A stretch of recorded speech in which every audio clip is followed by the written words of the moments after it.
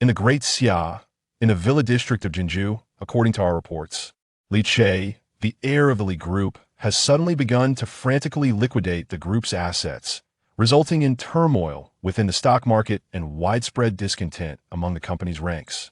It is rumored that Li Che has been spotted in the antique black market, extravagantly spending 30 billion on an array of ancient jade artifacts, leading many to speculate that he has lost his sanity. Police report, a heinous murder has occurred in the city center Villa district, where Zhang Dihai, a director of the Zhang Group, and his son Zhang Lei were brutally killed. The method was exceedingly cruel, with the suspect believed to be Li Che. In breaking news, Li Che, audacious and reckless, not only failed to flee after the murder, but instead entered the Jinju Museum, where he stole a priceless artifact, an ancient seal from the Qin dynasty, dating back 2,000 years. The police have now classified him as a top priority fugitive. Urgent bulletin. The police have confirmed Li Che's location and have encircled him, preparing for a full-scale capture. Our station will continue to provide updates. From a billionaire heir to a cold-blooded murderer, what has transpired with Li Che? At this moment, the television screen in the living room flickered with a blue glow, the chilling cadence of news reports resonating like the beat of a drum. Li Che sat in a wrought-tan chair on the balcony, a half-burned cigar held delicately between his fingers as embers danced in the twilight. The sound of sirens grew closer, the red and blue lights piercing through the floor-to-ceiling windows, casting a chiaroscuro of light and shadow across his chiseled visage. This man, once hailed by financial magazines as the golden son of Jinju, now bore dark red stains upon the collar of his white shirt. He dominated the headlines. Without a doubt, today's news was entirely consumed by Li Che's narrative. Every single report, every shred of information, was monumental, tugging at the nerves of countless individuals. In the distance, the shrill wail of police sirens echoed like a pack of wolves lamenting, shredding through the twilight of the Villa district. At the eye of the storm, Li Che, the central figure of this chaos, maintained an eerie calm, seemingly unfazed by the police presence, as he lowered his gaze to the ancient Qin seal cradled in his palm. To be precise, he was fixated on the virtual prompt that materialized before him. Login stone detected. Countdown to early entrance into the Lingshu world. 6 days, 23 hours. Attention, the login stone is currently low on energy. Please recharge. He stared at the blood-stained ancient seal, the crimson letters illuminating his eyes in a vivid scarlet. The tension that had gripped him loosened its hold the moment the prompt appeared. At last, I have succeeded. Li Che clenched his teeth, striving to maintain an air of composure. Yet, the increasingly labored breaths and the violent rise and fall of his chest, coupled with the white-knuckled grip on the seal, betrayed the excitement and exhilaration brewing within him. The login stone. He had finally acquired the fabled login stone, allowing him to enter ahead of time. He ran his fingertips along the edge of the seal, listening to the cacophony of news reports and speculations emanating from the television. He suddenly chuckled softly. Madman, you think I've lost my mind? Yet, in truth, I have merely glimpsed the abyss before you all. His striking visage remained as tranquil as a still pond, with only his pitch-black eyes, infused with a scarlet hue, betraying an endless chill. Dark runes, resembling a spider's web, crawled up his neck, weaving intricate patterns of deep purple beneath his skin. Amidst the whispers and murmurs, a surge of ominous magic poured forth from within him, pervading every corner of the villa, while the howling winds tore through the air with a relentless sharpness, rendering him a fearsome demon emerging from the depths of hell. Memories of a past life surged like a tidal wave. He was never a madman, rather. He was a soul who had survived in a bleak future, perpetually wrestling with despair, who unexpectedly returned. Indeed, he is a reborn individual, having returned from 3 years hence. Though the present blue star appears serene, with humanity's technological advancements flourishing and aspirations reaching for the stars, no one could foresee the imminent shattering of this peaceful facade. As the world trembles, a terrifying crisis, sweeping across the entire blue star, is about to unfold. All of this stems from a singular event. In a month's time, the convergence of realms shall commence. A world known as Lingshu will abruptly materialize. Its contours, reminiscent of an infinite sea of stars, flicker behind the veils of the heavens, Like a slumbering behemoth that has awakened after eons, its crimson eyes finally opened. This mystical realm, birthed from ethereal energies, is vast, enigmatic, magnificent, and perilous. It represents a nightmarish terror for the blue star. Beings of the demon race, towering 100 meters, could effortlessly cleave through the Mariana Trench, while the power coalescing at their fingertips could reduce the Himalayas to dust. Strange creatures, enshrouded in curses and maledictions, wander the borders of the netherworld, turning cities into molten iron. A myriad of phantoms and spirits lurk, ready to devour millions, transforming the heavens and earth into a desolate prison. Moreover, formidable cultivators ascend mountains and traverse seas, while demonic practitioners devour souls and refine spirits. In that realm, humanity is but one of countless races. As the boundaries of the two worlds begin to merge, the blue star faces an unprecedented crisis. When the first fissure appears in the barriers between the realms, the Earth's crust begins to boil, and terrifying caverns open one after another, unleashing a torrent of ferocious beasts that darken the skies, rampaging and slaughtering across the blue star. In the span of a single day, this azure planet is strewn with corpses, suffused with an endless crimson tide. The snow-capped peak of Mount Everest bleeds magma, while a black mountain rises inverted from the depths of the Atlantic, and caverns plunging thousands of meters deep roar like the throats of ancient monsters. The convergence of realms. Li Che's gaze flickered as scenes from his previous life unfolded before him. In his past, when the realms connected unexpectedly, nations suffered unprecedented devastation in the brief moments following the emergence of the caverns. Countless souls across the blue star were engulfed in a darkness akin to the end of days. Yet, this is both perilous and fortuitous. For when the Lingshu descends, the nations of Earth shall discover that they can actively send individuals into the world of Lingshu.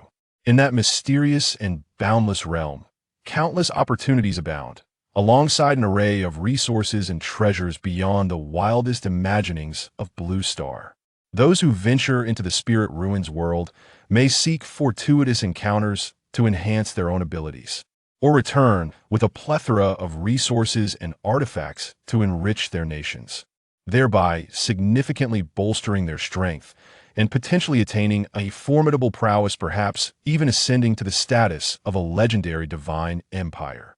At that moment, all understood a singular truth.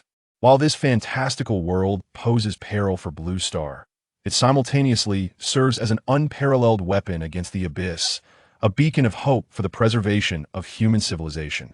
In an instant, despair and hope, darkness and dawn, converged before the eyes of Blue Star. Nations hastily dispatched emissaries to the Spirit Ruins world. Li Che was among the first from the Great Xia to enter this mystical domain. Chapter 2. I choose self-destruction, submitting to the nation. As the Blue Star's underground realm opened wide, humanity found itself besieged by countless ferocious beasts. Nations exerted every effort, fueled by determination for their own sake, for their countries, and for the entirety of humankind on Blue Star. The Great Xia also initiated its landing, relentlessly seeking methods to combat the monstrous threats within the mysterious world known as the Spirit Ruins. Yet, to Li Che and his companions' astonishment, amidst this unprecedented crisis, when unity was paramount, the Great Xia's landers faced hostility from other nations. The citizens of the Eagle Sauce Nation allied with others, exploiting their numerical superiority to ruthlessly target and suppress the Great Xia landers from the very onset of their arrival. Through repeated schemes, the Great Xia's people were relentlessly assaulted by terrifying beasts, suffering grievous losses. They were even forced to abandon their birthplace, forfeiting invaluable opportunities, thus missing the chance for a first wave of resurgence. A single misstep led to a cascade of failures. Compounding these adversities were the treacherous betrayals from within, such as those by Zhang Dihai, Zhang Lei, Kujiang, Miao Shu, and Ma Guanghao. Consequently, Great Xia's development in the Spirit Ruins lagged behind, resulting in successive catastrophic casualties. Simultaneously, while nations like Eagle Sauce, Sakura, and the Great White Elephant struggled to maintain their footing through the meager support from the Spirit Ruins, Great Xia suffered from insufficient reinforcements due to losses in the Spirit Ruins, causing its local development to stagnate amid the rampant ferocity of beasts in the underground realm. The land lay in ruins. Territories fell. Cities crumbled. Countless soldiers perished on the battlefield. One after another, Great Xia's citizens were devoured by the monstrous jaws of beasts, trampled into the earth by those terrifying figures. Once a flourishing and vibrant empire, Great Xia now lay scarred and battered. Wails echoed through the fields as countless families were torn apart. Everywhere one looked, households hung white banners of mourning, shrouded in sorrow. Even Li Che himself was forced to descend into the depths of demonic cultivation, struggling daily in the endless darkness and despair of the spirit ruins. In the end, he met a tragic demise at the jaws of a beast, only to unexpectedly reincarnate. All of this was the handiwork of the Eagle Sauce Nation and other countries of Blue Star. Great Xia need not have suffered such devastation. Many lives could have been spared. In this life, I shall land ahead of time, undoubtedly altering the woeful fate of my previous existence, both for Great Xia and for myself. Memories surged within my mind as Li Che's gaze fixed intently upon the landing stone in his hand, a flicker of malevolence crossing his visage. Deep within his eyes, a tumultuous surge of murderous intent stirred. Now that he had unexpectedly returned to life, he was willing to sell all his possessions, purchase ancient stones, and steal ancient chapters, disregarding his reputation as a madman in the eyes of countless outsiders. Everything he did had but one purpose: to land ahead of time. In his previous life, he inadvertently stumbled upon a mysterious realm, from which he learned that the spirit ruins world could be accessed in advance.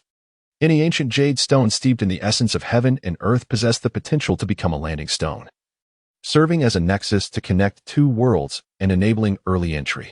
Thus, upon his rebirth, Li Che's foremost task was to liquidate his assets extensively and fervently acquire all ancient jade stones, even resorting to any means necessary to steal ancient seals, all in pursuit of finding a landing stone. Now, he has succeeded in locating one. His subsequent endeavor was to reveal his identity as a reborn individual and rally the entire nation's strength to assist him in his early entry. With this advantage of early access, coupled with his extensive knowledge of the opportunities and treasures scattered throughout the spirit ruins world, he would be poised for a rapid ascent, allowing himself and Great Xia to seize opportunities ahead of others. As the local caves opened wide and countless ferocious beasts rampaged, while nations like the Eagle Nation conspired to undermine and suppress Great Xia, he would possess the confidence to confront any upheaval. The tragedies of his past life would not repeat themselves. He would not spare the traitors who had plunged Great Xia into endless despair, nor the nations like the Eagle Nation that had betrayed it. The piercing wail of sirens continued to resonate, and the red and blue lights danced in his eyes. Amidst his fluctuating expression, he suddenly recalled a saying he had heard during his desperate struggle for survival in his previous life: if rebirth truly exists, the mission of a reborn individual is not revenge, but to rectify regrets and rewrite history. Yet, he was determined to seek vengeance. He would not only amend the regrets of Great Xia and ensure that its tragedies would not recur, but he would also use this blood-stained body and this heart already tainted by demonic energy to make Great Xia's banner flutter triumphantly in the spirit ruins world. He would allow those nations that had once driven Great Xia into the abyss to taste the bitterness of their own actions. As he collected landing stones, he had also dispatched the traitorous father-son duo, Zhang Dihai and Zhang Lei, leading to his encirclement by the police. His gaze swept across the view outside the floor-to-ceiling window. The flashing red and blue lights illuminated the solemnity of the police uniforms and the formidable weaponry they bore. All of this spoke to the power and oppression of the state's violent apparatus. In the presence of such an overwhelming show of force, any criminal would likely be paralyzed with fear. Yet, witnessing this scene, Li Che could not help but smile slightly, warmth and reassurance blooming in his eyes. A great transformation was imminent. The state was indeed his stronghold. Outside the villa district, the red and blue police lights carved through the night with blinding brilliance. Hundreds of special police officers surrounded the four-story villa in a fan-shaped formation, their bulletproof shields forming an iron wall, while the red dot of a sniper's scope wove a deadly web over the floor-to-ceiling window of the fourth-floor balcony. A silver-gray command vehicle screeched to a halt outside the cordon, and young police officer Su Qing exited the vehicle, her trench coat billowing in the night breeze. What is the situation? She tightened the cuffs of her police uniform, her gaze sweeping over the villa cordoned off by caution tape. The target, Li Che, stood on the fourth-floor balcony, clutching the stolen ancient seal from the museum, showing no signs of escape. He was completely surrounded, with no chance of flight. Since the brutal murder of Zhang Dihai and his son, and the theft of the ancient seal, less than 12 hours had passed, and the artifact had yet to be relocated. Furthermore, our psychological expert investigated Li Che's recent activities, which included selling assets, purchasing ancient stones, and the heinous act of murdering the Zhang family. Yet, the motive remained elusive. His actions appeared devoid of any logical reasoning. The expert speculated that he might be suffering from a mental disorder, essentially suggesting he had gone mad. An officer presented a dossier, succinctly reporting the findings. As Su Qing listened to the briefing, she perused the documents, her brow furrowing in concern. The materials indicated that Li Che was the sole heir of a conglomerate valued at over 100 billion, and he was undeniably exceptionally talented. A rising star in the business world with limitless potential.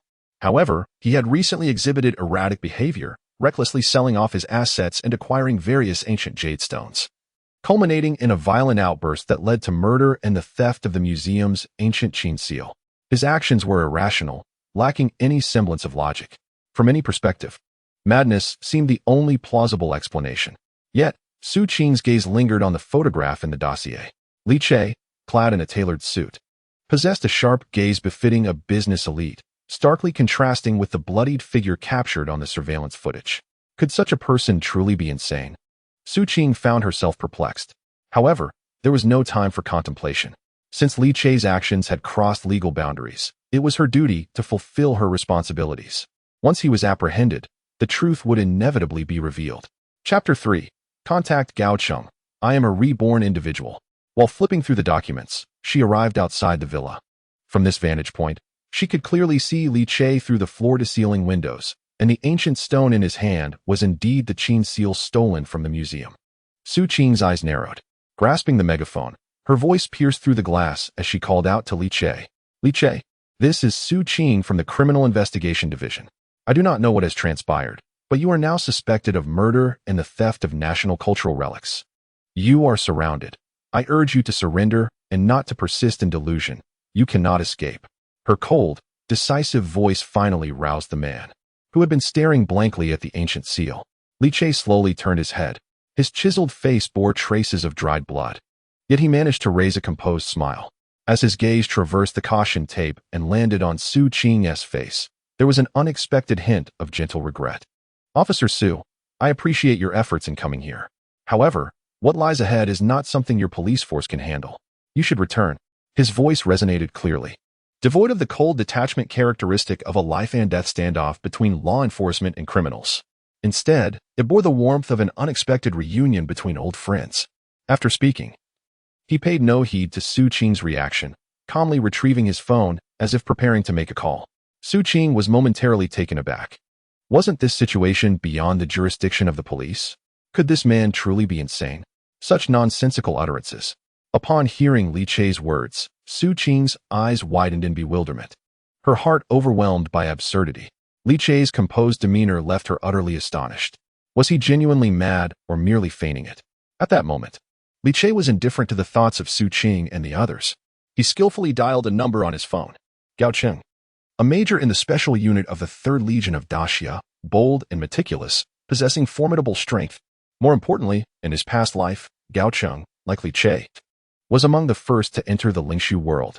Their fates had nearly mirrored one another, as both faced defeat in the Lingshu world, subsequently enduring the machinations and oppression of countries like the Eagle Sauce, leading them to a pitiful existence as demonic cultivators.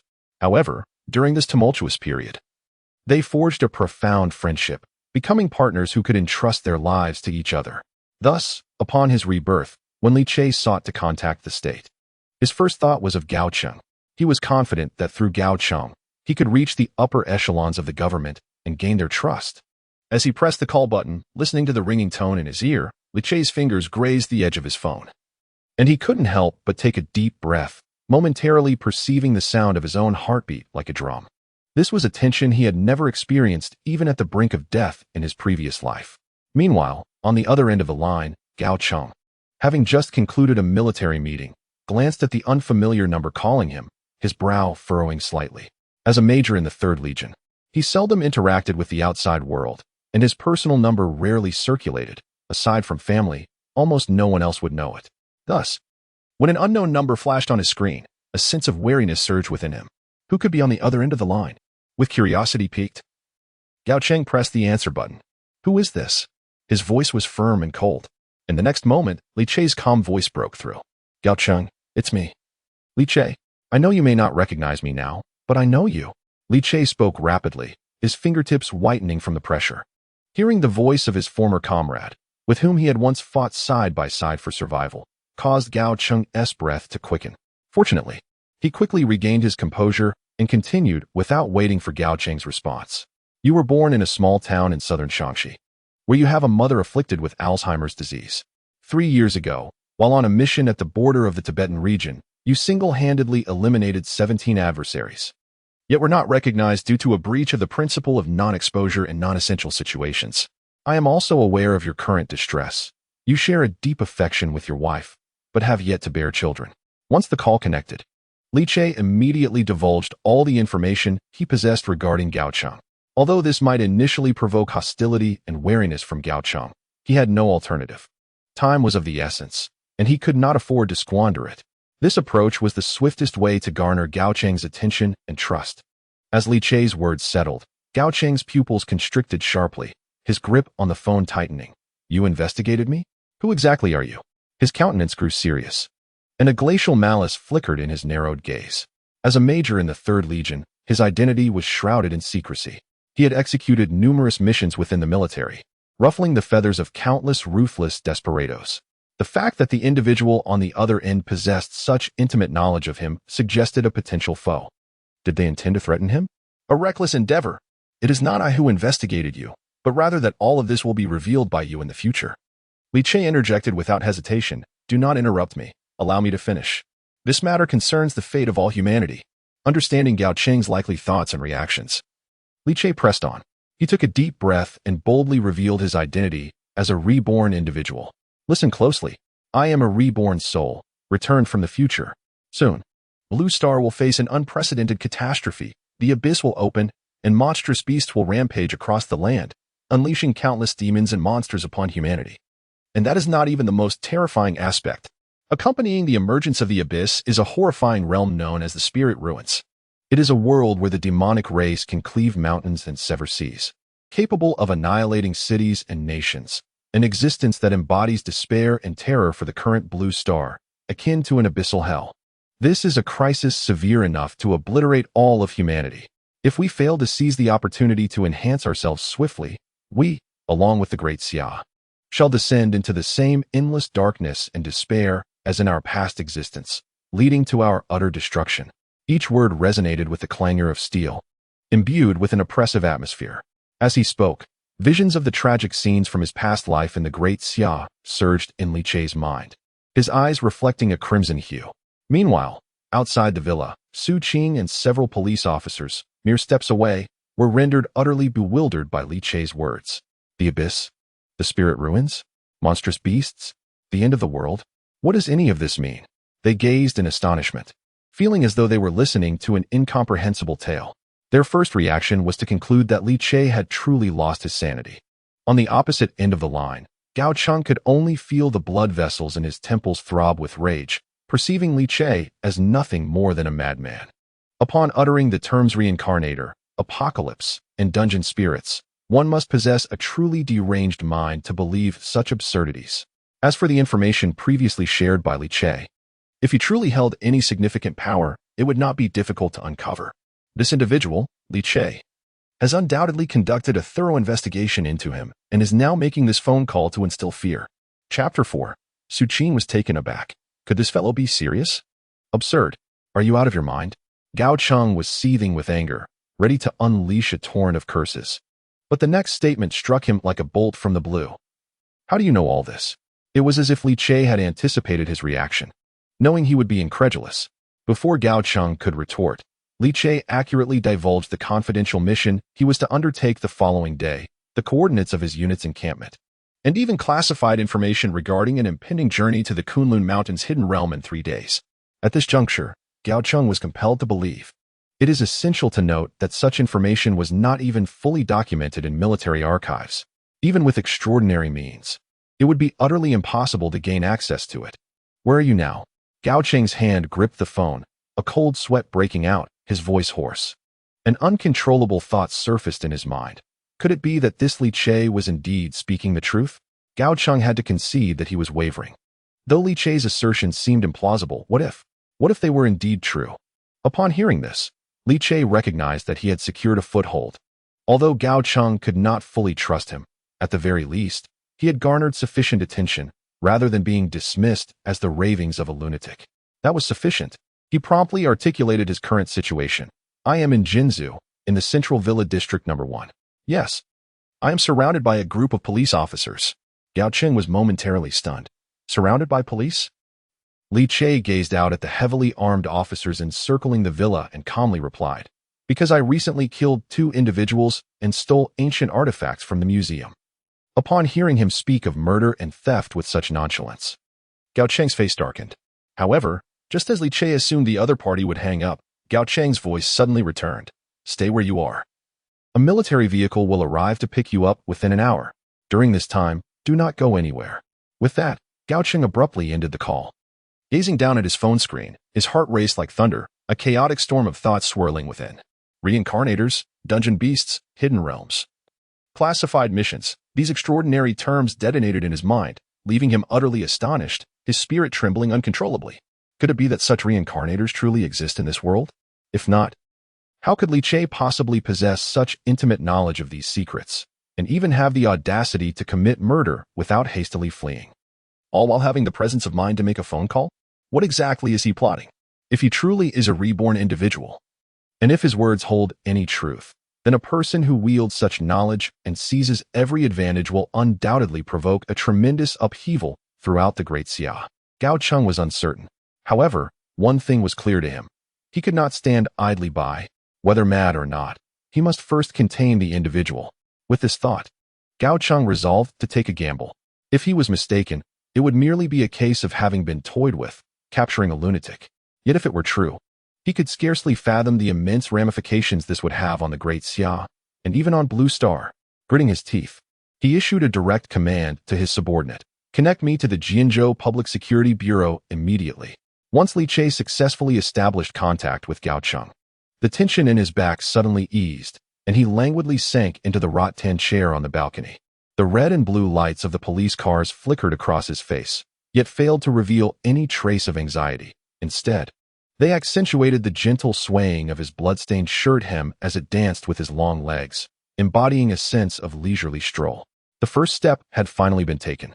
He absently caressed the countdown timer on his watch, the digits reading 6 days and 22 hours, casting a cold glow on his retina. Gaining Gao Cheng's trust was the initial, yet pivotal, step. If this step succeeded, the following ones would surely follow swiftly. This seemingly absurd reincarnation plan finally had the potential to take root. With military involvement, subsequent research on ancient stones, and the transmission of Lingshu intelligence could rapidly advance through the machinery of the state. As for the matter of having killed Zhang Dihai and his son, Li Che's fingers unconsciously brushed against the dried blood crust on his sleeve, and he suddenly let out a cold laugh. The blood of traitors felt filthy upon his hands.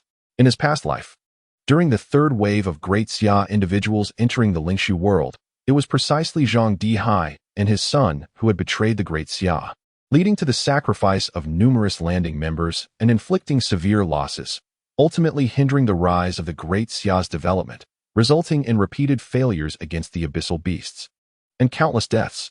Traitors like Zhang Dihai and his son deserved nothing less than death. On that day, he had fortuitously encountered these 2 wretches, and the harrowing memories of his past surged within him, compelling him to act without hesitation and eliminate them swiftly. Traitors are more detestable than enemies. And now, with the revelation of his identity as a reborn individual, he felt no fear whatsoever. The first step had been taken. All that remained was to await the arrival of the military personnel. The evening breeze fluttered the gauzy curtains as Li Che reclined his head, allowing the moonlight to cascade upon his face. In the distance, the whirring of helicopter rotors could be heard, while countless police officers remained on high alert, their spirits taut. No one knew. The horn of counterattack belonging to the Great Xia is about to sound on this seemingly absurd night. Outside the villa, Su Qing and a group of senior officials from the Golden State Police Department remain bewildered. They had clearly overheard the utterly preposterous contents of Li Che's phone call through the listening devices. Concepts of reincarnators, the Lingshu world, and subterranean monsters still buzz in their minds. Including Su Qing, everyone has come to a singular realization: Li Che has truly lost his mind. How could he possibly imagine that the apocalypse has arrived? Is this not sheer nonsense? Captain, should we launch an offensive? The voice of the deputy is laced with hesitation. Just as Su Qing regains her composure and is about to respond, her phone rings abruptly. The words Public Security Bureau on the screen make her squint and stir a wave of confusion within her. This is Su Qing. The moment the call connects, a man's voice comes through. I am Gao Cheng, currently a major in the 3rd Corps of the Great Xia. Our troops have already set out and will soon arrive at the Villa District. I command you to refrain from any independent actions and to take no measures against Li Che. From now on, the military will take over all matters concerning Li Che. Furthermore, all present who have just overheard Li Che's conversation are not permitted to leave, including you. Do you understand?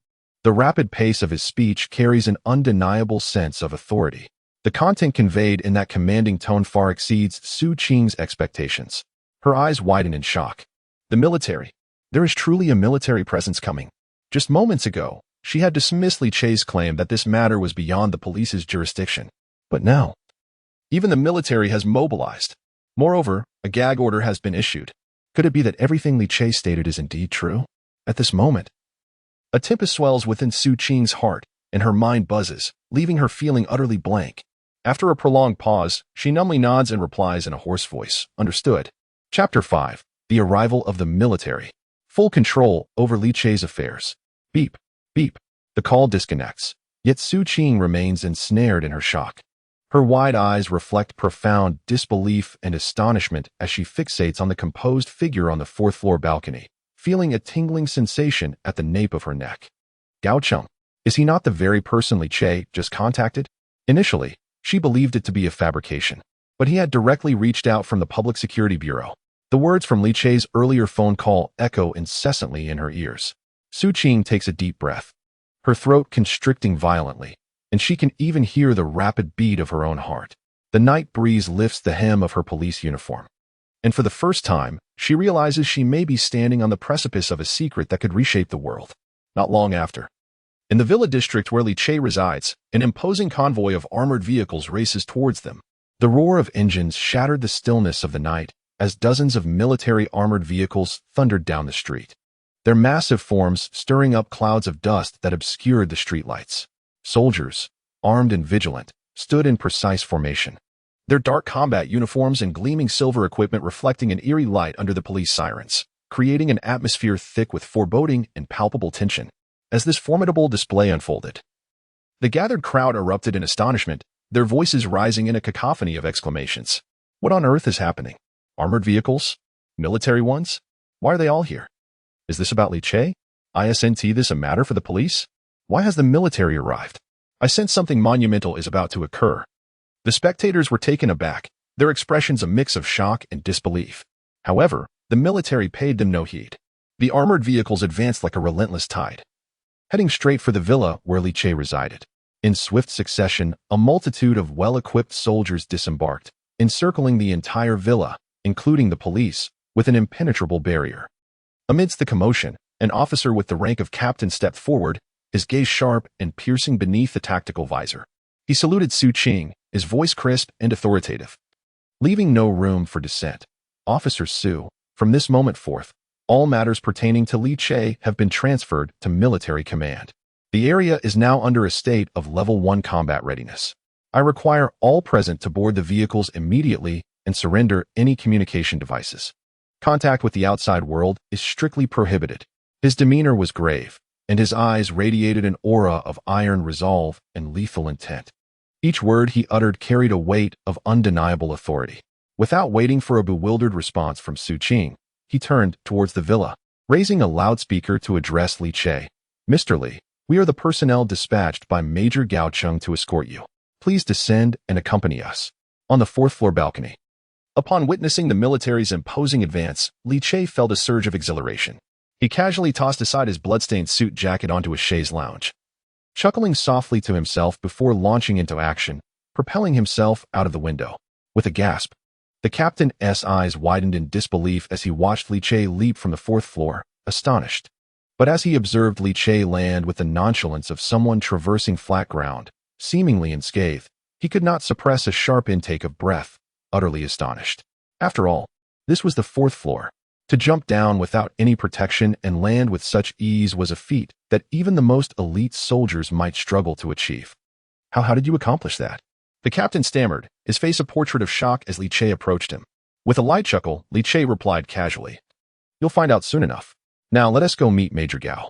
Surrounded by countless armed police and military personnel, he remained remarkably composed, seemingly seizing control of the situation.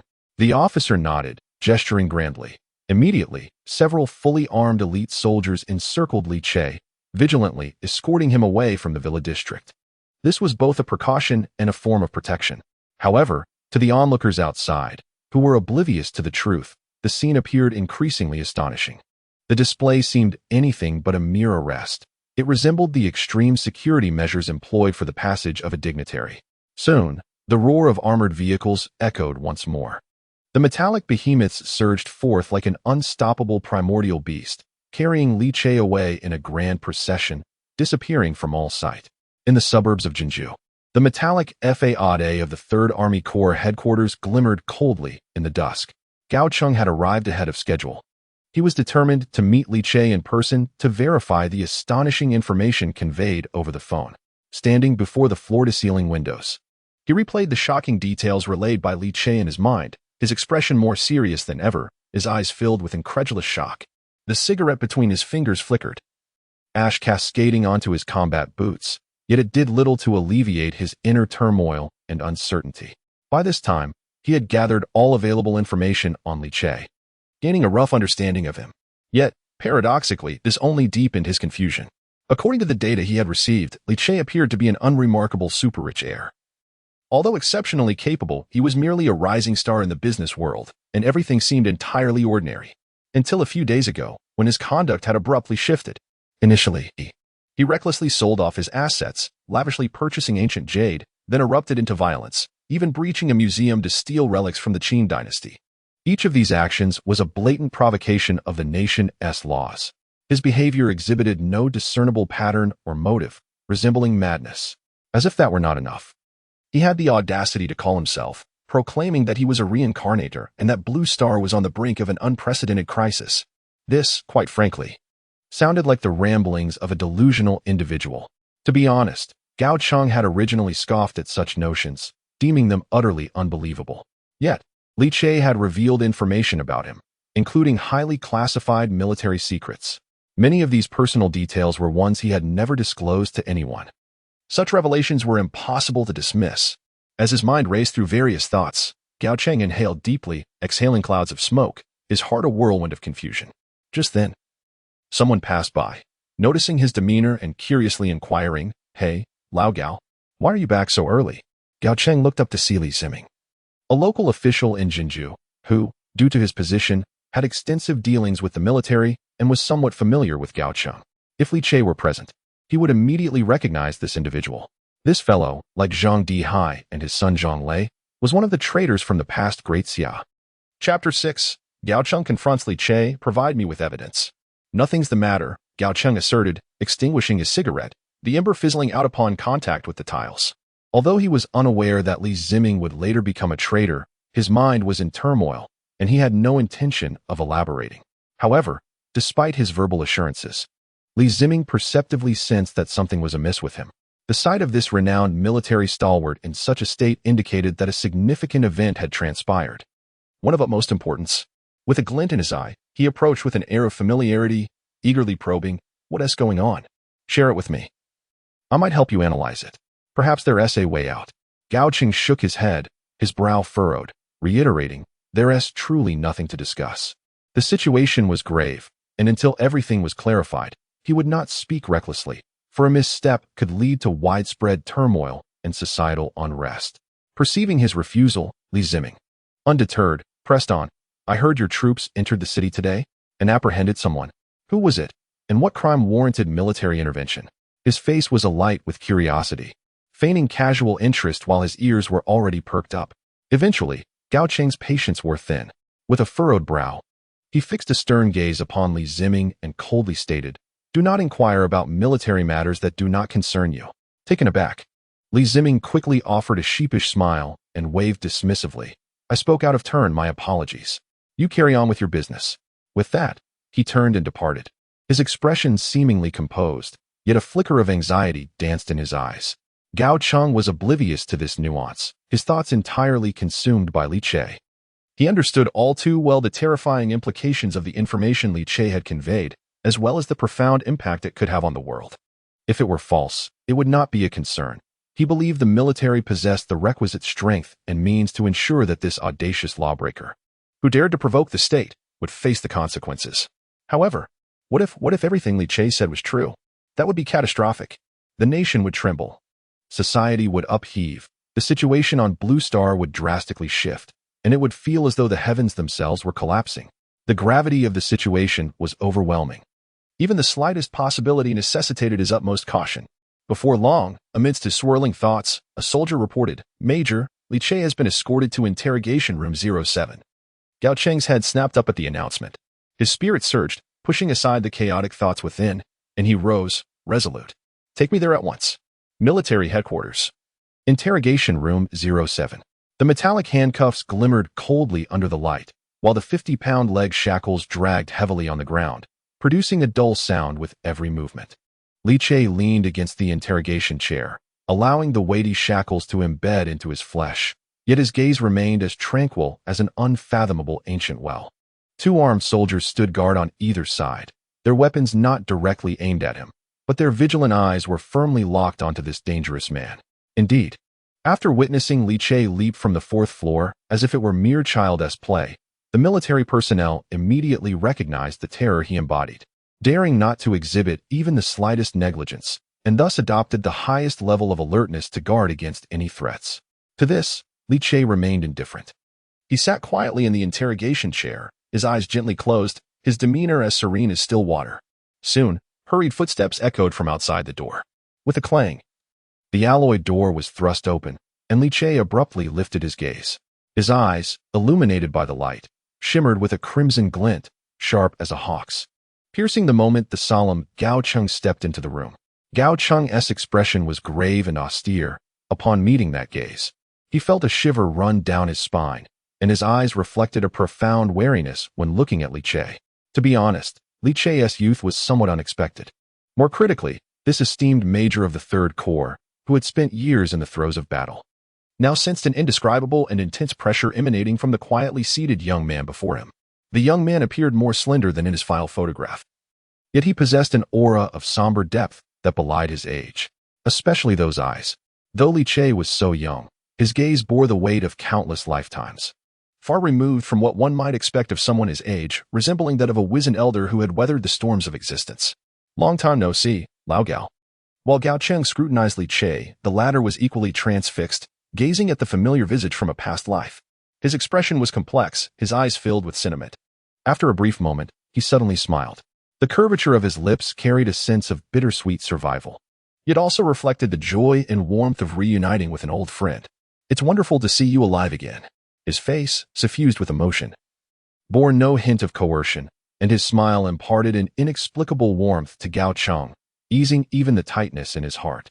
However, the words that followed struck Gao Cheng like a heavy hammer upon his soul. He could discern the implication behind Li Che's statement. It suggested that in the future Li Che envisioned, he was already deceased. Raising an eyebrow, he suppressed the surge of astonishment, forcefully pulling a chair to sit down. The metal legs screeching against the floor. "Give me proof. Provide me with evidence that you are indeed a reincarnated being." He refrained from small talk, opting instead for directness. With a piercing gaze fixed intently upon Li Che's countenance, he spoke in a low voice. "You must comprehend the astonishing nature of your claims and the monumental repercussions they may entail.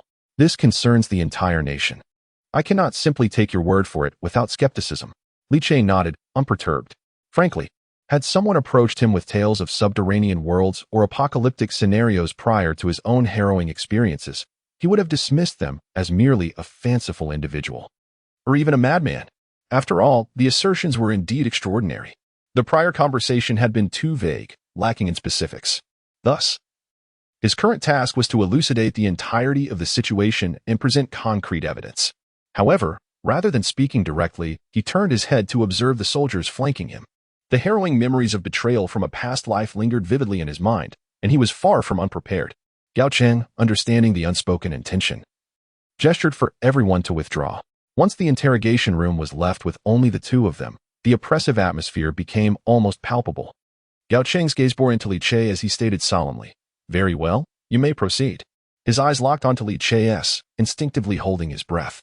Li Che nodded, his expression gradually shifting to one of distant contemplation and melancholy. "Do you understand? This world is far more complex than it appears on the surface." Chapter 7. The Unveiling of the Demon-Slaying Art. The True Horror of Demonic Cultivators. In a month's time, the world will undergo a grand amalgamation, and the realm known as Lingshu will manifest alongside it. Concurrently, beneath the surface of our blue star, innumerable caverns will burst open, unleashing a torrent of ferocious beasts that will wreak havoc upon our homeland, causing catastrophic losses to both our great Xia and the entirety of Blue Star. Corpses will litter the ground, and rivers of blood will flow. Furthermore, the Lingshu realm is an exceedingly terrifying domain, brimming with unfathomable horrors. That world is a kaleidoscope of wonders, inhabited by countless races, where any living being can continually cultivate and transform, wielding formidable powers capable of upheaving the very earth. When the Lingshu realm descends, each nation will be permitted to send forth an initial wave of individuals to explore this newfound world. They shall be known as the Vanguard. He raised his gaze to meet Gao Cheng's eyes, only to find him utterly astonished, his mouth agape, as if he could swallow a duck egg. Unfazed, Li Che continued, "You and I, along with those like us, are among the first to enter the Lingshu realm. There, we can seek out treasures and opportunities that one would scarcely dare to imagine in ordinary circumstances, enabling us to develop and enhance ourselves exponentially.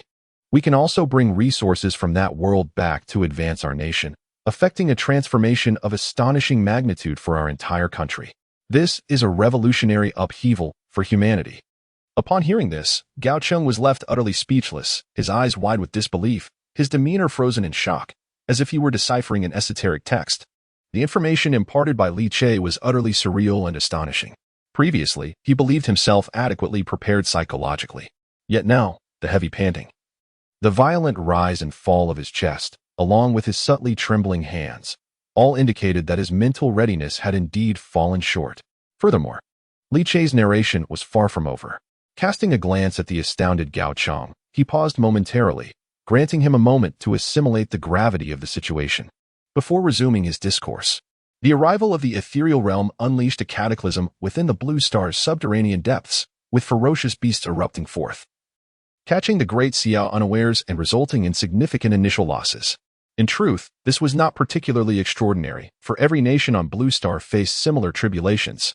Moreover, upon discovering the possibility of accessing the ethereal world to seek methods to combat the subterranean menace and alter humanity's fate, there remained a glimmer of hope. However, at this juncture, Li Che's voice abruptly deepened to an ominous tone. His eyes, tinged with a hint of crimson, harbored an unquenchable fury and murderous intent.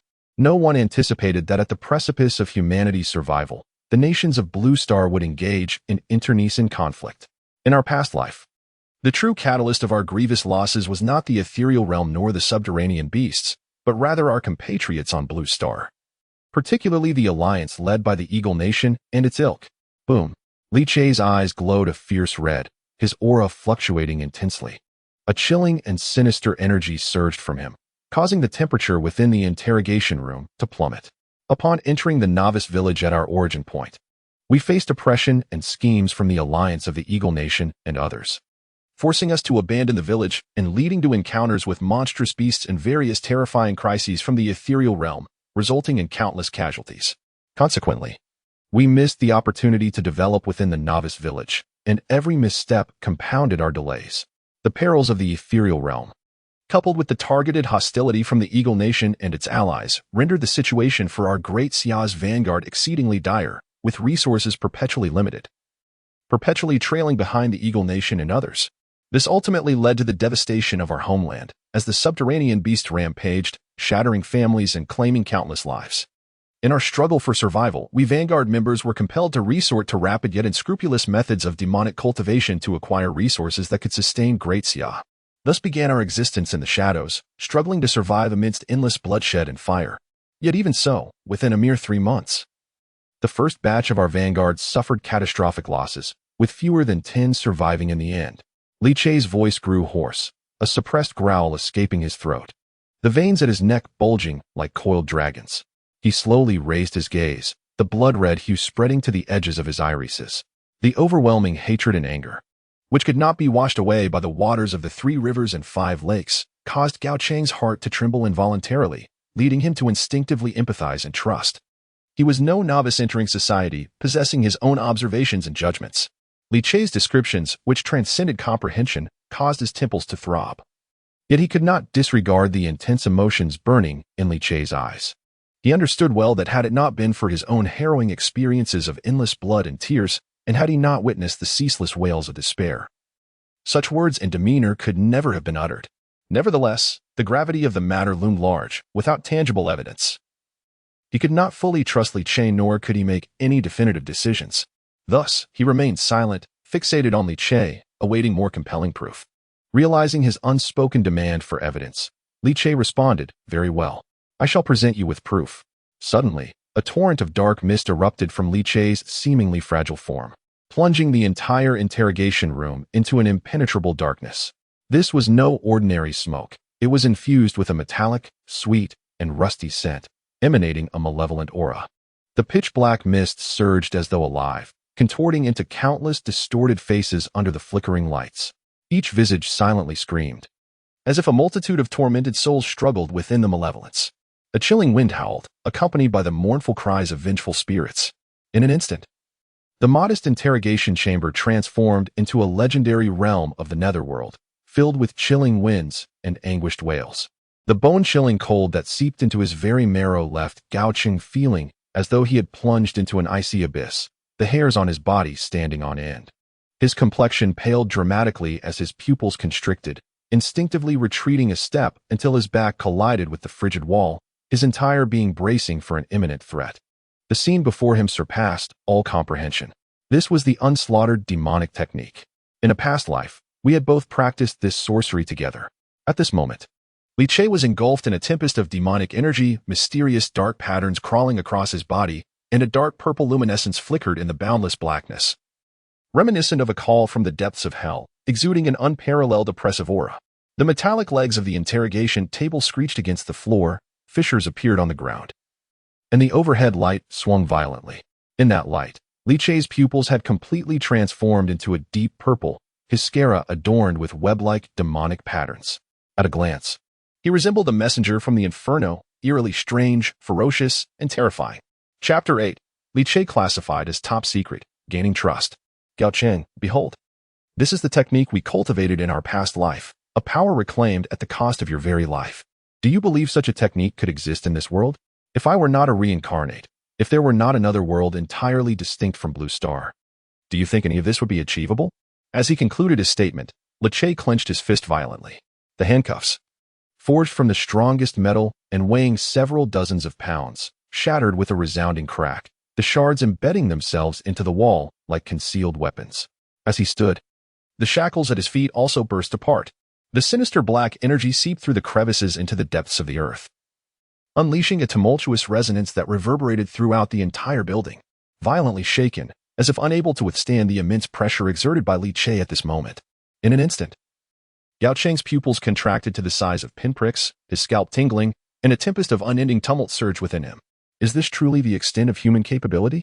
This transcends the realm of humanity entirely. At that very moment, thud thud, sensing the commotion within the interrogation room, the guards stationed outside immediately began pounding frantically on the door. Simultaneously, urgent shouts erupted from beyond. Open the door. Major Gao, what's happening? Hurry. Break it down. The sound of pounding on the door, accompanied by a series of thunderous shouts, resonated like a relentless drumbeat, stirring the very depths of one's soul. Gao Cheng abruptly snapped back to reality and immediately bellowed, "Everyone, stand down. No one is permitted to enter. From this moment onward, no one is permitted to approach this room." Upon hearing his command, though still bewildered and anxious, the soldiers outside ultimately chose to obey. The commotion beyond the door soon faded into silence.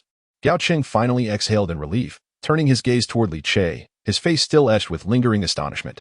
He opened his mouth to speak, only to find his throat as parched as rusted iron, his fingers trembling uncontrollably. Meanwhile, Li Che gradually withdrew his technique and settled back into his chair. The terrifying spectacle from moments before receded like the ebbing tide, leaving only the indentations of shackles upon the wall and the cracks upon the floor as proof that it had not been mere illusion. Now, do you believe? Li Che raised his gaze, the crimson hue in his eyes not yet fully receded. Gao Cheng observed the fading demonic markings on him, his appearance now seemingly indistinguishable from an ordinary person. Yet a chilling dread seeped through Gao Cheng's scalp as if doused by ice water, his very pupils reflecting profound terror. He did not respond to Li Che's words, remaining immersed in an unprecedented shock.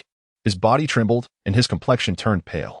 On his resolute face, chiseled as if by knife and axe, astonishment, terror, and disbelief intertwined, creating a rich and complex expression.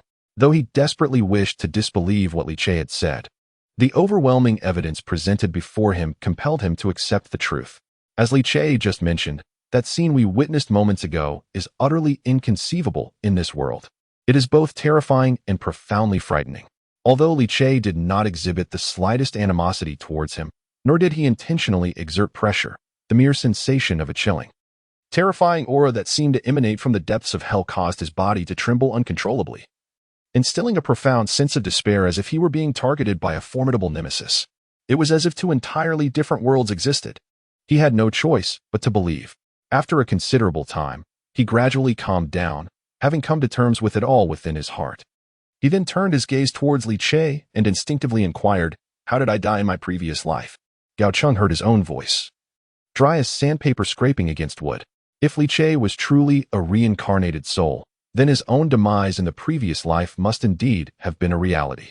Li Che spoke slowly. "In that lifetime, after being driven out of the novice village by the eagles and other nations, we wandered in hiding, barely surviving the demonic beasts. All the while, we sought ways to harness the resources of the spirit ruins to aid Great Xia in resisting the horrors of the subterranean abyss. By then, only a dozen of us remained, and you," his voice lowered, "to retrieve the forbidden demonic cultivation manual I just demonstrated and bring it back to Great Xia. You were ambushed by the island dwellers. In the end, you met a tragic end at their hands." Gao Cheng's fists clenched violently, knuckles cracking like gunshots. His breath hitched for a moment. No matter how composed a person might be, hearing another recount their own death with such certainty would shatter anyone's calm. After a brief silence, he abruptly stood. Suppressing the tempest within, he turned to Li Che and spoke gravely. "This is of utmost importance. I must report it to the higher-ups. Wait here." With that, the alloy door of the interrogation room was flung open as Gao Cheng staggered into the corridor. Drawing a deep breath, he dialed an encrypted number, one never lightly used. It connected directly to the highest echelons of Great Xia's military command. "Sir, an emergency." Gao Cheng's voice trembled. His gaze flickered to the red warning light above the interrogation room door, its glow a stark reminder of the peril within. "I've encountered someone claiming to be a reincarnator. He revealed inconceivable truths and demonstrated power beyond comprehension. He relayed everything, Li Che's demonic aura, the shattered shackles, the terrifying vision of the no-restraint demonic art." His grip on the phone was so tight his knuckles turned white. A heavy silence followed, broken only by the static hum of the line. Gao Cheng could almost picture the elder statesman's grim expression as he clutched the crimson secure line receiver. Then, at last, the voice on the other end spoke, low and commanding. "Cease all interrogation. Escort him to the celestial chamber on the top floor. Treat him with the highest protocol." A pause, as if the speaker too was steadying himself. "And seal all information regarding this individual. Classify it as a state secret of the highest order. Lock down the entire military complex. No one in or out. I will arrive shortly with my team." The final order carried the weight of history. Protect this man. He may well become our nation's greatest treasure. With each directive, Gao Cheng's breathing grew heavier, his mind reeling. He understood. Because of Li Che's existence, Great Xia was on the brink of upheaval. Understood. Hanging up, Gao Cheng found his back drenched in cold sweat. His eyes fixed on the elevator at the corridor's end, the gateway to the building's most secure sanctum. Now, it seemed less a passageway and more a threshold to the turning point of human civilization itself. In the interrogation room, Li Che remained seated beside the shattered shackles. Upon noticing Gao Cheng's return, he lifted his gaze, devoid of any color, revealing only a profound tranquility and composure born from enduring the vicissitudes of life. "How is it?" he inquired. Gao Cheng stood at attention, transitioning his tone from one of vigilance to solemnity. "I apologize, Mr. Li. I had to interrogate you for the sake of national security. I hope you can understand. Now, you have earned the trust of the nation. Please follow me. I shall escort you to meet Elder Jiang." Elder Jiang, the one among the high-ranking officials of the military? At the mention of this name, Li Che's pupils constricted slightly, a flicker of recollection surfacing in his eyes. This name conjured memories of a blood-stained military flag in the snow of his previous life. He remembered Elder Jiang. In the second year of the underworld invasion, this high-ranking official had taken to the front lines, confronting the ferocious beast without retreat, ultimately sacrificing his life. A severed gun was embedded among the corpses, its muzzle still bearing the claws of the monstrous foe, embodying the duty of a soldier of the Great Xia. Such individuals and events were numerous in his past life. It was a time of tragic despair, yet also an era where the brilliance of human nature shone brightly amidst darkness. In the depths of despair, there were always those who, like fire, illuminated the path ahead. Chapter 9. He must land early. What does the nation require? It is time to meet him. Li Che nodded, willingly following Gao Cheng forward. By revealing his identity as a reborn individual, he had voluntarily surrendered himself to the state, intending for the vast resources of Great Xia to assist him in landing ahead of schedule. He needed the cooperation of the nation. Thus, it was only natural that he would engage in dialogue with those who held genuine authority within the Great Xia. Soon, Gao Cheng led Li Che to a room located on the top floor. He pushed open the metallic door, contrary to expectations of a cold laboratory. The space within was a spacious, circular chamber, soaring 6 meters high, filled with light. A crystal chandelier hung like a galaxy, a Persian carpet adorned the floor, and fresh ink orchids blossomed in a celadone vase at the corner, creating an ambience far removed from the anticipated grimness of a military building, resembling instead a luxurious parlor meant to welcome esteemed guests. In the corridor outside, a dozen armed soldiers stood at attention, their tactical scopes reflecting the cold light of the hallway, imbuing the upper floor with an unspoken solemnity amidst the silence. Moments later, Gao Cheng, executing the orders of Commander Jiang, employed the highest authority to seal off the entire military building, forbidding anyone from exiting. The alarm of the military building abruptly shattered the air, red warning lights whirled chaotically in the corridor. Gao Cheng stood at the command center, observing the surveillance footage as soldiers surged into the foyer like a tide, forming a steel barrier with their riot shields, meticulously sealing all exits. Level 1 alert. Repeat. Level 1 alert. The broadcast echoed through the floors, shaking loose dust from the ceiling. The central hub representing the Great Xia military headquarters was instantly enveloped in an indescribable tension. Even Su Qing and other personnel from the Jianzhou Police Department, who had been brought in alongside Li Che, were unceremoniously escorted by heavily armed soldiers through the corridors and confined to a lounge. The guards stationed at the door wore stern, icy expressions, exuding an air of ruthless discipline. Everyone was stripped of their freedom, completely severed from any external contact. For a moment, shock and profound bewilderment swept through the entire military headquarters building. A full-scale lockdown of this magnitude was exceedingly rare.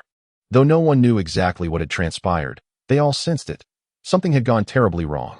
A major incident was unfolding. Of course, no matter how wildly they speculated, none could have guessed that all of this was the result of a reincarnated soul's return. After all, such a notion bordered on the fantastical. Meanwhile, within the building, Li Ziming, who had been preparing to leave, found himself trapped by the sudden lockdown, unable to depart. What is happening? Why would the military headquarters suddenly seal itself off without warning? The shrill blare of alarms sent a chill down Li Ziming's spine, his back drenched in cold sweat. Deep within his eyes flickered unmistakable dread and panic. As a sleeper agent embedded for 10 years, he had never witnessed such a drastic military response. Could it be I've been exposed? No, that can't be. His mind reeled with shock and confusion. Over the years, he had successfully passed countless pieces of intelligence to the Eagle Nation, all while maintaining flawless discretion. He was certain he had left no traces. How could he have been discovered so abruptly? Steady. This can't be about me. The more critical the moment, the more I must avoid any suspicious behavior. Suppressing his terror, Li Ziming forced himself to remain still, waiting for the lockdown to lift. His thoughts raced chaotically. August 1st, 2030. Countdown to early access. 6 days, 12 hours. 29 days until the descent of the Spirit Ruins world. In the classified chamber codenamed Celestial Dome, the glow of crystal chandeliers reflected off the polished alloy conference table, casting a cold, sharp light. Apart from Li Che and Gao Cheng, the opposite end of the long table was already occupied. At the head sat Elder Jiang. Elder Jiang, full name Jiang Shanha, was a man in his 50s. His square-jawed face etched with the furrows of time.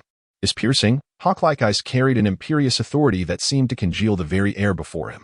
Clad in full dress uniform, the golden stars on his epaulets glinted under the chandelier-esque glow. His posture was rigid as a pine, exuding an aura that commanded both awe and dread, a presence honed by years of battlefield ferocity and the unyielding dominance of a high-ranking strategist.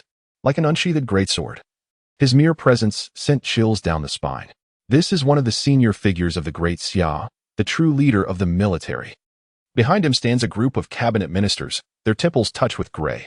These familiar faces, typically seen only on the evening news, now regard Li Che with hawkish scrutiny, their eyes fixed intently upon him. Mr. Li, Gao Cheng has briefed us on your situation. However, some matters require first-hand observation to be deemed credible. I trust you understand. Jiang Shanha's words struck the table with a sound as heavy as iron, his intent clear. Seeing is believing. Li Che nodded, choosing silence. He was acutely aware that words were futile at this moment. To convince these high-ranking officials who wielded power over the vast nation of Great Xia, he needed to present the most compelling evidence. With a focused gaze, he resolutely unleashed his dark sorcery once more within the confines of the room. As he extended his palm, a thunderous eruption of malevolent energy surged forth. The black magic coiled like a living entity, instantly swallowing the light within the space. Countless distorted faces writhed within the malevolent aura, their anguished cries echoing, creating a horrifying cacophony that assaulted every ear present. The bulletproof glass of the room hummed under the strain, and the alloy floor beneath the Persian carpet began to fissure with fine cracks. A chilling wind swept through, the sounds of wailing spirits reverberating incessantly. The once spacious and luminous room was suddenly enveloped in an unending, biting cold, as a profound dread rooted itself in their hearts, casting them into the depths of a nightmare. A distinguished elder, clad in gold-rimmed spectacles, suddenly rose, shattering his teacup upon the floor, splattering water everywhere. Jiang Shanha's pupils constricted, his grip on the armrest tightening, knuckles turning white from the pressure. As members of the Great Xia's upper echelon, they had witnessed countless scenes beyond the imagination of ordinary individuals. Yet, the impact of this dark energy far surpassed anything they had encountered in decades. The gravity of the moment was palpable. The astonishing spectacle Li Che presented transcended their wildest expectations, exuding an aura tinged with bloodshed and despair, reminiscent of another realm. In an instant, every face transformed, the tension palpable, as their scalps tingled and their bodies involuntarily stiffened. Li Che's gaze swept over them, and he spoke in a solemn tone. "Ladies and gentlemen, do you now believe my words?" The scene before them required no further elaboration. In that moment, even Jiang Shanha and the other high-ranking officials of Great Xia were compelled to accept Li Che's identity as a resurrected being. They had no choice but to believe, for they could distinctly feel the terrifying power he displayed. This was no mere illusion, but a genuine, extraordinary might. Jiang Shanha inhaled deeply, his tone grave. "Thank you, young friendly, for your honesty and your faith in our country. Young friendly, what do you require of us?" Chapter 10. Gather the seeds of heaven and earth. Popularize the methods of sorcery. Jiang Shanha understood well. Since Li Che has chosen to reveal his identity as a reincarnator and intends to engage with them, it is evident that he must require their strength for certain endeavors. Given that everything Li Che has asserted is indeed true, it further substantiates that the Great Xia is on the brink of an unprecedented, even catastrophic crisis, one potent enough to threaten its very existence. They, too, are in dire need of Li Che's powers as a reincarnator. Li Che nodded. Engaging in discourse with intelligent individuals is a pleasure, as one can grasp their thoughts without much elaboration. He succinctly recounted the experiences of his past life that he had previously shared with Gao Cheng. Upon hearing of the impending calamity marked by the arrival of the Lingshu and the opening of the abyss, Elder Jiang and the others were visibly shaken, their bodies trembling. When he mentioned the collusion of the Eagle Sauce Nation and other factions to suppress the Great Xia, resulting in the losses of the vanguard, the stagnation of national development, and even territorial concessions with grievous casualties. The atmosphere erupted with fury. By heavens, those beasts, the Eagle Sauce Nation, the Basin Chickens, the 3As, these wretches. At such a critical juncture, instead of uniting, they dared to betray us, destroying our lands and endangering our people. This blood feud is one that cannot be forgiven. The dignitaries slammed their hands on the table, their anger palpable, the intent to kill nearly bursting forth from the confines of the room. Even Elder Zhang's gaze turned fierce, squeezing out 2 words through clenched teeth, seeking death. Li Che had long anticipated their reactions. He met their gazes directly, his tone resolute. The cataclysm in a month's time cannot be faced by my efforts alone. It necessitates a united national force to confront this unparalleled horror. My revelation of being a reincarnator and my allegiance to the state serves this very purpose. His eyes fixed on Elder Jiang and the senior officials of the Great Xia. He spoke somberly. What I require is for the entire Great Xia to pave the way for me, to assist in my early entry into the Lingshu world. With that, Li Che produced the ancient seal he had acquired from the Jinzhou Museum. This relic, inherited since the Qin dynasty, is over 2,000 years old. Due to its long lineage and the absorption of the essence of heaven and earth, it can serve as a landing stone for entry into the Lingshu world.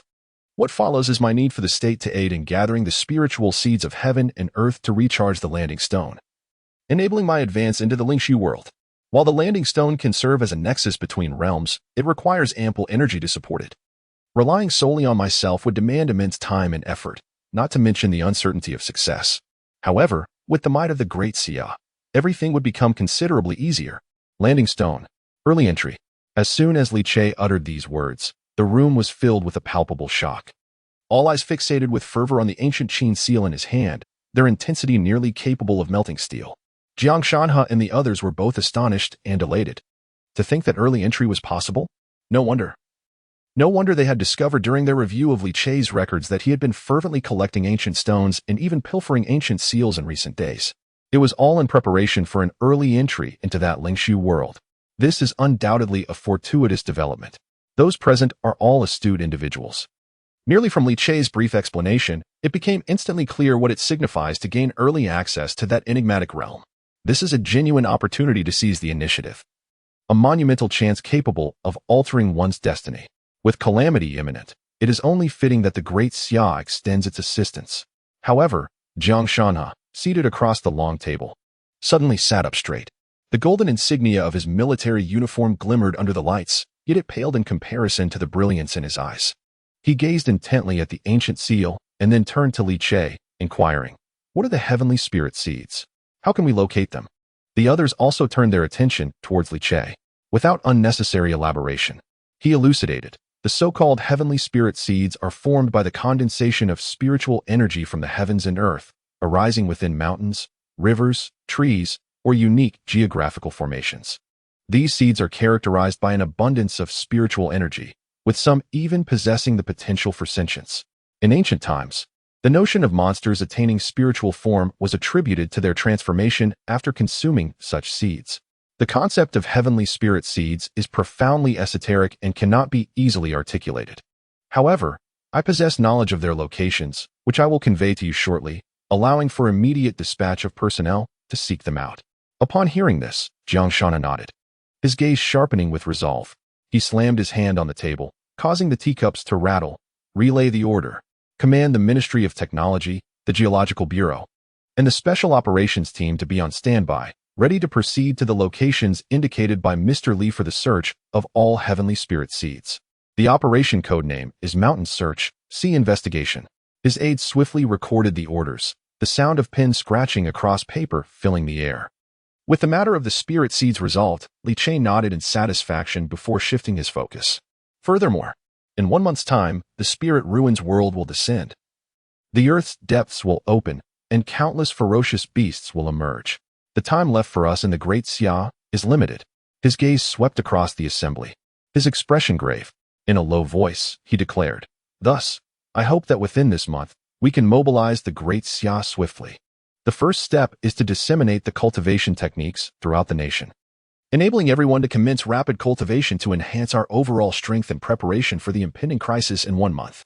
Upon hearing this, Jiang Shanhe and the others' eyes brightened. This is indeed the only course of action. Even if Mr. Li had not suggested it, we would have pursued it. However, the cultivation techniques will likely need to be imparted to us by Mr. Li, as the Great Xia possesses only a few so-called traditional martial arts techniques. Yet everyone understands that in the face of the impending calamity brought by the spirit ruins and the opening of the earth's depths, relying on those techniques would be utterly insufficient to combat the myriad of ferocious beasts and the spirit ruins themselves. Hope rests upon the formidable power demonstrated by Li Che. Li Che instinctively nodded. Having revealed his identity as a self-exploding rebirth entity, he had no intention of hoarding his knowledge. However, upon realizing the situation, his throat quivered slightly, revealing a rare expression of embarrassment. This. Jiang Shanha paused, his heart sinking momentarily. Unable to restrain his curiosity, he cautiously inquired, "What? Is there an issue?" Li Che, appearing awkward, confessed, "To speak candidly, in my previous life, due to oppression, my circumstances were dire, and I had no means to acquire those righteous cultivation techniques. In desperation, I was compelled to embrace the demonic path.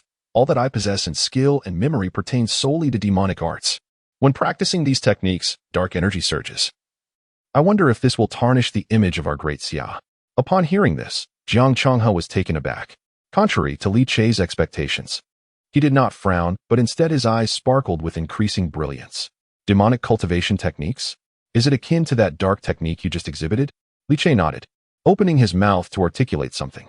In the next instant, Jiang Shanha slammed his hand on the table's edge, causing the crystalline steel surface to tremble violently. Chapter 11. This technique is dark purple. Clearly, it is righteous. Nonsense. Young friendly, I must criticize you. At such a tender age, how can your perception be so flawed? There are no such demonic techniques.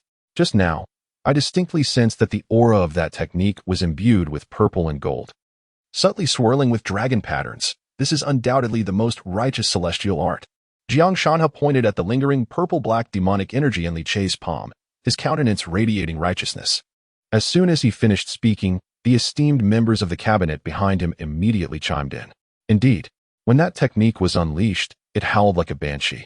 It was clearly a recitation of the myriad Buddhas, saving all beings. What else could it be but a righteous path? Exactly. The abundance of purple energy draws near to darkness. This is the fundamental truth of the heavenly way. Young friendly, do you understand? The techniques employed by our great Xia are indeed righteous. Everyone present wore expressions of unwavering righteousness, speaking with a conviction that rendered Li Che momentarily speechless. Strangely, a phrase suddenly surfaced in his mind: harm the heavens, but do not harm the Republic. Observing the solemn figures who typically appeared unyielding in the news now passionately rebranding themselves like street storytellers, he couldn't help but twitch the corners of his mouth. However, regaining his composure, he smiled. If that is the case, then there is no problem. I have memorized the techniques from my previous life and can record them at any moment.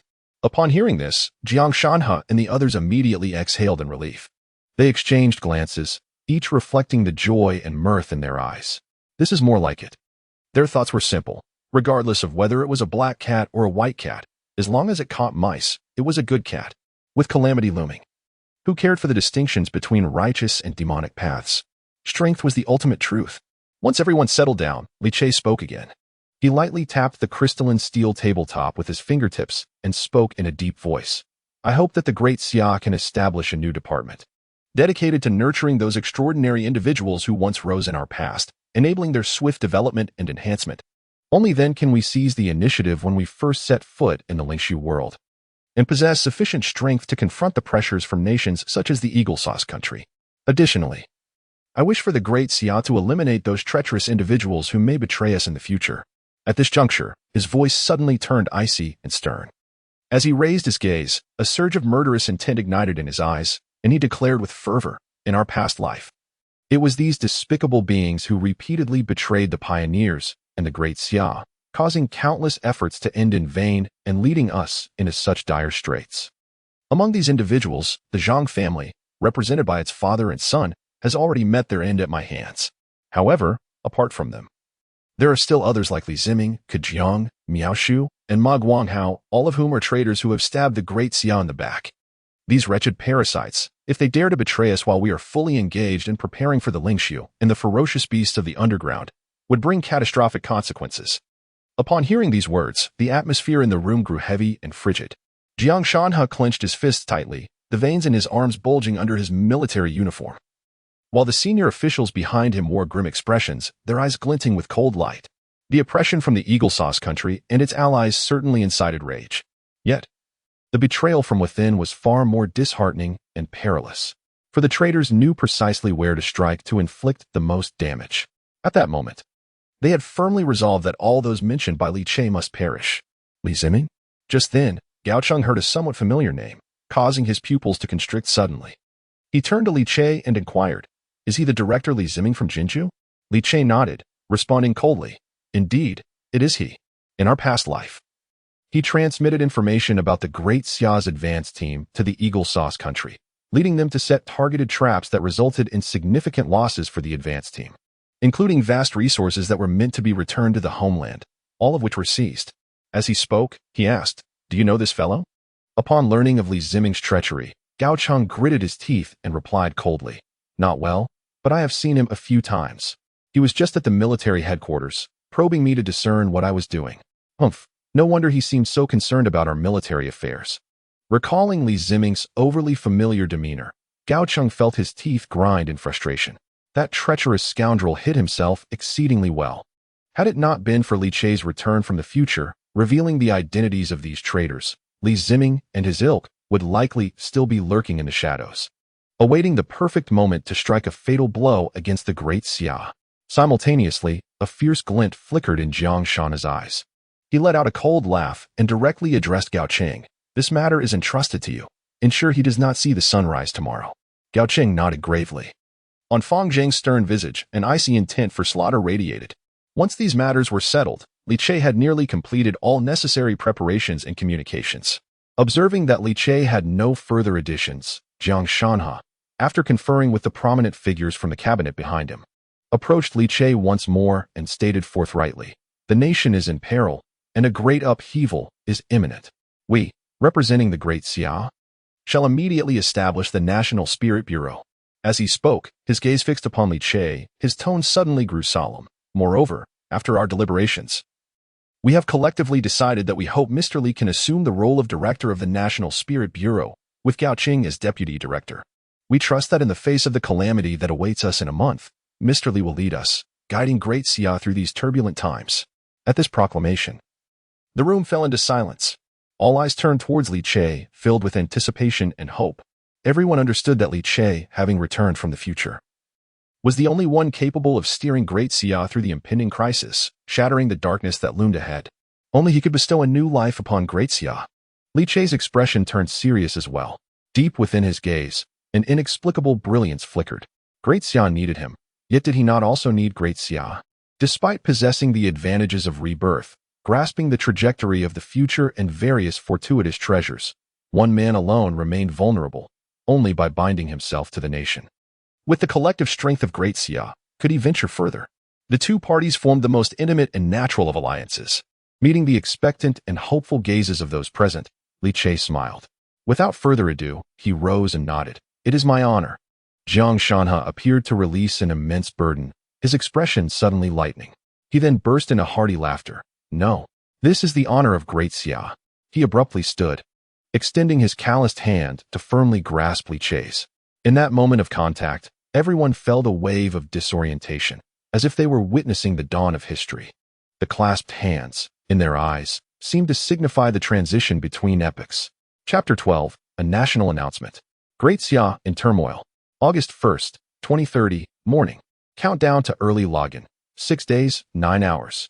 Just 3 hours after meeting with Li Che, Elder Jiang and several cabinet dignitaries discreetly departed from Jinju aboard a private plane, returning to the capital, almost simultaneously with the ascent of the aircraft.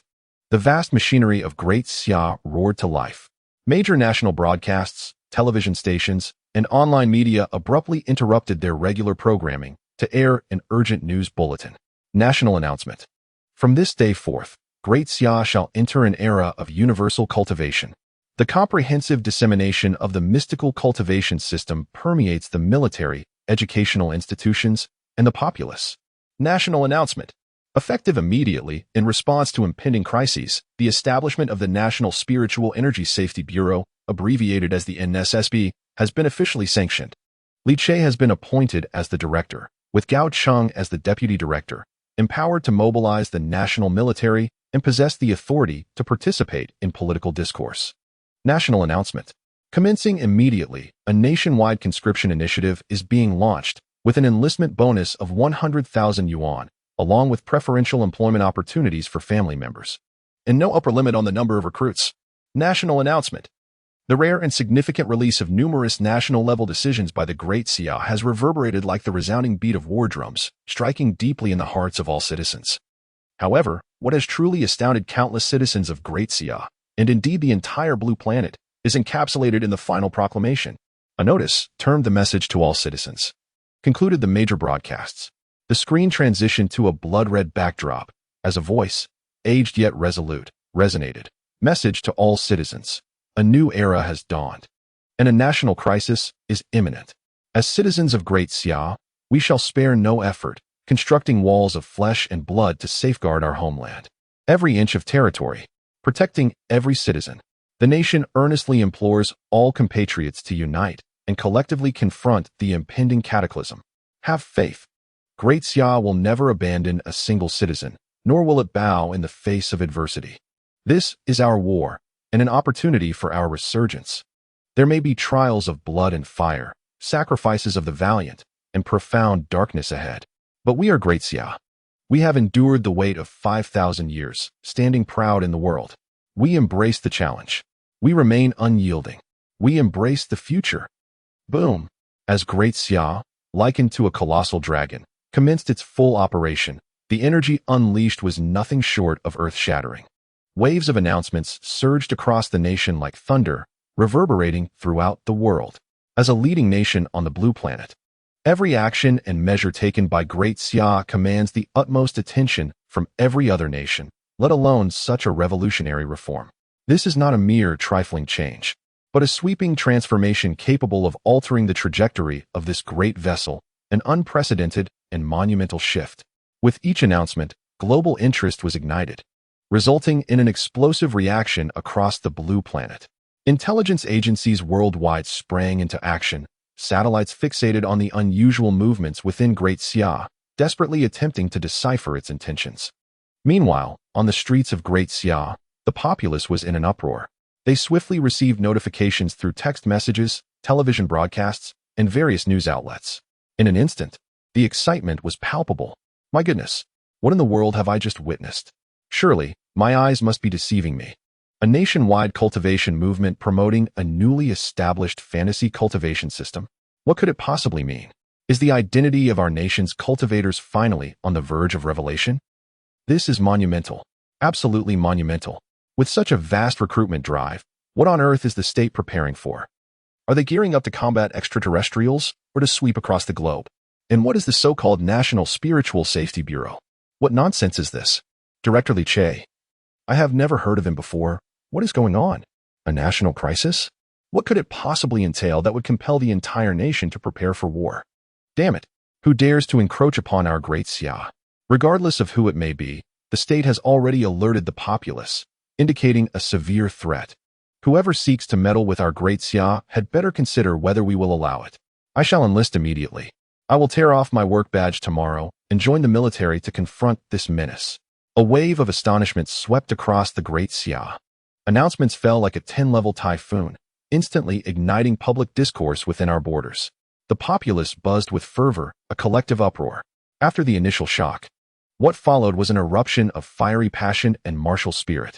The citizens of Xia, even if they remain uncertain about the unfolding events and the impending situation, are undeterred in their decision-making.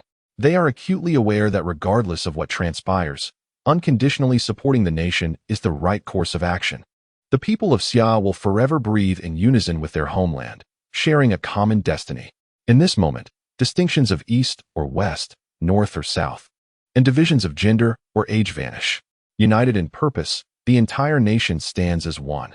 Zhang Weiguo is a truck driver. Yet he often asserts that he possesses another identity, that of a veteran. Whenever he recounts this chapter of his life, this rugged man, weathered by sun and wind, beams with pride, his eyes sparkling. Having served in the military is his most cherished and honorable achievement. An orphan, he grew up relying on state assistance, later enlisted. And through the military's arrangements, he secured his current job and life. Though not excessively affluent, he lacks for nothing in sustenance, enjoys a harmonious family life, and feels deeply content. He also harbors immense gratitude for his country. However, because he is a veteran, he views the military with a natural lens of reverence. Thus, when his only son, Zhang Anbang, expressed a desire to enlist, he rejected the notion without a second thought. It was not out of concern for his son's well-being, but rather out of fear that his son would tarnish the military's honor. In his eyes, soldiers protect the homeland, a sacred duty that must not be sullied. He believes that his son, who fears hardship and discomfort, is unworthy of the soldier's title, fearing he would disgrace the identity of a serviceman. Early in the morning, a breakfast of fried dough sticks and soy milk graced the table, while steaming tea filled the enamel cup. Just as Zhang Weiguo took a bite of the fried dough stick, the morning news on CCTV was abruptly interrupted by a jarring alarm, and the screen displayed a blood-red national emergency announcement. "Dad, what is happening?" As Zhang Anbang was preparing soy milk, his chopstick slipped, causing the porcelain bowl to emit a sharp sound against the table. The youth's face was etched with confusion and shock.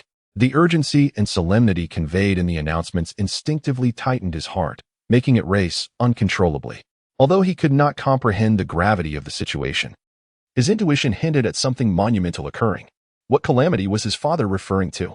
Just then, his wife, Wang Shulian, emerged from the kitchen holding a freshly steamed egg, her apron still dusted with flour. Upon noticing the abrupt switch to an announcement on television, she too was taken aback. A mystical cultivation system? National Spirit Bureau? National Crisis? Zhang Weiguo's hand, which was clutching a fried dough stick, froze mid-air, having forgotten to light his cigarette.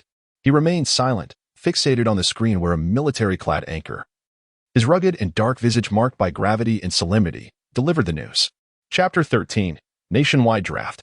Li Ziming's panic and fear. Morning light filtered through the sheer curtains onto the dining table, casting a spotlight on Zhang Weiguo's furrowed brow. The phrase national crisis struck his heart like a heavy hammer. He understood all too well that something significant was amiss in Daxia. His instincts, honed during his time as a soldier, had not dulled amidst the monotony of daily life. If it were not a matter of great consequence, the nation would not issue such urgent proclamations. The suddenness and pressing nature of these announcements indicated that the so-called crisis could materialize at any moment. Indeed, it was exceedingly severe. The current government notice served as a stark warning, urging everyone to prepare mentally for the impending crisis. Anbang. After a moment of contemplation, Zhang Weiguo spoke up.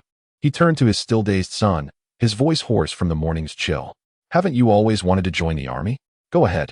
Finish your breakfast, and head to the recruitment station to sign up." Upon hearing this, Zhang Anbang was elated. "Really?" He sprang up, his face a canvas of surprise and joy. This boy had dropped out of high school to deliver takeout, changing jobs 3 times in 6 months. Zhang Weiguo had previously resorted to using a belt to discipline him, yet now his eyes sparkled with eagerness. However, while the son rejoiced, his wife was immediately alarmed. "Are you out of your mind?" Wang Shulian's expression shifted dramatically upon hearing Zhang Weiguo's words. She slammed the bowl of steamed eggs onto the table, splattering egg liquid that scalded her fingers, but she paid no heed. Her eyes blazed as she glared at Zhang Weiguo, her voice rising in anger. "You've always stopped our son from enlisting, and now that the country is warning of a crisis and potential war, you want him to enlist? Are you pushing our son into the fire?" Wang Shulian, both anxious and furious, seized Zhang Weiguo's sleeve, demanding answers. She simply could not comprehend what this man was thinking. During times of peace, he vehemently opposed sending their son to the military, yet now, when danger was palpable, he was eager to thrust his son into the fray. Is there any father in the world who behaves this way? You know nothing. Zhang Weiguo forcefully pushed away his wife's hand. This typically easygoing man stood his ground against his wife's inquiries with unwavering resolve. On his darkened visage, an unprecedented seriousness and sternness emerged. Previously, he had objected to their son joining the military, deeming him too frivolous to don the uniform. Now, with the nation facing peril, serving in the army was a matter of safeguarding the homeland, a duty that every man should embrace. I served 8 years in the military and patrolled the borders. I understand what it means when the nation is in distress. It is precisely because of this danger that I want him to go. I was raised by the state. If my son won't serve, who will? Every child is born of a parent. Why should another's offspring bear arms while my Zhang's son hides in the shadows? Such reasoning is utterly unfathomable. Wang Xiuyan was taken aback by the fierce intensity in her husband's eyes, her apron twisting in her hands. Her mouth opened and closed. Yet ultimately, no words escaped her lips, her eyes only growing redder. Zhang Weiguo then turned to his son, his expression grave as he solemnly reminded him, "When I named you Zhang Anbang, it was my hope that one day you would bring peace and stability to the nation. Now, remember this. As a soldier, you are a military man. Once you are in the army, conduct yourself well, do not disgrace your father, and certainly do not bring shame to the military or the country, or else I will not hesitate to punish you severely." Perhaps influenced by his father's fervor, the young Zhang Anbang stood tall, his school uniform slightly askew, yet his silhouette began to take on a semblance of military bearing. "Dad, rest assured. I remember everything you've said." He met his father's gaze unflinchingly, his youthful face now imbued with an unprecedented earnestness. "I am Zhang Anbang, the one destined to bring peace and stability. If you ever hear that your son has faltered in the army, you have my permission to break my legs." The boy's words rang with conviction. Zhang Weiguo felt a lump rise in his throat as he retrieved his discharge certificate wrapped in red cloth from the drawer and thrust it into his son's hands. "Once you're in the army, remember to ask if us old soldiers are needed back. Whenever the nation calls, we will be ready." Gazing at his father's rugged, weathered face, Zhang Anbang's eyes glistened with unshed tears. He accepted the discharge certificate, nodded solemnly, and then strode away. As Zhang Anbang headed to the recruitment station to enlist, the sentiments of millions across the vast expanse of the nation were ignited by a series of announcements. The voices of discussion on the streets broke through the morning mist. The clatter of keyboards in office buildings, the shouts in the markets, and the recitations in schools all mingled with the calls to join the military. The nation may not be perfect, but it has done everything within its capacity. The nation is wholeheartedly committed to ensuring that the vast majority of its citizens are well-fed and can thrive in good health. It is also the nation that, in unseen corners, has shielded countless individuals from overt and covert threats, allowing billions to live and work in peace. Moreover, it is the nation that empowers ordinary people to radiate their own warmth and light, freely pursuing their dreams. Now, as the nation issues its proclamations and a crisis looms on the horizon, sparks of determination begin to coalesce. In the morning light, the line at the recruitment station stretches endlessly, and phones ring incessantly with calls from retired veterans eager to re-enlist. The entire country unites in fervor and resolve, solidifying into a formidable force. The number of recruits in the Great Xia is surging wildly, and the tide of returning veterans intensifies with each passing moment. Within the military headquarters, the state of heightened alert was only lifted after the departure of Elder Jiang and the cabinet officials.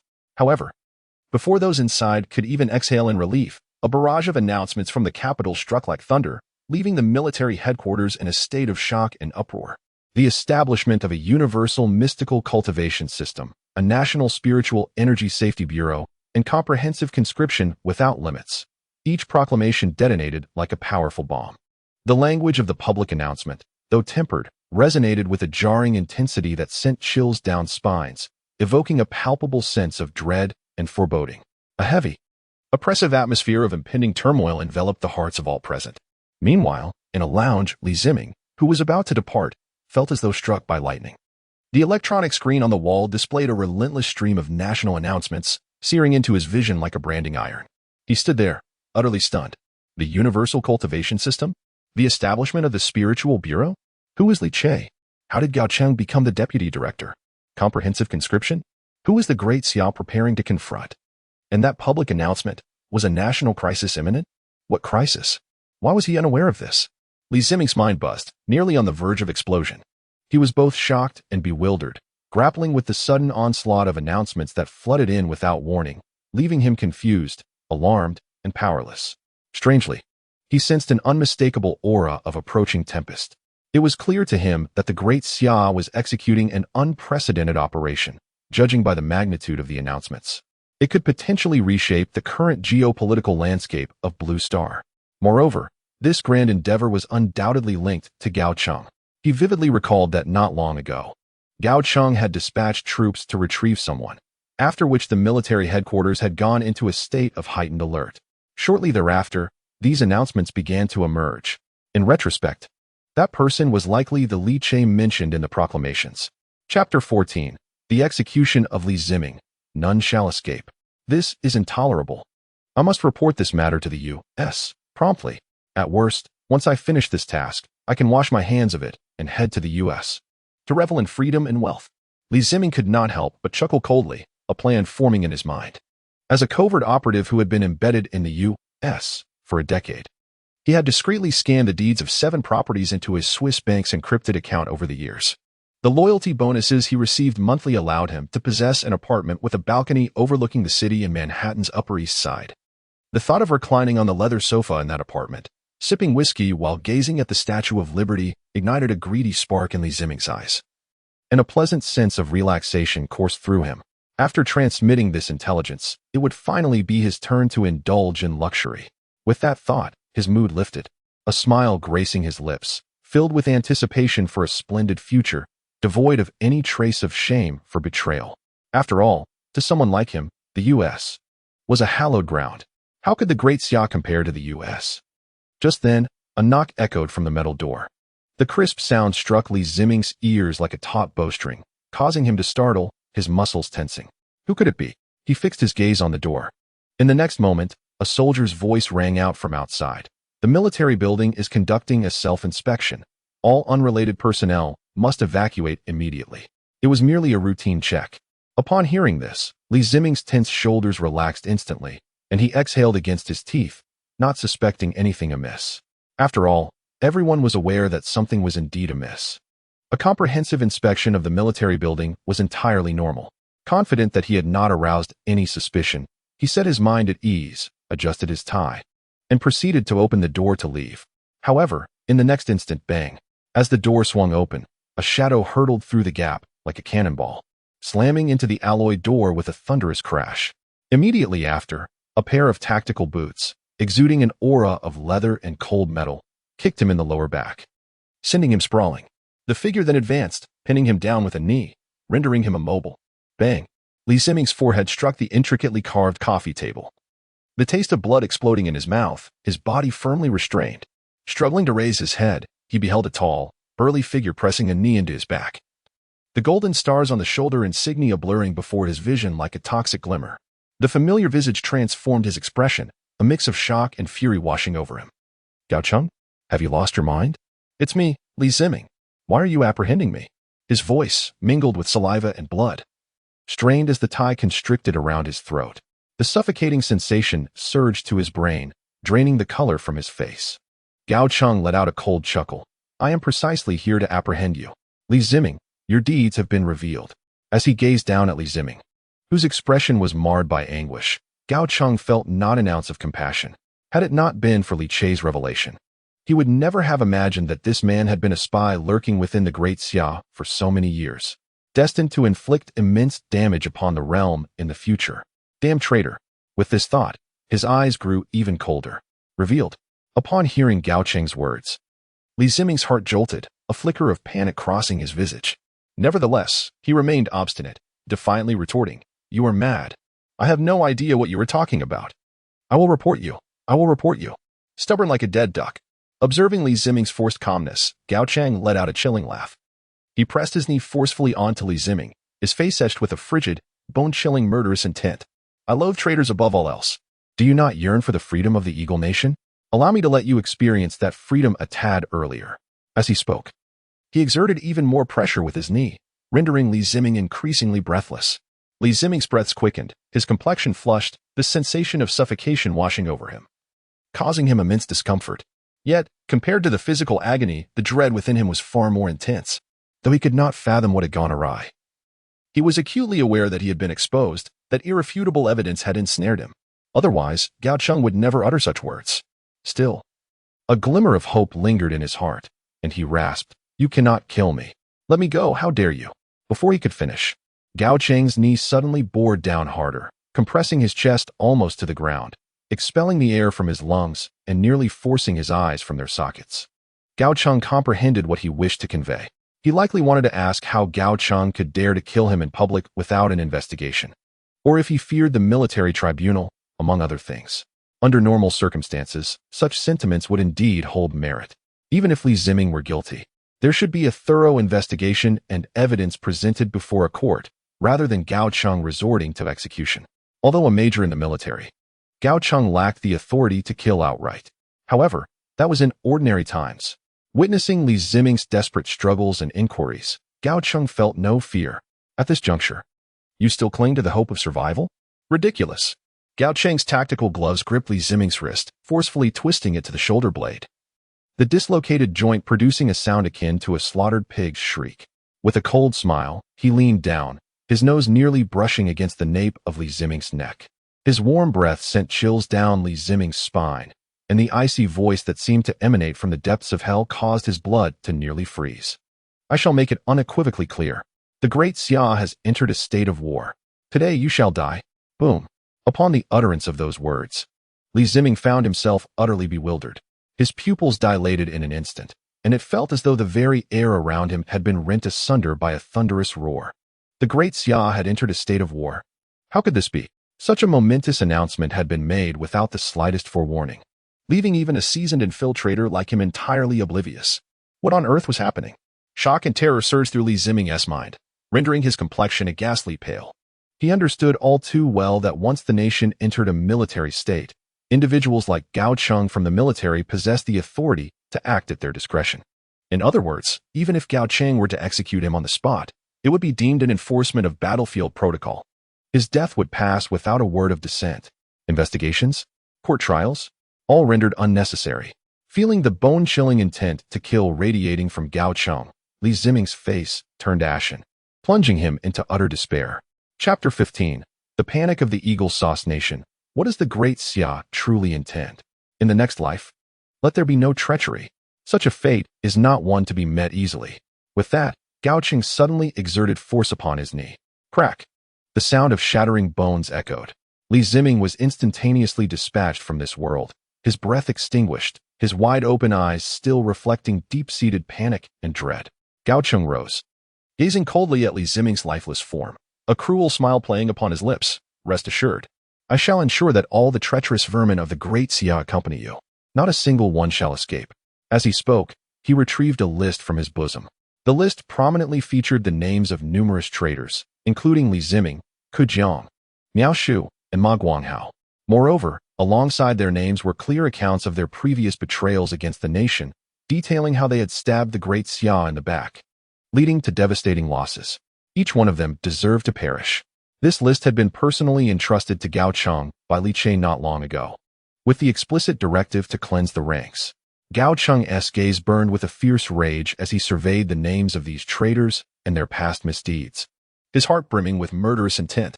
A catastrophe loomed, a time when unity should reign supreme.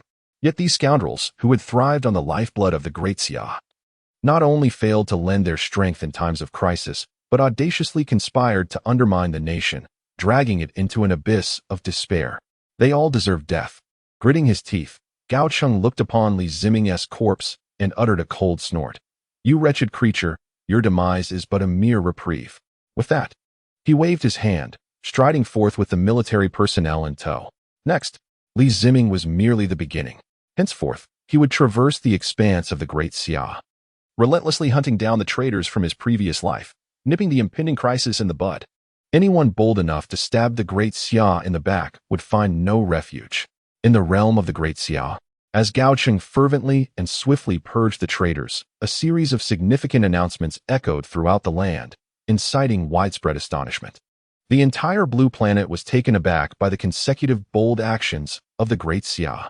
These sudden and momentous measures exuded an inexplicable resolve, even a semblance of madness, sweeping across the globe like a tempest, leaving countless nations in the international community in a state of upheaval. Shock, bewilderment, confusion, anxiety. Some nations speculated that the great Xia had succumbed to madness, pondering whether it might even be on the brink of a global conflict.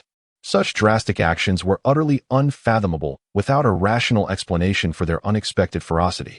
Various conjectures flourished, plunging the entire international society into a tumultuous state of unrest. After all, the great Xia is one of the foremost powers on the blue planet. Any decision it makes invites meticulous scrutiny and analysis from countless nations. especially given the unprecedented nature of its recent maneuvers. Every nation on the blue planet stood on high alert, refraining from any semblance of relaxation. In the Eagle Nation, within the Pentagon, a voice thundered, "Investigate. Investigate thoroughly. Who is the Great Xia targeting with such reckless actions? Even if it's aimed at us. Must they unleash such a tempest? What crisis are they facing? What do they know that we do not?" The outburst reverberated, as the crimson-faced Supreme Leader Puchuan was utterly exasperated. A porcelain coffee cup shattered against the wall, scattering fragments upon the world map behind him, leaving a large brown stain. Yet it did nothing to quell the fury and unease brewing within. His wide eyes scanned the array of startled legislators, unleashing a fierce reprimand. Under his piercing gaze, the members seated at the oak table recoiled in fear. The satellite report just handed to him by the defense minister was snatched away, the rustling paper echoing in his trembling grip. A nationwide mobilization? Establishing new departments? Do they really need to arm the entire populace to challenge us? What are they truly after? Are they intent on annihilating the entire blue planet? Puchuan's roar resonated, causing the ceiling to tremble in response, his face a canvas of rage and trepidation. It was evident that he was profoundly unsettled by the unprecedented actions of the Great Xia. And he was not alone in his disquiet. The legislators surrounding him bore expressions of shock and fury, mingled with an unwilling acknowledgement of trepidation. They were not fools. While they might not grasp the full extent of the Great Xia's intentions, it was clear that this series of bold actions indicated preparations for an unprecedented undertaking, a momentous event on the horizon. Yet the crux of the matter lies in their utter ignorance. An immensely significant event is on the cusp of unfolding. Yet they remain completely oblivious, devoid of any clues. This sensation is utterly deplorable. Report. Commander, trouble has arisen. Just as Puchuan and his compatriots were engulfed in anxiety, the blast-proof door of the war room was abruptly thrust open. A general, his cap askew, rushed in with fervor. Before he even arrived, his voice had already echoed through the room. Arriving in front of Puchuan, he hastily gasped for breath and urgently reported, "We have just received word that our informants embedded within the Great Xia have gone completely silent within mere hours. Intelligence indicates that the Great Xia military has systematically eradicated all of our infiltrators in the past day with remarkable precision, as if they possessed our list of undercover agents and eliminated them one by one, regardless of the methods or identities under which our personnel infiltrated. All have been eradicated by the Great Xia in a remarkably short span of time." Boom. The revelation struck like a heavy bombshell, leaving everyone wide-eyed in disbelief. Impossible. What a jest. Our informants in the Great Xia underwent rigorous training, some having remained undercover for over a decade without ever being compromised. Our list of undercover agents is classified. How could the Great Xia possibly have it? Absolutely not. The war room erupted into chaos. The gathered officials were rendered dazed by this sudden news. Once they regained their composure, they immediately voiced their outrage. They could hardly believe their ears. The Eagle Sauce Nation prides itself on being the sovereign power in Blue Star. Employing spies in other nations to manipulate and influence them has long been a standard practice. The Great Xia, as a leading power, is a primary target of theirs. The multitude of Eagle Sauce operatives within the Great Xia, along with their professional tactics, had indeed relayed a wealth of confidential information, granting them numerous advantages. After years without incident, how could it suddenly be that all were uprooted at once? What a farce. Since when did the Great Xia possess the capability to achieve this? Chapter 16. United Pressure, the majestic response of the Great Xia. Damn it. Damn it. What on earth has transpired in the Great Xia?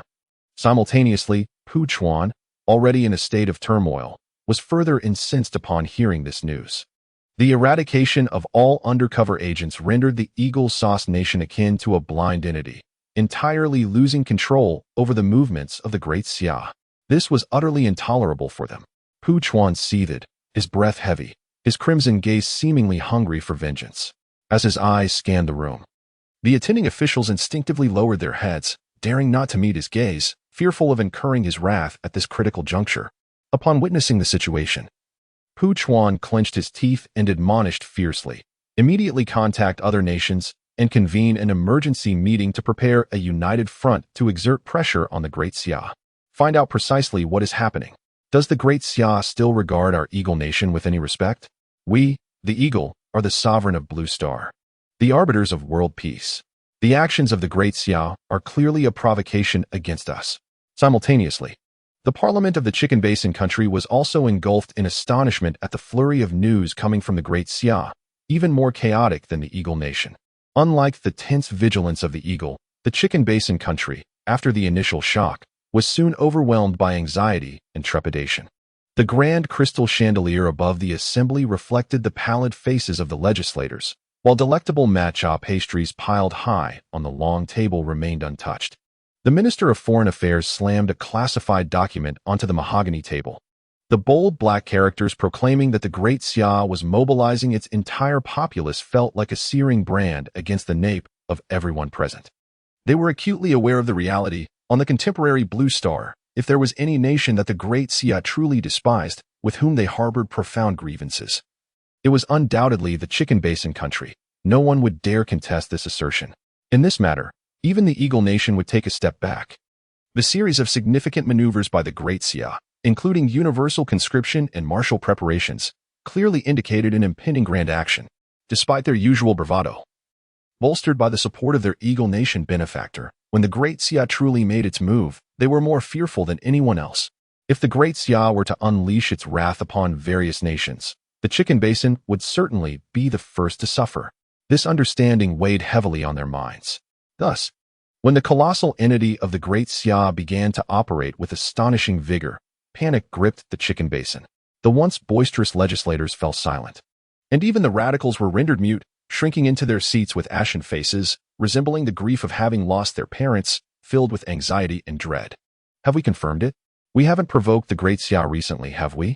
The Prime Minister of the Chicken Basin, his complexion pale and voice trembling, inquired. In response, a legislator below struggled to swallow, his voice dry. We have confirmed multiple times. There have been no fishing vessels crossing the border, no visits to shrines. Not even a drop of wastewater has been dared to be disposed in their direction. Despite this, the Prime Minister remained unconvinced, his gaze fixed on the legislator. He continued to press. Then, none of the Great Xia's generals or soldiers have mysteriously disappeared from our Chicken Basin, have they? Upon uttering these words, the color drained from the faces of all present. Images of a long-buried war from decades past involuntarily surfaced in their minds. The parliamentarian trembled slightly, yet swiftly replied, No, no, no. Upon receiving the answer, the Prime Minister's heart remained taut with anxiety. The inability to discern the underlying reasons only exacerbated his agitation, pushing him closer to the brink of panic. What on earth was the Great Xia up to? With such a tumultuous uproar, what were they truly attempting? The mass conscription was one matter, but what on earth was this proliferation of fantastical cultivation systems? Were they genuinely contemplating the prospect of immortality? What secrets was the Great Xia concealing from us?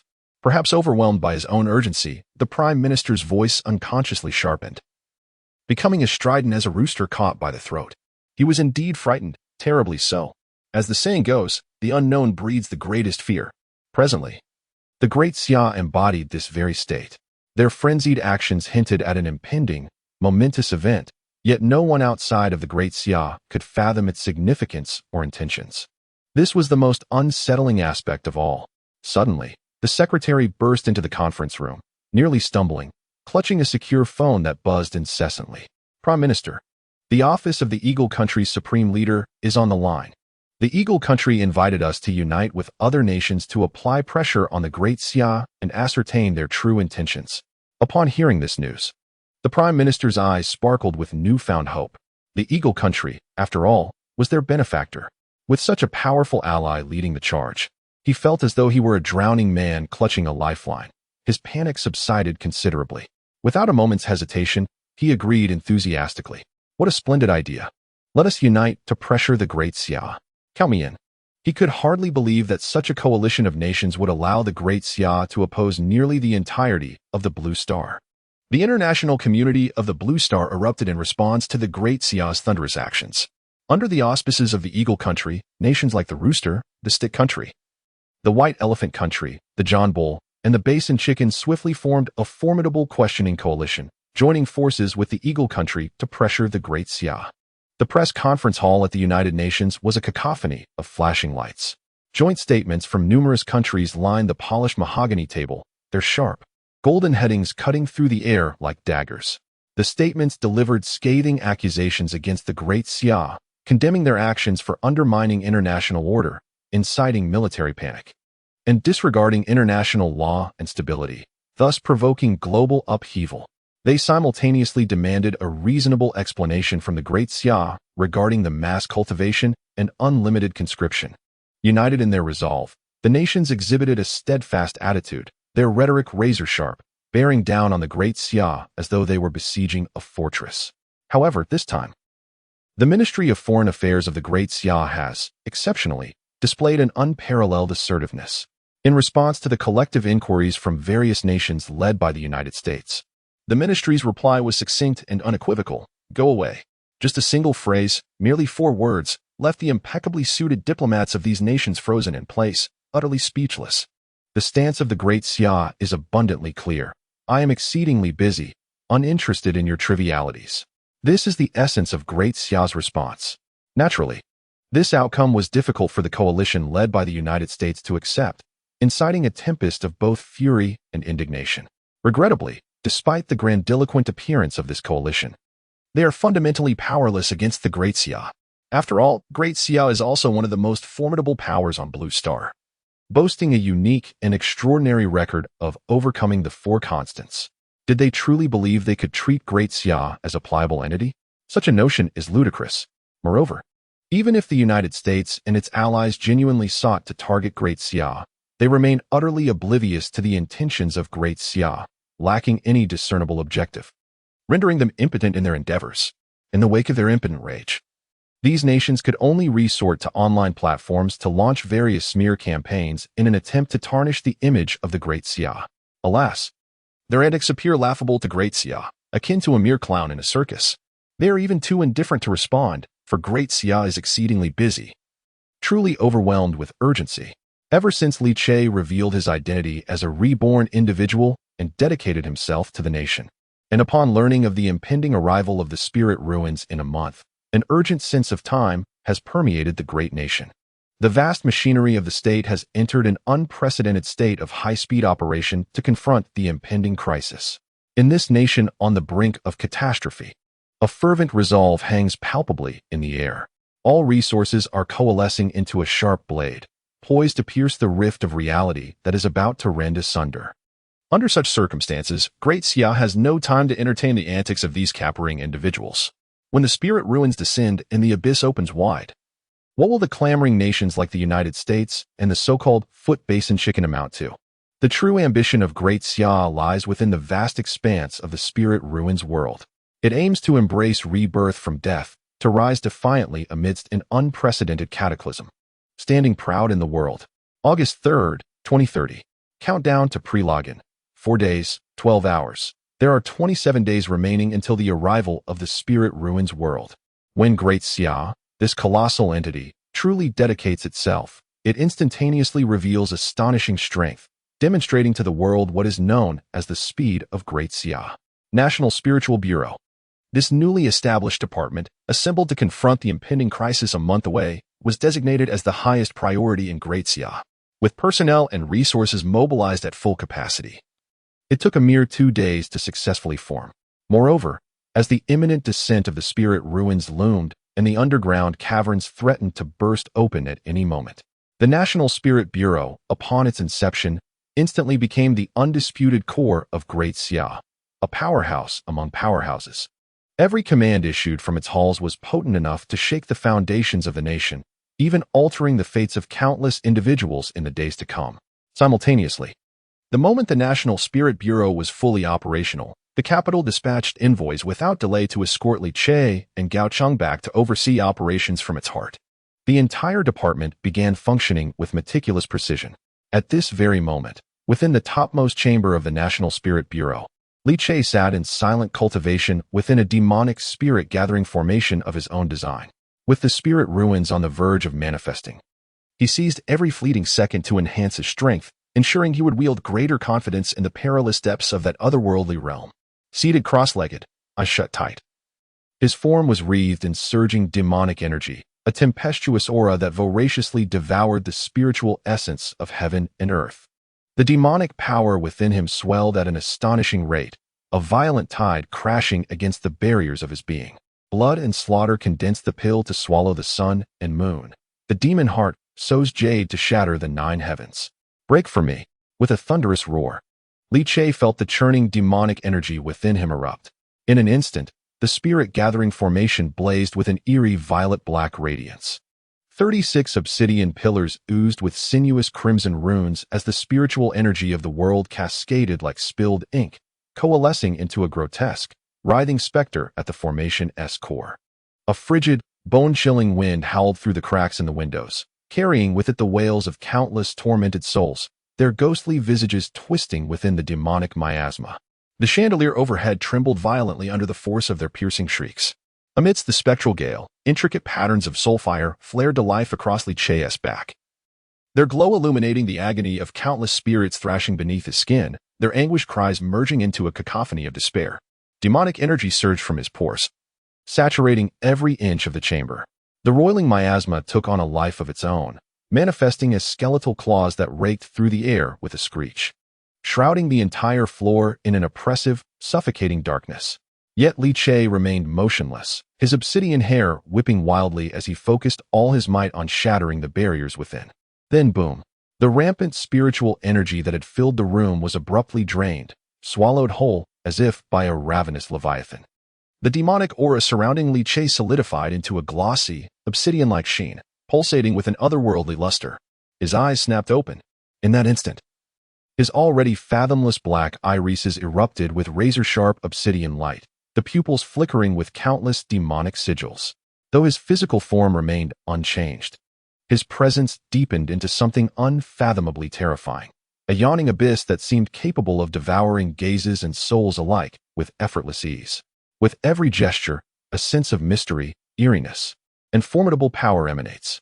At the 4th tier, feeling the surging force within him, Li Che's eyes sparkled with brilliance as he murmured to himself. He gently clenched his fist, and the air was immediately filled with the faint sound of crackling. As he subtly urged his thoughts, torrents of demonic energy surged forth, swiftly enveloping every corner of the room, the icy, chaotic aura swirling around him, his raven hair dancing wildly, and his eyes radiating a cold electric light, as if he were the sovereign of this realm. If this overwhelming presence were to fall upon the eyes of the people of Blue Star, they would undoubtedly regard him as a demon lord emerging from the depths of hell. In the early stages of entering the Lingshu world, the realms were categorized from the 1st to the 10th tier. This was merely the initial phase, akin to a basic entry-level understanding. Only by transcending these foundational realms could one touch upon the truly terrifying grand realms capable of moving mountains and shifting seas. Yet, while this was merely the beginning for the Lingshu world, for those still entrenched in the mundane realm of Blue Star, it represented a monumental and transformative power of cultivation. Even at the 4th tier, it was revered as divine, deemed invincible.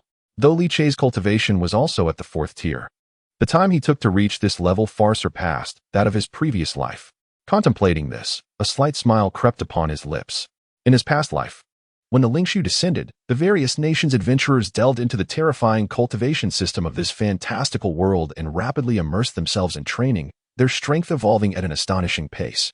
However, the adventurers from the Great Xia, like Li Che and Gao Cheng, were forced to flee from the novice village due to the suppression and betrayal from nations like Eagle Sauce, missing out on the initial wave of opportunities and unable to obtain even the most basic cultivation methods. By the time they acquired their first demonic cultivation technique, it was already half a month after the Lingshu's arrival. Li Che's breakthrough to the 4th tier occurred 2 months after the Lingshu's descent. One misstep leads to a cascade of failures. This unfortunate sequence of events directly resulted in the dire circumstances faced by the Great Xia and himself in his previous life, compelling him to delve into the dark path of demonic cultivation, struggling for survival day after day. Fortunately, in this life, he had returned, seizing the initiative. He had embarked on his journey of cultivation ahead of time. Now, before the Lingshu has even descended, I have already transcended to the 4th tier. In this lifetime, I shall see how the Eagle Sauce Nation dares to challenge me. Reflecting on the betrayals and sacrifices of his past existence, Li Che's demonic energy surged violently, shattering the nearby floor-to-ceiling window into a spiderweb of cracks, a chilling wind howling through, the ghastly wails echoing with an overwhelming intent to kill. rendering the room ominously eerie. He paid it no heed. Instead, an icy gleam erupted in his eyes. The scenes of shattered landscapes and the wails of the people of the Great Xia were deeply etched into his memory. The images of companions who died harboring resentment played vividly before him. He could vividly recall his own desperate struggles to survive in the shadows. He had never been a saint, incapable of repaying hatred with virtue. What he could do was only to repay blood with blood and tooth for tooth. This time, he intended to make the enemies of the Eagle Sauce Nation, the Basin Chickens, the White Elephant Nation, and all others experience the terror that the Great Xia had endured in a past life. They shall pay in blood for the debts of blood. Chapter 18. The malevolent cultivation technique is intrusive. This is turning dark. Knock. Knock. The sound of knocking echoed. Li Che lightly waved his fingertips, gradually retracting his overwhelming aura. The surging demonic energy receded like a retreating tide, and as the ceiling lights flickered back on, the room returned to tranquility. Come in. The door swung open, revealing Gao Cheng clad in military attire, a stack of documents in hand as he entered the room. His tall stature and the ironclad resolve emanating from his uniform reflected years of military experience that had cultivated a decisive and efficient manner of conduct. Upon entering, he got straight to the point, lowering his gaze to the documents he held, reporting, "Director, I have compiled the several matters you previously instructed. First, the collection of celestial spirit seeds is underway. Following the coordinates you marked, we have successfully located one each in the Qinling and Chabai Mountains, and they are currently being escorted back to the capital by the Special Operations Team. Second, the list of extraordinary figures from previous eras has been finalized for your review.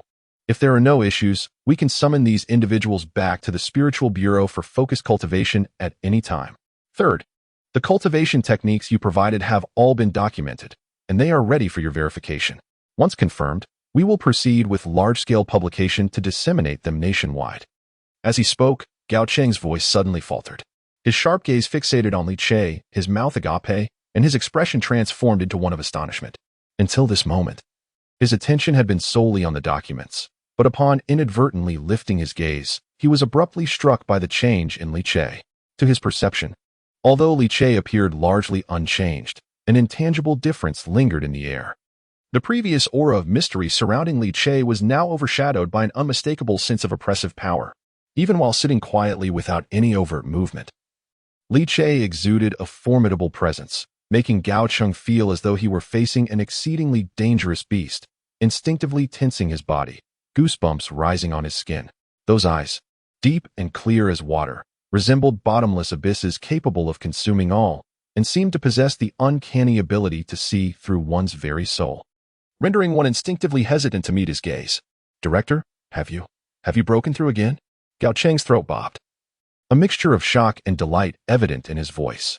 It was clear that the immense pressure he felt was a testament to the unimaginable power Li Che had attained. Witnessing Gao Cheng's astonishment, Li Che let out a light chuckle. "It's just a minor breakthrough." Though his tone was nonchalant, Gao Cheng's heart was filled with even greater astonishment. Indeed, he had truly broken through. No wonder the sensation Li Che evoked in him was so terrifying, even more so than the oppressive feeling from 2 days prior. The speed of his breakthrough was astonishing. As he marveled at this, Li Che's gaze shifted towards him. After appraising him from head to toe, a faint smile graced his lips. "Your progress is commendable. You have swiftly entered the first tier." Indeed, Gao Cheng had also successfully embarked on the path of cultivation and reached the first tier. Otherwise, he would not have been able to so acutely sense the pressure emanating from Li Che. However, it was precisely because he had also ventured into the realm of cultivation and gained some understanding that he could fully appreciate Li Che's current strength. Upon hearing Li Che's praise, Gao Cheng forced a bitter smile and shook his head. "I am merely riding on your coattails. It is only with the assistance of the magic gathering array you set up that I have barely entered the first tier. There is no comparison to you." To this, Li Che merely smiled gently. In truth, 2 days prior, under his guidance, Gao Cheng, Jiang Shanhe, and a select group of elite soldiers had already commenced formal cultivation. Although he had imparted the techniques, the current scarcity of spiritual energy on Blue Star made it far from easy to genuinely embark on the path of cultivation. Thus, Li Che had specifically arranged several magic gathering arrays to facilitate their progress. The fact that Gao Cheng could reach the first tier under these circumstances was a testament to his talent and potential. As for Gao Cheng's claim of slow progress, Li Che was fully aware and felt no urgency. He understood that once the spiritual realm descended and the caverns opened, connecting the two worlds, Blue Star would inevitably enter a golden age of abundant spiritual energy. Only then, with the rich infusion of spiritual energy, would everyone truly have the opportunity to rise, and the cultivation levels of Blue Star's practitioners would experience explosive growth. Until that time, his task was to ensure that all of Daxiao was prepared in advance, laying a solid foundation to get a step ahead of other nations on Blue Star. This would enable the people of Daxia to seize the opportunities that arose during the forthcoming spiritual surge, allowing them to gain the maximum benefits and achieve rapid advancement. There was no need for haste. After all, Daxia was already ahead of the curve, wasn't it? Observing his half-smiling expression, Gao Cheng could not help but nod earnestly. His gaze towards Li Che was filled with awe and heartfelt respect. He understood that this lead Daxia had taken was a step that many nations on Blue Star could scarcely imagine. And in the face of the impending great upheaval, it would allow Daxia to weather the storm and even soar to unprecedented heights. And all of this was brought about by Li Che. When it comes to cultivation, he recalled the matter at hand, extracting the materials on the techniques from his hands, his lips twitching slightly as he remarked, "Well, Director, the techniques have been documented and printed, ready for nationwide dissemination at any moment. However, some of their names are rather unsettling. Do you think we should consider revising them before we proceed with the promotion?" His expression was peculiar, laced with uncertainty. Upon hearing this, Li Che instinctively reached out to take the documents. As he glanced at them, he too couldn't help but let his lips twitch. Fundamentals of the Netherworld Sorcery. Blood River Corpse Refinement Technique. 10,000 Souls Capturing Spell. Blood Fiend Sorcery. Banquet of 1,000 Corpses. Introductory Edition. Demon Emperor Sword Cultivation of Slaughter. 100 Ghost Night Procession Ritual. Goodness. It was no wonder Gao Cheng's expression was so odd. As a leading nation on the Blue Planet, the Great Xia had always maintained a style of grandeur and righteousness, embodying the demeanor of a sovereign. Gao Cheng himself was a valiant elite in the military, known for his straightforwardness and integrity. Yet now, the techniques they had produced were all of a sinister nature, with names increasingly ghastly. They hardly seemed like the kind of honorable pursuits one would expect. What was even more critical was the fact that these techniques were about to be widely promoted across the nation. Imagining countless practitioners of the Great Xia wielding these techniques, their bodies emitting ominous black smoke, made Gao Cheng's facial muscles twitch involuntarily. Li Che naturally understood what Gao Cheng was thinking. Looking at the list of increasingly ferocious technique names, he felt a twinge of embarrassment. However, he couldn't be blamed. After all, in his previous life, he was a practitioner of dark arts, and what he could provide were inevitably various demonic techniques. Moreover, aside from being dark arts, this compilation was, in fact, exceedingly valuable. It encompassed a wide array of cultivation techniques, treasures for refinement, and combat secrets, making it incredibly comprehensive and rich, rivaling some legacies found in the spiritual realms. Having survived 3 years in the spiritual realms, despite the arduous circumstances, Li Che had relentlessly seized every opportunity to enhance his strength, collecting a myriad of techniques, resulting in a substantial repertoire. What he presented now was merely a fraction of his knowledge. He still possessed techniques that were even more brutal, terrifying, and capable of inflicting self-harm while decimating foes. The techniques he offered now were among the gentler ones he had encountered. As for seeking orthodox techniques, Li Che found himself at a loss. In his previous life, he found himself in dire circumstances, and the orthodox cultivation methods emphasized a steady approach that required time and resources he simply lacked. Consequently, he resorted to the perilous path of demonic techniques to rapidly enhance his strength. Within the realm of Lingxiu, various types of demonic cultivators existed: ghost cultivators, corpse cultivators, puppeteers, blood cultivators, soul cultivators, and so forth, presenting a veritable kaleidoscope of practices. The reason he possessed such a multitude of techniques was that, in his quest for survival in Lingxiu, he was willing to learn and engage in anything. He had dabbled in every form of demonic cultivation, embracing all that could augment his power. Although this seemed overly complicated at the time, his rebirth now provided a unique opportunity to remedy the current lack of cultivation methods in the Great Xia. With the plethora of techniques he offered, the people of Great Xia could freely choose their paths of cultivation according to their preferences and innate talents. As for the less than appealing names, that was inconsequential. The terrifying reality of the Lingxiu world and the brutal struggles faced by Great Xia against the abyss loomed large in his mind.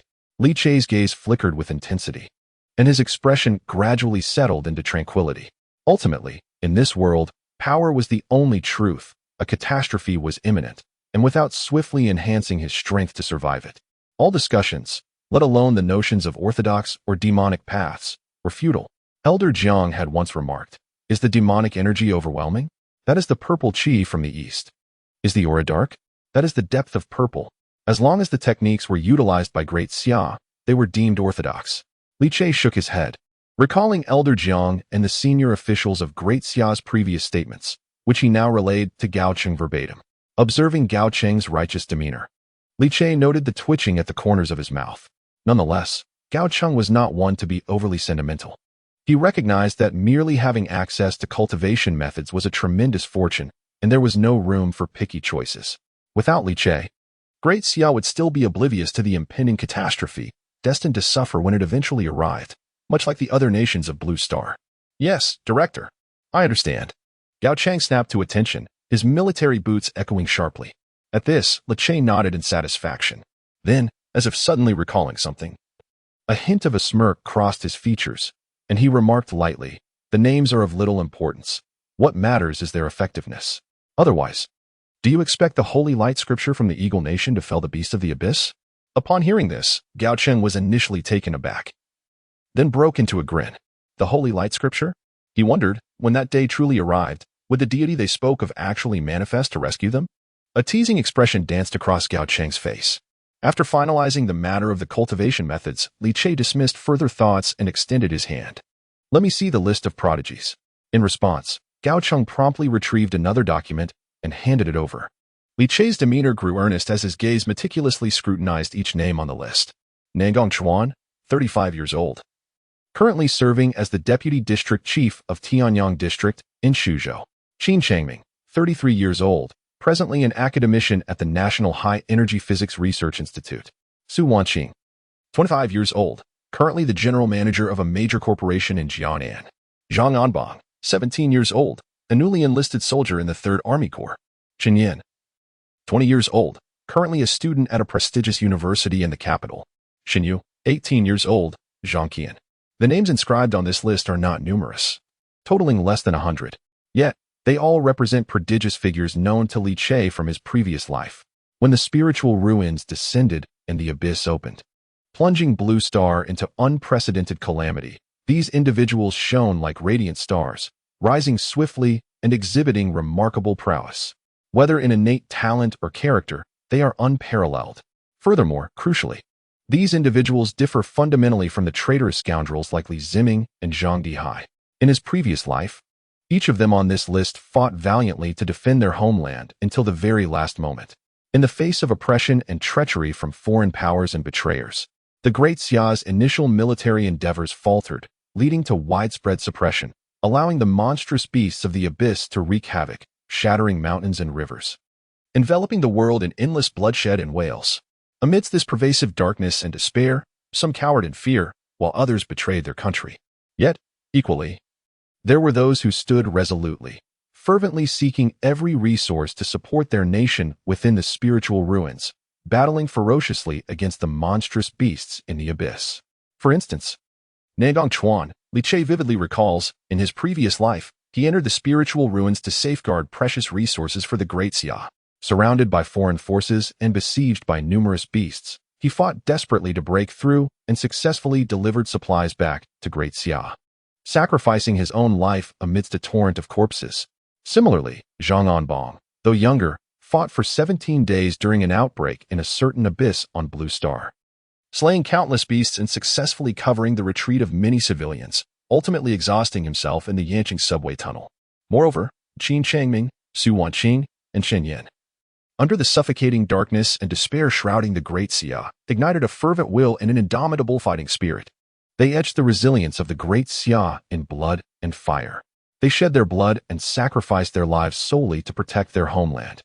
It is their existence that allowed the Great Xia to possess a flicker of light amidst the darkness, and to harbor unquenchable hope in the direst of circumstances. Li Che's fingertips traced each name, as the vivid memories from deep within his mind intertwined with the records before him. Recalling the harrowing tribulations faced by the Great Xia and the tragedies that unfolded, even in his rebirth, he could not suppress the tumult of emotions within. These individuals are truly exemplary. Moments later, Li Che took a deep breath, suppressing the tumultuous emotions within him, and solemnly commanded, "Bring them here in the order listed. Integrate these individuals into the National Spirit Bureau for focused cultivation." Chapter 20. The Great Xia prepares for war, enclosing the nation. Director, what rationale should we employ to summon these individuals? Gao Cheng inquired after nodding. After all, the list comprised nearly 100 individuals from various professions and identities. A direct conscription necessitated a valid explanation. Upon hearing this, Li Che's gaze sharpened, and he replied solemnly, "For the nation, we shall fight." In his previous life, those on the list had already demonstrated their loyalty to the Great Xia through their actions. Unfortunately, they encountered an unfavorable era. Amidst the arrival of the spirit ruins and the opening of the underworld, humanity found itself precariously positioned, further oppressed by the collusion of foreign powers. As a result, despite their exceptional talents, they perished before realizing their potential. However, this time, everything would be different. In Li Che's eyes, the paper he held was not merely a list but a testament inscribed in blood and flesh from a past life, a fate that must be rewritten in this one. He believed that with this early preparation and focused cultivation, these individuals would undoubtedly shine with unparalleled brilliance in this era. Understood.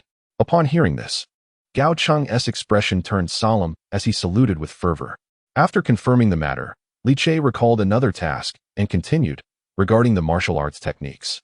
We can commence their nationwide promotion. In the military, schools, and society at large, we shall comprehensively implement this initiative, allowing everyone to begin their training early, laying a foundation in preparation for the impending connection of the two realms. However, at this juncture, Li Che paused briefly. His gaze suddenly turned icy and sharp. Before proceeding, one thing must be made clear. These are the cultivation techniques I have prepared for the Great Xia, and I refuse to let foreign individuals lay claim to them. Shortly, contact Elder Jiang and the cabinet to inform them of my proposal. From this moment onward, the borders of the Great Xia shall be completely sealed. All foreign nationals currently within our territory must be expelled.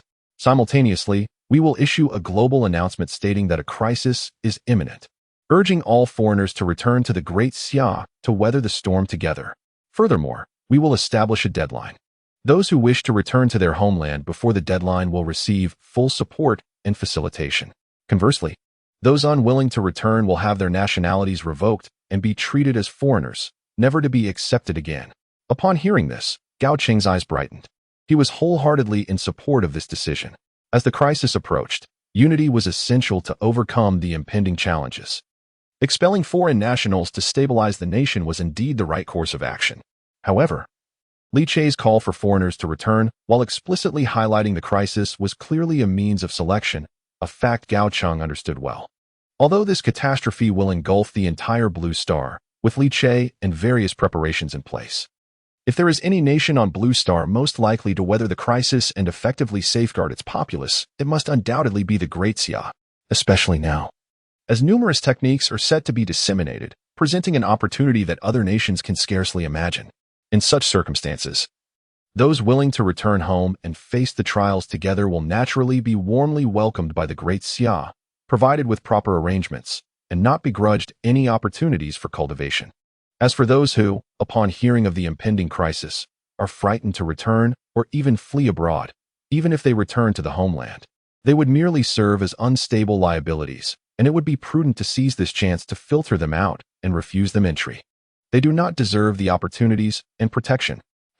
Even if you, Director, do not mention it, Elder Jiang and the others have already resolved to do so. Those unwilling to share in adversity, why should they share in prosperity? Our Great Xia is not a place for just anyone to claim. Li Che nodded in satisfaction. Once matters were settled, he waved his hand, signaling Gao Cheng to depart. However, Gao Cheng did not move. Instead, his expression suddenly grew solemn. After a moment of silence, he stared intently at Li Che and suddenly inquired, "Director, as you have said, when the spirit ruins descend and the abyss opens, it will undoubtedly be an unimaginable and unprecedented horror. At that time, does Great Xia truly still have hope?" His voice was low, and his gaze conveyed a sense of pessimism and despair.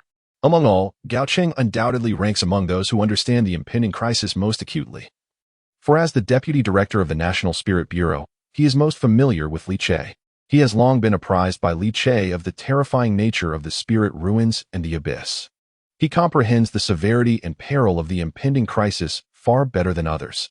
Yet, the more he understands, the heavier his heart becomes, though he has never shown it. In the stillness of the night, even as he strives to suppress his inner dread, feelings of despair and doubt inevitably arise. In the face of such a cataclysm, akin to the heavens collapsing, does Great Xia truly have hope of survival? Observing the confusion etched upon Gao Cheng's usually resolute countenance, Li Che's expression turned grave, and his voice, clear and unwavering, offered a definitive response. Yes. He gazed into Gao Cheng's eyes with unwavering determination. I have returned from rebirth, meticulously laying plans in advance, all to ensure that the tragedies of my past life do not recur. A month hence, danger will abound, but it will also present opportunities.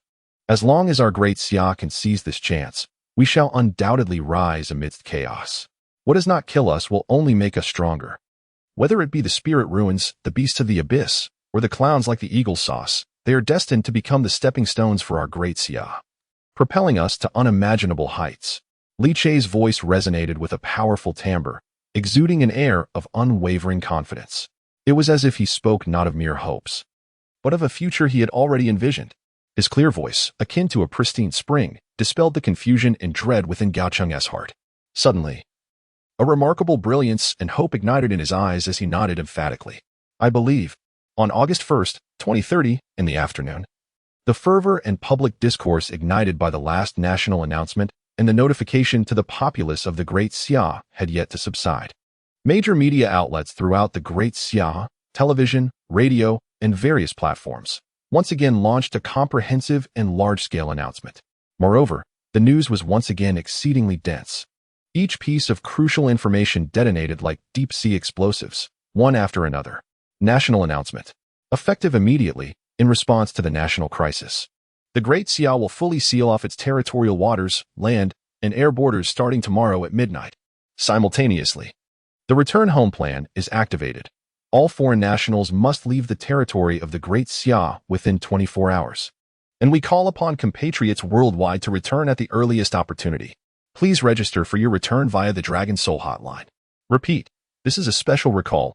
Please return promptly. National announcement. Effective immediately, across the Great Xia, all universities, society, military, and cultivation practices will be comprehensively promoted.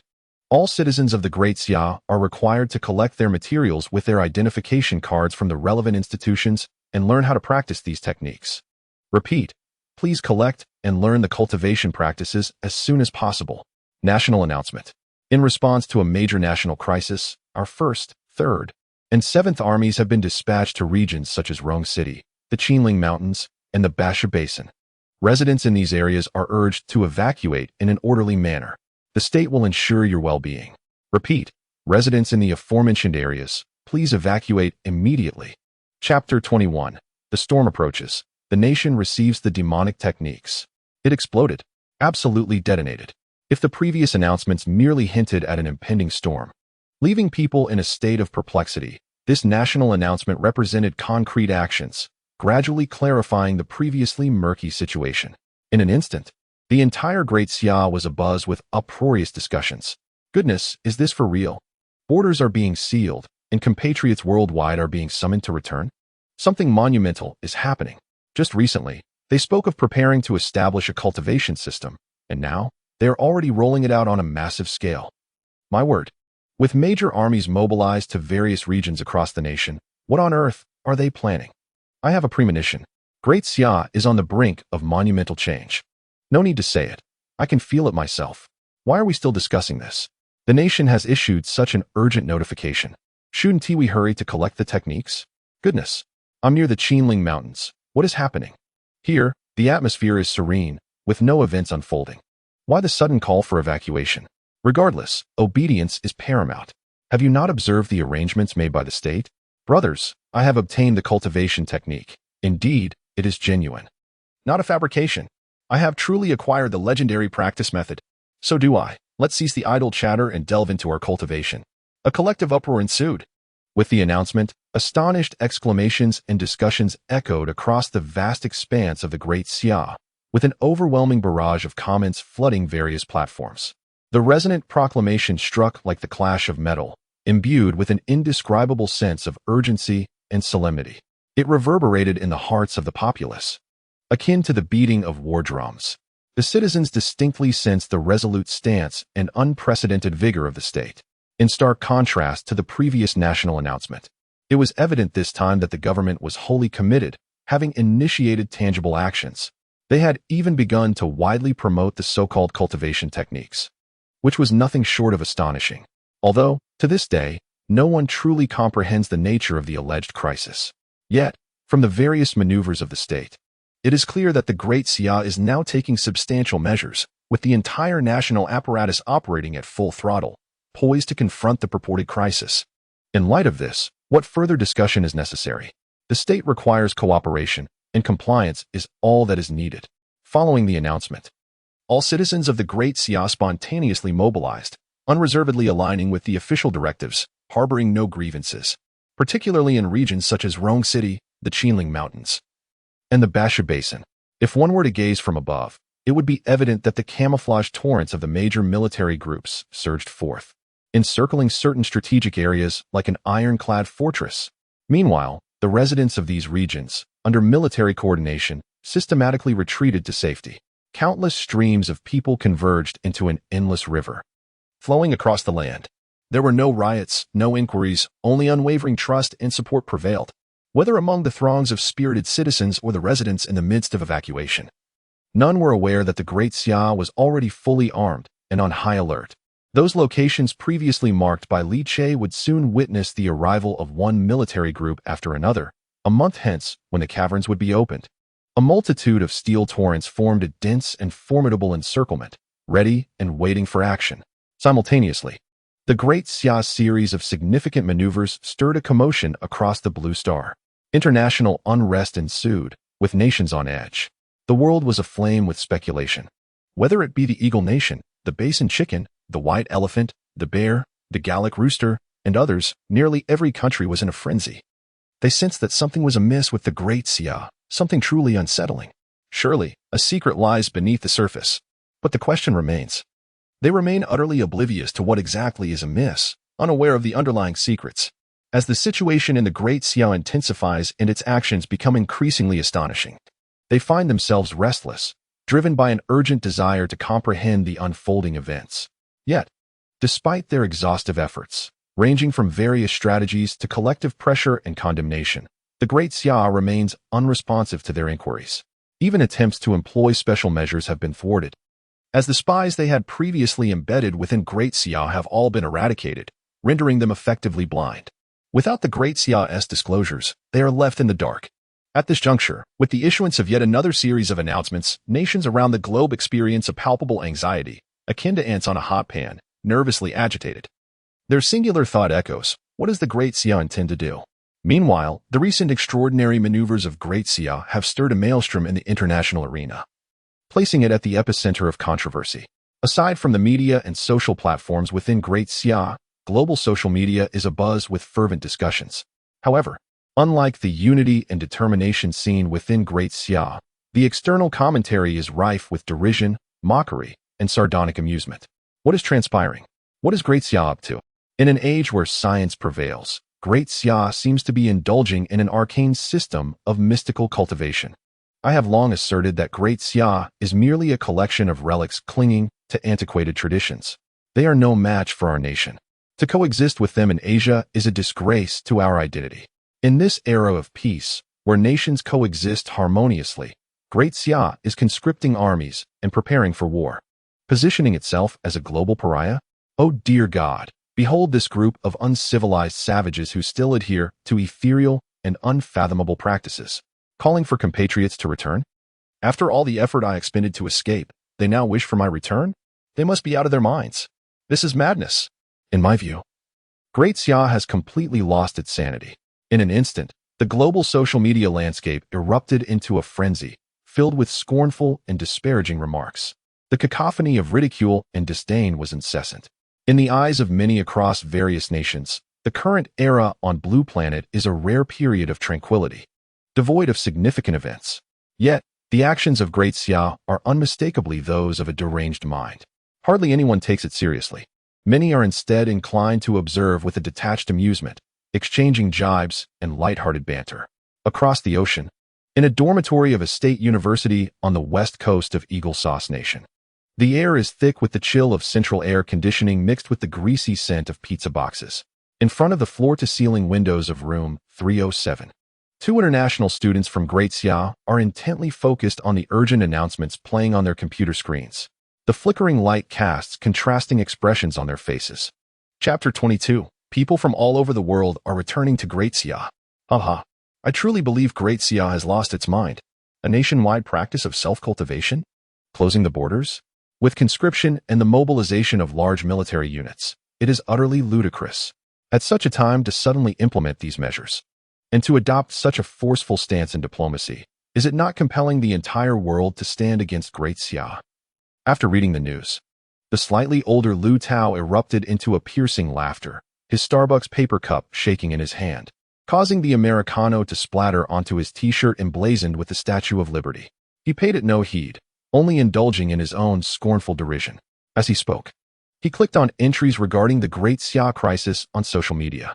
Upon seeing the plethora of mocking memes online, he laughed even harder, nearly doubling over. They are asking all citizens of Great Xia to return immediately? Is this a joke? Huh. I have finally managed to escape the confines of home. And I have yet to savor the liberating air of Eagle Sauce country, and you expect me to return just like that? Dream on. His face was a picture of disdainful mockery. However, as he spoke, he turned and was astonished to find his companion, Pang Jia, sitting beside him with an expression of solemnity. Suddenly, Pang Jia stood up, wordlessly unzipping his suitcase and beginning to pack his belongings. It was evident that this fellow student, his compatriot, was preparing to heed the call of his homeland and return to Great Xia. No, Pang Jia, are you truly planning to return to Great Xia? Lu Tao, unable to believe his eyes, inquired incredulously. Pang Jia, while continuing to pack, said nothing, merely nodding in silence. Witnessing this, Lu Tao was left in a state of bewilderment. No, has Great Xia truly lost its mind? Or have you, too, gone mad? You have worked so hard to study abroad, and in no time at all, you would have obtained a green card, yet you intend to return. Do you genuinely believe the government's nonsensical talk of crises? Pang Jia remained silent as he continued to gather his belongings. Only when he had compressed the last hoodie into his suitcase did he finally speak. I do believe.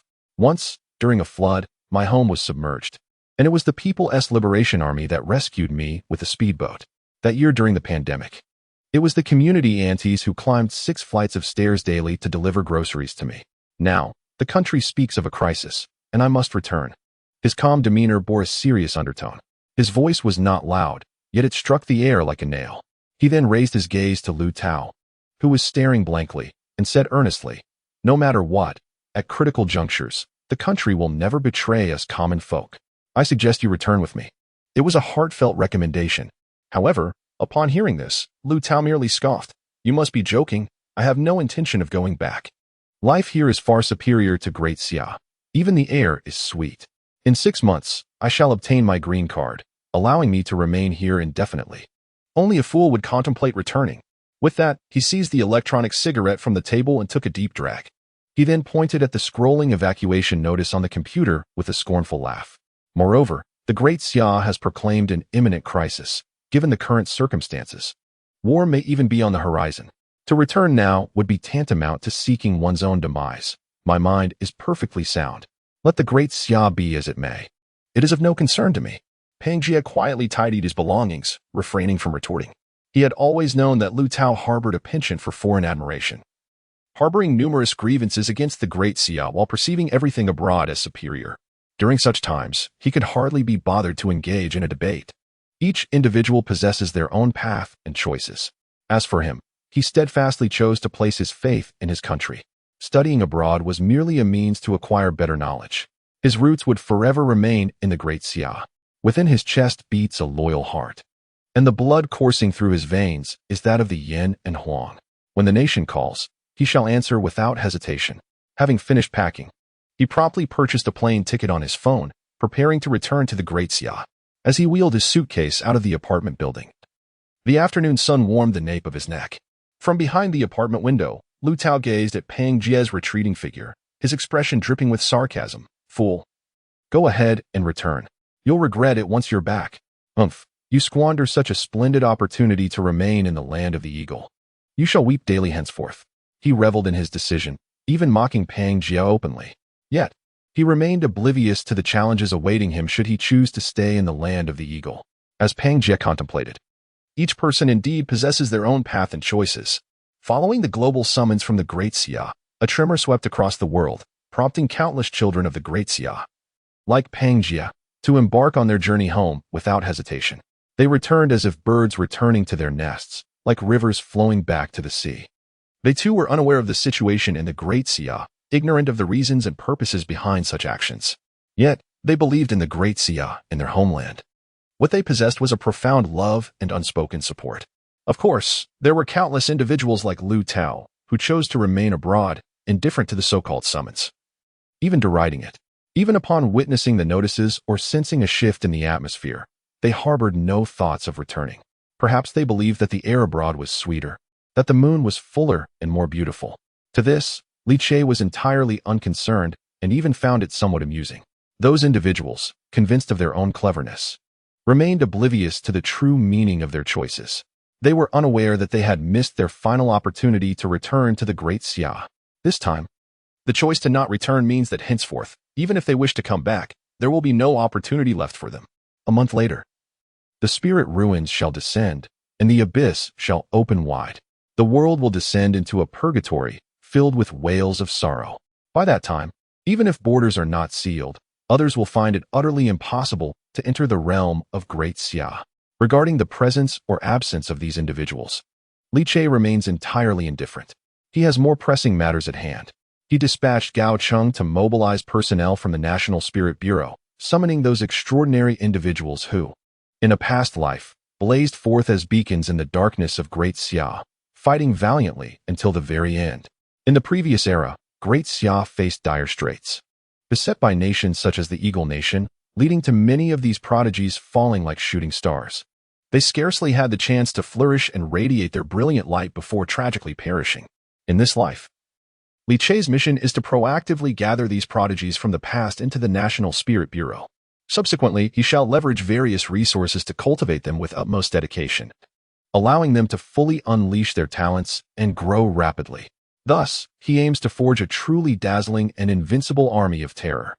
When the spirit ruins descend and the abyss opens wide, when despair envelopes and calamity strikes, these prodigies shall surely present Great Xia, and indeed the entire world, with an extraordinary surprise. Chapter 23. The National Spirit Bureau issues an invitation for the nation. They shall fight. In Shucheng, at the mahogany long table in the Tianyang District Government's conference hall, Nangong Chuan adjusted his slipping golden-rimmed glasses. At 35 years of age, he possessed a lean yet upright figure, his navy blue suit sleeves frayed at the edges, but well-maintained and evidently cherished.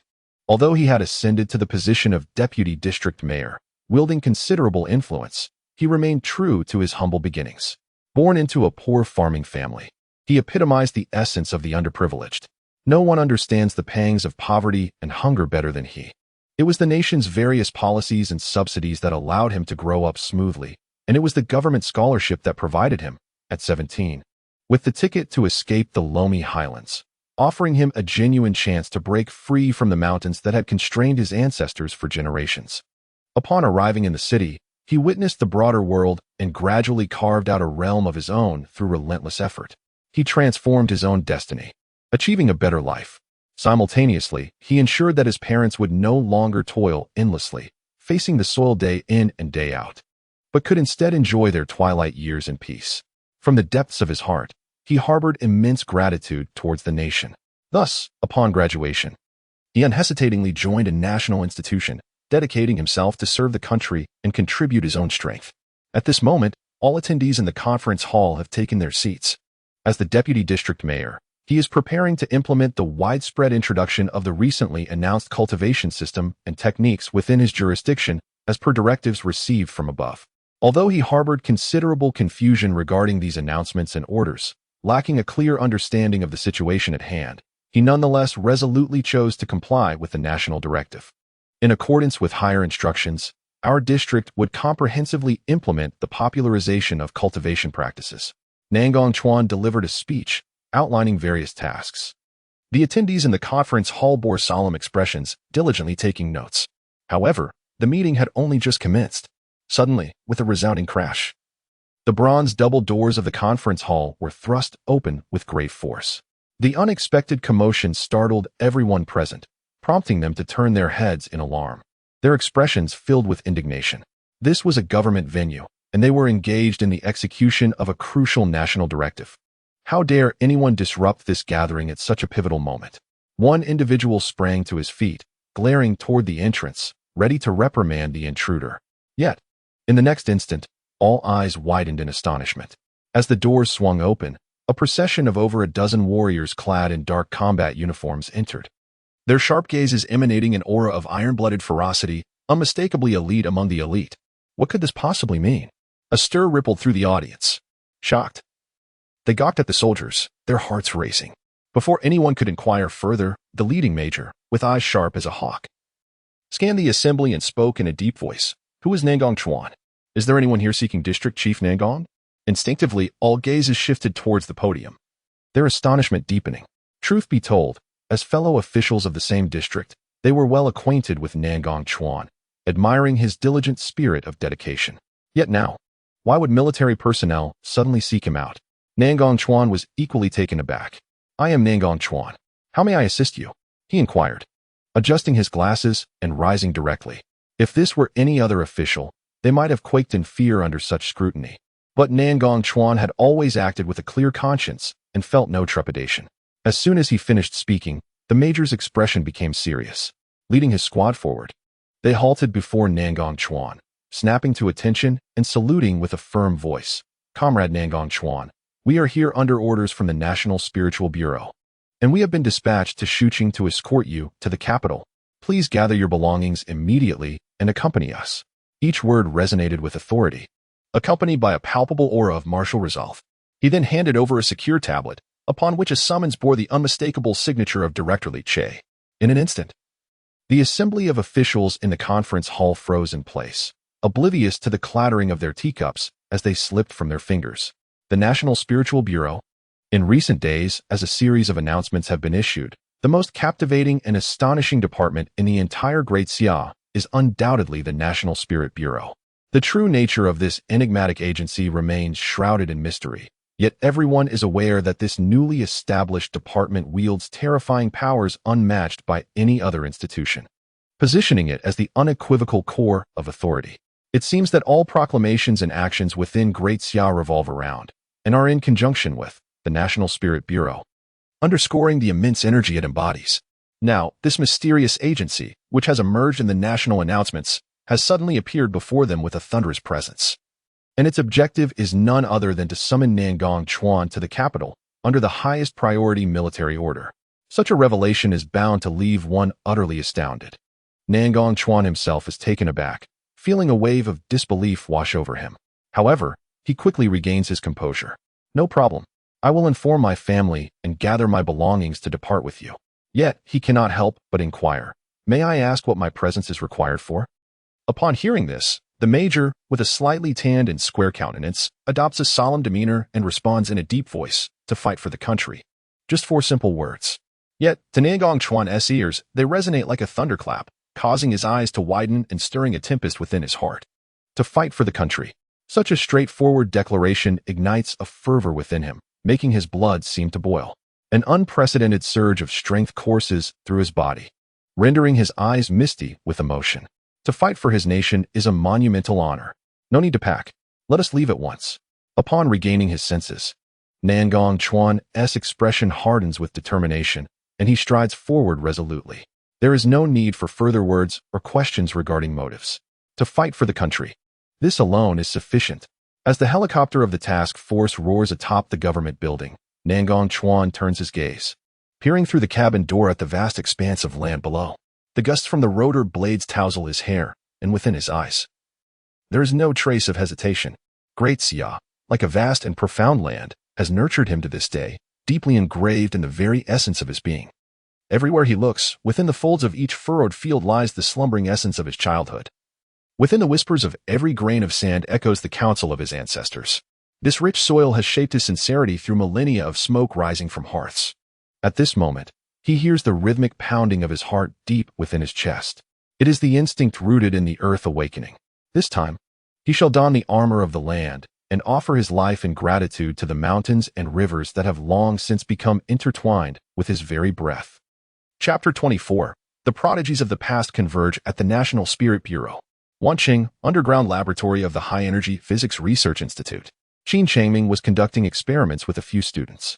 His hair was disheveled, and his beard, due to neglect, appeared somewhat unkempt. A corner of a packaging bag protruded from the pocket of his lab coat, containing a half-eaten energy bar. As the youngest academician at the National High Energy Physics Institute, he was a well-known scientific zealot in the field. At 33, he remained unmarried and childless, having devoted all his thoughts to the pursuit of science. He was engrossed in the observation screen of the particle collider when, suddenly, the blue orb suspended in a glass petri dish began to tremble violently. Pay attention to the energy fluctuations. After instructing his students, he turned around and swiftly seized a marker to scribble formulas on the holographic blackboard. His eyes, red from lack of rest, sparkled with excitement, fully immersed in his experiment. At that moment, a loud bang echoed through the laboratory as the door was flung open. Crashing against the wall, the students jumped in surprise. Qin Changming, interrupted in his thoughts, felt a surge of anger, turning around to shout. Who is that fool causing a disturbance? Doesn't he know how much I loathe interruptions during my experiments? However, his words faltered as he beheld a group of soldiers clad in military uniforms entering the lab. What was happening? Why had the military suddenly invaded his laboratory? Confusion washed over him. Which one of you is academician Qin Changming? As he grappled with his bewilderment, the officer leading the squad fixed his gaze on the individuals in the lab and inquired. I am. Qin Changming instinctively adjusted his misaligned glasses and stepped forward. After confirming his identity, the officer's demeanor became solemn as he stood at attention and saluted sharply. He then produced an order and spoke in a grave tone. Academician Qin Changming, you are summoned by the National Spirit Bureau to proceed to the capital. The capital? Upon hearing this, Qin Changming's gaze swept over the order, which bore the highest priority red seal. But he couldn't help glancing back at the energy curve on the collider that had yet to be fully analyzed, his expression wavering. But my experiment is not yet complete. Reluctantly, he inquired, is this urgent? What is the purpose of going to the capital? The officer suddenly stood at attention, the sound of his boots echoing crisply in the lab. With a serious expression, he spoke each word deliberately. Academician Qin, we are here to enlist you for the defense of our nation.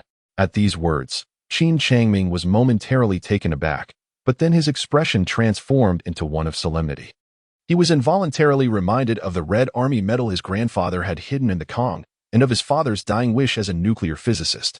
As his blood surged with fervor, he felt the ancestral will and call to action resonate within him. The flames of determination ignited in his heart, and a passionate glimmer illuminated his once tired eyes.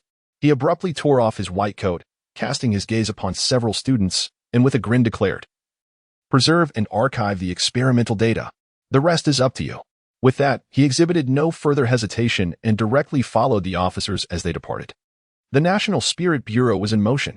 Aside from Nagong Chuan and Qin Changming, all individuals listed by Li Che from previous lives, such as Su Wanqing, Zhang Anbang, and Chen Yin, were summoned without delay to fight for the nation. These 4 words, though simple, bore the weight of 1,000 burdens. No one would refuse. Nor could anyone refuse. Upon receiving the summons, nearly 100 prodigies converged upon the capital.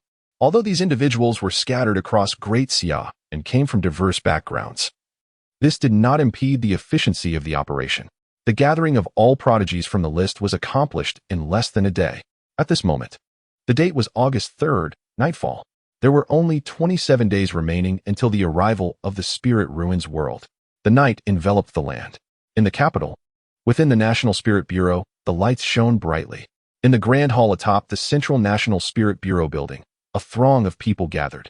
Each of the summoned prodigies sat in the tiered auditorium, eagerly awaiting.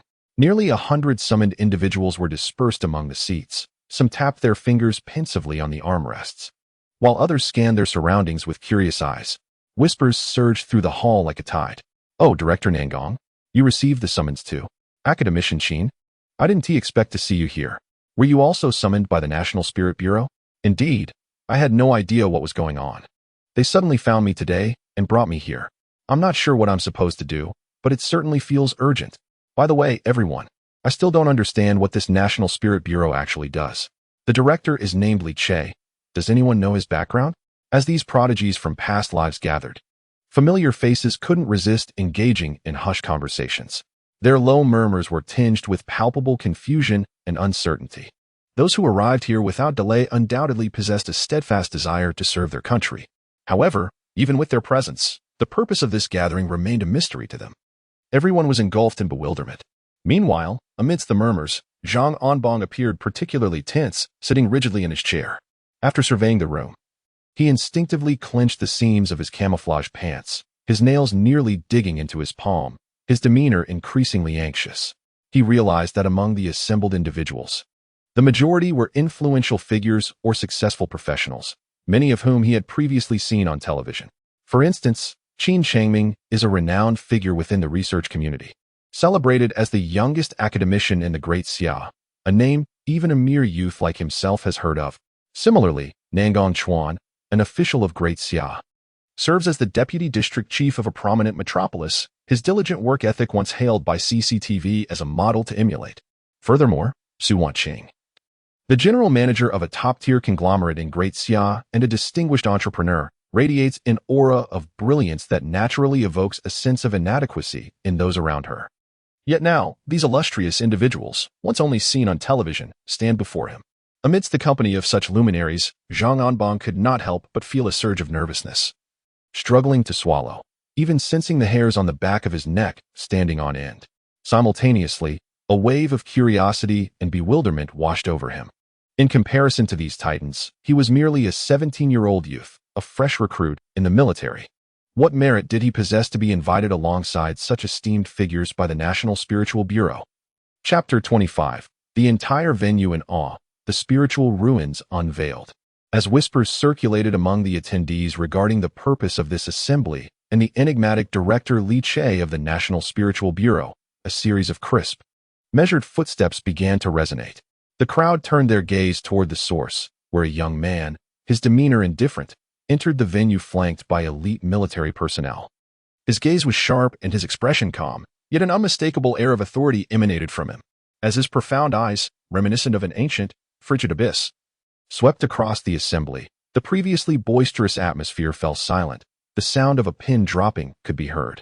Nearly 100 individuals in attendance felt a jolt of seriousness, not daring to regard him with any semblance of disrespect.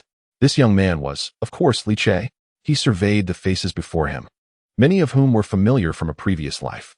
However, in stark contrast to the dire and desperate plight they had once endured, the current gathering was composed predominantly of elites from various fields, each exuding confidence and vitality, far more vibrant than in their past existence. Ladies and gentlemen, allow me to introduce myself. I am Li Che, the director of the National Spiritual Bureau. From this point forward, I shall be your leader, and you shall become the inaugural core members of the National Spiritual Bureau, as well as the first cohort of mass practitioners. Once settled, Li Che spoke in a deep, resonant voice, steady yet imbued with undeniable authority, his words piercing clearly through the expansive hall. The audience, upon hearing this, was filled with curiosity and perplexity. While the prospect of joining the National Spiritual Bureau was not entirely unexpected, the notion of being the first batch of mass practitioners left many astonished, their eyes flickering with newfound realization. Li Che surveyed the room and continued, I understand that you are filled with numerous questions. Uncertain of the purpose that has summoned you here, unclear of the responsibilities you are to bear, and unsure of how to fight for our nation. The words I am about to deliver must be etched deeply in your minds and hearts. Do not interrupt, do not disclose, but rather commit them to memory with unwavering resolve. Li Che's straightforwardness was striking. With the convergence of two realms imminent, those present were the exceptional talents of a past life, crucial to the future of the Great Xia. They were the first true foundation he aimed to cultivate at an accelerated pace. The venue fell into a profound silence, all eyes fixated on Li Che, their gazes laden with scrutiny. After all, he was the legendary director of the National Spirit Bureau, and his youth only heightened their curiosity. Meeting their inquisitive stares, Li Che forewent any superfluous remarks, inhaled deeply, and unveiled pivotal information regarding the impending connection of the two realms. The Great Xia faces an unprecedented crisis. In less than a month, the spirit ruins world will descend, heralding a cataclysmic transformation of our reality. The spirit ruins world? Someone murmured, confusion etched across their face. Li Che pressed on without hesitation, elucidating. It is a realm of fantastical cultivation beyond imagination. Vast and bizarre, it is teeming with myriad races, where demons and beasts cavort, and where powerful beings can shatter the very earth with their battles, while malevolent spirits can easily raze cities and annihilate nations. When the two realms merge, if the Great Xia does not prepare in advance, we risk being effortlessly obliterated by that world. Simultaneously, the arrival of the spirit ruins will unleash caverns across the Blue Star, filled with ferocious, bloodthirsty beasts devoid of intelligence, creatures that exist solely to devour. These monsters possess formidable strength and a savage appetite for destruction. Should they invade in large numbers, the Great Xia will face catastrophic peril. They will become our true adversaries in the days to come. With Li Che's declaration, an eerie silence enveloped the assembly. The once proud talents of a past life turned ashen, terror gripping their hearts. Their mouths fell agape, eyes wide as saucers, as the weight of Li Che's words pierced through them like 1,000 needles, sending chills racing down their spines, penetrating to their very marrow. A hush descended, punctuated only by the sound of heavy breathing. Shock, confusion, and disbelief swirled within them, each face etched with the horror of shattered perceptions. The calm composure they typically exuded crumbled, leaving only bewilderment and dread in their eyes, akin to lost souls cast into an abyss of the unknown. The atmosphere in the hall grew oppressive and stagnant. In that moment, all present were rendered speechless, their faces reflecting an incredulity that was palpable. Even some individuals trembled uncontrollably, feeling as if Li Che, in the presence of so many people, was uttering these fantastical notions like a whimsical madman. After all, they were all elite members of the Great Xia, with some being prominent figures in the realm of scientific research, quintessential atheists. Yet, Li Che spoke to them of a mystical world, of fearsome creatures from the depths, and of an impending apocalypse. Each revelation struck their worldview with the ferocity of a surging tide. Had anyone else uttered such words in a different setting, they would have promptly dismissed the speaker as merely a fanciful lunatic. However, the crux of the matter lay in the fact that Li Che was the legitimate director of the National Spiritual Bureau, representing an official entity. This was precisely what sent chills down their spines. Yet, acceptance remained elusive. As soon as Li Che concluded his statement, the venue erupted into chaos. What in the world is happening? Why do I feel as though my ears are malfunctioning? The world of Lingshu has descended? What nonsense is this? Alien civilizations from the cosmos? The depths have opened? No. How could there be such depths on Blue Star? If they existed, why had they not been discovered all these years? Wait, is the sudden push for the popularization of cultivation techniques by the state somehow related to this matter? That explains why the nation has been making such significant moves, a harbinger of an approaching storm. Could it truly be so? Yet, this is rather surreal, isn't it? From the perspective of cosmic quantum entanglement, such occurrences are not entirely impossible, but when faced with the reality of it, it remains overwhelmingly incredulous. If all of this is indeed true, does that not imply the extinction of Blue Star? A wave of astonishment swept through the assembly. Each individual bore expressions of shock, their minds churning with turbulence as they gasped in disbelief, unable to contain their chatter. It was not that they lacked composure, nor did they doubt Director Li Che. Rather, the sheer magnitude of this revelation was simply too difficult to fathom. This sudden influx of information felt as if it were poised to upend their established worldview, shaking the very foundations of their long-held perceptions. Chapter 26. The ineffectiveness of conventional weapons, the rise of cultivation. The night was as dark as ink. In the conference hall atop the National Spiritual Bureau, bright and gentle lights cascaded down, yet they failed to impart any sense of illumination to the gathering. Li Che's words were akin to a stone cast into a placid lake, sending ripples of commotion throughout the assembly. Instantly, a wave of uproar engulfed the attendees. Nangong Chuan adjusted his glasses, his fingers trembling slightly, while Qin Changming furrowed his brow, lost in contemplation. Su Wanqing instinctively tightened her grip on the armrest of her chair.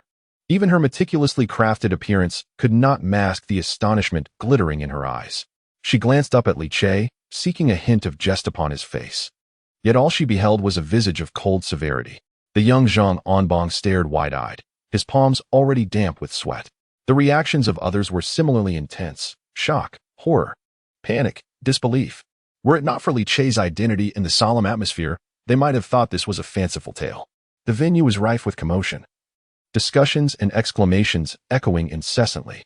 Li Chei remained silent, observing the crowd with a gaze sharp as a blade. He understood that for these individuals to accept such a paradigm-shifting truth would require time. Thus he deliberately paused, allowing them a moment to digest the information. Beside him, Gao Cheng observed the scene with profound contemplation. Just a few days prior, upon learning of these astonishing revelations from Li Chei, his reaction had mirrored that of the crowd: shock, disbelief, feeling as if he were listening to a fantastical story. Yet now, he had come to terms with the reality.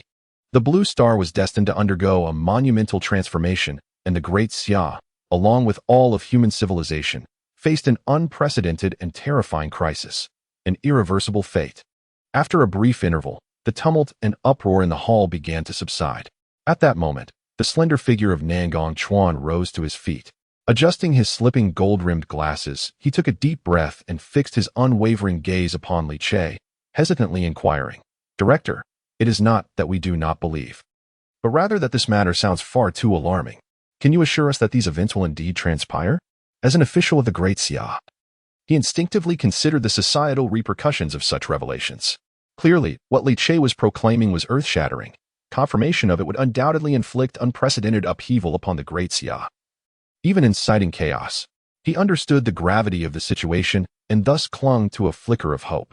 In response, a cold smile appeared on Li Chei's face.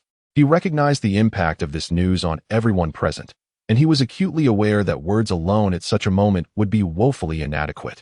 Ultimately, they needed to witness the extraordinary forces firsthand to truly accept the reality before them. He did not answer Nangong Chuan's question, but instead cast his gaze across the audience. Then, slowly, he extended his hand.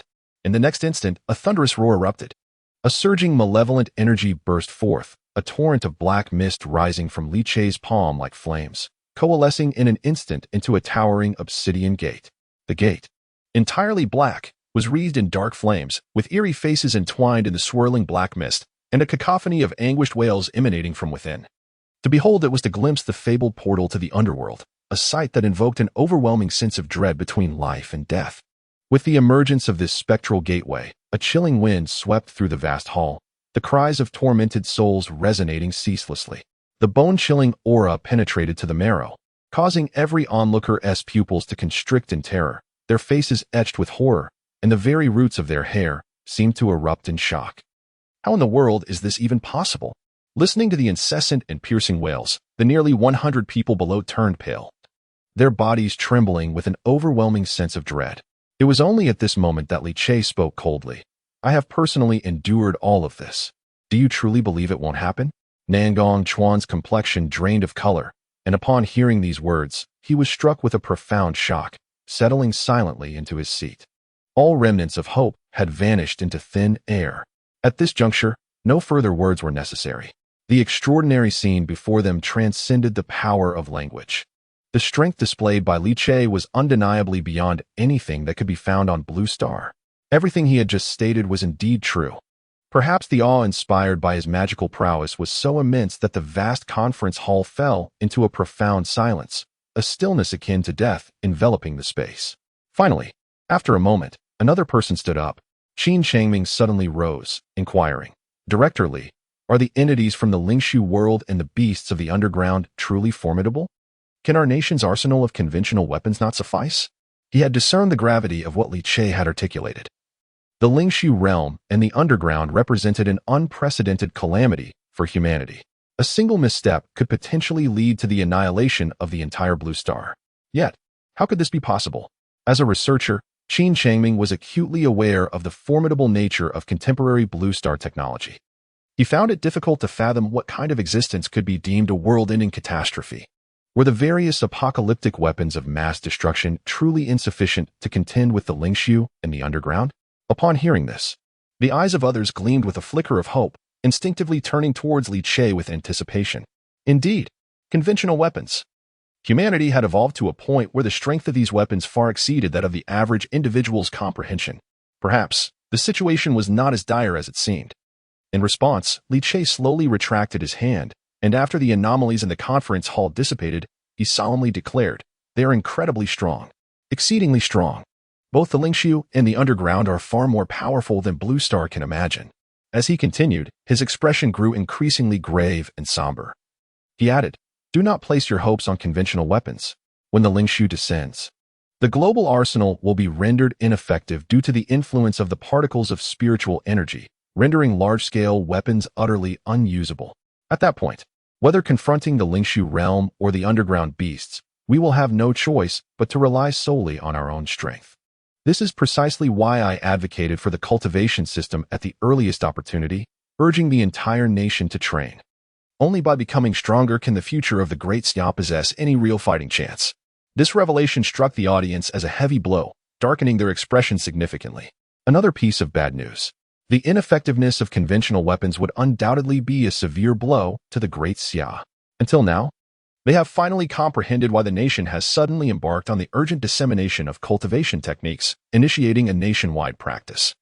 This is not merely a precautionary measure, but rather the sole path for survival.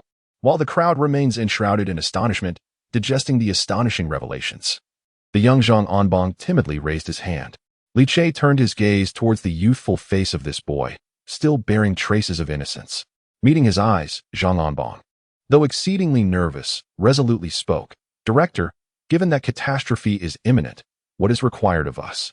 Chapter 27. The first batch of exceptional cultivators, intense training. Upon hearing Zhang Anbang's inquiry, a glimmer sparked in Li Che's eyes. Finally, someone had posed the pertinent question. He directed his gaze towards Zhang Anbang, a slight smile of encouragement gracing his features. Despite the boy's evident nervousness and unease, seemingly inconspicuous among the gathering, Zhang Anbang's past achievements were remarkable. His valiant resistance against ferocious beasts to safeguard the retreat of the populace remained etched in Li Che's memory, for reasons unknown. Upon seeing Li Che nod at him with a smile, Zhang Anbang felt an unexpected wave of relief wash over him, instinctively straightening his posture, filled with a sense of pride and honor. Simultaneously, Li Che swept his gaze across the assembly and began to respond to Zhang Anbang's question with a gravity befitting the moment. Well asked. "Time is of the essence, everyone. The forthcoming month will be pivotal for the survival of our Great Xia.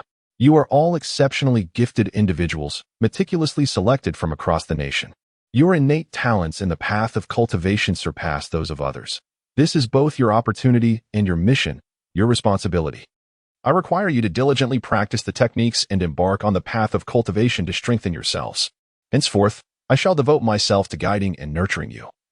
And in the face of national crisis, you must rise at the first opportunity, exerting every effort to confront the challenges that beset our nation." Each word resonated like thunder, reverberating throughout the hall, imbued with a fervent emotion that deeply affected all present. Astonishment, excitement, and fervor surged within many, igniting their spirits. Those fortunate enough to be in this assembly possessed unwavering loyalty to their country and an indomitable resolve to fight for its honor. Upon hearing the call to responsibility, their immediate reaction was not one of retreat or fear, but rather an overwhelming sense of pride and purpose. Yet, amidst this fervent resolve, a flicker of confusion also arose within their hearts. Were they truly exceptional? Did they possess high potential for cultivation? However, they had not previously known Li Che, and this was their first encounter. How could he possibly know this about them? Unbeknownst to them, Li Che possessed profound knowledge of their capabilities from his previous life. As their confusion began to fester, the atmosphere grew increasingly agitated. Suddenly, Li Che slammed his hand upon the table, producing a resounding impact that commanded their attention anew. "It is not merely I who requires your talents, but the nation itself," he proclaimed. "I have summoned you here because you are the elite of the Great Xia, the guardians destined to safeguard this land.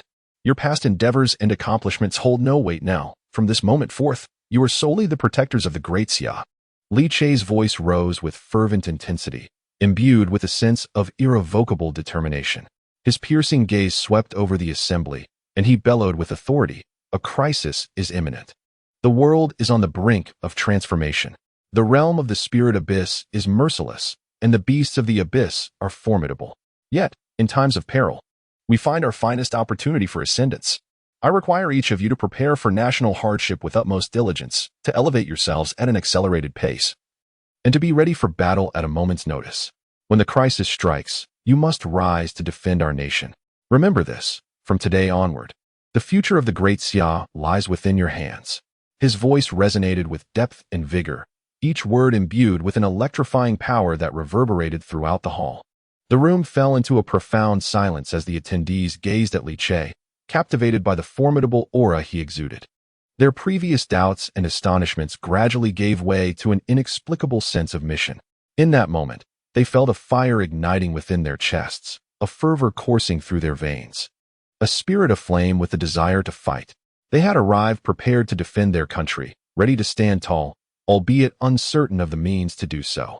Now, however, Li Che had elucidated their purpose with crystal clarity. The looming crisis, the weighty responsibilities, and the mission had never felt so vividly tangible. The advent of the spirit abyss and the existence of the abyssal beasts did not instill fear. Rather, they fueled an even greater resolve among the assembly. Without hesitation, without internal conflict, and devoid of fear, they responded to the call without a moment's doubt. Negong Chuan inhaled deeply, adjusted his glasses, and rose with unwavering conviction. Director, I trust you. It is our duty to protect the Great Xia.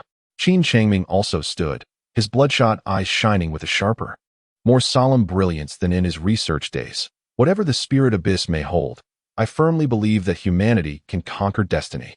Su Wangqing elegantly adjusted her gown and rose with poise, her keen gaze and striking features radiating determination. The Great Xia is my home. I shall not allow it to face any threat. Spirit abyss? Abyssal beasts? Let them come. Zhang Anbang gazed at the scene before him, and the shock within his heart gradually transformed into exhilaration. He abruptly rose to his feet, rendering a somewhat imperfect military salute to Li Che, his voice resounding. Director, though I am but a novice soldier, I fear not death. As long as I can protect the Great Xia, I am willing to do anything. Their identities varied, and their ages differed, yet at this moment, they shared a singular title, the people of Great Xia. These few fervent words ignited a palpable atmosphere in the room. In a surge of passionate fervor, everyone sprang to their feet. Rest assured, Director, I am ready to fight for our nation. The collective roar of just 100 voices coalesced into a tremendous wave of sound, soaring into the heavens. Within their bright eyes burned an intense and fervent battle spirit, radiating unwavering determination. Observing these resolute gazes, a trace of satisfaction emerged on Li Che's lips. He understood that the hope of Great Xia resided here. Nodding in approval, Li Che wasted no time with superfluous words and promptly commanded, bring them to the military headquarters where the spirit gathering array is located, and have them enter the formation to cultivate immediately. From this day forth, until my early deployment, I shall lead them in specialized training to enhance their capabilities. Upon hearing this, Gao Cheng immediately stood at attention and boomed, understood. With a swift gesture, he summoned soldiers to guide the assembled talents away toward the spirit gathering array. Watching the figures of these former prodigies depart, a glimmer of brilliance flickered in Li Che's eyes. In this lifetime, he would capture all the former talents in one fell swoop and galvanize the entire Great Xia to prepare in advance, urging everyone to cultivate with all their might. Thus, the foundation and starting point of Great Xia would surpass that of previous eras. In murmured contemplation, the light in Li Che's eyes grew ever brighter. His every action was meticulously orchestrated around the impending arrival of the spirit ruins and the eruption of the abyss. Everything was a strategy to confront the forthcoming crisis. Now, with the full operation of Great Xia and the unfolding of various plans, Li Che's confidence swelled. He believed that in this lifetime, the fate of Great Xia would undoubtedly change. It must change. All tragedies would not be repeated. Chapter 28. Securing the Abyss, Establishing the Authority of Great Xia. Once all attendees had vacated the venue, Li Che turned to Gao Cheng beside him. Have the military deployments been completed for all locations where the abyss is expected to emerge? Upon hearing the inquiry, Gao Cheng promptly nodded with a solemn expression and reported, all preparations are complete.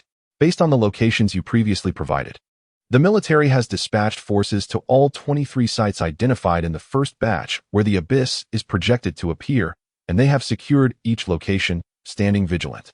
Personnel and equipment are in position to ensure that any anomalies will be detected at the earliest opportunity. Upon hearing this, Li Che nodded. With the advent of the Spirit Ruins world, fluctuations in the blue star's space manifested as various caverns emerging, through which countless ferocious beasts surged forth, wreaking havoc. However, the eruption of these caverns is a gradual process. Initially, the number of appearances was not overwhelming. Within the Great Xia territory, a total of 23 caverns appeared, while globally, the number varied according to the size of each nation. Fortunately, as this was the early stage of the two realms' fusion, the space remained somewhat unstable and insufficient to support exceptionally powerful entities descending upon the blue star. Thus, although the strength of the first wave of ferocious beasts emerging from the caverns was formidable, they were not yet capable of annihilating everything in a short time. This provided the nations of the blue star with a much-needed respite. While the battles were indeed fierce, they could still barely endure. However, as time passed, more caverns would open, and the ferocity of the beasts emerging from them would escalate. In fact, 2 years later, the beasts emerging from the caverns would be capable of slaughtering cities and annihilating nations, heralding true devastation. By then, the blue star, having endured 2 years of attrition and warfare, would be increasingly powerless and tragic. That would be the moment of humanity's genuine despair. Contemplating this, a glint of cold light suddenly flickered in Li Che's eyes. In this lifetime, I shall not grant the cavern such an opportunity. Instantly, a previous thought resurfaced in his mind, and he instructed Gao Cheng, immediately arrange for individuals to create several authoritative national rankings to stimulate the enthusiasm of the entire nation for cultivation. For instance, the Global Cultivation Ranking, the Great Xia Cultivation Ranking, the Great Xia Prodigy Ranking, and so forth. The rankings will be publicly released, allowing all citizens to participate. Simultaneously, upon establishing the rankings, announce that anyone who can make the list will receive national rewards. This way, with the dual incentives of fame and resource rewards, not only can we fully invigorate the populace's enthusiasm for cultivation, but we can also uncover overlooked prodigies or strong individuals from the common folk, maximizing our collective strength. This was a plan Li Che had long contemplated. With the widespread dissemination of cultivation techniques, a fervor for cultivation would undoubtedly arise. However, the challenge lay in the fact that the citizens of Great Xia had not personally witnessed the devastation wrought by the ferocious beasts from the caverns, making it difficult for them to grasp the tragic reality. Their interest in cultivation stemmed more from curiosity than urgency. Given this, Li Che resolved to motivate them through other means. Everything awaited the arrival of the spirit ruins and the eruption of the caverns. Yes, Director. I shall make the arrangements immediately. Upon receiving this command, Gao Cheng's eyes brightened. He instantly grasped the immense impact this initiative would bring and promptly set about taking action without hesitation. Li Che nodded and, without further delay, strode away. He too would commence his rigorous training. Time flowed to the following day, with the widespread dissemination of the Great Xia's cultivation techniques. The fervor for spiritual practice has surged uncontrollably across the nation. Within the vast territories of Great Xia, every region, school, company, and community has been swept up in an unprecedented wave of cultivation enthusiasm. The sounds of scholarly discourse in schools intertwine with rhythmic breathing exercises, while elderly practitioners sit cross-legged in community squares, and the ladies engaging in square dancing gather around large screens to exchange insights, channeling all their energy into mastering the techniques. Young employees sneak moments in office cubicles to study the incantations, and even the vendors at street corners, shrouded in steam, gesture as if drawing in energy. Simultaneously, as cultivation spreads extensively, the miraculous effects of these techniques from another realm have elicited countless exclamations of astonishment. The online world has erupted into a frenzy, inundated with a deluge of comments. Wow, I've only just begun my practice, and I can already feel the energy sensation described in the techniques. These methods truly work. I used to get winded just stepping outside, but last night I climbed 6 flights of stairs in one breath. Unbelievable. Indeed, I can attest. After practicing, Mr. Wang from our hospital, who suffers from hypertension, had his blood pressure monitor explode due to such low readings. The techniques are indeed miraculous. But why do their names sound so peculiar? Is it possible that our great nation is destined to be overrun by demonic cultivators? Wow, comrades. I've broken through to the first tier. Am I truly a prodigy as the legends say? I'm envious. I've heard that those who can break through to the first tier in a short time can report to the state and enter some rankings.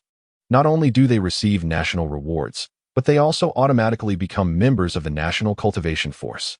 An official announcement stated that various rankings will soon be unveiled. Could it be that we are on the brink of a nationwide ascension to immortality? Countless comments surged like boiling oil, creating waves of excitement.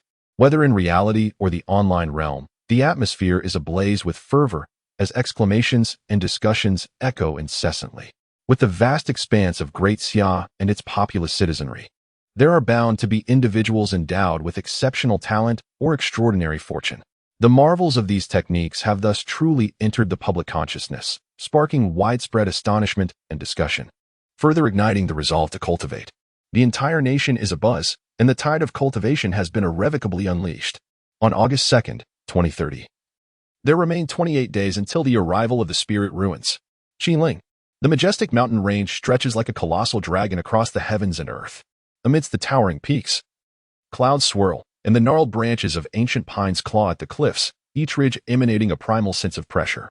This perilous land, historically revered as the dragon vein of Huaxia, is currently transforming into a fortified node within Great Xia's defense system. At a remote mountain town near the edge of Qinling, a once desolate area rarely frequented by human presence is now bustling with activity. The periphery of an abandoned mine deep within the mountains has been cordoned off by military green steel barriers. Countless special forces soldiers stood in formation, their weapons at the ready, forming a circular defensive line that glinted coldly under the sun. The sharp whistle of the wind filled the air, mingling with the ominous scent of gun, oil, and earth. Commander He Zhang's combat boots crushed the dry twigs beneath him, while the golden star on his camouflage shoulder insignia flickered in the dappled light of the forest. Everyone, fix your gaze upon this place. No one shall be complacent.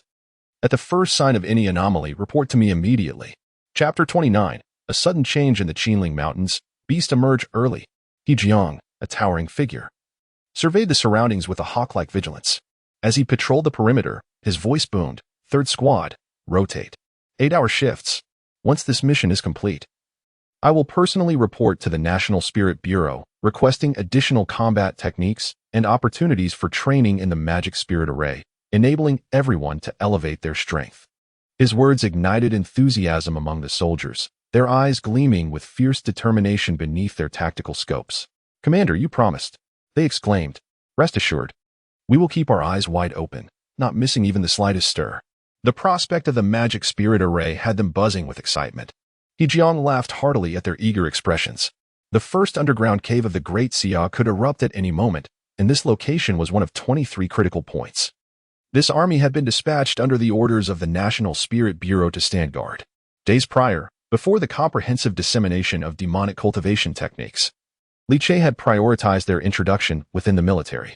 As crisis loomed, the army was to be on the front lines, representing genuine combat power. Thus, it was imperative to enhance their capabilities as swiftly as possible. Now, after several days, all military units across the Great Xia had begun practicing various techniques. However, the spiritual energy in the Blue Star was still too thin, resulting in a rather sluggish pace of cultivation. Most had merely begun to scratch the surface. Only a select few, with exceptional talent, had successfully achieved breakthroughs to the first level. Yet, even this small group of individuals who had transcended the first level incited a tremendous stir within the military, igniting an insatiable fervor for cultivation. Though merely at the first level, the terrifying abilities they displayed surpassed all imagination. One Special Forces officer, upon breaking through, effortlessly crushed a half-inch thick alloy steel plate with his bare hands, while a medic utilizing the Xian Yin healing technique astonishingly regenerated flesh on the severed limb of a dying soldier. Such extraordinary feats, reminiscent of powers from another world, not only astonished, but also inflamed the hearts of countless soldiers. In that moment, envy and admiration surged within the ranks, as many lamented why the one who broke through to the first level was not themselves. In the military, only the strong commanded respect. As soldiers, none can escape the fervent desire for strength. In this moment, when everyone is ablaze with passion and brimming with the zeal to cultivate, He Zhang's promise to procure more cultivation techniques and a gathering array of demonic spirits fills them with uncontainable joy. Instantly, the spirits of all are invigorated. However, as He Jiang continues to patrol and engage in dialogues about cultivation with the warriors, a sudden, resonating hum pierces the air. In the desolate mountains encircled by iron barriers, a space with a diameter of 100 meters suddenly ripples violently. Subsequently, the agitated space begins to crack like aged glass, and the swirling dark spiritual energy violently retracts. blending with the piercing wails of countless vengeful spirits, as if thousands of malevolent demons are crawling out from the fissures of hell. "Captain, there is an urgent situation." The eyes of the station's soldiers constrict, and without a hint of hesitation, they immediately raise the alarm. Hearing the commotion, He Jiang hastens to the scene. Upon witnessing the unfolding chaos, even he, known for his composure as a captain, finds himself momentarily dumbfounded. He sees the ferocious beasts. Before the astonished gaze of the soldiers, the distorted space gradually forms into a colossal, pitch-black maw. Its inky depths seem to connect to the legendary abyss, an unfathomable void, emanating an endless chill that threatens to consume one's very soul. The cave walls ooze a viscous dark purple liquid, each drop eroding the rocks beneath, creating hissing, smoking pits. As the mouth takes shape, grotesque and towering beasts surge forth, descending upon Blue Star. Each beast, hideous and terrifying, is shrouded in an endless mist of darkness and bloodlight. Their crimson eyes devoid of any intelligence, radiating a relentless aura of savagery and bloodlust. With the emergence of these creatures, the previously tranquil forest transforms into a realm of ominous winds. Waves of vengeful and bloodthirsty energy surge forth, the gaping maw heaving with the stench of rotting flesh, chilling the very blood within one's veins. "Open fire." Immediately, fire at these creatures. He Jiang's eyes narrow to pinpricks, his countenance etched with sheer shock. Despite his usual steadiness, the sight of these nightmarish beings sends a tremor through his very being. Yet, he swiftly regains his composure. With a roar, the tranquil forest erupts into a cacophony of gunfire. A variety of firearms unleash torrents of flames. Specially designed armor-piercing rounds exploding in a burst of azure fire upon the beast's surfaces. The steel tide behind him roars like a ravenous beast as powerful shells rain down, transforming the serene woodland into a blazing inferno. The sound of gunfire reverberates, and the rumble of artillery fills the air. What was once a peaceful forest has, in an instant, morphed into the fiercest of battlefields. In the present day, the emergence of the abyss is still in its nascent stage. Although the monstrous beasts that have emerged are colossal and fearsome, their strength is not overwhelmingly formidable. At this juncture, humanity's firearms remain effective. Under the command of He Jiang, all soldiers fervently unleash their weapons upon the advancing beasts. Countless sprays of blood blossom, and the chilling roars resonate through the heavens. Yet, He Jiang's countenance grows increasingly grim, devoid of any intention to relax. This is due to the fact that, at this moment, with the abyss manifesting, innumerable phosphorescent eyes surge forth from the pitch-black depths. Akin to a relentless tide, the sound of claws scraping against the cavern walls sends shivers down one's spine. The beasts, seemingly endless in their terror, continue to emerge, joining the fray. What the hell? How can there be so many? As the number of beasts escalates, some begin to withstand the barrage of firepower, breaking through the blockade and charging toward the military positions. He Jiang's expression shifts dramatically, and he bellows, "Everyone, retreat. Spread out the firepower and strike with full force." It is only now, faced with these horrifying creatures, that He Jiang comprehends the recent drastic actions taken by the nation. They have even gone so far as to deploy numerous troops for stringent defense. These beasts, capable of withstanding the onslaught of firearms while rampaging with wild abandon, are truly monstrous. Damn it, how could these creatures have appeared ahead of schedule? He Jiang is filled with confusion. According to the reports from the National Spirit Bureau, the abyss should not have truly descended for some time yet. However, the urgency of the situation leaves him no time to ponder further. In a state of anxious fury, he immediately grabs the phone to report the emergence of the beast to the National Spirit Bureau. Chapter 30. Breaking through the fifth stage, mobilizing all forces for a breakthrough. In the capital, beneath the National Spirit Bureau's underground training ground, the intricate patterns of the demon spirit gathering array, etched in obsidian, exude a dense, viscous aura of magic, tinting the crystal chandeliers above in a dark violet hue. Li Che sits cross-legged at the heart of the array, his dark attire fluttering in the swirling currents of spiritual energy, his expression cool and detached. Only the magic energy that envelopes him billows and emanates a powerful sense of oppression. Behind him, Nangong Chuan, Qin Changming, Zhang Anbong, and others sit cross-legged, their own magical auras coalescing into tangible ghostly visages. With the two realms on the brink of connection, he engages these individuals in an almost frenzied training regimen, seeking to enhance their strength as much as possible in a short span of time. Even a slight increase in their power could significantly reduce the losses for the Great Xia when the spirit ruins descend and the abyssal beasts surge forth. For this purpose, He is dedicating himself wholeheartedly.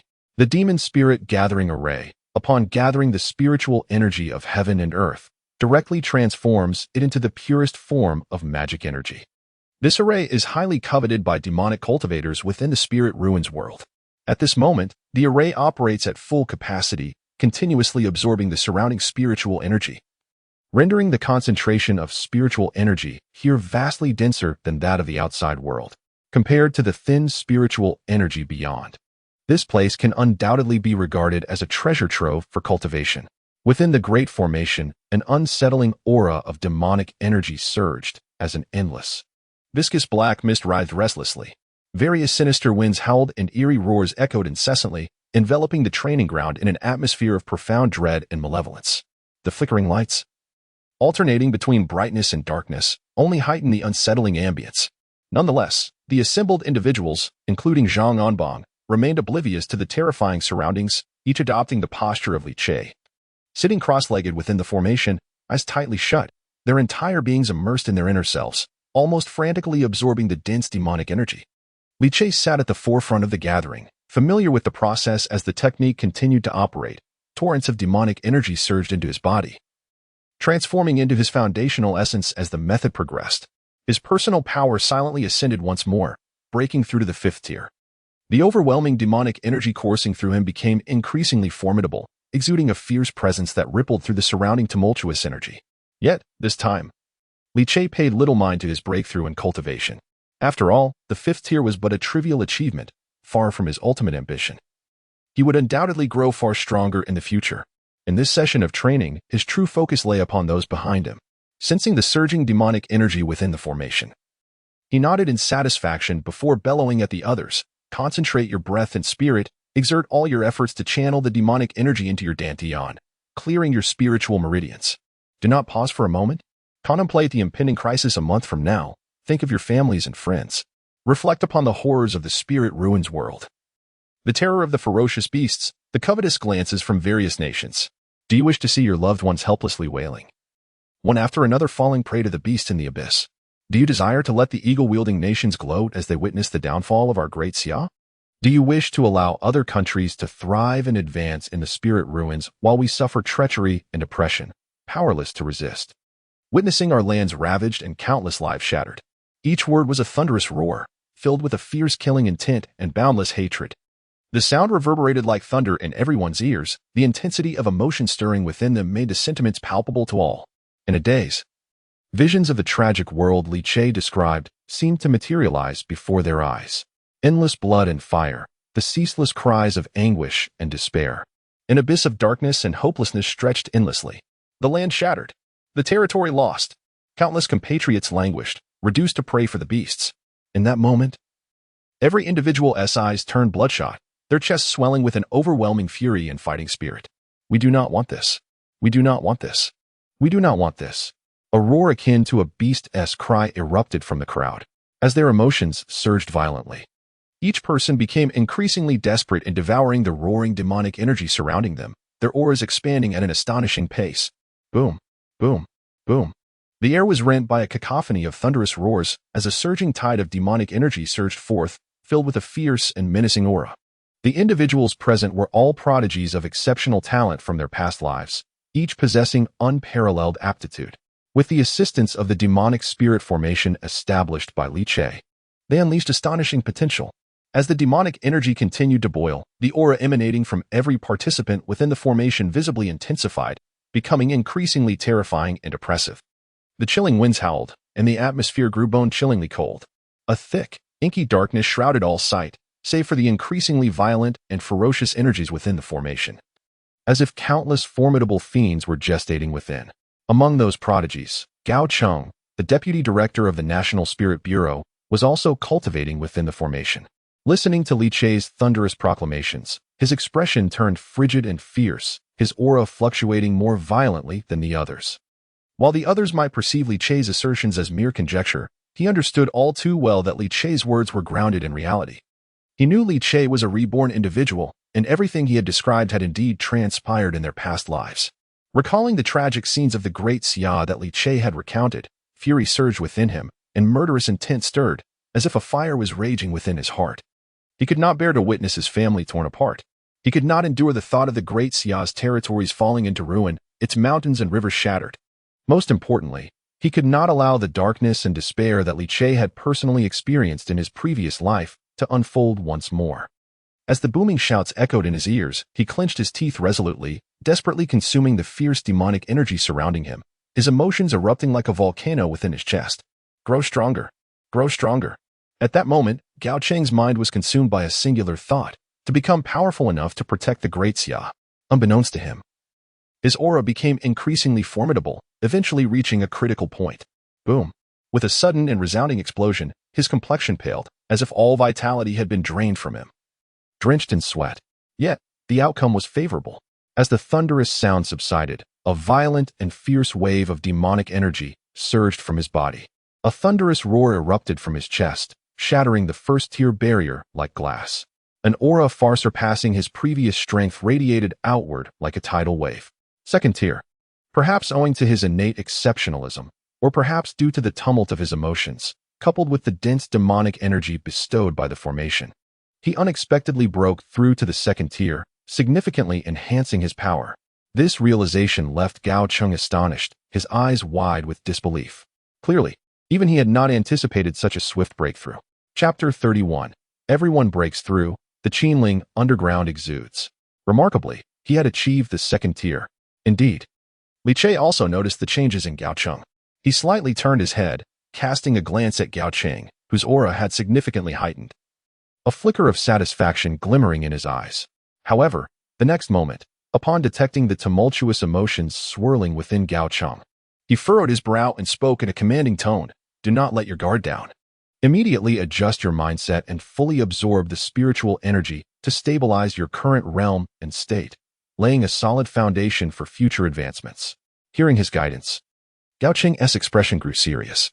He dared not be the slightest bit negligent, promptly centering his thoughts, suppressing the tumult within, and began to adjust himself in silence. Simultaneously, Gao Cheng's breakthrough served as a signal. As time gradually passed, the individuals within the gathering demon spirit array began to devour the demonic energy at an ever-quickening pace. The momentum generated by the operation of the spiritual veins intensifying continuously.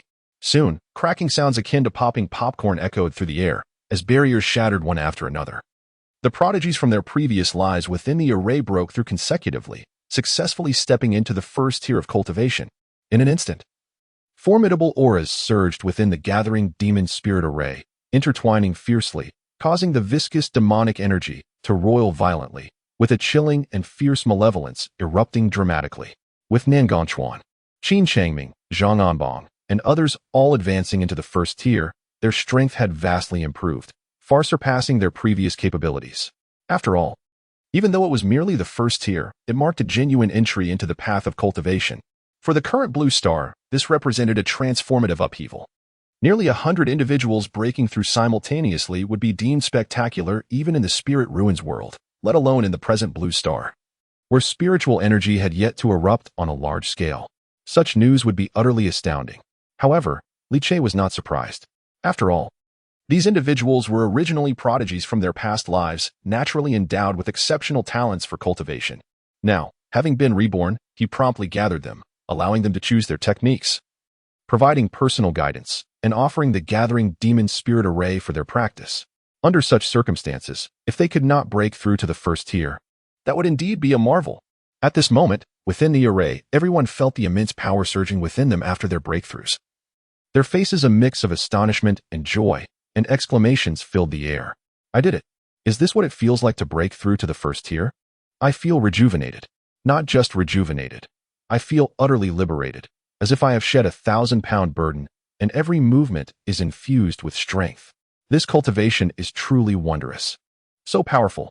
I feel like even the so-called elite soldiers would be nothing before me now. Haha. From this moment on, we are true cultivators." The training ground was alive with excitement. As everyone transcended the first tier, they genuinely felt the transformation of their strength and the myriad extraordinary abilities that this tier bestowed upon them. It was impossible for them to suppress their astonishment, their words brimming with awe and novelty regarding their cultivation. In that moment, they experienced the exquisite beauty of their practice for the very first time. The palpable sensation of enhancing their own power filled each individual with unrestrained joy, their faces radiating surprise. However, amidst this euphoria, a sudden cold scoff interrupted their fervent discussions. It was Li Che, observing how the crowd was lost in the ecstasy of their breakthrough, even teetering on the brink of complacency. His expression darkened as he sternly rebuked them. Are you also exhilarated and thrilled? Merely having reached the first tier, and you believe yourselves worthy of pride? Let me enlighten you. The journey from the first to the 10th tier is but the initial realm of the Lingshu world. Do you grasp the concept of the initial realm? It signifies a state that is utterly insignificant, a stage that even the most insignificant insect in the Lingshu world surpasses. The first tier? It is unworthy of even a proper designation, merely represented by a number. What do you have to be proud of? Any creature you might encounter in the Lingshu could effortlessly crush you. Even the weakest ferocious beasts emerging from the abyss possess first-tier strength. And those that follow will only be more formidable. Do you truly believe yourselves capable of standing against them? Do you still consider your strength impressive? Are you still basking in your self-satisfaction? Li Che's voice resonated with a chilling authority. He understood the newfound confidence and bravado that arose from the sudden surge in power for those who were once ordinary individuals. Yet, he could not allow such misconceptions to proliferate. The dangers of the Lingshu and the abyss far exceeded their imaginations. If they approached the future with their current mindset, they would undoubtedly suffer grave consequences, even risking their lives. His vehement proclamations echoed coldly in their ears, rendering the surroundings eerily silent. Except for Gao Cheng. The rest of the attendees turned pale, deeply shaken by the revelation. The notion that tiers 1 through 10 were merely the beginning stages of the Lingshu world, unworthy of even a name, that any being from that realm could easily obliterate them. That the first tier represented the weakest of the abyssal beasts. This realization struck them with profound gravity. At that moment, they comprehended that the impending threats were far more terrifying than they had ever imagined. In stark contrast, their current first-tier cultivation was merely the inception of an initial realm. They had no rightful place to indulge in self-congratulation. The training ground fell into a profound silence. All were rendered mute, their prior exuberance and excitement dissipated, replaced by a palpable tension and urgency. The horror of the looming crisis loomed large, and the need to enhance their strength became more pressing than ever. Observing their transformed demeanor, Li Che nodded in satisfaction, preparing to speak once more. However, at that very instant, a staff member responsible for intelligence at the National Spirit Bureau burst in with an air of urgency. His face was etched with anxiety as he quickly scanned the training ground, bypassing formalities to approach Li Che directly. In a hushed tone, he reported, "Director, we have a situation. We've just received word that the Qinling Caverns have exhibited unusual activity, with numerous ferocious beasts emerging and currently engaged in battle with the guarding troops." Upon hearing this, Li Che's eyes narrowed and his brow furrowed deeply. Ferocious beasts have appeared. How could this be? In my previous life, the caverns only manifested after the arrival of the Spirit Ruins world, with the beasts truly entering the blue planet at that time. Prior to this, there had been no reports of any nation encountering such creatures, with only 28 days remaining until the Spirit Ruins world descends. How could the beast suddenly emerge at this moment? Is this the butterfly effect of my rebirth, or is there another explanation? Li Che's mind raced with thoughts. However, now was not the time for contemplation. The emergence of ferocious beasts was a grave matter, and he needed to personally assess the situation. Chapter 32. This is fortuitous. The ferocious beasts are treasures in themselves. Upon receiving the news of the beast's emergence, Li Che's expression darkened instantly. His handsomely chiseled features were marred by a palpable killing intent, and his eyes suddenly gleamed with a piercing cold light. He sprang to his feet and addressed the staff member. "Let us go. Take me to see." He strode purposefully to leave. Yet in the next moment, as if struck by a thought, he halted abruptly, turning to Hai Qing and the other exceptional individuals present. "Everyone, come with me. We will initiate a practical exercise." Li Che's intention was clear. One cannot cultivate towering trees in a greenhouse. Although Nangong Chuan, Qin Changming, and others had already demonstrated remarkable talents in their previous lives, practical experience is fundamentally different from mere theoretical knowledge. Especially when confronting the brutal and savage beasts of the caverns, sometimes hands-on experience is more crucial than one's cultivation level. Only through continuous combat with ferocious beasts, navigating the thin line between life and death, can one truly grow into a formidable warrior. Otherwise, no matter how high one's level, they would merely be an ornamental facade. The emergence of these beasts represented the perfect opportunity, an advance encounter to understand the beasts and utilize them to temper their own strength. Thus, Li Che naturally intended to bring them all along. Understood. Hai Chung and the others had also heard the news of the beast's emergence. At this moment, upon receiving Li Che's command, none felt fear or hesitance. All rose resolutely, their expressions solemn as they shouted in unison. As they marched forward, a fierce battle spirit ignited in their eyes. Hours slipped by quietly. Li Che and his companions traveled in a military armored vehicle, racing toward the Qinling caverns with remarkable speed, benefiting from a series of green lights along the way.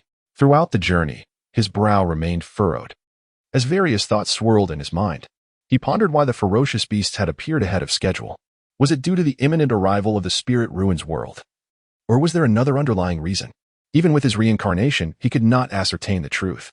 In his previous life, the populace was oblivious to the impending emergence of the spirit ruins and the opening of the caverns. Thus, prior to the disaster, no one paid attention to the unusual occurrences. Li Che himself had also disregarded such information. However, now that he was aware of the beast manifesting in reality, he meticulously contemplated and pieced together fragmented memories, recalling various details. He soon realized that prior to the spirit ruins' arrival in his past life, there had indeed been some signs of the ferocious beasts. For instance, during the month leading up to the opening of the caverns, regions such as Qinling, Rongqing, and Beizhong reportedly experienced frequent minor earthquakes for reasons unknown, and some claimed to have spotted unfamiliar species of wild beasts. Yet, at that time, no one took these events seriously. In retrospect, those unusual tremors were likely indicative of the fissures in the caverns expanding. And those so-called new beasts were clearly the vanguards of the ferocious creatures that had breached the spatial barriers early. If the trajectory of events were to mirror his previous life, there would be no cause for alarm. In fact, it could turn out to be a fortuitous development. Reflecting on the circumstances of his past life, Li Che's furrowed brow gradually relaxed, and an involuntary glimmer of hope brightened his eyes. As he murmured to himself, an air of anticipation and desire emerged. According to his previous experiences, the number of these early appearing ferocious beasts was indeed limited, at least when compared to the overwhelming hordes that would later emerge during the true onset of the disaster. They were merely an appetizer. Moreover, given the confined size of the caverns, their strength would not be overwhelmingly formidable. Thus, the crisis could transform into a boon. For Li Che alone, it was clear that these ferocious beasts were treasures in their own right, especially in the current context of the Blue Star, where spiritual energy was scarce and cultivation arduous. They represented precious resources that could accelerate one's development. The early manifestation of a few beasts before the true arrival of the spirit ruins would not only cause minimal casualties for the Blue Star, but also provide practical training, allowing the people of Daxia to acclimate to and understand the ferocious beasts, while simultaneously reaping various valuable resources from them. It was a veritable windfall. As he contemplated this, Li Che's eyes sparkled with increasing brightness, and the anticipation on his face was nearly impossible to contain. However, in stark contrast to Li Che's exhilaration, those seated behind him in the convoy, including Nagong Chuan, Qin Changming, Su Wanqing, and Zhang Anbang, were solemn expressions. They instinctively clenched their fists, and despite their efforts to suppress it, a trace of tension was unmistakably etched across their faces. Some individuals were trembling, unable to contain their apprehension. After all, until yesterday, they had been mere ordinary citizens of the Daxia. In less than 24 hours, they had embarked on the path of cultivation and discovered the existence of ferocious beasts. None of them had anticipated that, having just learned of the subterranean caves and the beasts within, they would soon confront these horrors head-on in actual combat. Anxiety, even terror, was inevitable. Yet, despite such natural feelings, not a single one of them chose to retreat. Beneath their tense and solemn expressions lay an unwavering resolve. They understood the fearsome nature of the beasts. They felt the tension and fear as well. However, even if it meant gritting their teeth, they would choose to fight to the bitter end. True bravery is not the absence of fear, but the courage to confront challenges despite it. Boom, boom. Accompanied by the thunderous roar of armored vehicles, Li Che and his companions swiftly arrived at the site of the Qinling subterranean cave. The area was already surrounded and sealed off by troops led by He Jiang. As Li Che opened the car door, the heavy scent of gunpowder mingled with the stench of decaying flesh assaulted his senses. Upon seeing Li Che disembark, He Jiang immediately approached and saluted. introducing himself as the commander of the 3rd Battalion of the 3rd Army Group. His square and stern features were smeared with mud, and the lingering scent of gunpowder clung to him, perhaps a remnant of a recent fierce battle. His piercing gaze, sharp as that of a hawk, bore an indescribable aura of menace. After returning the salute, Li Che got straight to the point. "What is the current situation? Take me to see." As He Jiang swiftly led the way, he reported, "In accordance with the directives from the National Spirit Bureau, we have sealed off this area, maintaining vigilance against any suspicious activity." Everything was normal until just a few hours ago when the void here suddenly began to twist without warning, forming a bottomless black passage. Subsequently, ferocious beasts began to surge forth from this passage in a frenzy. As he recounted this, He Jiang seemed momentarily struck by the shock of his first encounter with the beasts, a flicker of fear passing through his eyes. However, he quickly regained his composure and continued his report. "Upon the appearance of the beasts, I immediately ordered the troops to open fire and suppress them. However, the sheer number of beasts pouring out from the passage was overwhelming. Left with no choice, I commanded the troops to withdraw, intending to expand the battlefield and establish strategic depth to confront the beasts. Strangely, after our retreat, the beasts did not pursue us but remained within 100 meters of the cave's entrance, seemingly unwilling to depart." He Jiang's expression was one of confusion and uncertainty. Grappling with this perplexing situation, after personally confronting the ferocious beasts, he immediately discerned their brutality and might. It was precisely because these creatures had not pursued them that they had managed to endure thus far. Chapter 33. What are mere early-stage ferocious beasts? As he spoke, He Jiang had already led Li Che to the forefront of the military encampment, pointing ahead. "Director, look, it is right there." Following the direction of his finger, Li Che squinted his eyes. The situation indeed mirrored He Jiang's description. Several hundred meters ahead of the army's encirclement, a pitch-black, profound passage seemed to connect to the legendary realm of the underworld, exuding a formidable black mist. The grayish-black fissures pulsated as if alive, emitting chilling and terrifying howls that easily stirred the deepest fears within one's heart. Moreover, at this moment, a throng of ferocious beasts was restlessly prowling near the passage. Each beast was colossal and grotesque, radiating an aura of savagery, as if they were being summoned from the darkest nightmares.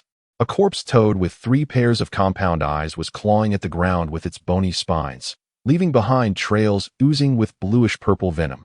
A giant bat, adorned with phosphorescent bony wings, stirred up toxic powder that coalesced into skeletal shapes in the air. A demon wolf, cloaked in pitch-black scales, sported 3 scarlet eyes, its fierce roars emanating a bloodthirsty ferocity that surged forth like a tidal wave. At that moment, these beasts evidently noticed Li Che and the others. They howled frantically, their crimson eyes flashing with a mad, bloodthirsty light, eager to rush forth. Yet, strangely, there seemed to be an invisible barrier preventing them from advancing. No matter how they roared or charged, they could not breach this barrier, relegated to restlessly roaming within a 100-meter radius of the entrance. This scene only further validated Li Che's previous conjecture. In an instant, his eyes sparkled, the corners of his mouth slightly curling upwards, a fervent glint surfacing deep within his gaze, as if he had encountered something remarkable. Meanwhile, in stark contrast to Li Che's exhilaration, Gao Cheng, Nangong Chuan, Zhang Anbang, and the others behind him gazed at the nightmarish creatures with expressions of dread, their faces betraying an unmistakable tension. Their muscles involuntarily tensed, as if bracing for a formidable adversary. The terrifying appearance of these beasts was simply too horrifying. Their massive bodies were covered with thick layers of hide or armor, their crimson eyes glinting with an insatiable bloodlust. The malevolent aura that surged from them swept forth like a tide, engulfing the surroundings and plunging the air into a chilling coldness that felt capable of freezing one's very spirit. Such fearsome creatures had never been seen on Blue Star. Were these the beasts of the underground? Truly terrifying. Hiss! What did these creatures feed on to grow so immense? Just their sheer size alone could wreak unimaginable havoc. In a previous life, were these forces the ones that led to the significant losses of the Great Xia and the erosion of its territory? At this moment, upon witnessing the formidable might of the ferocious beasts, the expressions on everyone's faces turned gravely solemn. Each individual bore an unprecedented weight of seriousness, observing intently. This marked their first encounter with creatures that were destined to become formidable foes of Blue Star, and to claim that they were not astonished would be a lie.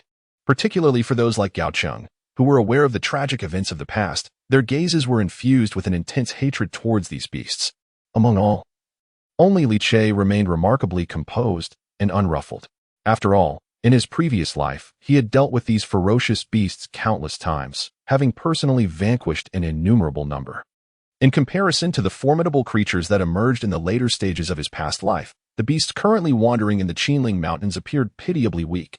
A smirk graced his lips, and his eyes sparkled, akin to a famished man encountering a sumptuous feast after days of hunger. Subsequently, having discerned the situation at hand, Li Che no longer hesitated. He was determined to validate the hypothesis that lingered in his mind. With each step he took, while others remained enraptured by the shock induced by the beasts, he decisively advanced towards the wandering creatures. "Director, be careful," He Jiang exclaimed, startled. Fearing that Li Che was unaware of the danger, he hastily urged, "These beasts possess terrifying strength. Even one is not weaker than a first-tier creature." Before he could finish his warning, Li Che casually waved his hand.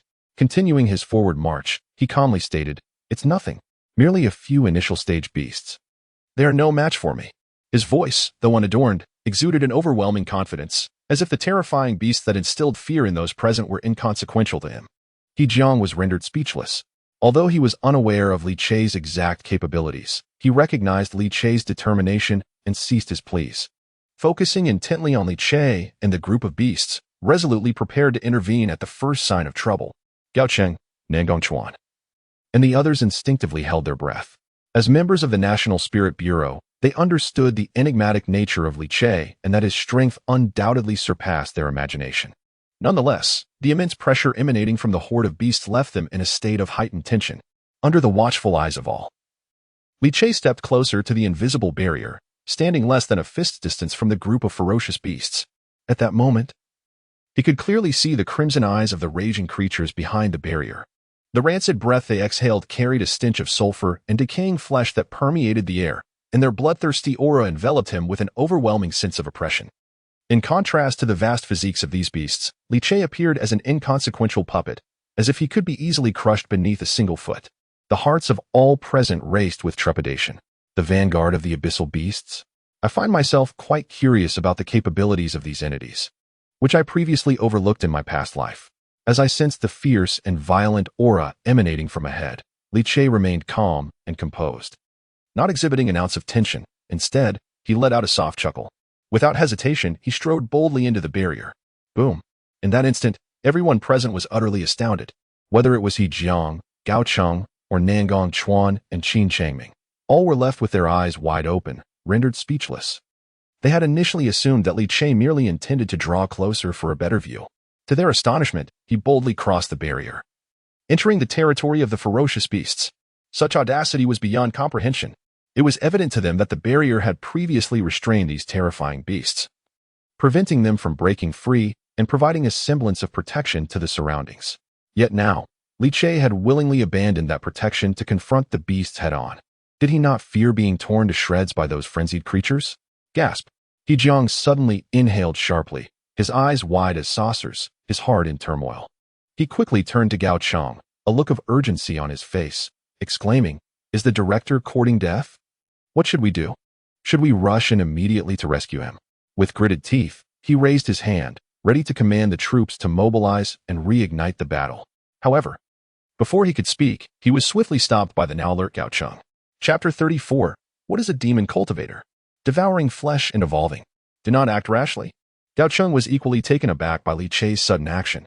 However, unlike He Jiang, he understood Li Che better and was more aware of his strength and mystery. While he was uncertain of Li Che's intentions, he firmly believed that Li Che would not act without purpose. Though he too was anxious, he immediately restrained He Jiang's impulsive actions to avoid disturbing Li Che. Rest assured, the director's actions indicate he possesses confidence.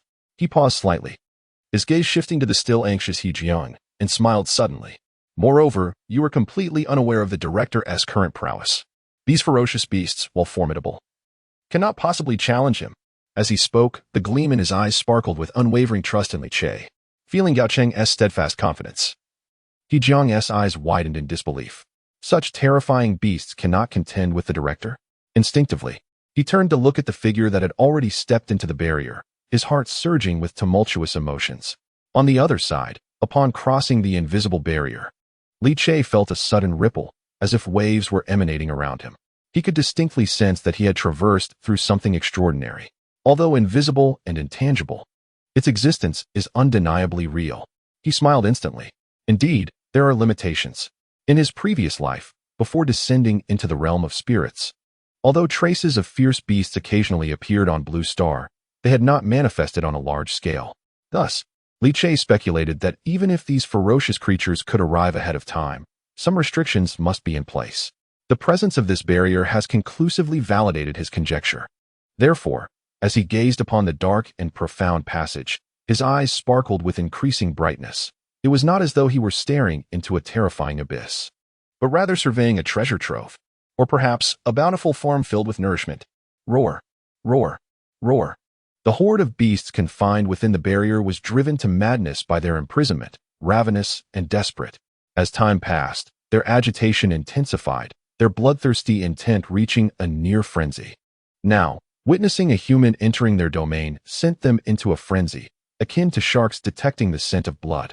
Dozens of crimson eyes suddenly locked onto him, as if it were the first time in eons that malevolent spirits had caught a whiff of living prey, plunging into a state of uncontrollable rage.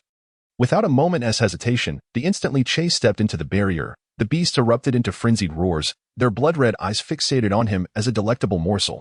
They charged towards him with reckless abandon. In that instant, the earth trembled and dust billowed. The roars reverberated through the mountains, their massive forms carrying a force capable of obliterating all, shaking the entire forest with a thunderous cacophony. The bloodthirsty and savage intent surged like a tide, permeating every corner of the space. In the heavens and earth, the atmosphere was rife with malevolence. The corpse toad's bony claws tore through the ground, while the three-eyed wolf let out a thunderous roar from its throat. The shadow of the bone-winged bats blotted out the sun, stirring up a whirlwind of toxic powder. The entire forest quaked violently amidst the roaring charge of the beasts, and the fragments of rocks splintered by the ferocity were corroded with malevolent energy. This is bad. Director, be careful. Upon witnessing this scene, Gao Cheng and He Jiang outside the barrier turned pale, exclaiming in alarm. Yet, Li Che, surrounded by the torrent of beasts, stood with his hands clasped behind his back, his dark attire unwavering amidst the raging spiritual winds. His expression remained serene. His deep-set eyes resembled an abyss capable of devouring all, exuding an endless coldness and indifference as he gazed down upon the snarling creatures before him. As these beasts charged, a flicker of visible disappointment crossed his gaze. Weak, far too weak, compared to the fierce beasts that would emerge 3 years hence. You are pitifully feeble. With their almost non-existent intelligence, the beasts could not comprehend Li Che's sentiments. However, they sensed the contempt and provocation emanating from this human. In an instant, the beasts were enraged. The crimson glow in his eyes grew increasingly menacing, as one by one, the creatures emanating a fierce and bloodthirsty aura charged forth with greater fervor. Boom, boom, boom. The mountains and forests trembled violently, leaves cascading down like rain, and fragments of rock were jolted into the air. Nearly 100 massive beasts approached rapidly, resembling a relentless torrent surging towards him, where Li Che's diminutive figure seemed on the verge of being engulfed. Before the evaluation could conclude, the foremost corpse toad lunged forward, accompanied by a foul wind. Li Che could even discern the bloodlust flickering within its 3 pairs of compound eyes. Seeking death, a voice, devoid of emotion yet dripping with frigid malice, suddenly erupted in the forest. Li Che narrowed his eyes, the wuxia demon art swirling within him. In the next moment, boom.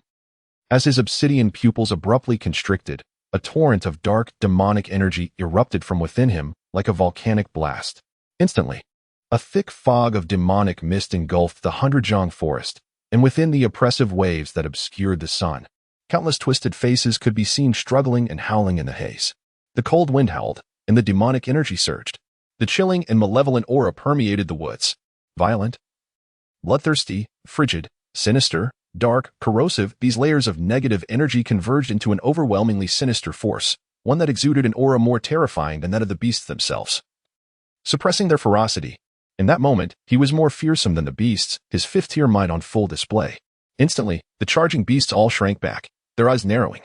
Perhaps sensing Li Che's overwhelming power, even their primitive brains detected the imminent threat that could prove fatal. Some beasts, their crimson eyes betraying fear, broke free from their frenzied state, desperately attempting to flee in terror. but it was already too late. Soul shatter. The cold command echoed as if it had arisen from the depths of hell. At that instant, Li Che's left eye glimmered with a ghastly green light, and a tangible thread of demonic energy shot forth from his pupil.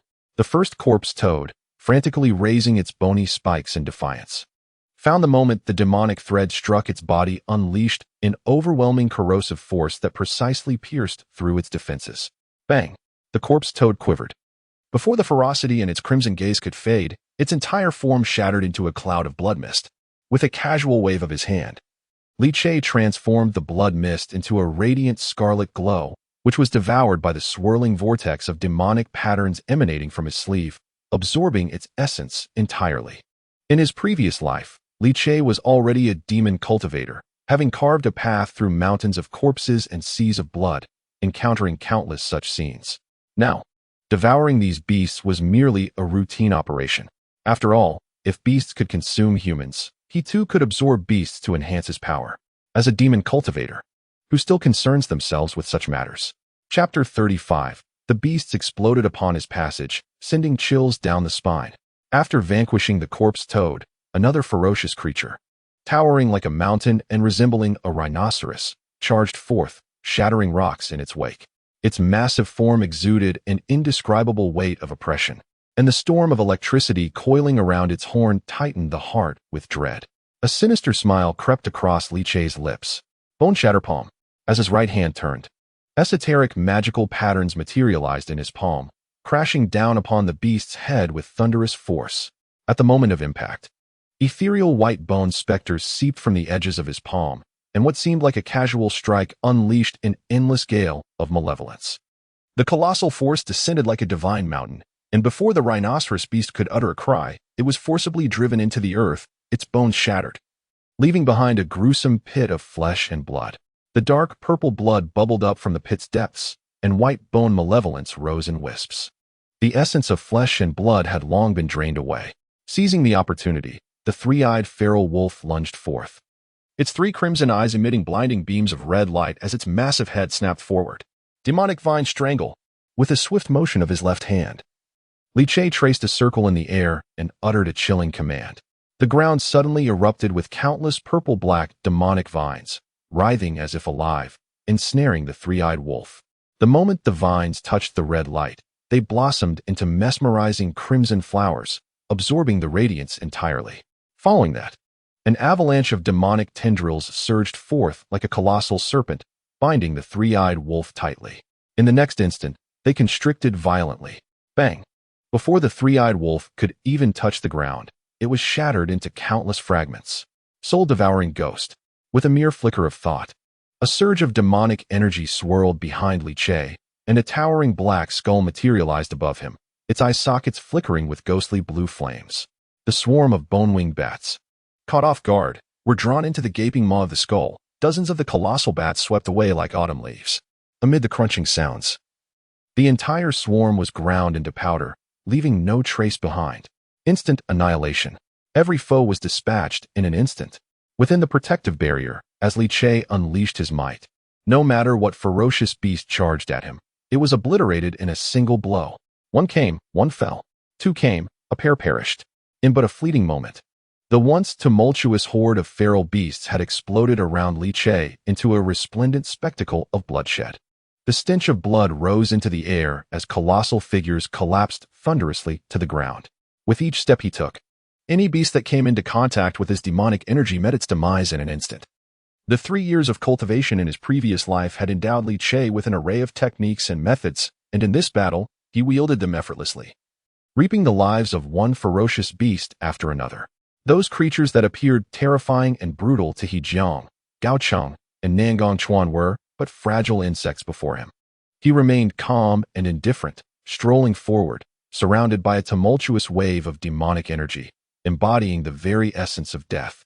A harbinger from the underworld traversing the realm of mortals. As the last serpent's forked tongue, belonging to a monstrous humanoid python, grazed his garment, Li Che finally lifted his gaze. In his eyes reflected the python's astonished pupils, and with a delicate gesture, he aligned his index and middle fingers into a sword-like position. The magical tides surged forth with unparalleled ferocity.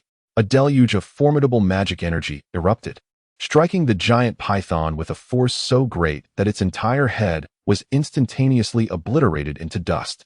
Its massive body flew backward like a severed kite, crashing against the barriers of the cavernous fissures, blood spraying forth and staining the ground a vivid crimson. Li Che stood amidst a mountain of corpses and a sea of blood, his robes untouched by even a drop of gore. Only the magical aura surrounding him had intensified, becoming richer than before. Within his dantian, fifth-tier spiritual energy surged like boiling magma, eagerly absorbing the nutrients from the depths. In mere moments, he had eradicated the entire horde of ferocious beasts that had previously forced Hejiang's forces into retreat. Subsequently, he turned his attention toward the ominous black passage ahead, which continued to emanate a sinister and menacing aura, a cold smirk playing upon his lips. He was acutely aware that this current batch of beasts was merely the beginning. Due to the constraints of an invisible barrier, there was insufficient space near the passage to accommodate too many beasts. Consequently, despite the frantic and furious roars echoing from within, no new beasts could emerge after the first batch. However, with the demise of these creatures, the next wave of beasts would soon surge forth from the chasm. Good heavens! Am I truly not seeing things? Exclaimed an onlooker. This is utterly terrifying. So many beasts, all annihilated in an instant. Outside the barrier, whether it was Gao Cheng, Hejiang, or Nangong Chuan and Zhang Anbong, all were left speechless, their eyes wide in astonishment as they watched Li Che unleash a massacre within the barrier. They were rendered utterly shocked, feeling a chill creep over them. Their eyes reflected boundless terror and disbelief, their minds engulfed in tumultuous waves of shock. The only thought resonating within them was one of dread. Terrifying. Incredibly terrifying. Those seemingly bloodthirsty beasts appeared as fragile as lambs awaiting slaughter in Li Che's hands, crumbling effortlessly under his assault. Witnessing Li Che wreak havoc among the beasts, reducing them to clouds of sanguine mist with such nonchalance, their eyes nearly bulged from their sockets, their expressions frozen in stunned silence. The initial shock of encountering the ferocious beasts still lingered in their hearts, only to be eclipsed by this even more unfathomable and astonishing spectacle. They had never conceived that such fearsome creatures could be dispatched with the same ease as crushing a chick by a mere human. Was he truly still human? Especially for Hejiang, the highest commander stationed there, who had personally led troops against these beasts and knew their ferocity all too well. They were entities that even modern weaponry struggled to contend with. Now, Li Che unleashed his formidable prowess, effortlessly annihilating a multitude of ferocious beasts without leaving a trace. Standing amidst a mountain of corpses and a sea of blood, his unblemished attire struck a profound impact on the hardened soldiers around him, causing even the steadfast hands of this iron-willed military man to tremble slightly in involuntary awe. At that moment, having vanquished the latest wave of beasts emerging from the barrier, Li Che emerged from within, a massive beast's carcass hoisted effortlessly in one hand. Despite the carnage, his demeanor remained as tranquil as ever, devoid of any signs of fatigue or weakness, with his gaze still sparkling brightly. Upon closer inspection, one could even discern a hint of exhilaration in his eyes. Gao Cheng, Hejiang. As he observed the group in a state of stunned silence, he called out. Gao Cheng and Hejiang exchanged bewildered glances, then snapped to attention. Rushing forward, "Director!" They saluted sharply, their expressions brimming with excitement. The glances they cast towards Li Che were infused with an unprecedented fervor, bordering on reverence. Their fiery gazes resembled that of fervent devotees gazing upon divinity. Chapter 36. The flesh of ferocious beasts is a great nourishment. Upon stepping beyond the barrier, Li Che immediately issued commands. Relay the message. We must defend this cavern at all costs. The emergence of these beasts ahead of schedule is a boon for us. Indeed, for the entirety of the Great Xia. This place is destined to transform into a true treasure trove. His words left Gao Cheng and Hejiang utterly flabbergasted. They exchanged perplexed looks, their faces etched with confusion. A boon? A treasure trove? Surely, they must have misheard. These were ferocious beasts, after all, terrifying creatures of the abyss. At least of first rank. Although Li Che seemed to have dispatched all the beasts with ease, it did not imply their lack of strength. Rather, it underscored Li Che's terrifying prowess. Were anyone else to face these beasts, they would likely struggle to achieve such effortless victory, or even stand a chance against them. Hejiang understood this better than anyone. Had those beasts not inexplicably refrained from pursuing, his troops would undoubtedly have suffered grievous losses. even if they managed to hold their ground. Initially, it was assumed that the beasts would only appear upon descending into the spirit realm. Yet now they had broken that expectation and emerged within the borders of Great Xia, potentially leading to chaos if not handled with care. How could this possibly be deemed a good thing? Li Che, fully aware of their thoughts, smiled slightly and clarified without further ado. There is no need for undue concern. While the early appearance of the beasts exceeds our expectations, the actual impact is minimal. I have just confirmed that, although the beasts can surge forth from the cavern, they are constrained by the natural barriers of heaven and earth, imposing significant limitations upon them. Before the arrival of the spiritual realm, they could only operate within a few hundred meters of the cave, as barriers would obstruct their path, preventing significant destruction. Consequently, this would not pose a severe threat to the Great Xia. This is the first point. As for the second point, at this juncture, Li Che paused slightly, casting a glance back at the cave that continued to emanate a menacing aura, a genuine smile curling at the corners of his lips. At that moment, in his line of sight, with the previous beasts having been vanquished, the cave's passage began to echo with inexplicable roars. The malevolent energy surged with increasing intensity, indicating that more fierce beasts were on the verge of emerging. Yet, upon witnessing this scene, he felt not a trace of fear but rather a growing joy, his smile blossoming radiantly. The second point is about understanding both ourselves and our adversaries. Although these ferocious beasts cannot escape, we have the opportunity to enter their domain. With proper preparations, we can systematically send groups to actively hunt these beasts, allowing the warriors of the Great Xia to acclimate to this type of combat and accumulate valuable experience in facing these creatures. This will ensure that when the cave truly opens, they will not be caught off guard. These beasts serve as the finest training partners for our warriors. This notion had already emerged in his mind after confirming the situation. Rather than remaining ignorant of the enemy, the Great Xia can proactively engage, dispelling any fears regarding the cave and its beast while gaining priceless practical experience. This alone is sufficient to render the situation a blessing. Moreover, there is an even more crucial point. After articulating this, he raised the still dripping carcass of a beast, his eyes sparkling with enthusiasm.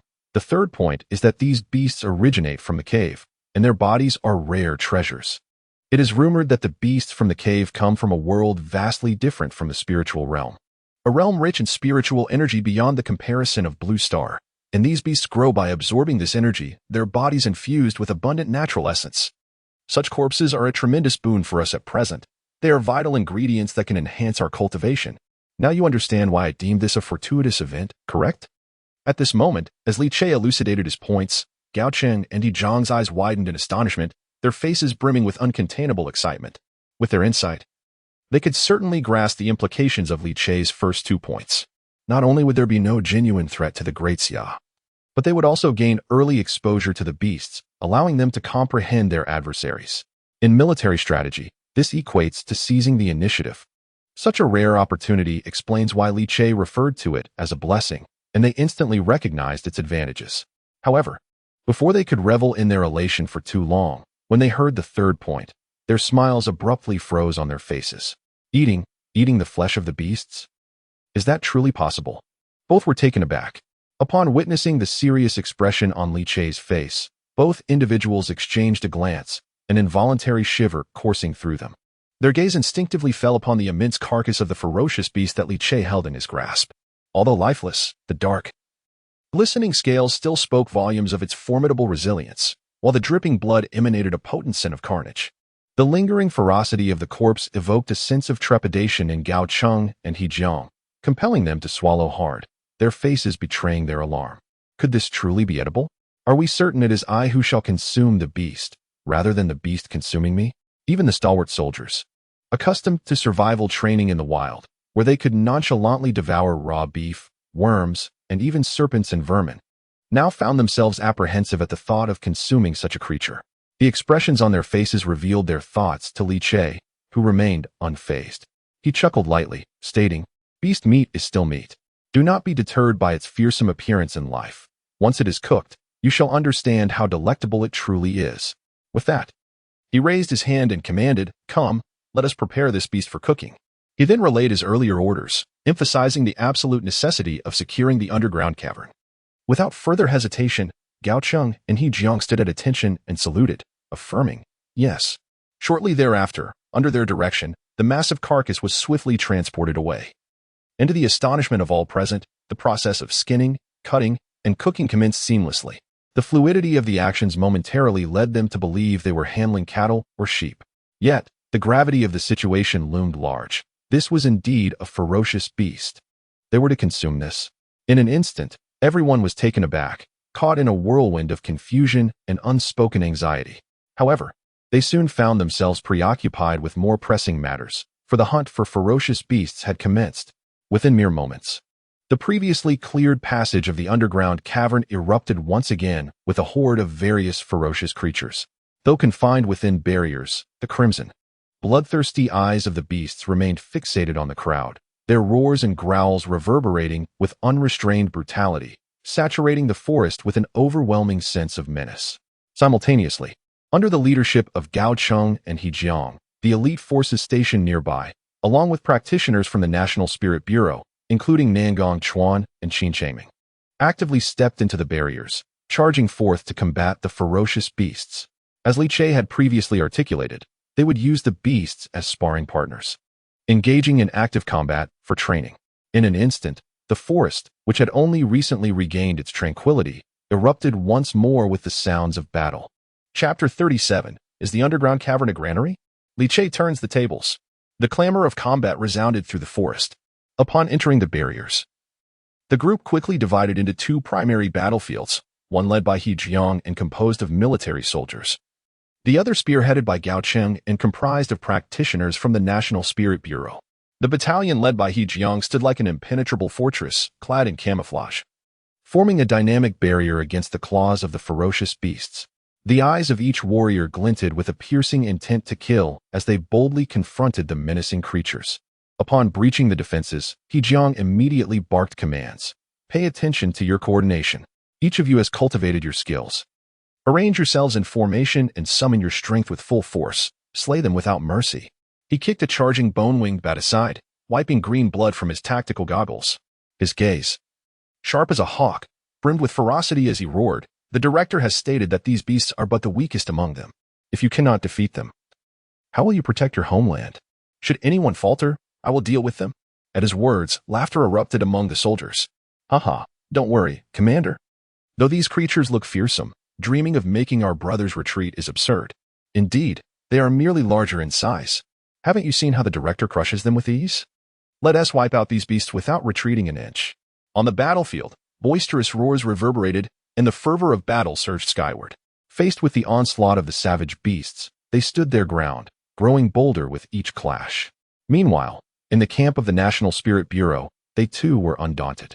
Tang Hung from Gao City, enveloped in dark purple demonic flames, cleaved a giant python with a single stroke, its blood splattering onto his tactical vest, dissipating into wisps of smoke. While combating the beasts, he kept a vigilant eye on his comrades. What are you afraid of? Have you forgotten what the National Spirit Bureau taught you? Remember, the beasts' weak points are their heads and hearts. Arm yourselves well and charge forward to kill.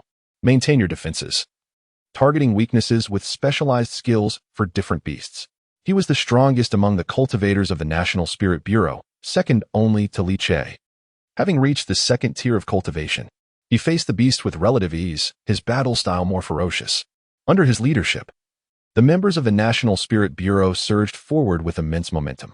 With a mere wave, torrents of demonic energy surged forth, unleashing an array of secret techniques that bombarded the horde of beasts. In an instant, they fiercely suppressed the creatures. Blades glimmered and roared as the beasts howled continuously. The cries of battle ascended to the heavens, creating a cacophony. Li Che sat on the periphery of the barricade, roasting meat over a fire while observing the battlefield. It was evident to him that the combat styles of the two factions were entirely different.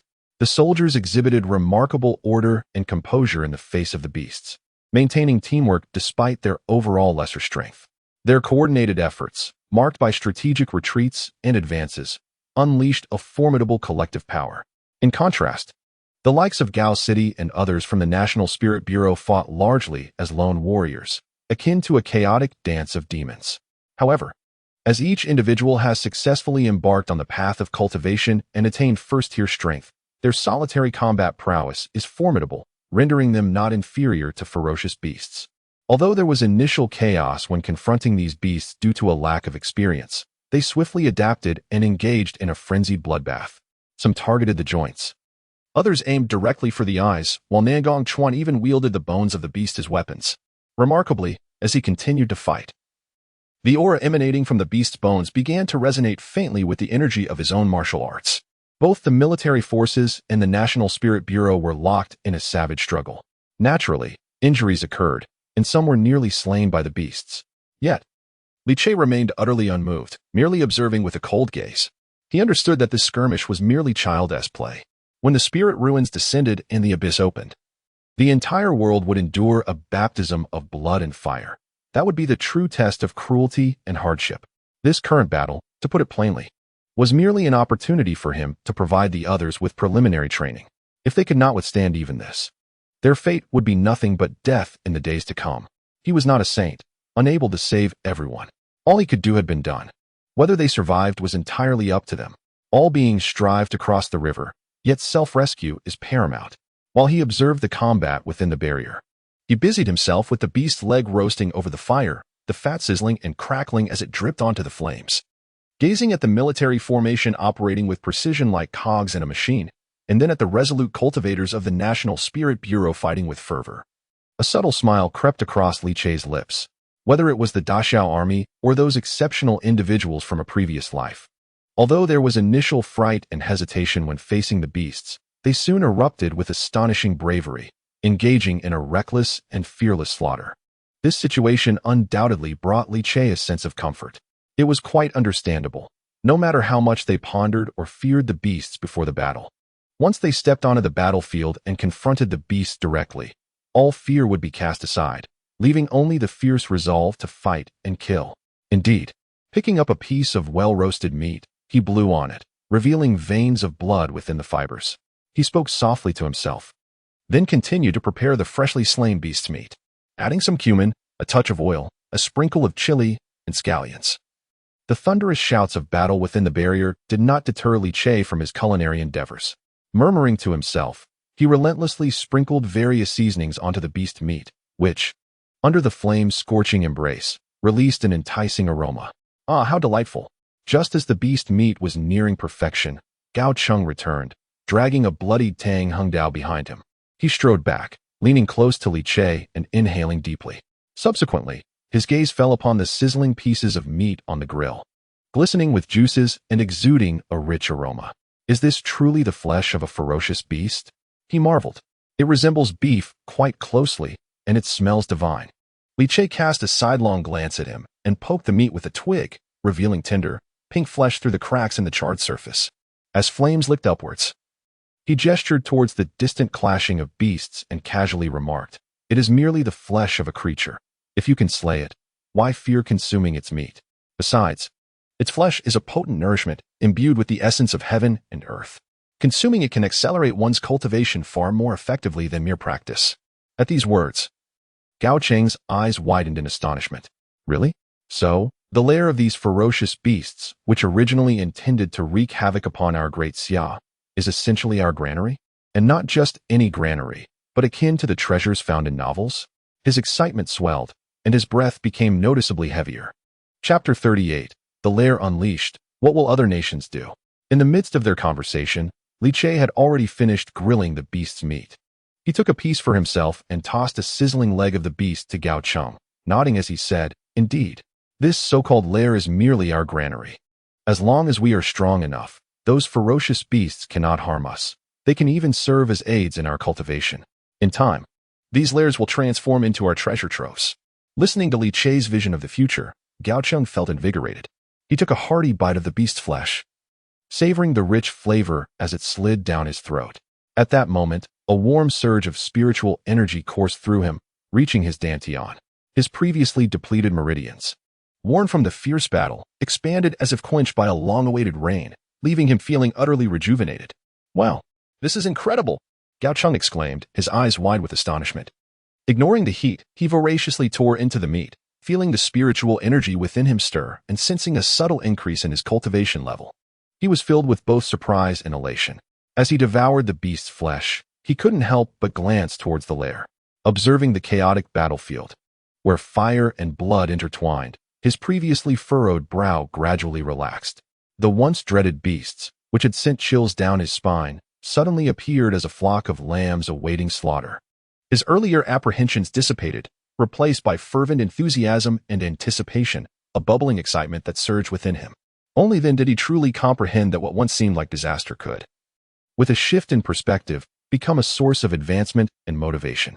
Embracing this newfound understanding, he found that the ferocious beasts were no longer frightening. Rather, they grew increasingly appealing. They had the potential to empower cultivators like him. Excellent. These ferocious beasts are truly magnificent. As he felt the vibrant energy coursing within him, Gao Cheng suddenly recalled something. He tore off a piece of steaming beast meat and stuffed it into his mouth, then curiously inquired, "In our previous life, did we in the Great Xia also consume the flesh of ferocious beasts to enhance our strength?" He simply assumed that since the meat of these beasts was so potent, it would be illogical for the Great Xia of the past to forsake such an opportunity.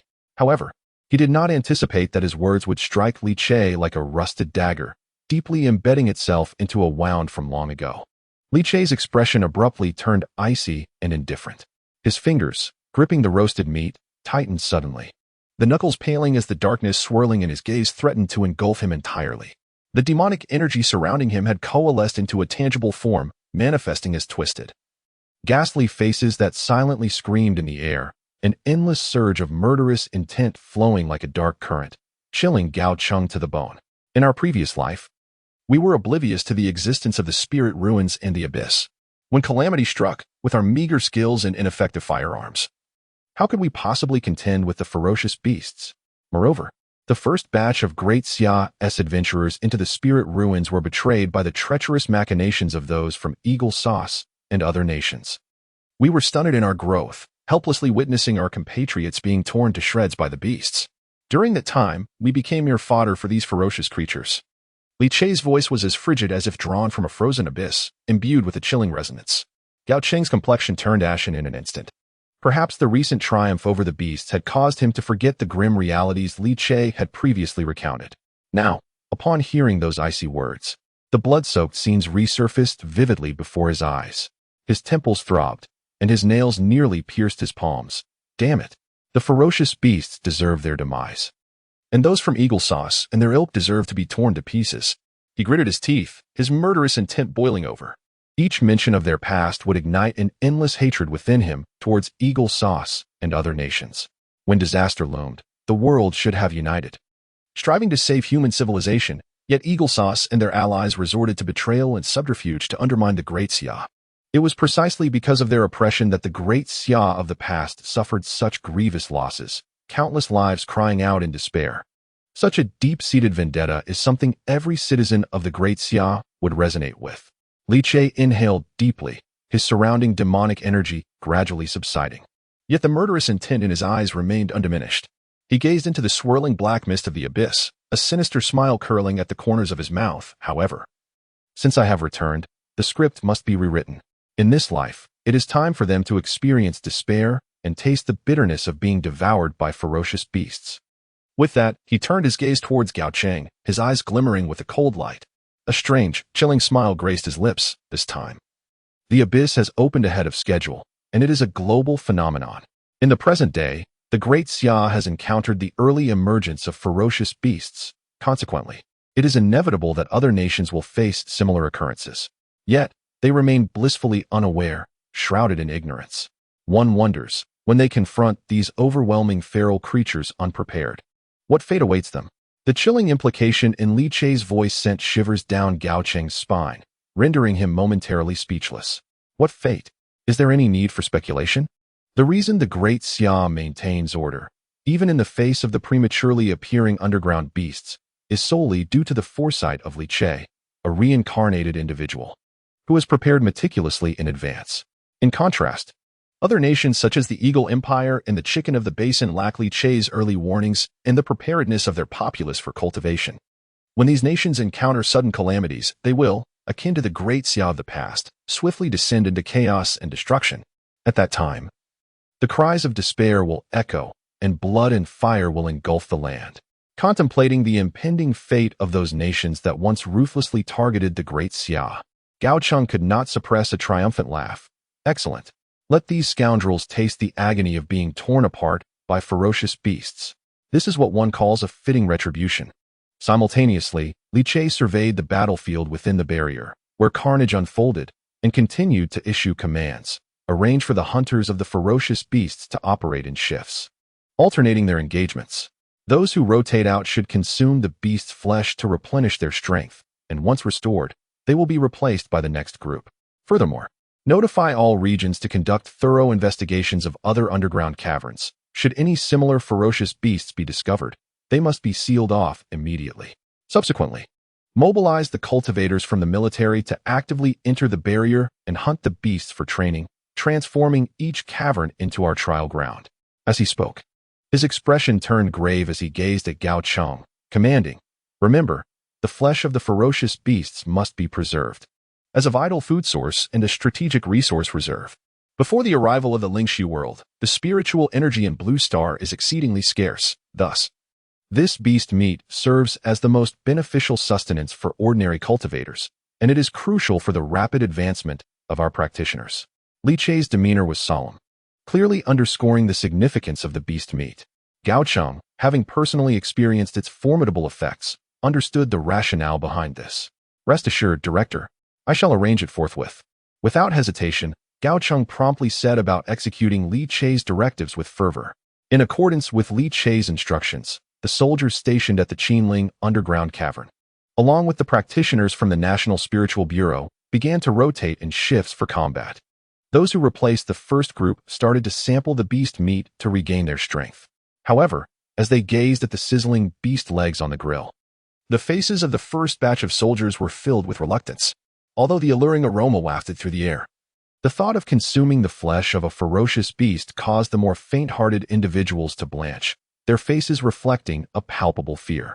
After all, the appearance of these beasts was immensely terrifying, each one resembling a creature that had emerged from the very depths of hell. Could this meat truly be fit for human consumption? A rookie soldier trembled as he clutched a piece of meat, asking, "Captain, can we really eat this?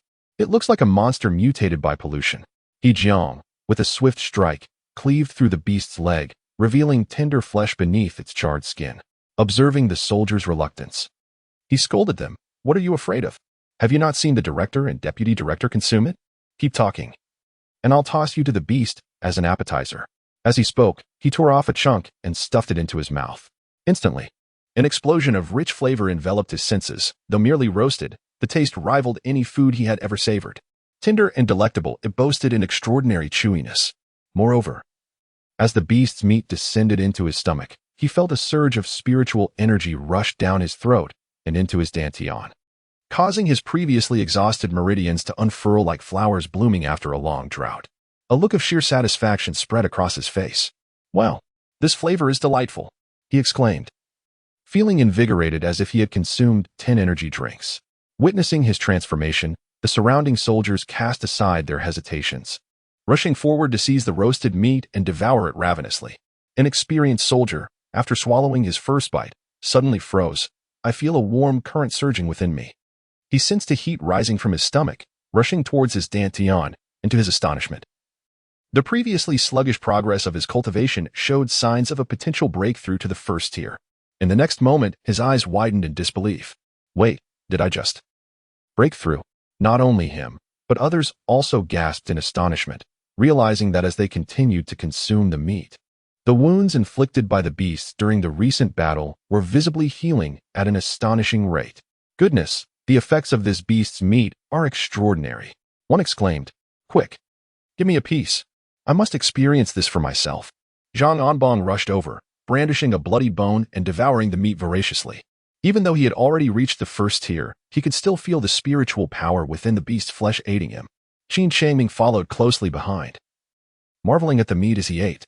The spiritual energy contained in it, while not comparable to that of a magic gathering array, was far more refined than the thin spiritual power found in the outside world.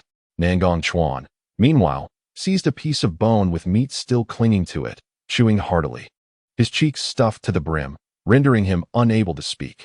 In no time, the atmosphere within the Qinling underground transformed dramatically. What had once been a scene of tension and terror brought forth by the appearance of the ferocious beasts had unexpectedly evolved into a unique barbecue feast. Upon experiencing the benefits of the fierce beast's meat, the crowd was instantly invigorated, indulging in the succulent flesh with great enthusiasm. As time passed, warriors began to break through their limits, empowered by the consumption of this extraordinary meat. Eating the flesh, growing stronger, hunting the fierce beast for more meat, and then consuming again. This cycle forged a precise logical chain within the Qinling underground, and everyone was utterly engrossed in it. Meanwhile, as the appearance of the fierce beasts caused a stir in the Great Xia, the other nations on Blue Planet were equally restless. The emergence of the underground was a global phenomenon. These creatures hailed from another realm and manifested through various underground passages in nearly every corner of the world. With fierce beasts now detected in Great Xia, it was only natural that other countries would not remain untouched.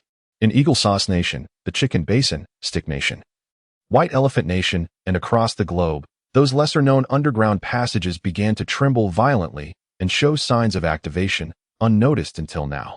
The fierce beasts had already stepped into this world ahead of their arrival in the Lingshu realm. In a suburban area of a city in Eagle Sauce Nation, the quiet streets gleamed with a cold white light under the moon. At the late hour, the already secluded streets were devoid of pedestrians.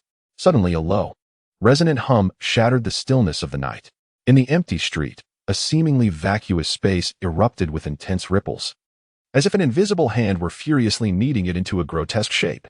Accompanied by the increasingly intense humming, a chilling wind howled, causing the asphalt to bubble like boiling wax. A dark, ominous chasm, as if connecting to the fabled endless abyss, slowly manifested, tearing through the void. In an instant, an overwhelming stench mingled with a bone-chilling cold surged forth. From the depths of the chasm came the sound of grinding bones, and a crimson glow flickered like ghostly flames as a viscous beast gradually emerged, revealing half of its body. Its scales glinted with a metallic sheen, and on its neck were 6 gaping maws that opened and closed incessantly, each filled with vicious, hooked fangs. A wave of brutal aura expanded around it, while its blood-red eyes glimmered with a thirst for carnage, scanning the surroundings as if searching for prey. At that moment, an unexpected roar of an engine caught its attention. Boom, boom, boom. A modified vehicle adorned with skull stickers sped down the street, its occupants, several inebriated youths, caring little for the cacophony produced by their reckless driving, gleefully racing and shrieking in delight. When the vehicle reached the empty street, the youths caught sight of the fierce beast, which had just revealed half of its form. However, shrouded in the heavy embrace of night and fueled by their drunken stupor, the group remained blissfully unaware of the impending danger, mistaking it for merely a wild dog in search of food. "Hey, look what I've spotted." "A wild dog," exclaimed a youth in the passenger seat, guzzling down a gulp of beer, his inebriated bravado compelling him to point and laugh at the beast. "It's truly hideous. Hurry, accelerate, and run it over." The others in the vehicle, invigorated by his enthusiasm, erupted into a cacophony of bizarre howls. With a flushed face, the driver, driven by a frenzied impulse, jerked the steering wheel violently, the tires screeching against the pavement as the car barreled forward. Yet, in the next instant, just as they approached the fearsome creature, the vehicle faltered. As it neared the 100-meter barrier of the cave, the metallic exterior oozed a viscous black liquid, the engine emitting a series of pitiful whimpers before abruptly stalling. "What the hell? Why is this piece of junk dying on us now?" Just as confusion reigned among the drunken passengers, the beast, sensing its meal had arrived, became instantaneously agitated. Its crimson gaze fixated on the occupants of the car. It let out a thunderous roar and lunged forward with ferocity. Chapter 40. The Horrific Massacre. The terrifying beasts of the global caverns make their debut. "Oh my God! My heavens, that is not a wild dog. What in the world is that?" The intoxicated individuals were jolted awake by the unfolding scene, their piercing screams of terror slicing through the night. Meanwhile, the beast had already pounced. A deafening roar erupted as 6 massive jaws opened simultaneously at its neck, a foul wind laden with the stench of decay rushing towards them. The driver had yet to comprehend the situation when the beast's tentacles lashed out like steel whips, impaling him and lifting him high before unceremoniously thrusting him into its gaping maw. The sound of blood splattering echoed, and just as the screams began to rise, they were abruptly silenced. The remaining passengers were rendered motionless by this sudden horror. Concurrently, as if attuned to the scent of prey, the passageway began to convulse violently, a chilling aura enveloping the air. as wave after wave of grotesque, terrifying beasts surged forth, relentlessly charging towards the group. The occupants of the car trembled violently, finally snapping back to reality. As they beheld the nightmare creatures hurtling towards them, their eyes shrank to the size of pinpricks, their shrieks of terror resonating across the night sky. Monsters! Monsters! Oh God, what is happening? How can there be so many of them? Ah, heaven help me, it's going to eat me. It's gnawing at my leg. Help! Help me! No, no, please don't eat me. The chilling cries of despair echoed, only to swiftly dissipate into the night. However, the previous screams had already roused countless individuals from their slumber. Soon, when the startled residents and fully armed police officers, who had rushed to the scene upon receiving the news, beheld the gruesome spectacle on the streets, their faces turned ashen, filled with terror. In the vicinity of that eerie and profound passage, a multitude of ferocious beasts had occupied every inch of space within 100 meters. Pairs of crimson eyes illuminated the night sky like lanterns. Their bloodthirsty and savage aura surged violently, enveloping the air with a pungent scent of blood, transforming the street into a nightmarish tableau reminiscent of hell. The fully armed squad swiftly surrounded the area, aiming to rescue any potential survivors. Yet, a more horrifying scene unfolded almost immediately. Don't move. The captain, having unknowingly stepped into the barrier, raised his weapon to aim at the beasts, only to be horrified to discover that no matter what he did, his firearm would not discharge a single bullet. Their once prized firearms were rendered as useless as scrap metal in this place. In the next moment, shadows darted past, and the anguished cries of the team members intermingled with the sound of shattering bones. Severed limbs and dismembered bodies littered the street, the thick blood splattering under the streetlights to create grotesque patterns, adding a crimson hue to the night. In a mere 10 minutes, the entire street had been transformed into a slaughterhouse. Anyone who ventured within 100 meters of the abyss, be they ordinary civilians or well-equipped special police teams, had become the beast's prey without exception. Intermittent cries of despair emanated from the remaining police radio. My gun won't work. Ah, help. Damn it. Call for backup. Hurry. Call for backup. Demons. These are demons that have emerged from hell. Too terrifying. Ah, they've torn apart Jensen. My God, these things are not even biological. Requesting aerial support. ZZZZ. It was uncertain how much time had passed, but the signal suddenly ceased, leaving only the crackling of electricity echoing through the night sky. As the first rays of sunlight stained the horizon crimson, social media was inundated with bloody images. These beasts from the abyss had delivered a grim greeting to a nation that had long prided itself as the hegemon of Blue Star. An unprecedented horror had instantly shaken the entire Eagle Nation. The calamity was not confined to the Eagle Nation alone. Almost simultaneously, countless other nations on Blue Star faced similar fates, resulting in widespread casualties that instilled fear among the populace, creating national turmoil. As if an ominous blood-red haze enveloped the hearts of countless citizens, except for the Great Xia, which had prior knowledge of the abyss's location due to the reincarnated individual Li Che. Other nations remained oblivious to the unfolding events. The emergence of the abyss was entirely random. It could manifest in deep mountains, tranquil valleys, beneath riverbeds, suburban streets, or even densely populated areas. Just like the case of the Face Basin chicken, a subterranean cavern has abruptly manifested in the heart of the most bustling district. The mere location of this phenomenon forebodes the catastrophic devastation that the ensuing beasts could unleash. Indeed, this grim anticipation has materialized. In an instant, the vibrant urban center was besieged by an onslaught of ferocious creatures, plunging the entire city into chaos. A state of emergency was declared, and the wails of countless innocents echoed as they fell prey to these monstrous entities, deepening the sanguine hue of this global calamity. In the United States, deep into the night, the Pentagon's war room was ablaze with crimson alarm lights. At the Oval Conference table, Commander Puchuan ground his fingers into the satellite images before him, depicting the blood-soaked streets of the suburbs, shimmering ominously under the lamp's glow, inciting a fierce gnashing of his teeth and a darkening of his visage. Upon receiving the news, he and several prominent senators were profoundly shaken, convening an emergency meeting at the earliest opportunity. Speak. Puchuan's countenance was as stormy as the sea, his eyes ablaze with fury. Defense Secretary Wilson, drenched in cold sweat yet steeling himself against overwhelming dread, rose to report, Commander, as of now, the creatures in the anomalous suburban area have claimed hundreds of lives, and the scene is utterly horrific. Moreover, all our firearms, vehicles, electronic devices, and even our power supply become inexplicably inoperative the moment they approached that area. Some distant observers captured images revealing what appeared to be an abyssal entrance leading underground, from which these monstrosities emerged. This ominous sight has come to be referred to as the Gate of Hell. He looked as if he had been struck by a great terror, his face ashen and beads of sweat glistening on his forehead. As he continued his report, the dreadful news caused his hands to tremble uncontrollably. Most alarmingly, these creatures are so terrifying that they seem not to belong to this earth. Each beast possesses an unimaginable strength, far beyond the capabilities of ordinary individuals. Even our most elite forces stand no chance against them once deprived of their weaponry. All who dared to enter the vicinity met their demise. Furthermore, these creatures are increasingly savage, devouring their victims whole and leaving no remains.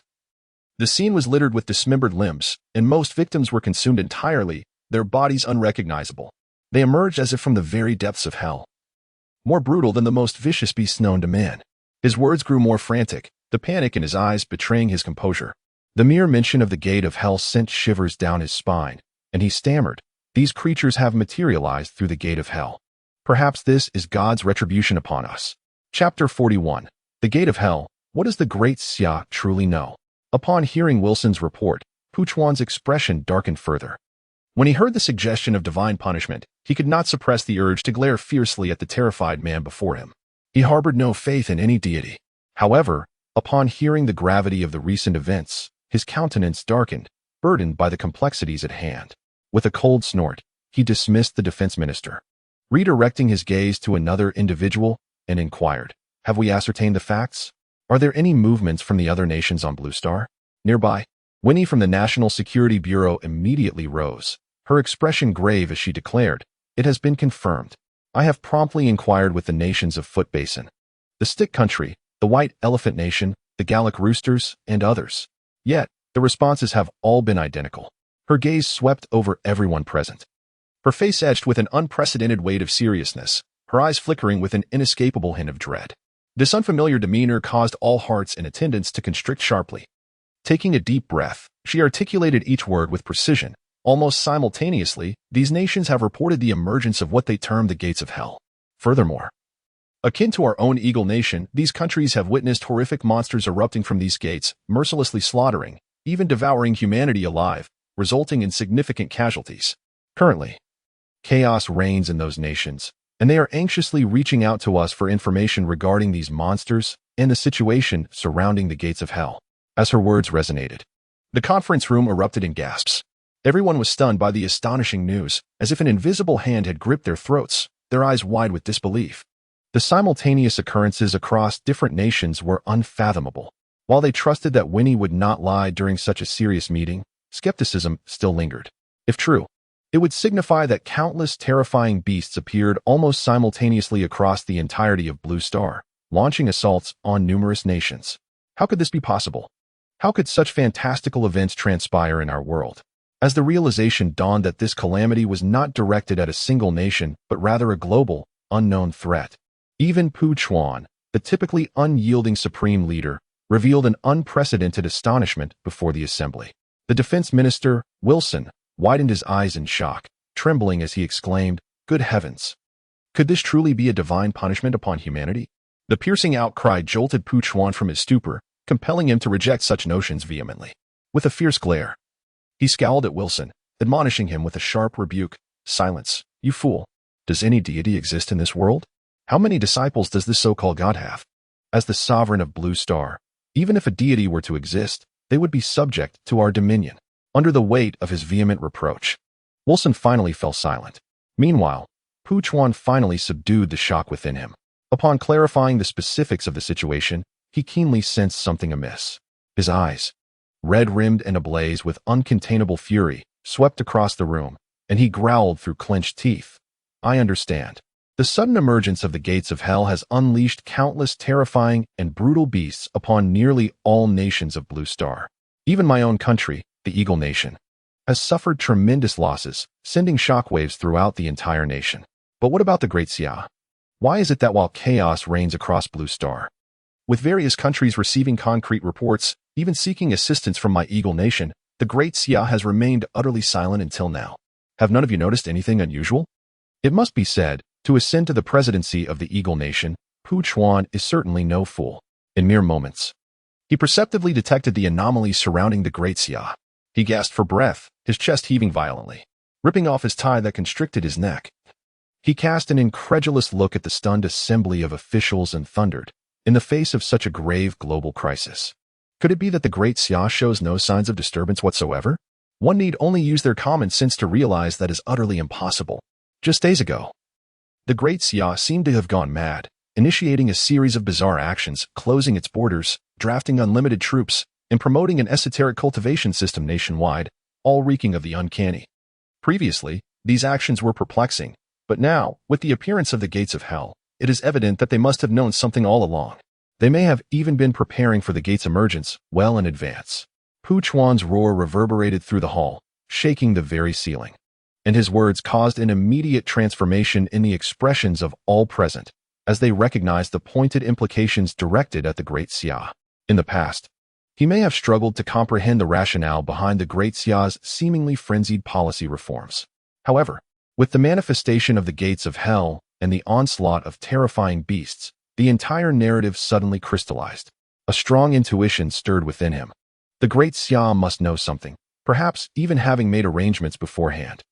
The fact that the Great Xia has remained entirely undisturbed amid this turmoil serves as the clearest evidence of their prior knowledge. As this thought solidified, his fury intensified. What? The Great Xia? They had known about the impending appearance of the gates of hell all along. Damn it, this is outrageous. How could such crucial information be withheld from us? The Great Xia is truly culpable. The current circumstances are entirely of their own making, and they must be held accountable. After hearing Pu Chuan's deductions, the others in the assembly were left in a state of shock, incredulity washing over them. The notion that the Great Xia had foreknowledge of the gates of hell's arrival. How could that be possible? Regardless of the terrifying might of the ferocious beasts or the means capable of rendering firearms, machinery, and electricity ineffective, it is evident that the gates of hell transcend the horrors of Blue Star. The Daxiao Nation's power pales in comparison to that of Eagle Sauce. What gives them the right to receive information ahead of others? As proud officials of the formidable Eagle Sauce Nation, they have always looked down upon Daxia. Yet now, they find themselves unexpectedly surpassed by Daxia. How could this be? Despite their disbelief, Pu Chuan's reasoning is grounded and logically sound. Coupled with Daxia's recent actions as corroborative evidence, the assembly finds it impossible to reject the notion. Consequently, their anger ignited. It is all Daxiao's fault. Having known about the emergence of the gates of hell, why did they not inform other nations? Had they communicated earlier, other countries could have prepared in advance, thereby avoiding the current predicament. All of this is Daxiao's doing. In a moment, the atmosphere in the conference hall became charged with fury, as attendees unleashed their ire upon Daxia, even attributing the losses endured domestically to them. Chapter 42. A united blockade against Daxia? That is merely a jest. Commander, what should we do now? Inquired Vini from the National Security Bureau, suddenly lifting his head. In response, Pu Chuan extinguished his cigar forcefully in the crystal ashtray, gritting his teeth as he exclaimed, "The crux of the issue lies with Daxia. We must immediately unite with other nations on Blue Star to exert pressure on Daxia and ascertain the truth of the matter. We must demand they share everything they know." The assembled legislators nodded vigorously in agreement. Indeed, since Daxia is aware of the situation, they must communicate with other countries, especially with Eagle Sauce. If they are unwilling to speak up voluntarily, then they should not be surprised when we apply pressure. However, Vini furrowed his brow slightly. What if Daxia refuses our demands? Refuse? Upon hearing this query, a sinister smile crept across Pu Chuan's face, his reddened eyes glinting with a chilling intensity as he declared sternly, at this juncture, they have no choice. If Daxia wishes to avoid facing the full blockade from our many nations, they must comply. They cannot bear the consequences of such an outcome. Or rather, no nation on Blue Star can afford to stand against so many adversaries simultaneously. The implications of Pu Chuan's words were laden with threat.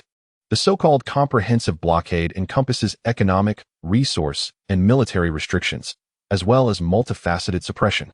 Such tactics have already been employed against Daxia more than once or twice. In the past, Daxia had to endure and bide its time for development and accumulation of strength, which only served to bolster their confidence considerably. Thus, this time, Pu Chuan felt that the Great Xia had neither the reason nor the audacity to dismiss his threats. The geopolitical landscape of Blue Star had suddenly become tumultuous.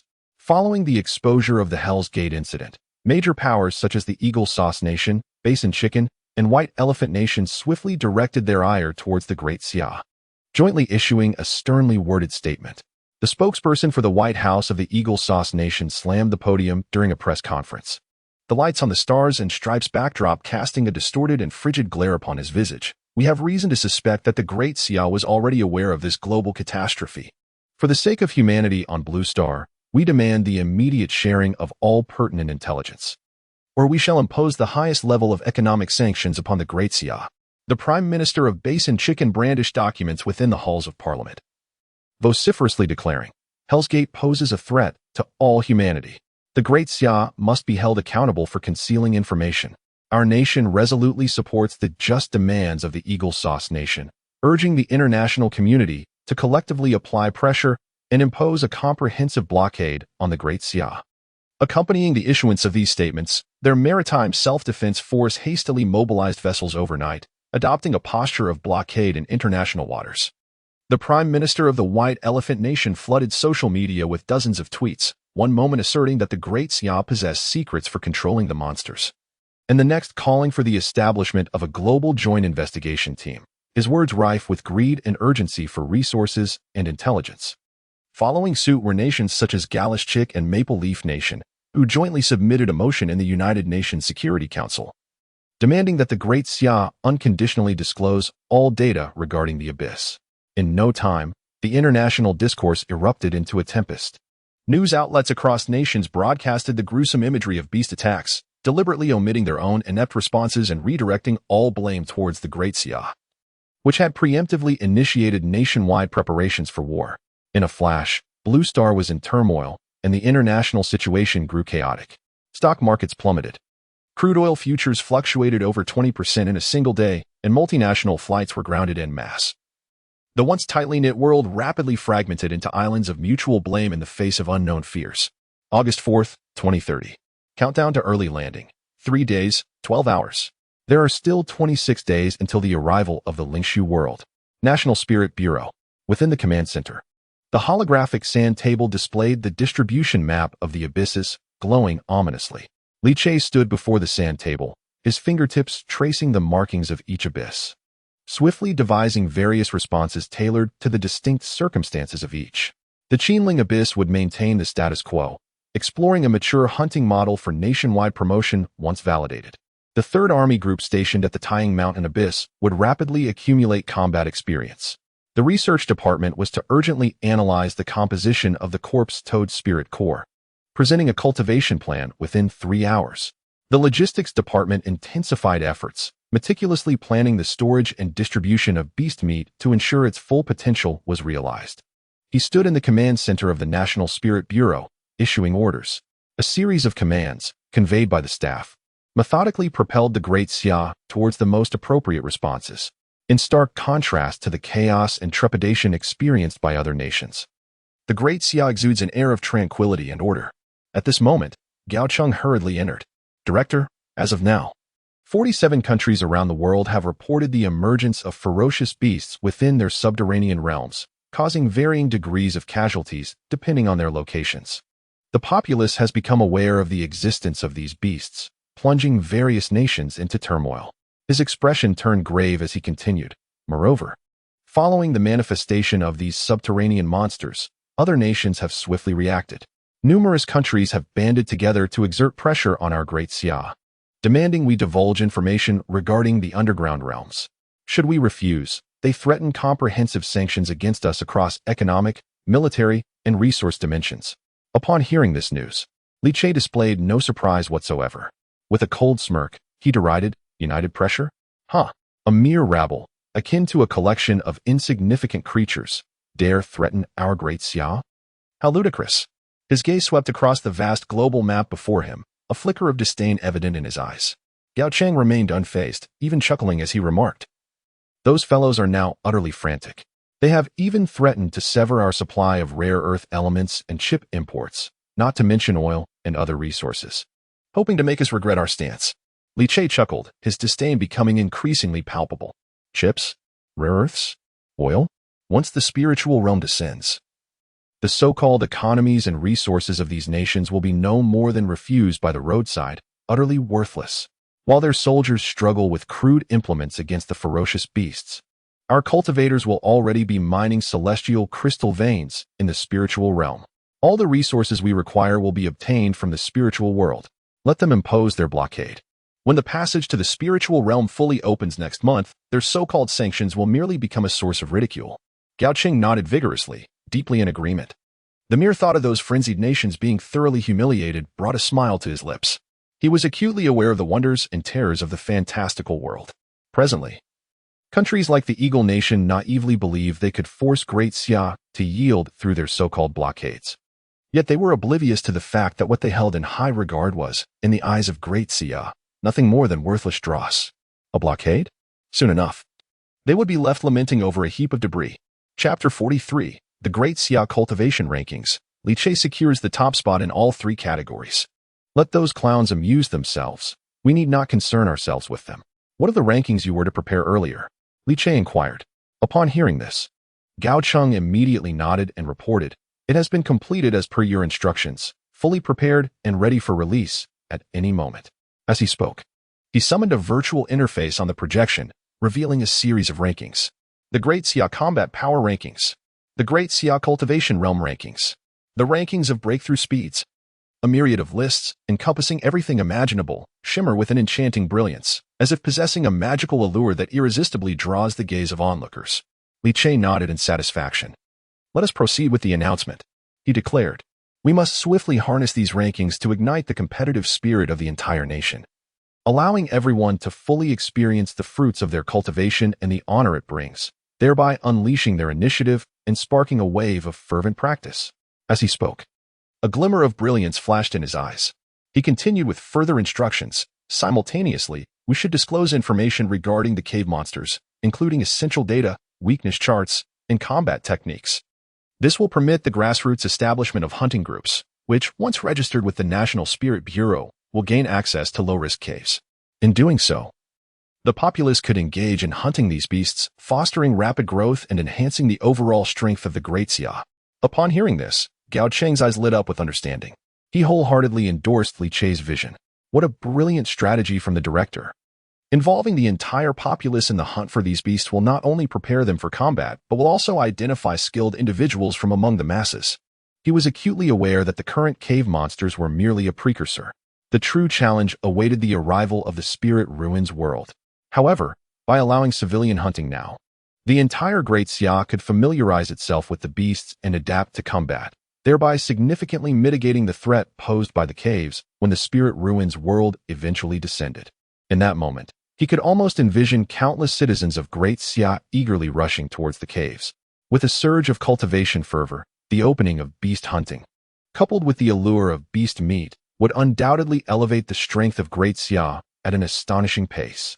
Those nations currently clamoring on the international stage would soon find themselves left far behind. Indeed, I will arrange this immediately. After bowing, Gao Cheng hastened to execute the orders. He was eager to witness the fervent scene of Great Xia operating at full throttle. Thus, in short order, in response to the united pressure and inquiries from nations around the globe, the Great Xia Foreign Affairs Bureau coldly transmitted a singular, brusque message via satellite. Leave. They severed all non-emergency communication channels, offering no response to the ensuing anger and queries. Meanwhile, the official channels released a significant national announcement once again. 3 shocking urgent notices reverberated like thunder across the entirety of Great Xia. National Emergency Notice. Cave monsters emerged. The cave monsters, originating from the subterranean world, are vast in stature, grotesque in appearance, and possess a savage, bloodthirsty nature. Most of the currently emerging beasts possess strength around the first tier. The following are brief descriptions of the monsters: three-eyed fierce wolf, corpse toad, thunderstorm rampant rhinoceros. National Emergency Hunting Order. From this day forth, the northern slopes of the Qinling Mountains, the Basha Basin, and the Yanyan Prefecture shall be opened as 3 major hunting experimental zones. The hunting objective: the fearsome beasts of the underground. Hunting regulations. Effective immediately, these 3 experimental zones will be accessible to the public, allowing citizens to spontaneously form hunting teams. which, upon registration, may venture into the zones to confront and hunt the ferocious creatures. Simultaneously, the state will offer substantial compensation for the corpses of these beasts, with rewards determined by their condition and strength, encouraging individuals of sufficient capability from all walks of life to participate eagerly. Note: the underground is perilous, and the beasts possess formidable strength. It is advisable that only those who have achieved at least the first stage of cultivation venture forth. National Urgent Announcement.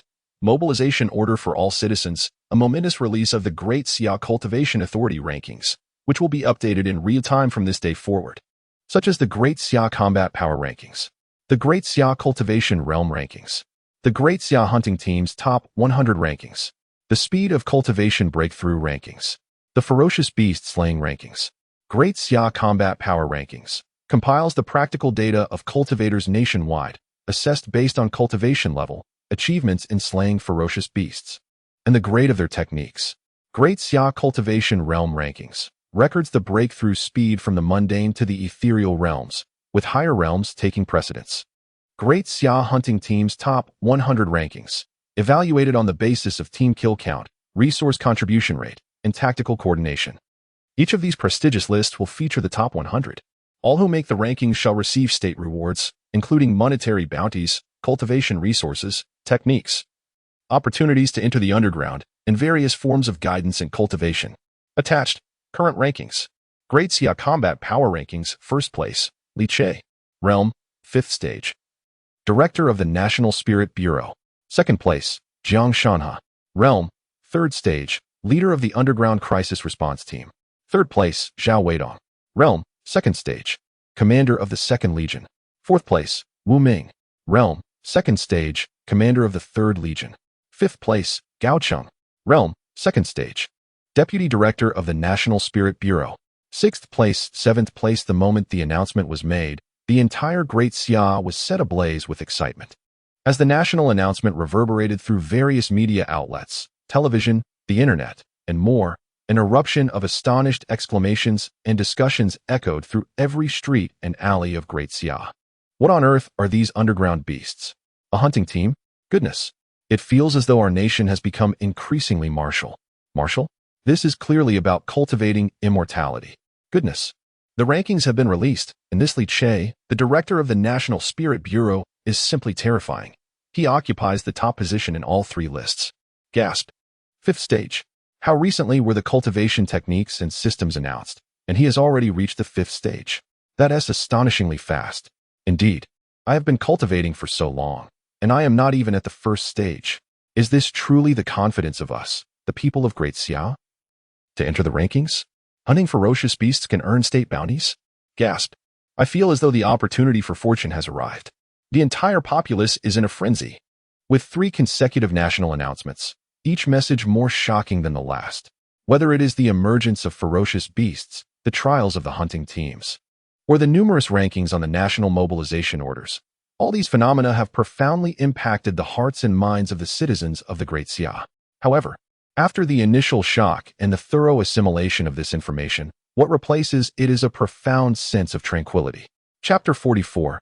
A world on the brink of transformation. The flame of passion unextinguished. While other nations are engulfed in panic due to the attacks of ferocious beasts, the streets of the Great Xia exude an extraordinary exhilaration.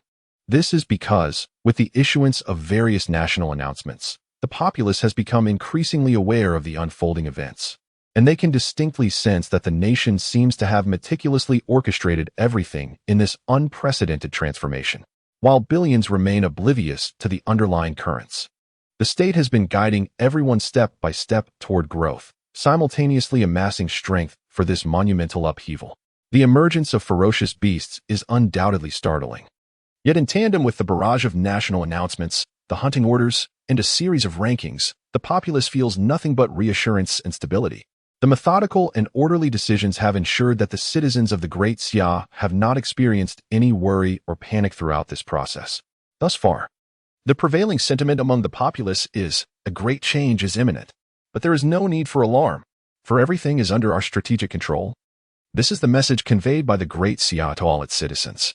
Consequently, at a time when the world is in turmoil, and countless nations are gripped by fear due to the so-called emergence of the gates of hell, only the Great Xia responds with unwavering resolve, actively adapting and advancing in a methodical manner. Though the caverns have appeared and news of ferocious beasts has circulated, not a single person among the millions in the Great Xia feels fear. Rather, they are filled with excitement and anticipation for the unknown challenges ahead. This deep-seated sense of security stems from the certainty that the nation supports every step taken. Is it not peculiar that while people in other countries seek refuge, here we are, united in our determination to conquer beasts and level up? Have you not noticed? The nation has paved the way for us. The caverns serve as training grounds, the ferocious beasts are experience packages, and the rankings act as progress trackers. Following the nation's lead is undoubtedly the right path. Indeed, I can hardly contain my eagerness to join the hunting teams and witness these so-called ferocious beasts for myself. The atmosphere in the Great Xia is increasingly fervent, with an unprecedented zeal for cultivation. The allure of appearing on the rankings and the curiosity about the ferocious beasts drive individuals to strive for greater strength, to grow stronger, to grow stronger, to grow stronger, to ascend the rankings, to hunt ferocious beasts, to embrace the new era, while other corners of Blue Star are reeling from calamities.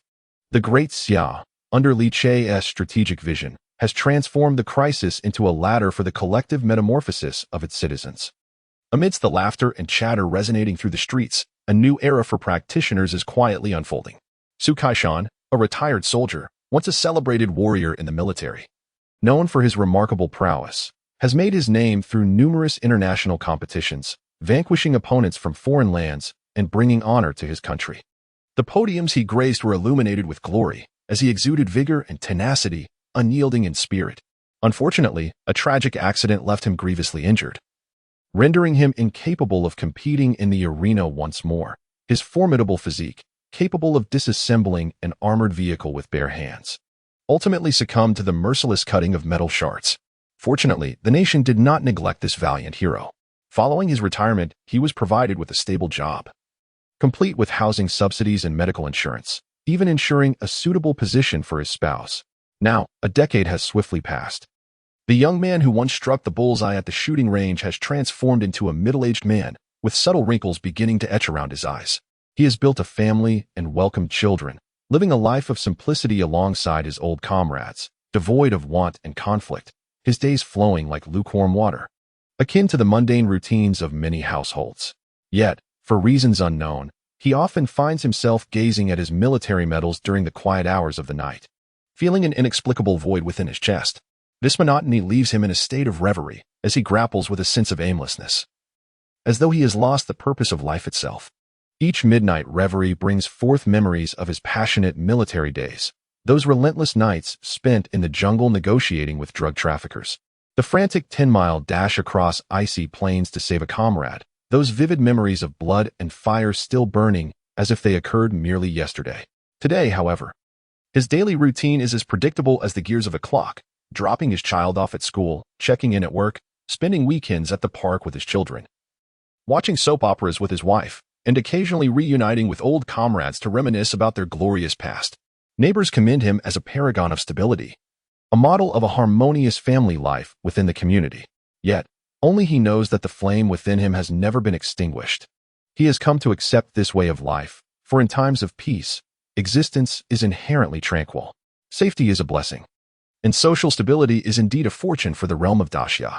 To live serenely with his wife and children is a rare blessing.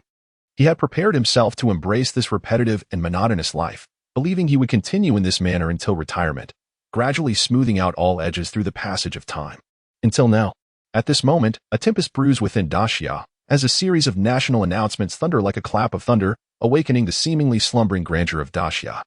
The announcement of the cultivation system, the emergence of ferocious beasts from the depths, and the issuance of nationwide hunting orders signal an unprecedented transformation on the horizon. As an old soldier, he keenly perceives, through these announcements and the grand movements of Daxia, that a monumental change is indeed approaching. Everything suggests that this world, this era, has seemingly ceased to be mundane. An unprecedented upheaval is looming on the horizon. Danger and challenges are about to descend upon the Great Xia.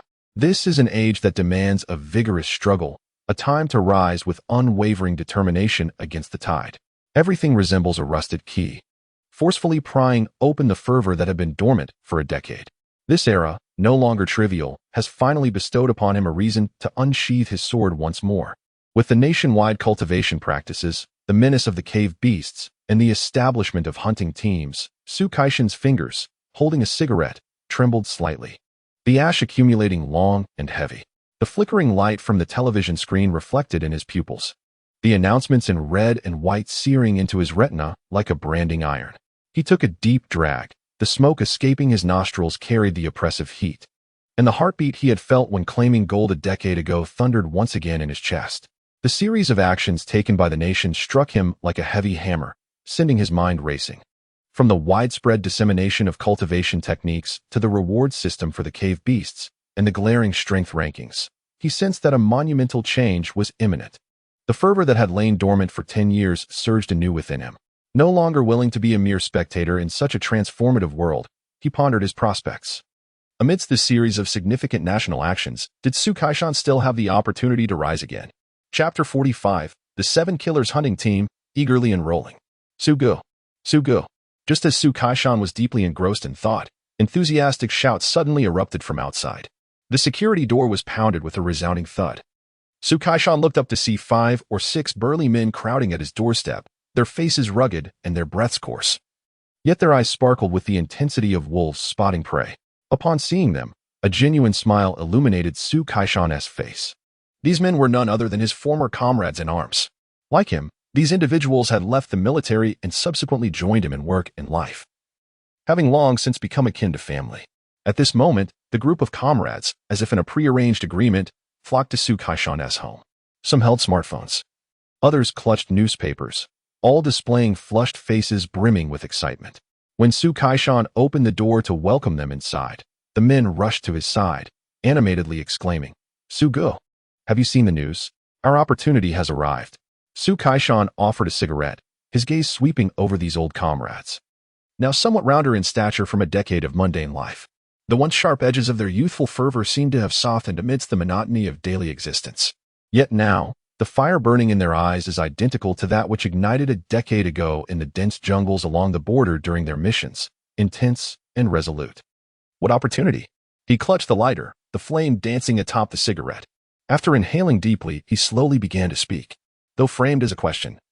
He had already formed certain conjectures within his mind. After all, they were the closest of comrades, during every gathering. They could sense the undying flame within each other's hearts. Surely, their fellow warriors could no longer contain themselves in the present moment, could they? Indeed. In the next instant, one comrade spoke up, his face alight with excitement. The hunting brigade. The nation has issued a proclamation, clearly encouraging us to spontaneously form hunting brigades to slay ferocious beasts. Su Gu, this is our chance. You know, although we have always followed your lead, we have felt a sense of discontent over the years. Each day, we cannot help but reminisce about our time in the army. You too must feel the same discontent, longing for a life beyond this mundane existence. Our blood runs hot, and the fire within us has never been extinguished. Since the state is encouraging this, it presents us with an opportunity. If we strive diligently, perhaps the top position in the hunting brigade could be ours. While we can no longer shine brightly within the military, we can still illuminate our path in the hunting brigade. Is this not what we have fervently desired, Su Gu? The comrades gazed intensely at Su Kaishan, their eyes brimming with fervor and anticipation. Clearly, their arrival at Su Kaishan's home signified that they had already conspired and were merely awaiting his consent. Su Kaishan could feel the eagerness and impatience of his brothers. However, he did not acquiesce immediately. After taking a deep drag from his cigarette, he lifted his gaze and suddenly broached another matter. Have you discussed this with your families? Upon his utterance, silence enveloped the group. It was evident that they had not consulted their families regarding this matter. Su Kaishan sighed deeply, extinguishing the cigarette, but his eyes sweeping over the silent comrades. Countless words swirled within him, yet he struggled to find the right way to express them. He could empathize with their sentiments. He, too, felt similarly. Though their passionate fervor had never waned, and the fire within them remained unquenchable, they were no longer the carefree young men in their 20s. Now, each of them had families of their own, individuals for whom they bore responsibility. When ideals clash with reality, how should one choose? The weight of unspoken silence bore heavily upon their hearts. After a moment, one comrade, his voice hoarse, spoke up. Su Gu, you know that for the sake of our families, we are willing to do anything. Throughout the years, in our earnest endeavor to be exemplary husbands, devoted fathers, and dutiful sons, we have repeatedly suppressed the restlessness within us, ceaselessly diminishing our own edges, to the point where we have nearly forgotten the essence of our former selves. However, he suddenly lifted his gaze, surveying the complex expressions of his comrades within the room, and spoke once more. Yet this time, his voice resonated with newfound conviction, shedding much of the previous uncertainty. But now, things are different. The emergence of the hunting group has unveiled the opportunity we have long sought within our hearts, rekindling the shadows of a life we once knew. Moreover, it is crucial to note that none of this stands in conflict with our families. Upon uttering these words, the others lifted their heads in unison, their eyes fixed intently upon him, brimming with expectation and dawning realization. Indeed, he continued, the nation now encourages and supports civilian hunting groups, allowing us to pursue the lives we desire while contributing to our country in an alternative manner. Furthermore, with the various rewards and resources provided by the state, we can not only establish ourselves, but thrive even more. This, too, contributes to our families. I believe that our choice does not conflict with either the state or family. The audacious and spirited life we yearn for has been the dream we have never abandoned over the years. As he spoke more passionately, the eyes of those in the room sparkled with growing brightness. Who has claimed that joining the hunting group necessitates forsaking family? Who asserts that loyalty and filial piety cannot coexist? Who insists that possessing a vulnerability prevents one from pursuing the life they desire? The hunting group, bolstered by the robust support of the nation, perfectly alleviates all their concerns, enabling them to reclaim their former selves without reservation and to unleash their true potential. The state, family, and self, they all can coexist. With this realization, the comrades turned their fervent gazes towards Su Kaishan. Their eyes burned with anticipation, akin to a torrent of flames. Su Kaishan felt a sudden tremor in his heart. It had been far too long since he had witnessed such fervor. Indeed, the monotony of daily work had dulled everyone's enthusiasm, rendering them as mere shells of their former selves. Yet now, the announcement from the state pierced through the gloom like a ray of light, reigniting their once dormant hearts. Not only the comrades, but even Su Kaishan himself felt his spirits soar, a surge of passion coursing through him. Facing the eager and expectant gazes of his comrades, he took a deep drag from his cigarette before crushing the butt beneath his foot, and with a sudden roar, he exclaimed, "Damn it, let us do this. Do you remember our formation name from our days in the military?" The comrades stood up in unison, their chests thumping against the table with a resounding echo. "Of course we remember. The 7 Killers. With our blades pointed forward, we shall conquer all." Su Kaishan bellowed with fervor, "Excellent. Let us form the 7 Killers Hunting Brigade. Tomorrow morning, we shall register with the National Spirit Bureau. We will begin with the corpse toad of the Qinling. I refuse to believe that these old bones cannot cleave through the hide of ferocious beasts." In an instant, the living room erupted into a cacophony of jubilant cheers. At that moment, the light in their eyes burned hotter than any flame. Amidst the rapturous applause, these comrades, now in their middle age, appeared to be rejuvenated, each one invigorated, with glistening tears welling at the corners of their eyes. Chapter 46. International Turmoil. Protests erupt across nations. Within the Great Xia, the enthusiasm for forming hunting brigades has reached unprecedented heights. Countless applications for registration have flown towards the National Spirit Bureau's approval window like snowflakes. The staff responsible for registration have been compelled to temporarily add 10 scanning devices, while the printed papers have accumulated into small mountains on the floor. This fervor is no mere coincidence. As the most enduring nation on Blue Star, Great Xia has withstood the test of millennia. Its bloodthirsty spirit has never been extinguished. In times of chaos, heroes arise, and during national crises, there is no shortage of those willing to step forward. The fervor and courage have long been deeply etched in the very marrow of its people. For years, Great Xia, which may seem mild and patient, has merely allowed its inherent bravery to lie dormant during these peaceful times, preparing for a grand resurgence.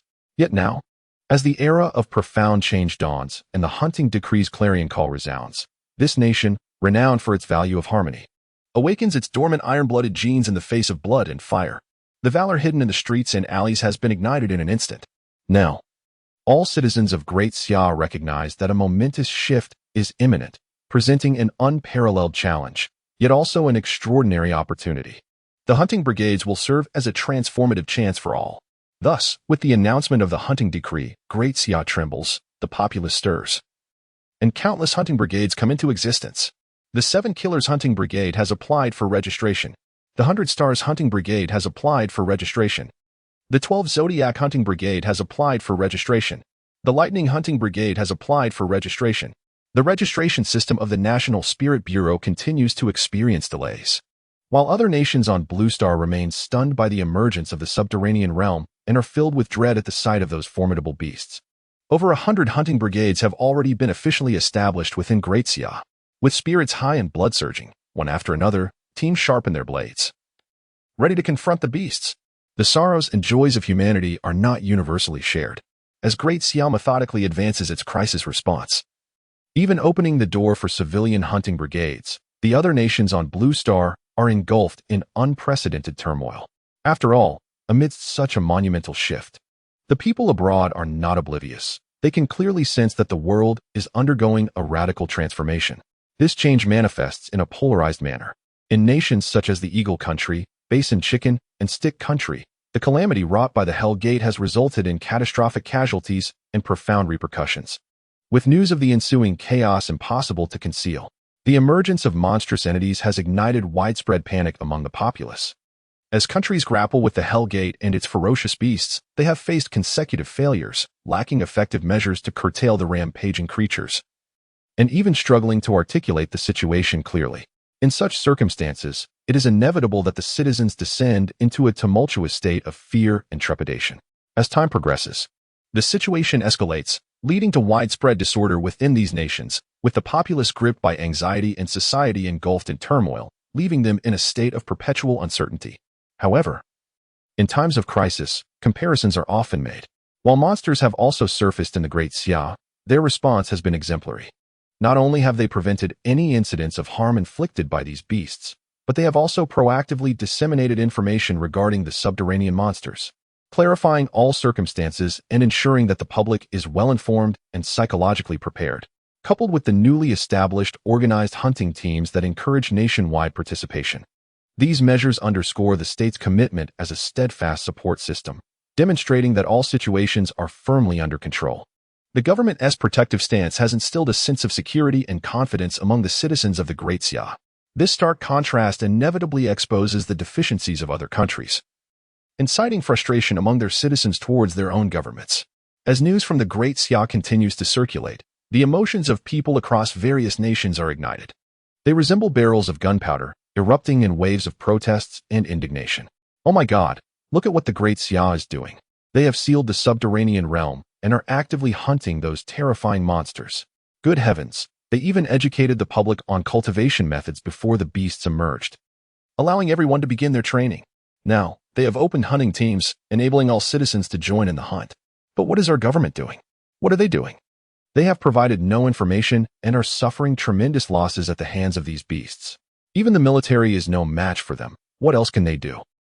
This is outrageous. Our country is even seeking help from the public. Are those politicians even human? We protest. We demand a stable environment akin to that of the Great Xia. Across the globe, turmoil ensues as countless citizens flood the streets, initiating grand protests. The stark disparities between nations create palpable differences. While the Hell Gate has unleashed chaos, the Great Xia has managed the crisis with remarkable efficacy. In stark contrast to the devastating losses and helplessness experienced by nations on Blue Star, the Great Xia's response has been nothing short of commendable. So much so that even the governments of other countries find it impossible to obscure the truth, which is clearly visible to those with discerning eyes. The same calamity befalls different lands. While one nation suffers, another thrives in stability, filled with vigor and hope. Such contrasts inevitably breed envy and resentment among the citizens of various countries. Before the grandeur of the Great Xia, those politicians who incessantly clamored day in and day out were stripped of their grotesque aids, igniting a fervent uproar among countless citizens. It was only at this moment that people from various nations finally recognized the intrinsic worth of this ancient realm. Billions of souls found solace in the unwavering support of their nation, with every circumstance firmly under control. This coveted sense of security and stability twisted their faces with envy, deepening their admiration for the populace of Great Xia. It was only now that they comprehended why, not long ago, Great Xia had undertaken a sweeping recall of its citizens from abroad. It was all meticulously orchestrated in advance. Those who returned possessed an extraordinary foresight, seizing an unparalleled opportunity. In stark contrast, the citizens of other nations gritted their teeth, their discontent and animosity towards their governments surging to unprecedented heights. However, amidst this turmoil, a handful of individuals, those once part of Great Xia, were left lamenting their choices filled with regret. These were the very ones who, at the time of the recall announcement, reveled in their decision to remain abroad, unwilling to return. Take, for instance, the student Lu Tao, who now cowered pale in his dormitory, too frightened to venture outside.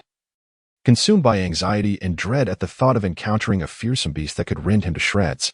As he absorbed news of the rampant monstrosities plaguing the land of Eagle Sauce, while contrasting it with the vibrant scenes of prosperity in Great Xia, he felt a profound anguish. It was over. Everything was lost. There was no way back. Chapter 47, Eagle Sauce Bleeds. Qin Shaming discovers spirit stones. The international atmosphere was rife with tumult, oppressive, and foreboding. Previously, nations like Eagle Sauce, Basin Chicken, and White Elephant had united in a fierce coalition to exert pressure on Great Xia, believing that under such duress, the nation would capitulate, compelled to divulge all intelligence concerning the gates of hell and those terrifying creatures. Yet, when they arrived in Grand Assembly, they received but a singular, resounding response: get lost. This was the straightforward and domineering retort from the Great Xia Foreign Affairs Bureau, simple, direct, and imbued with an undeniable assertiveness. Their stance was unyielding, showing no fear and confronting the so-called multinational alliance with disdain.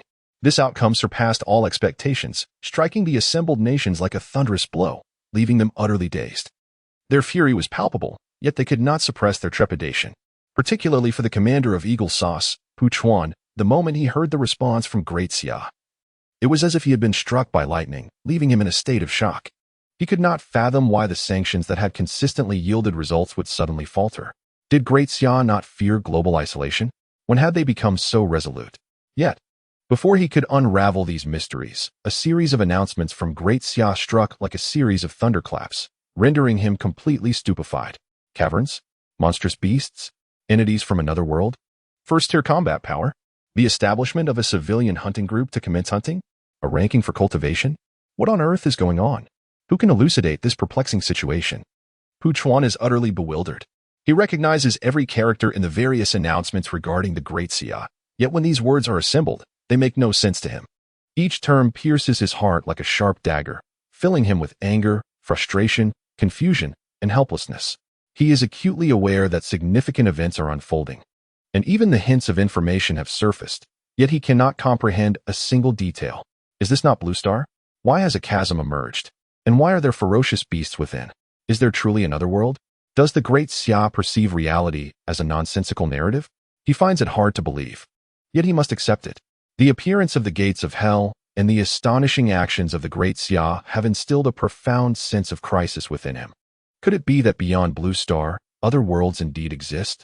Pu Chuan is frantic, genuinely desperate.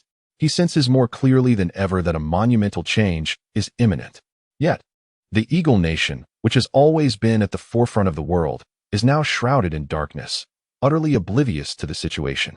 If this continues, the Eagle Nation's supremacy will teeter on the brink of collapse, even risking being engulfed by the tides of time. The relentless waves from the Great Xia have surged forth, evoking a sense of fear within him. What secrets does the Great Xia hold? Investigate. I demand a thorough inquiry. Whether it concerns the chasm, the ferocious beasts, or that other world, I must uncover the truth. Pu Chuan's furious roar during the assembly nearly shattered the ceiling. His eyes were bloodshot, breathing heavily. Resembling a furious bull, he understood that in the face of the chasm and the ferocious beasts, the Eagle Nation had already fallen behind. His sole objective now was to ascertain the situation at all costs. Only by grasping the events that have transpired could he hope to catch up with the Great Xia. To enhance himself, to suppress the Great Xia, and to maintain the Eagle Nation's position as the preeminent power in Blue Star. Absolutely not. He cannot allow the Great Xia to progress so smoothly. Their plans must not succeed. The Great Xia. While the global landscape is in turmoil and the sudden emergence of the chasm and its beasts has plunged the world into unprecedented panic and fear, remains remarkably composed. As if unaffected, everything continues to operate in an orderly fashion. Among the cultivators affiliated with the National Spirit Bureau, a faction led by Nagong Chuan is engaged in intense training and combat within the chasm, while another group is simultaneously conducting scientific research alongside their cultivation efforts. Exemplified by Qin Changming. He was originally an accomplished researcher. After joining the National Spirit Bureau and becoming one of the first elite practitioners, he continued his scientific pursuits alongside his cultivation. However, this time, the focus of his research shifted, no longer confined to conventional science. He began to study the fluctuations of spiritual energy in the world and the impending crises that loomed on the horizon. At this very moment, in the laboratory, he utilized the latest mystical instruments developed by the Xia dynasty to observe the changes in spiritual energy across the cosmos. He felt the myriad inexplicable fluctuations and wave patterns that had transpired over the past few days, and Qin Changming was utterly astonished. How remarkable! The particles of spiritual energy in the world were increasing at an astonishing rate, particularly after the emergence of the monstrous beasts from the underground. This phenomenon was becoming increasingly pronounced. Indeed, the director's words rang true. The spiritual energy of heaven and earth was undergoing a large-scale eruption, and the overall cultivation speed of the Xia dynasty was on the rise. An entirely new era was on the brink of arrival. Gazing at the various wave patterns of spiritual energy detected by his instruments, Qin Changming's face flushed with excitement, unable to contain his astonishment. Simultaneously, his respect for Li Che deepened immensely. The more he delved into his research, the more he realized that Li Che's grasp and understanding of this world surpassed their anticipations by leaps and bounds. He was truly akin to a prophet. At that moment, Gao Cheng entered, cradling a grayish stone in his palm. The stone was roughly the size of a hand, its surface adorned with natural patterns, subtly emanating a faint azure glow. The crystal within swirled with a pale blue halo, resembling frozen auroras, and appeared remarkably extraordinary. He handed it to Qin Changming. Professor Qin, could you please analyze the composition of this stone and determine its true nature? We stumbled upon it unexpectedly, and it seems distinct from other stones. There appears to be an extraordinarily mysterious force surging within, irresistibly attracting people to possess it. We speculate that this may very well be a completely new substance previously undiscovered. A new substance? Upon hearing this, Qin Changming was momentarily taken aback, but curiosity soon piqued within him. Let me take a look.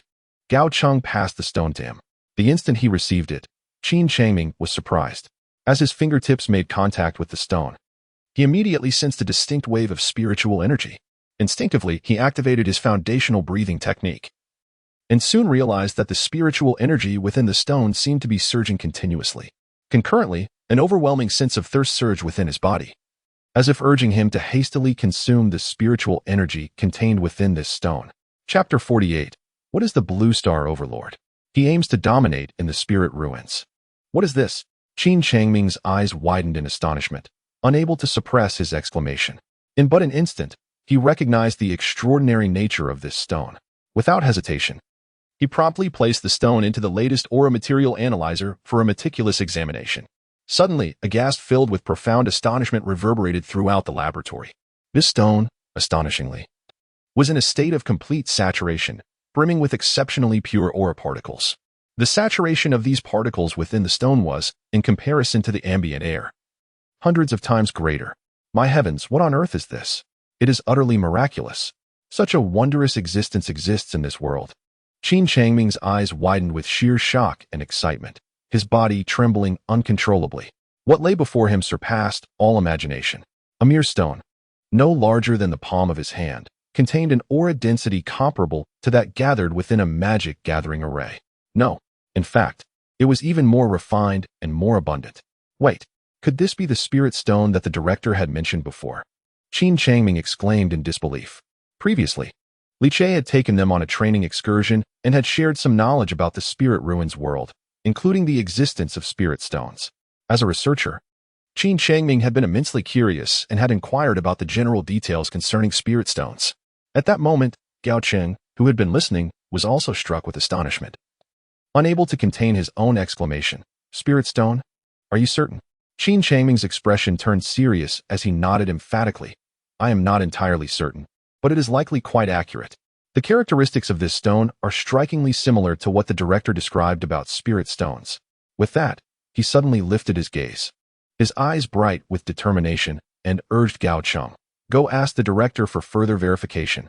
If this is indeed the legendary spirit stone, then our great Xia may truly be on the verge of a monumental rise.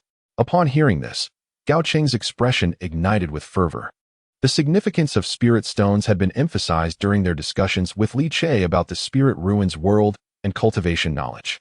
He understood all too well the profound implications if Great Xia were to indeed discover spirit stones. With this thought in mind, he wasted no time, seizing the spirit stone and hastily making his way to find Li Che. August 6, 2030. Countdown to early login. 1 day. There are still 24 days until the arrival of the spirit ruins world.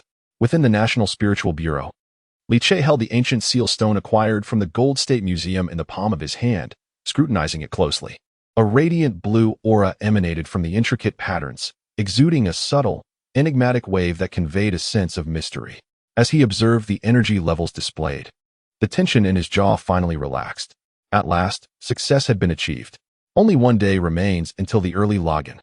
A whisper of relief and joy escapes from his throat. Despite the calm demeanor that Li Che has cultivated through his rebirth, he cannot help but feel exhilarated. His face alight with emotion. As he absorbs the abundant energy emanating from the ancient seal stone, he is filled with profound reflections. Although the ancient seal stone serves as a nexus connecting two realms, allowing for premature entry, all of this necessitates a robust supply of energy. To fully charge this ancient seal stone, the Great Xia has painstakingly gathered over a dozen spirit seeds, achieving the current state. This is precisely why, after his rebirth, he unhesitatingly chose to unveil his identity and unite with the nation. Spirit seeds are inherently rare, most often found in remote mountains or desolate places. Without the nation's comprehensive support, relying solely on his own efforts, he would have been utterly incapable of meeting the energy demands of the ancient seal stone within a mere 7 days. Even knowing the locations of those spirit seeds from his past life would be futile. Time, energy, and various other factors would simply not permit it.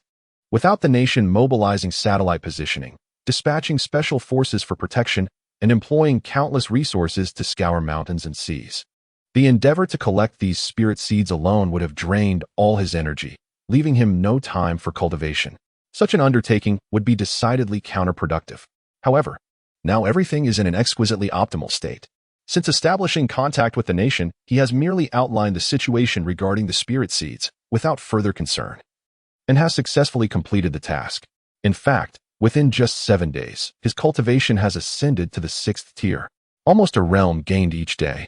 This astonishing pace of advancement is nothing short of miraculous, unimaginable in his previous life.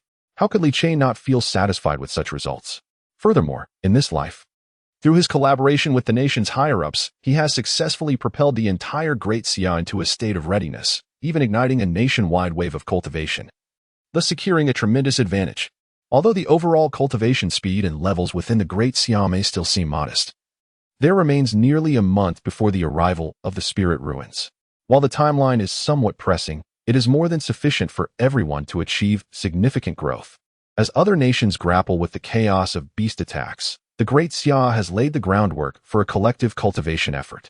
This amassed strength will serve as his most steadfast support upon entering the spirit ruins, enabling mutual reinforcement and achievement alongside him as a pioneer. For instance, Gao Cheng has now reached the 3rd tier. Likewise, Nangong Chuan, Zhang Anbong, and Qin Changming, along with Su Wanqing, have all broken through to the 2nd tier. These realms, which once required months, even half a year to attain in his past life, are now surging forth at an explosive rate due to the nation's resource allocation. As time progresses, the strength of these individuals will undoubtedly grow ever stronger, destined to become invaluable allies in the future. The surging spiritual energy within him resembled the tumultuous waves of the sea, each breath resonating with a thunderous roar. As he faced the imminent arrival of the spiritual realm, Li Che felt neither panic nor confusion. Instead, he could hardly contain his excitement and anticipation. He was also curious about how far he could go in this life, supported by the might of the Great Xia. As for the concerns of the Eagle Sauce Nation regarding the rise of Great Xia potentially threatening their dominance over Blue Star, Li Che found it nothing short of absurd and ironic. Blue Star's supremacy? When the spiritual realm descends, countries like Eagle Sauce will come to understand that their so-called dominance is merely that of a pitiable and laughable clown in the face of the grand convergence of the two realms. Li Che's aspiration has never been to be a mere ruler. Rather, if he were to become a ruler, it would be as the sovereign of the spiritual realm. That is his true objective. With this in mind, Li Che narrowed his eyes, his gaze suddenly sharp and icy, while within him a fiery combat spirit surged like a hidden tide. Chapter 49. Global survey of spiritual veins must belong to Great Xia. While Li Che was deep in thought, a knock sounded at the door. "Come in," he said, lightly stroking an ancient seal stone with his fingertips. Gao Cheng entered, standing at attention and saluting. His demeanor solemn as he reported, "Director, the collection of other ancient seal stones is currently underway, but the quantity may not be substantial. Moreover, even if we manage to gather enough ancient seal stones, the energy derived from the spiritual seeds we have collected thus far will not suffice to support the premature activation of too many ancient seal stones." Li Che had anticipated this and felt no dissatisfaction. He merely nodded lightly, saying, "It matters not. Every little bit helps. Once we have sufficient energy, I will personally select a group of elites to enter the spiritual realm ahead of time to seek various usable resources and opportunities, preparing for the forthcoming arrival of the spiritual realm and the opening of the abyss." His gaze turned towards the darkening horizon outside the window, devoid of any ripples, embodying a steadfast determination. Upon hearing these words, Gao Cheng's face lit up with excitement. His spirits lifted. At this moment, he fully understood what the spiritual realm entailed. Besides the omnipresent dangers, it also harbored countless opportunities and resources. If they could acquire valuable items from the spiritual realm to bring back to Great Xia, it would undoubtedly elevate the nation's strength to new heights, enabling them to better protect their people and significantly reduce casualties when the abyss eventually opened. Seeing the fervor on Gao Cheng's face, Li Che smiled slightly. He had already contemplated another matter. Since the ancient seal stone in his possession could allow him to step into the spiritual realm ahead of time, the other seal stones could undoubtedly serve as keys to influence the battle landscape. Thus, Li Che promptly commanded a nationwide initiative to extensively collect ancient seal stones. However, this time, his intentions were no longer selfish. Instead, he aimed to prepare in advance in order to bring along some elite members of the Great Xia to land in the Lingshu early. With this cohort of exceptional individuals by his side, he would not have to face the challenges of the Lingshu alone. Together, they could establish a firm foothold more swiftly and seize opportunities for resources within the Lingshu. These were all inherent advantages that could only be afforded by his rebirth, and he intended to exploit them fully. The mere thought of such a scenario caused Li Che's eyes to gleam with excitement. After all, such treatment was something he could hardly have dared to dream of in his past life. "Oh, right, Director." At that moment, Gao Cheng seemed to recall something. Reaching into the pocket of his combat attire to retrieve a dusty stone, which he presented to Li Che. The stone was roughly palm-sized, its surface adorned with natural patterns. Yet it suddenly emanated a faint azure glow. He handed it to Li Che, reporting, "While our team was gathering ancient imprint stones and celestial spirit seeds, someone fortuitously unearthed this stone. It appears to harbor a substantial amount of energy within, and its aura is exceedingly mysterious, almost inciting an irresistible urge to absorb it." Following Professor Qin's research, it was speculated that this could very well be the so-called spirit stone recorded in ancient texts, hence the desire to have you take a look. "Director, spirit stone." Upon hearing this news, Li Che's expression instantly sharpened. He reached out to take the stone, and as his fingertips brushed against its surface, he immediately sensed a rich concentration of spiritual energy particles within. Activating the Wushang magic art, he observed as the azure light on the stone's surface surged, and the spiritual energy particles within stirred like living beings. Soon, a pure stream of spiritual power surged into his palm and coursed through his meridians into his dantian, causing his pupils to involuntarily constrict. Where was this excavated? Are there many of them? Li Che's eyes brightened, a flicker of excitement flashing across his face. This was discovered in the Haifeng Ridge, located in the outskirts of Longnan City. Moreover, it is said that the estimated reserves are quite substantial, Gao Cheng promptly reported. Noticing the exhilaration in Li Che's eyes, he too became animated and quickly inquired, "Director, is this item significant?" Although he had embarked on the path of cultivation, his understanding of the cultivation world was still inferior to Li Che's, leaving many concepts somewhat nebulous to him, and he was naturally unaware of the importance of this item. Upon hearing this, Li Che couldn't help but smile. Spirit stones. Indeed, they were spirit stones. As for their significance, he paused slightly, casting a half-smiling glance at Gao Cheng, and replied with a light chuckle, "Not only can these accelerate the cultivation speed of the Great Xia practitioners, but they can also serve as a universal currency in the Lingxi world and are essential for anyone wishing to break through their realms. If there are enough spirit stones to absorb, it would elevate the overall strength of the current practitioners of Great Xia by several tiers. Would you not consider that significant? Gao Cheng's breath caught in his throat, a blend of surprise and astonishment washing over him. As I gazed once more at the dull, gray stone, my eyes sparkled with an uncontainable excitement and fervor. Could it be true that such a mystical stone as the Spirit Stone actually exists in this world? I had thought it merely a figment of fiction. Li Che smiled, tapping the surface of the Spirit Stone with his knuckles, adding, "Of course, Spirit Stones exist, and they are an indispensable resource in the realm of Lingxiu. Although this particular stone is rife with impurities and the fluctuations of spiritual energy are somewhat chaotic, rendering it a low-grade spirit stone, it remains an essential foundation for cultivation in the Lingxiu world." At this point, however, his smile faded, and a serious expression overtook his countenance. Presently, the spiritual energy of Blue Star has yet to erupt on a large scale, and the meager ambient spiritual energy makes rapid cultivation difficult. The Great Xia is in dire need of it. Based on your earlier remarks, it seems we have unearthed a spiritual vein, which implies that its reserves should be significant. This is truly a treasure bestowed upon our Great Xia by the heavens. A spiritual vein. Even Li Che was astonished and invigorated.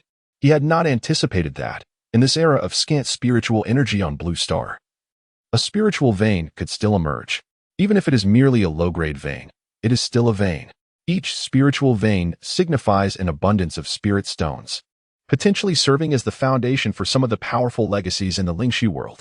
The discovery of a spiritual vein by the Great Xia is nothing short of a fortuitous windfall.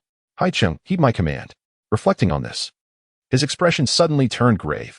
First, effective immediately, the spiritual vein at Haifeng Ridge is to be designated a military control zone, with the 3rd Cultivation Brigade deployed for round-the-clock protection, maintaining a state of heightened vigilance to prevent any unforeseen incidents.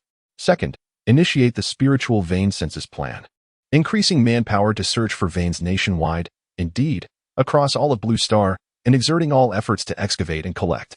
Remember, such veins must be firmly under our Great Xia's control. Li Che's expression was solemn, his voice carrying an unusual severity, as one who had been reborn. Having navigated the trials of his previous life for 3 years, he understood all too well the critical importance of spiritual veins. He could not afford to be indifferent. This matter could very well become the highest strategic priority for the Great Xia, pivotal to the foundation of the nation and its fate. Whoever dares to oppose shall witness the might of the Great Xia. Understood. Haicheng, recognizing the significance of the spiritual vein from Li Che's tone, immediately saluted in acceptance of the order. However, a hint of hesitation crossed his face as he could not help but inquire, "Director, while the spiritual veins within our country are manageable, what if a vein appears in another nation? Even if we wish to excavate and collect, the other countries may not be inclined to cooperate." This concern was not unfounded.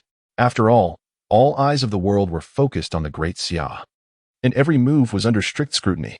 Should other nations discover the movements of the Great Xia within their territories, even if they are unaware of the significance and rarity of the spiritual veins, they would undoubtedly intervene.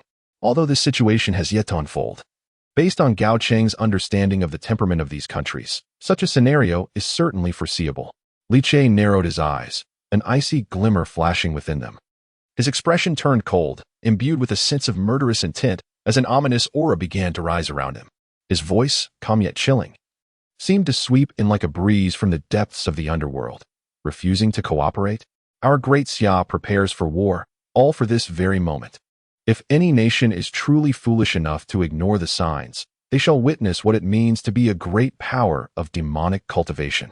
Although his tone remained composed, an unsettling pressure emanated from him, sending shivers down Gao Cheng's spine, raising the hairs on his body. He felt the aura of death.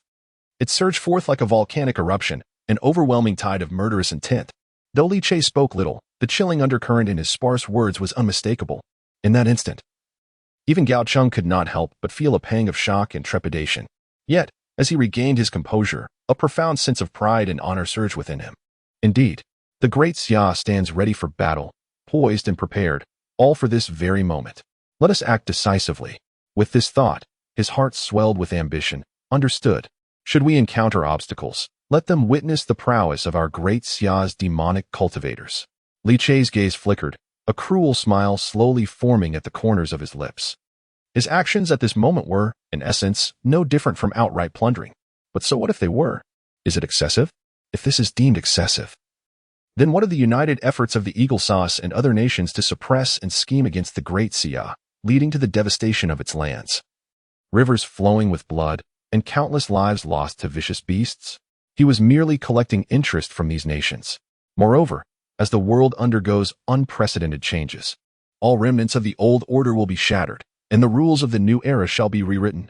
At such a time, the opinions of those nations hold no weight. The Great Xia is racing against time in its preparation for war. With no leisure to engage in deceitful scheming and endless entanglements with those individuals, the autumn winds sweep away the leaves. Everything must yield to the greater good. The Great Xia embodies that greater good. The reason for previously ignoring those nations was simply due to a lack of intersection.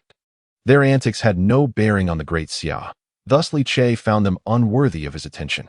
But now, with the emergence of the Spirit Stones, which could serve as the bedrock for the Great Xia, he would not afford them any courtesy. The spiritual veins must be firmly grasped within the hands of the Great Xia, ensuring rapid development, while also providing substantial support for the future evolution of the spiritual realm. This is an imperative for the Great Xia, one that brooks no negotiation. Defiance will be met with force.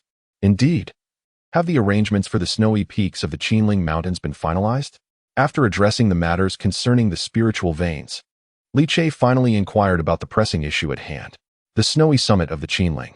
Upon hearing this, Gao Cheng promptly reported, all arrangements have been made. The vicinity surrounding the summit has been entirely sealed off, transformed into a military-controlled zone, prohibiting any unauthorized access.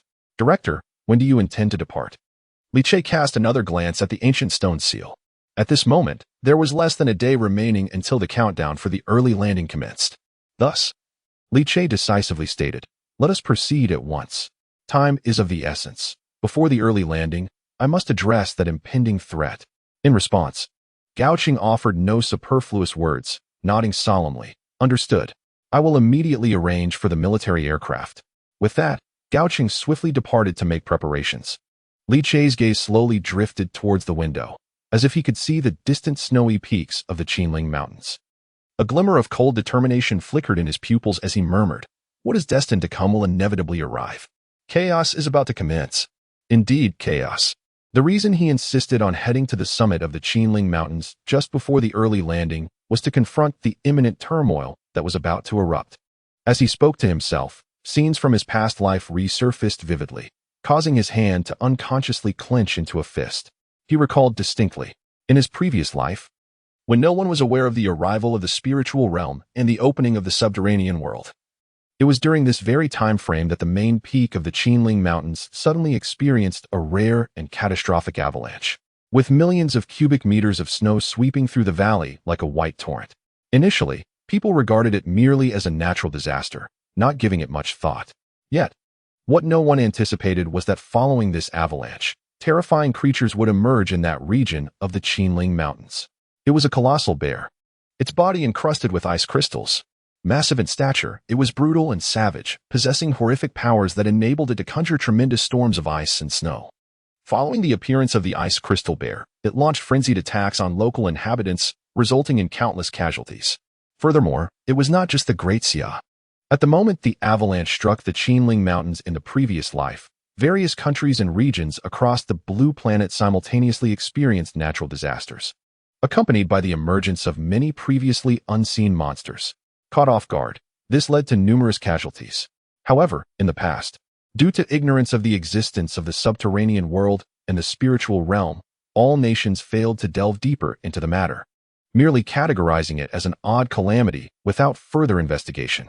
It was not until the true arrival of the spiritual realm and the opening of the subterranean world that the nations finally awakened to the reality of the situation.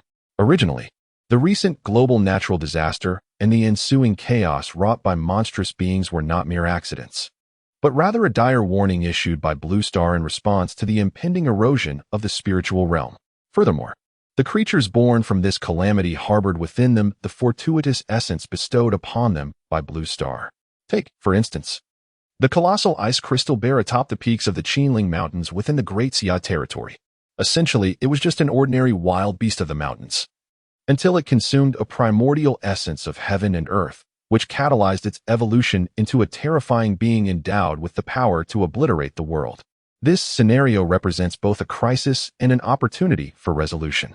Chapter 51. The Beginning of Chaos. The opportunities presented by Blue Star.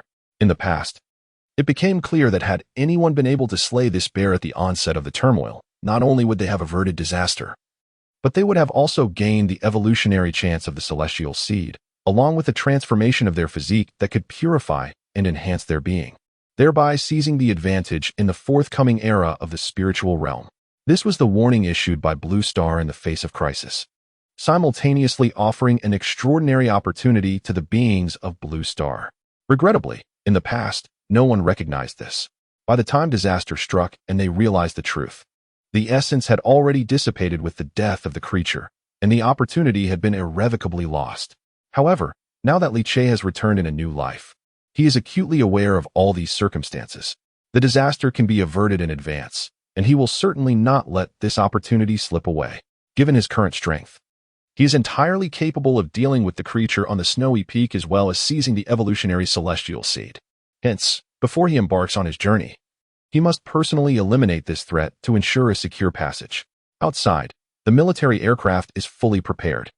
Ever since Li Che assumed the position of director of the National Spiritual Bureau, his authority has grown immensely. Not only can he command military assets with a mere word, but even mobilizing troops is a trivial matter, with the state offering no objections whatsoever. After all, he has inspired the entire nation to engage in cultivation, particularly compelling the military to participate, rendering the Great Xia's national strength visibly formidable.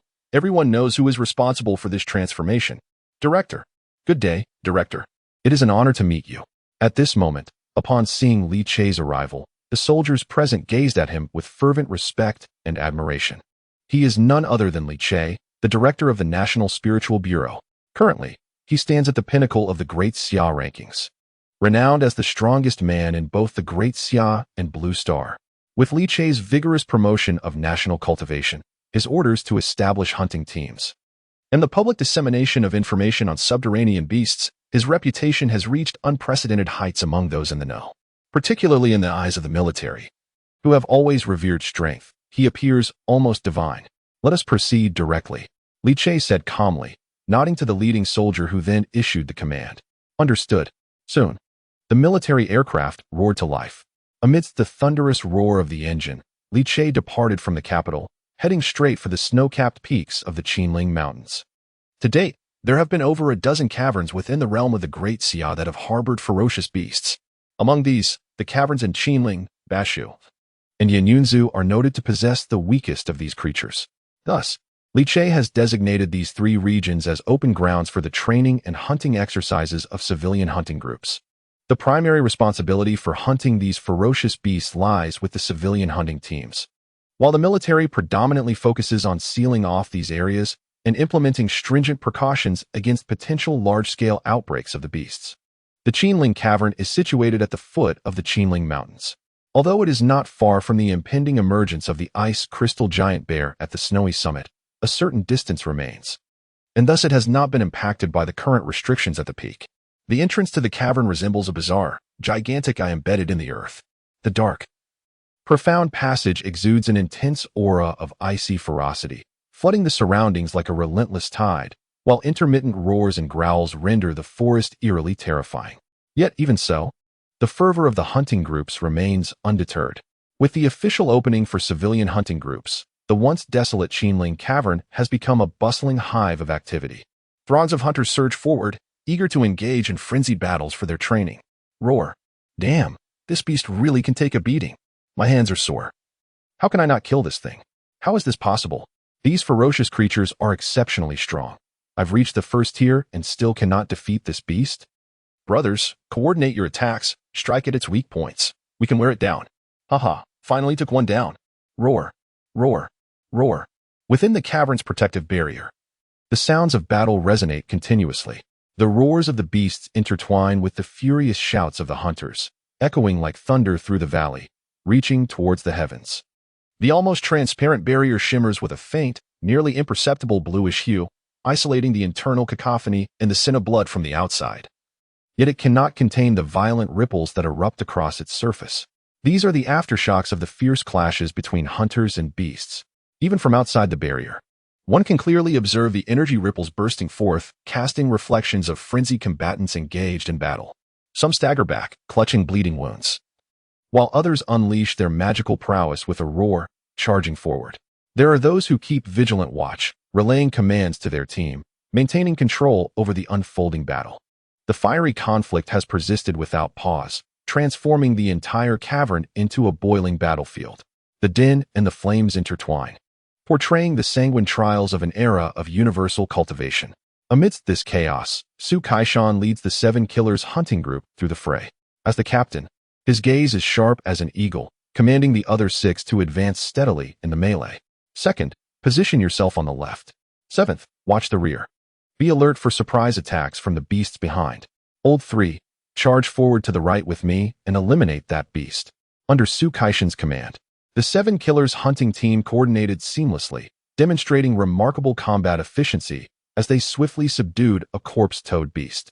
With the disciplined demeanor cultivated in their previous military ranks, they adhered strictly to orders, maintaining a rigorous formation from start to finish. Methodically, they executed one beast after another, each step taken with unwavering stability. After a prolonged, fierce battle, fatigue began to set in, prompting the group to retreat to a relatively safe area to catch their breath. As they rested, they could not help but engage in animated discussions. These beasts are truly formidable. Indeed, even with all 7 of us nearly at first rank, it's still so challenging to take them down. It's terrifying. The beasts are far stronger than we had anticipated. Fortunately, with the captain's strategic arrangements, if we had to face these beasts alone, we might have lost 1 or 2 members, making it far less manageable than it is now. Nonetheless, this endeavor is rewarding. Slaying so many will yield considerable bounty. But I wonder how these beasts came to be here. Could there really be another world beneath us? Gathered together, they reflected on the terrifying nature of the beasts, clearly surpassing their expectations. Listening to the discussions of his comrades, Su Kaishan remained silent, his expression grave. Previously, he had only gleaned information about the underground caverns and the beasts from news media. Though shocked, he had also been somewhat dismissive, perceiving the nation's extensive actions as somewhat radical, even reckless. After all, as a former elite soldier, he had a profound understanding of the strength humanity possessed in this era.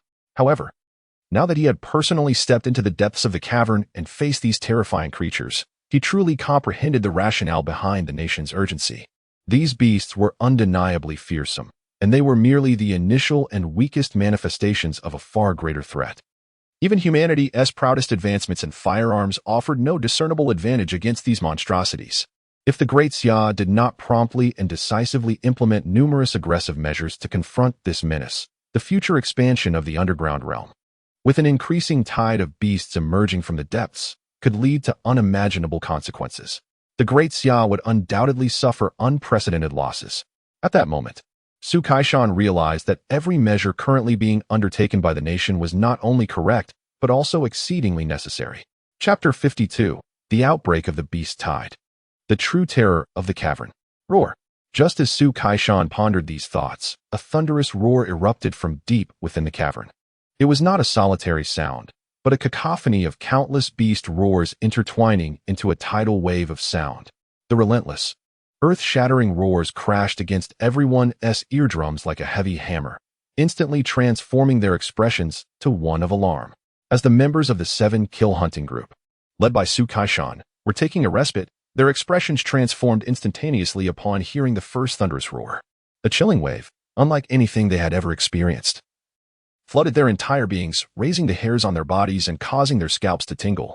The thunderous roar ignited an inescapable fear within them, as if they had plunged into an icy abyss, rendering their blood nearly frozen. What on earth is happening? The members of the hunting group sprang to their feet, their hearts gripped by terror as they gazed towards the source of the sound. At that moment, they felt an overwhelming sense of dread sweeping towards them. Su Kaishan abruptly raised his head and finally discerned the origin of their fear. The cave. It was emanating from the cave entrance. Accompanying the cacophony of roars from countless ferocious beasts, the entire cave erupted into chaos. The rock walls at the cave's entrance began to ooze thick, black mist, which, in the next instant, surged violently like boiling water. Following this, the atmosphere grew increasingly frigid, and a horde of ferocious beasts surged forth like a torrential flood. Poisonous toads hopped forward, their venomous glands swollen. Swarms of bone-winged bats darkened the skies, and spiny earth beasts clawed at the ground with their lethal talons, while three-eyed ferocious wolves charged with reckless abandon. In a flash, a terrifying multitude of beasts erupted from the cave, flooding every inch of space within the barrier. Crimson pupils merged into a sea of blood within the dim cavern, their greedy, bloodthirsty gazes fixated on every warrior stationed at the Qinling cave and the members of the hunting group. Were it not for the barrier, they would have swiftly overrun the entire Qinling region, transforming it into a hell on earth. Yet, despite this, the situation remained exceedingly dire. The beasts' emergence was alarmingly swift, and their numbers overwhelming. It happened so quickly that those present could hardly react. At that moment, numerous hunters remained within the barrier, honing their skills against the ferocious beasts. When the beasts surged forth, many of the hunters near the cave entrance were caught unawares, unable to channel their energy in time, only to be ensnared by the poisonous tongues of the toads or impaled by the claws of the bats, swiftly engulfed by the frenzied tide of monstrous creatures. Help! How can there be so many beasts? Run away! What the hell is happening? Run! Get outside the barrier! In an instant, piercing screams echoed, plunging the entire cave area into chaos. Many hunters still within the barrier turned pale, faced with the sudden onslaught of ferocious beasts. Some attempted to condense their energy to create a passage, but only managed to blast a brief opening that was quickly filled by more beasts. The appearance of such an overwhelming number of creatures was utterly unforeseen, far exceeding anyone's expectations. No one was prepared for this onslaught. Caught off guard, numerous hunting teams found themselves severed and consumed by the relentless tide of beasts, ensnared in an apparently infinite torrent of ferocity. In an instant, cries of alarm, pleas for help, and piercing screams filled the air. Even as many hunters summoned their courage to resist, they appeared utterly powerless against the overwhelming onslaught of the monstrous horde. This was a calamity beyond resistance. Fall back. Retreat beyond the barrier. Su Kaishan shouted in a sudden panic. Grabbing the dazed Lao Qi, he propelled himself forward, igniting his spirit power recklessly and charging towards the barrier. Under his lead, the others swiftly regained their senses and fled desperately. Fortunately, they had been resting nearby, so the sudden eruption of beasts did not impede their escape too severely, allowing them to break through the barrier. They were not alone. Other hunting teams also reacted similarly, scrambling in disarray to escape the beast tide. Only when they had entirely exited the barrier, sheltered by its protection, did they finally exhale in relief. At that moment, the cavern's barrier was completely filled with the throng of beasts. Thousands of ferocious creatures jostled together, their claws and fangs producing a cacophony of discordant sounds, the very air trembling beneath their roars. Outside the barrier, the hunters' chests heaved violently as they gasped for breath, their pallid faces reflecting a mix of relief and terror at having survived. Su Kaishan stared at the densely packed beast within the barrier, his throat constricting, rendering him speechless.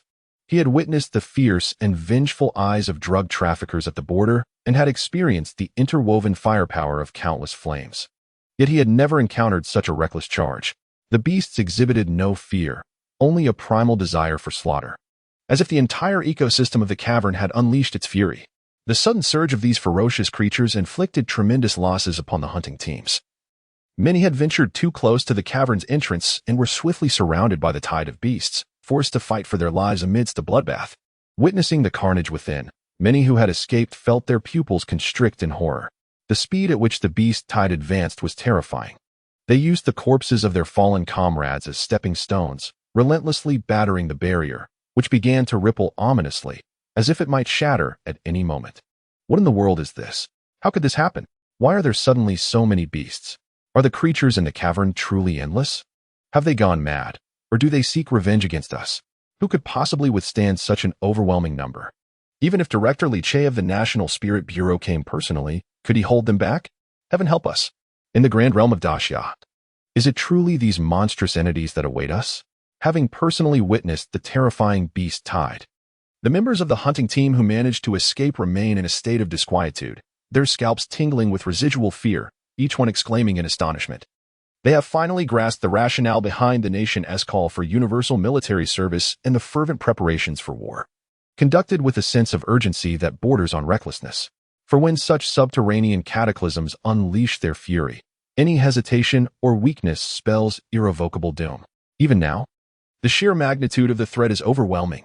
Had they not reacted promptly, had they not been fortunate enough to be near the barrier, and had they not been spared from the initial wave of the beast tide, they would undoubtedly have met a grim fate within those depths. Yet, despite their narrow escape, many others from different hunting teams remain ensnared within the barrier, surrounded by an endless horde of ferocious beasts, struggling hopelessly to break free. Chapter 53. Li Che arrives. Caution, they should be the ones wary. The air resonates with the ferocious roars imbued with unbridled savagery. On the open ground before the cave, the surviving hunters grip their weapons tightly, their gazes fixed upon the surging crimson tide of beasts. Witnessing their comrades trapped within the barrier, fighting desperately against their dire circumstances, the onlookers cannot help but clench their teeth in anguish and indecision. Some feel an overwhelming urge to plunge into the barrier to rescue their compatriots. However, the dense mass of seemingly endless monstrous creatures halts them in their tracks. They are acutely aware that should they charge in recklessly, not only would they fail to save anyone, but they too would be engulfed by the feral tide. What on earth is happening? How could such a multitude of beasts suddenly emerge? Su Kaishan's eyes redden, a tumult of anger and sorrow stirring within him, prompting an involuntary roar. Just then, a calm and resonant voice pierces the chaos of the cavern. This is the beast tide, a calamity that erupts within these depths. In the face of such a tide, your first response should be to remain composed, to seek opportunities to confront the beasts, and to methodically eradicate them, rather than flail about like headless chickens in panic. The sudden voice stuns everyone into silence. It cuts through the cacophony of roars like a blade tempered in ice. Cold yet steady. Though the voice is not loud, it effortlessly subdues the tumultuous cries of the beasts, resonating clearly in the ears of all present, compelling them to quiet down instinctively. All eyes, including Su Kaishan's, turn towards the source of the voice. They behold a tall and imposing figure striding towards them across the debris-strewn ground. His expression is indifferent, his gaze deep as a bottomless pool, and his chiseled features betray no trace of fear, as if the thunderous roars surrounding him were merely a gentle breeze. It is none other than Li Che, who has just arrived by military aircraft. He had initially intended to ascend the summit of the snow-capped mountain, yet mid-journey, he discerned the peculiar disturbances occurring here and promptly altered his course without hesitation. At this moment, his indifferent gaze scrutinized the anomalies within the underground cavern. His expression cold and detached, showing no sign of trepidation in the face of the multitude of malevolent beasts that obscured the sky. With each step he took, an aura of frigid desolation began to emanate from him. Dark, malevolent energy surged forth from his being, intensifying with every stride. The thick, inky mist, as if imbued with life, writhed and faintly echoed with the wails of tormented spirits, revealing countless ghastly visages and phantasms of ferocious beasts that emerged from the depths of the malevolent fog, as if they bore the weight of infinite suffering. Wherever this chilling presence traversed, frost crystallized upon the rocky walls, and the air crackled with subtle explosions. An overwhelming force surged forth like a tidal wave, enveloping every corner of this Qinling cavern, washing away the ferocity that had coalesced within the countless beasts. He was Li Che, the director of the National Spirit Bureau, the unrivaled champion of the three rankings. Among the crowd, some recognized Li Che's identity, triggering an uncontrollable outburst of astonishment. In an instant, the crowd stirred, their expressions transforming into exhilarated delight as they beheld the approaching figure, their eyes brimming with uncontainable reverence and fervor. This was Li Che, the director of the National Spirit Bureau, the foremost in the three rankings, a pioneer of transformation in the Great Xia, and indeed the mightiest being within it. With the dissemination of various announcements and news over time, the name Li Che had ascended to a near-divine status in the hearts of countless citizens of the Great Xia, embodying the most awe-inspiring presence. However, what astonished those outside the cavern was that, under their watchful gaze, Li Che, the pinnacle of cultivators in the Great Xia, did not glance in their direction, but instead calmly strode directly toward the barrier. His steps were steady, devoid of any hesitation. Before the crowd could react, he raised his hand, tearing through the barrier, and boldly stepped into the tide of beasts. "Be careful!" Cries of alarm erupted. As they witnessed Li Che unreservedly entering the barrier, chaos ensued among the onlookers, including Su Kaishan, whose expression shifted dramatically, unable to suppress his exclamation. After all, Within the barrier lurked countless ferocious and terrifying beasts wreaking havoc. They had been driven into a state of frantic retreat, too fearful to approach. How could Li Che venture in alone without trepidation? Nonetheless, caution? The ones who should be wary were the beasts. A cold smile curled upon Li Che's lips as he resolutely stepped into the barrier, confronting the throngs of ferocious creatures. As his words hung in the air, before anyone could react further, an icy glint flashed in his eyes, and as the Wushima unfolded, his surrounding malevolent energy surged violently. Boom! A formidable aura suddenly erupted, akin to a volcanic explosion, releasing a breathtaking essence that transformed instantaneously into a surging, awe-inspiring tidal wave, crashing down from all directions. Billowing black mist surged upwards, swiftly enveloping the entire cavern in a shroud that obscured the sun. In that fleeting moment, within the barrier, a torrent of malevolent energy surged forth, accompanied by howling winds and the cacophony of wailing spirits, even drowning out the incessant roars of ferocious beasts. It was as if all existence had vanished. The surroundings fell into a profound silence, leaving only the chilling figure clad in tattered garments. Li Che was surrounded by an overwhelming might, his raven hair dancing wildly. The swirling malevolent energy obscured his features, rendering them indistinct, save for his pair of icy, piercing eyes that shimmered with a cold light, penetrating the veil of black mist, exerting pressure upon the heavens and the earth. Yet, the attention of the onlookers was not fixated on this grand and astonishing spectacle. Instead, they were captivated by Li Che's audacious stride into the barrier, seemingly unfazed by the densely packed ferocious beasts. The moment he set foot within the barrier, he instantly attracted the attention of numerous beasts. Upon realizing that prey had presented itself, many beasts glowed with a crimson light in their eyes, eagerly rushing forward to devour Li Che. However, as the volcanic might erupted, the advancing beast trembled violently, only to be obliterated into clouds of blood mist. In the blink of an eye, dozens of beasts perished on the spot. The air was saturated with a thick, metallic scent of blood, provoking nausea. The realm within the barrier was shrouded in a hue of dark crimson. Hiss! Is this the strength of Director Li Che? How powerful, how terrifying. In an instant, this astounding might shocked the hunters outside the cavern, their widened eyes reflecting disbelief and awe. Simultaneously, perhaps provoked by the scent of blood, the beasts emerging from the cavern went into a frenzy. Their already ferocious nature became even more violent, their crimson eyes fixated on the audacious human figure, unleashing a roar before charging towards Li Che in relentless succession. A countless multitude of beasts converged into a cataclysmic tide, hurtling forth with wild abandon. Faced with this onslaught, Li Che's slender form appeared as a fragile boat amidst the furious waves, seemingly on the verge of being engulfed. Chapter 54. A complete massacre. Who truly is the beast? Within the barrier, the roars of the beast shook the heavens and the earth. The frenzied onslaught of countless beasts caused the ground to tremble violently, with stones rolling chaotically and the surrounding dense forests swaying perilously. The very heavens quaked, and dust rose in clouds. A multitude of colossal and diverse beasts converged into a formidable tide, bearing down with an unstoppable momentum. A beast tide? Absurd. Just a collection of inconsequential creatures. Confronting the relentless tide of beasts surging forth, Li Che's expression remained utterly unchanged. No, it could be said that it grew even colder. He slowly raised the corners of his mouth, his demeanor laced with scorn, as a chilling light erupted from his elongated eyes, brimming with murderous intent.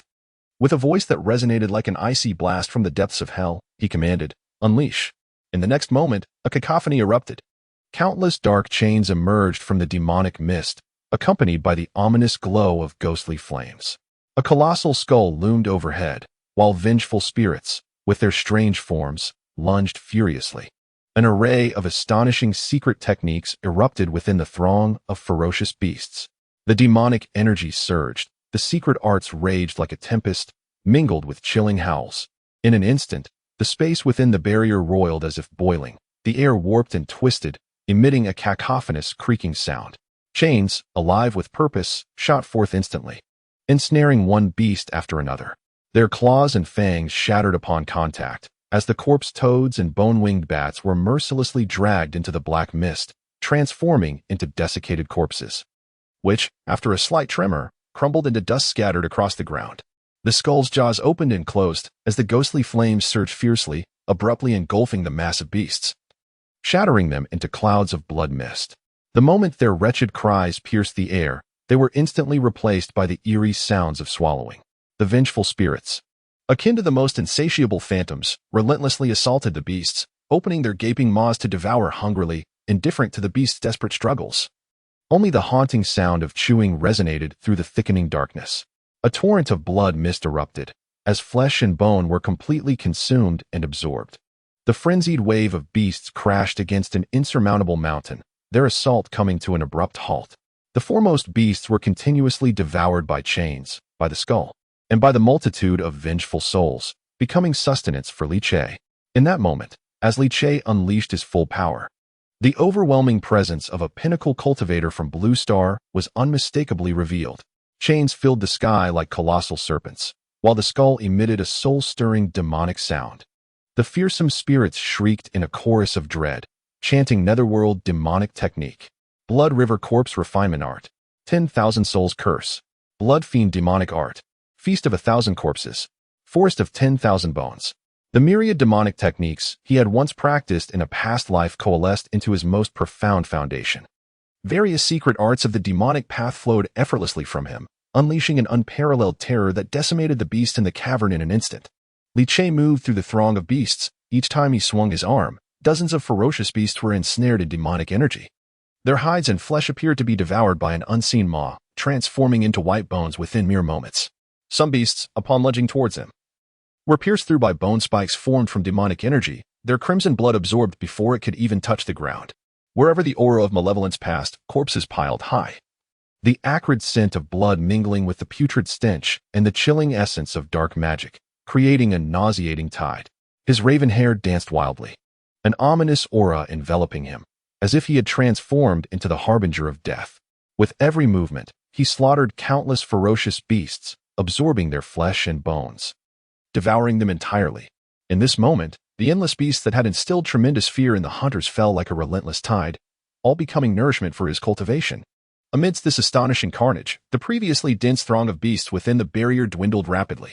In their place, a thick, suffocating red haze spread, accompanied by the relentless wails of the damned and the grotesque sound of ravenous consumption. Bloodshed, brutality, terror.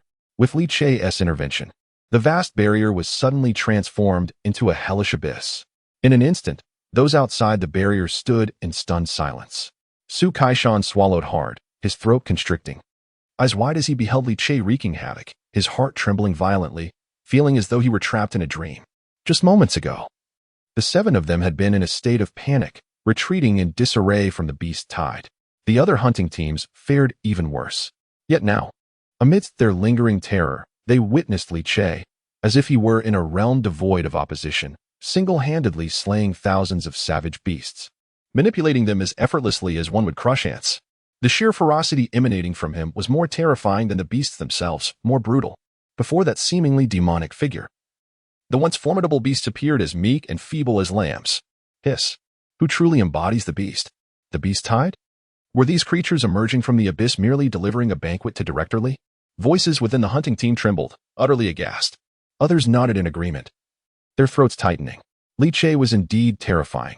In their gaze, amidst the swirling dark energy surrounding him, countless grotesque visages faintly emerged, their anguished cries intertwining with the roars of the beasts. The ground was strewn with a vivid tableau of blood and severed limbs, vividly depicting a hellish scene. Yet that figure moved with a leisurely grace amidst the crimson tide, each step exuding a chilling aura, as if he were the sovereign of this slaughterhouse. Compared to their earlier chaotic retreat from the beast tide, Li Che now stood as a solitary force. Obliterating thousands of ferocious beasts, he was nothing short of a god of death. Even now, he seemed tireless, relentlessly reaping within the barrier, causing one beast after another to fall, as if harvesting wheat. Terrifying. It was utterly horrifying. Outside the barrier, amidst the throng of hunters, gasps echoed continuously. When they looked back at Li Che, their eyes reflected reverence akin to that of worshipping a deity. Within the barrier, Li Che navigated the heart of the beast tide, his dark garments untouched by a single drop of blood. In the face of countless ferocious beasts charging with reckless abandon, he moved as if traversing an uninhabited realm. His gaze was profound as a shadowy abyss, and his chiseled features remained unperturbed. Yet, with every subtle movement, he effortlessly orchestrated the demise of numerous beasts. Gazing down upon the expanse of fallen beast carcasses, Li Che felt not the slightest tremor in his heart, his eyes indifferent as if observing mere ants. After all, for one who had ascended to the 6th level, these beasts that had arrived ahead of time were mostly of the 1st tier, posing no threat whatsoever. Their claws could not even disturb his magical barrier. The so-called beast tide was merely a bounty of spiritual nourishment presented to him. Even with the tide's overwhelming numbers blocking the skies, it seemed trivial in his eyes. Ants, no matter how abundant, remained mere ants. With a mere wave of his hand, they could be obliterated. At this juncture, 1st-tier flesh was akin to chewing wax to him.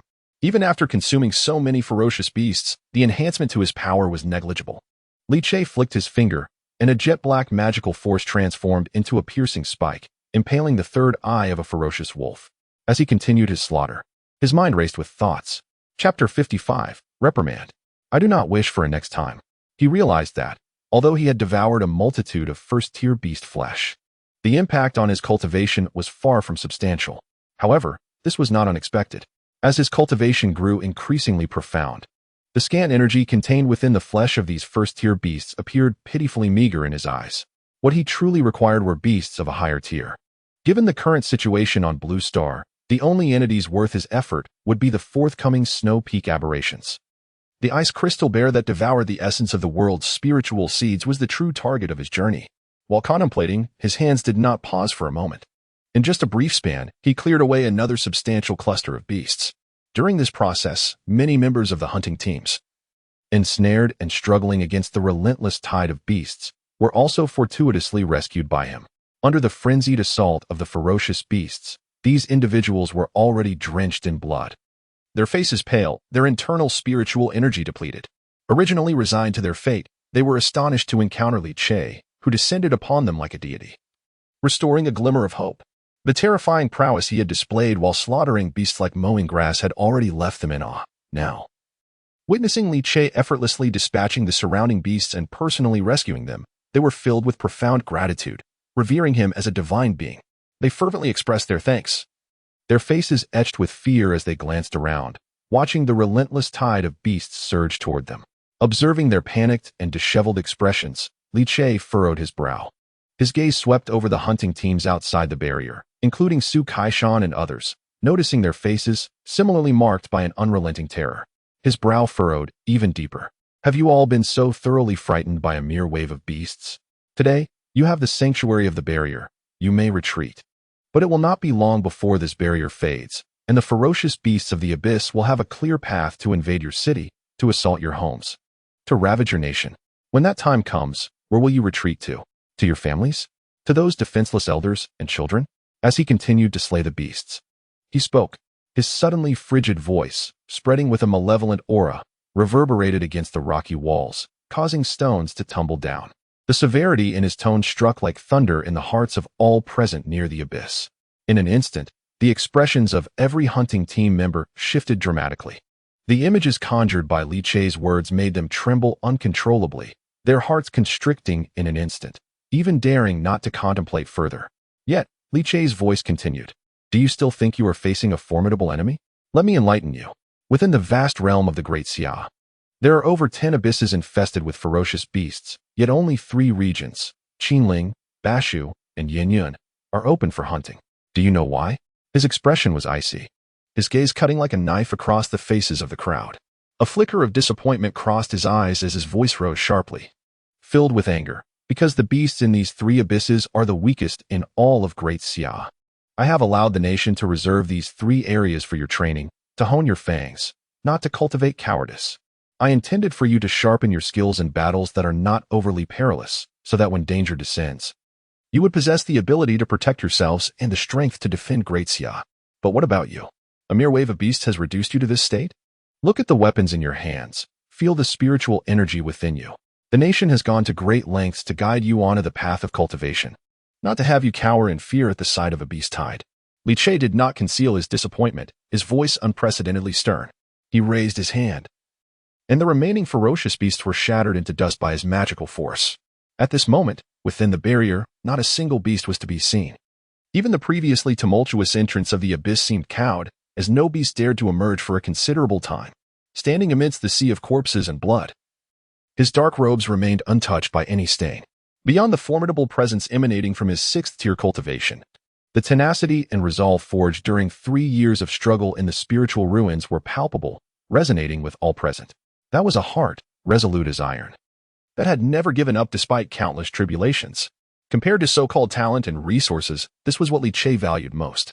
The true battlefield is not about choosing between fear and greater fear. It compels one to grow fangs amidst that very fear. In the face of crisis, one must never relent, but rather forge ahead with unwavering courage. This is the authentic path to overcoming calamity. Do you not realize that the caverns where I have stationed the army of the Great Xia are tenfold more daunting than this place? If you display such cowardice in this relatively weak and secure cavern, what will become of your courage when confronted with other, more formidable caverns? Our soldiers of the Great Xia bravely engage in combat within far more perilous caverns, standing resolute against terrifying beasts without a hint of fear or retreat. What then? Are you so afraid of? Li Che's furious reprimand reverberated in the hearts of all present, like thunderclaps shattering the silence. Each word bore the weight of 1,000 pounds. Outside the barrier, silence reigned. His incisive tirade left everyone's faces flushed, heads bowed in shame, wishing to vanish into the ground. For all knew that Li Che spoke the truth. While they panicked at the first wave of beasts, the soldiers of the Great Xia were erecting a defense with their flesh and blood against even more horrific threats, never once faltering. In stark contrast, their earlier behavior was truly hard to bear. Shameful. Many had previously considered themselves invincible warriors, daring to hunt fierce beasts. Yet now, they felt a gnawing unease. Indeed, although the sudden onslaught of beasts caught everyone off guard, upon reflection, while the number of beasts had increased, their individual strength remained comparable to before. Had they maintained their composure and order from the outset, rather than succumbing to panic, they could have withstood and even dismantled the pressure through strategic rotation. Moreover, with the barrier's protection, they always had an avenue of retreat. What is there to fear? What is there to panic about? In that moment, a collective instinct prompted everyone to lower their heads, faces burning with embarrassment. Especially Su Kaishan. As a soldier and once a paragon of martial prowess within the ranks, he had basked in glory throughout his military career, accumulating countless accolades and honors, always regarded as a dauntless warrior by others. How had he ever been subjected to such unvarnished reproach and disappointment? Though Li Che's words were not aimed solely at him, each phrase struck his heart with the force of a hammer, leaving him gritting his teeth in silence. Inside, emotions surged violently. He did not blame Li Che. He only questioned why he had lost his once indomitable spirit. Had a decade of tranquility dulled his fervor? No, he refused to believe it. His passion still burned bright, and his commitment to safeguarding his homeland had never waned. Amidst Li Che's admonitions, Su Kaishan suddenly lifted his head. Chapter 56, The 7 Kills Hunting Team? A chance for your rise. Rest assured, Director, this is the first and undoubtedly the last time. As long as we remain, even if the barriers vanish, we shall never allow the ferocious beasts to step out of their lair as long as we have breath in our bodies. The 7 Kills Hunting Squad will fight to the death and retreat, not a step. At this moment, amidst Li Che's admonishments, as everyone felt flushed and utterly ashamed, the former soldier king, Su Kaishan, abruptly stood tall.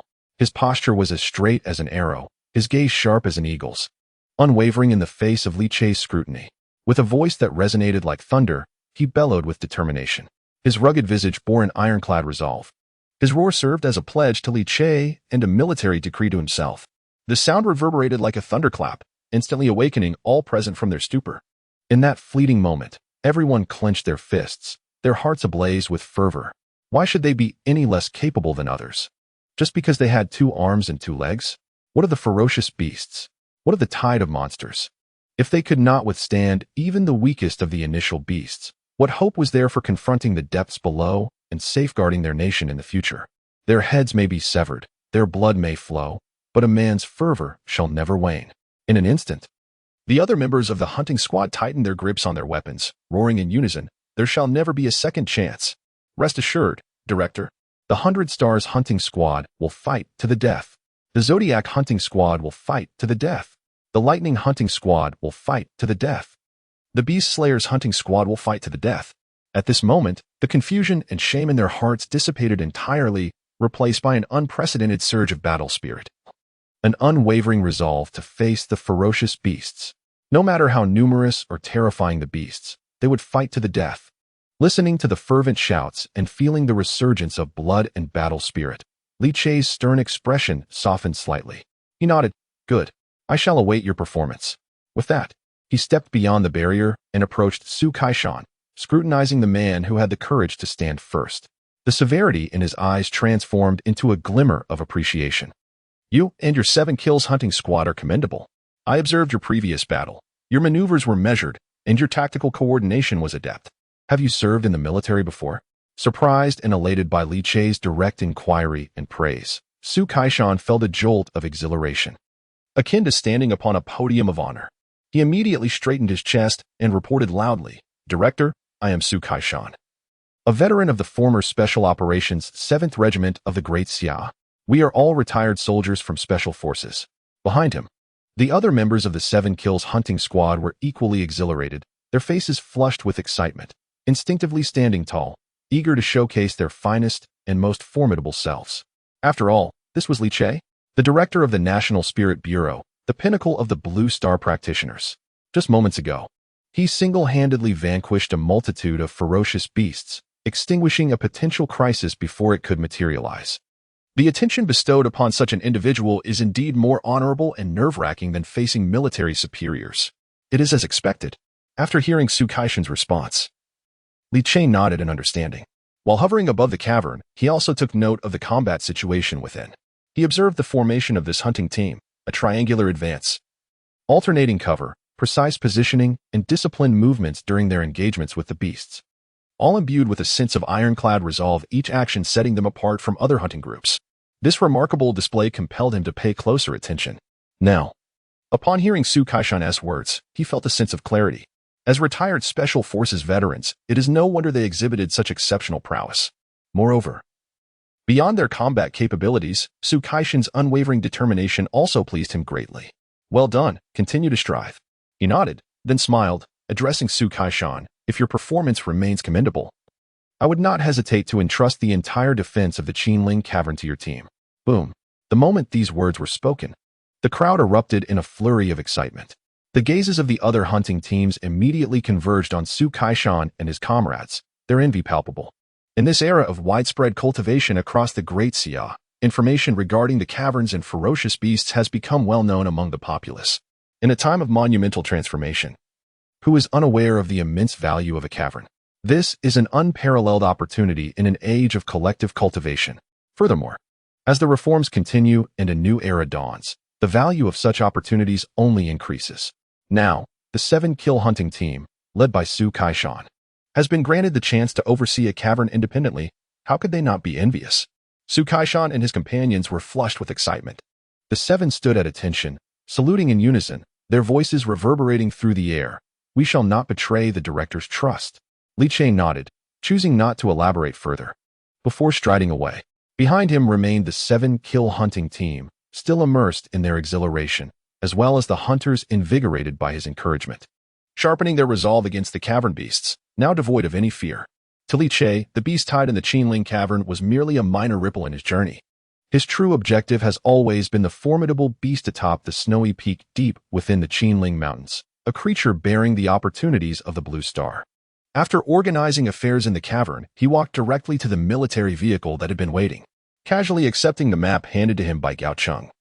He lowered his gaze to examine the specific location of the snowy peak, tracing the planned route on the map with his fingers deep in contemplation. At that moment, Director Gao Cheng's gaze fell upon Li Che, who was intently examining the map, his expression betraying a mix of hesitation and unspoken words. Li Che, still focused on the map, casually responded. Gao Cheng glanced at the hunters reorganizing themselves towards the cave and then turned back to Li Che. His voice tinged with uncertainty. Director, after all, the civilian practitioners are not professional soldiers. In terms of hard power, they are indeed inferior to the military. Was that reprimand a bit too harsh? I worry that it might impose excessive pressure on them. Although he had not intervened earlier, he had witnessed the entire situation unfold. He observed Li Che's scolding of the hunting team and felt an immense pressure from Li Che's words, which led him to worry about the psychological impact it might have on the hunters. After all, these hunters were merely common folk. Every word from Li Che struck like a heavy hammer, leaving the rugged men of the martial world flushed and ashamed. Chapter 57, The Mutated Spiritual Seed has been taken? Then let us kill. Harsh. Too much pressure? Upon hearing this, Li Che cast a fleeting glance at him before once again lowering his head to scrutinize the map. Yet, he spoke in a calm, yet resolute tone. This is a brutal era. I would rather be stringent with them now than see them fall prey to ferocious beasts in the future, leaving no remnants of their existence. A little sweat now can save a lot of blood later in this world. Mercy can often be the cruelest of all. Times have changed, and each era possesses its own characteristics. The defining trait of this era is its brutality. When the spirit ruins descend, no one will care whether you belong to a civilian hunting team. When beasts rampage, it matters not if you are a soldier, nor whether you are an elder or a child. They see only the desire to kill and consume. Those who cannot fight back will become the fodder for these beasts. There are no saviors in this world. To survive, one must strive, grow stronger, and battle the ferocious beasts. And for the great Xia to endure, the countless citizens must unite to fight, to grow stronger, and to confront the beasts. No one can remain aloof. This is the cruelty of our time. His reprimands were not mere harshness. They were intended to forge the fangs capable of standing firm in the age of the spirit ruins for the great Xia. Yes, I understand, Gao Cheng replied solemnly, his expression complex as he nodded, choosing not to speak further. He could grasp Li Che's heartfelt intentions. Perhaps it was precisely because of his first-hand experience with the terrifying ferocity of the beast in the spirit ruins that this man could be so unforgiving towards the weaknesses of the ordinary. Even within the military, there has always been the adage that one should sweat more in peace to bleed less in war. In this era, the same principle applies, perhaps even more ruthlessly. One must bleed more in peacetime to survive when the cave erupts. All right, after committing the route to memory, Li Che rolled up the map and handed it to Gao Cheng, raising his gaze towards the snow-capped peaks deep within the Qinling Mountains. In the twilight, the perpetually snow-laden summit shimmered with an eerie azure glow, resembling the watchful eyes of a colossal beast observing the world below. A profound sense of desolation and oppression enveloped his mind. The military apparatus remained in the valley. I shall ascend alone. Gao Cheng, taken aback, could not help but exclaim, Chief, the conditions atop the snow peak are perilous, and there may be high-level aberrant beasts. The military's movements are too loud and lack agility.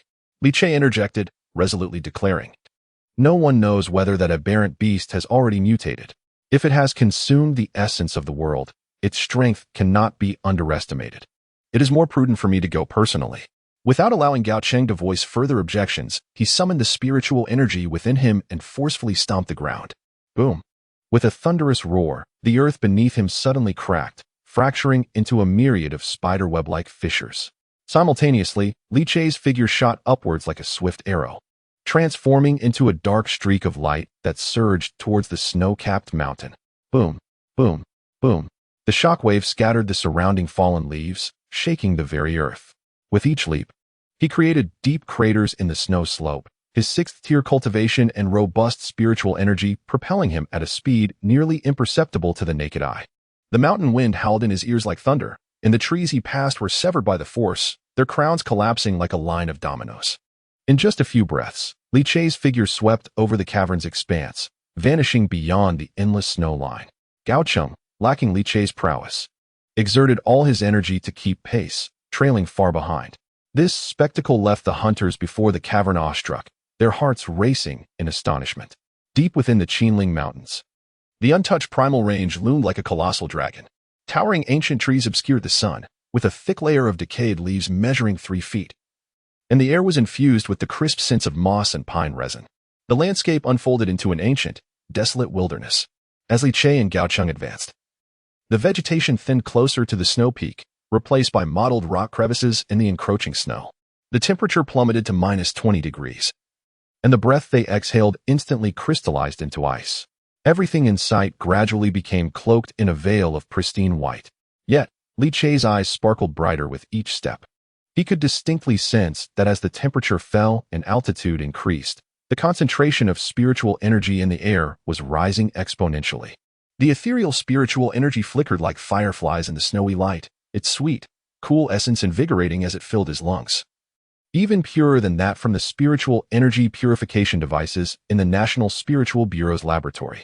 Indeed, there existed the essence of the world here. Li Che's eyes glimmered with excitement. The closer he drew to the snow peak, the more he was convinced that the essence of the world must surely be present. For the density of spiritual energy in the air was overwhelmingly rich. Though it may not compare to the ethereal realms of the Lingshu world, this place is undeniably magnificent in the context of modern Blue Star. Its richness surpasses that of other rugged mountain ranges. It is no wonder that this land bore strange beasts in a past life, with such a terrifyingly dense aura of spiritual energy nourishing the environment. The emergence of extraordinary creatures would indeed be a curious anomaly. Moreover, within this potent spiritual essence, there lingers a unique fragrance, a blend of icy snow and the verdant aroma of flora, akin to an orchid blooming amidst the bitter cold, beckoning him to ascend to the pinnacle of the snowy heights. This is the very essence of the celestial spiritual seed. With renewed determination, Li Che quickened his pace. He sensed that the source of this celestial spiritual seed's aura lay just ahead. After several hours, the two finally reached the summit of the Qinling Mountains. As they gazed outward, they beheld a circular basin where snow lay perpetually unmelted, blanketing the landscape in pristine white. The glistening snow shimmered with a spectrum of colors under the sun's rays, resembling a dreamlike vision. The sky appeared unusually low here, as if one could reach out and grasp a fragment of the clouds. The entire snow-capped peak was pure and crystalline, reminiscent of an enchanting realm from myth. However, Li Che had no mind to admire the breathtaking scenery. Upon reaching the summit, his eyes glinted with an eerie blue light as he surveyed his surroundings. He completely released his consciousness, spreading it like a web to sweep across every inch of the snow-covered ground. Striving to capture the essence of the celestial spiritual seed and draw closer to its source. At last, he halted near a massive snow-covered stone. This was indeed the origin of the celestial spiritual seed's aura. The enormous stone was partially embedded in the glacier and beneath the icy surface. A faint azure glow emanated. Yet, now, it was utterly devoid of anything. Crouching down, he discovered a series of indistinct claw prints at the base of the stone, marks far larger than any known bear's paw, sufficient in size for several individuals to lie side by side without discomfort. The claws had deeply penetrated the ice, and several strands of silvery beast fur lay scattered around. Had the celestial spiritual seed been taken? Gao Cheng exclaimed in astonishment. However, upon grasping the situation, Li Che felt no trace of dissatisfaction. Rather, he was filled with elation. Indeed, there had been a celestial spiritual seed here. Moreover, this particular essence was distinctly different from the ordinary celestial spiritual seeds, highly likely having undergone mutation. Coupled with the enormous bear paw, it was almost certain that the events of his previous life were replaying. A bear-like extraordinary beast had consumed the celestial spiritual seed and undergone a transformation. Li Che's gaze shifted toward the distance, his eyes glistening with intensity. Chapter 58. The extraordinary beast approaches. You dare to challenge my demonic cultivation with mere physical prowess? It is time to slay that beast. The celestial spiritual seed had vanished, evidently devoured by that extraordinary creature. If the past is any indication, it would not be long before that beast descended the Qinling Mountains, wreaking havoc in the Great Xia and potentially causing devastating casualties among hundreds. Now, Li Che's objective is to avert disaster while simultaneously seizing the opportunity bestowed upon living beings by the Blue Star. Regardless of the aim, it necessitates the demise of that aberrant beast. However, the essence of the spirit seed has been devoured by the creature, rendering its trace utterly elusive. Locating it amidst the vast expanse of the Qinling Mountains poses a significant challenge. Our immediate task is to commence the search. Before Li Che could finish his thought, a thunderous roar akin to shattering ice erupted from the depths of the valley.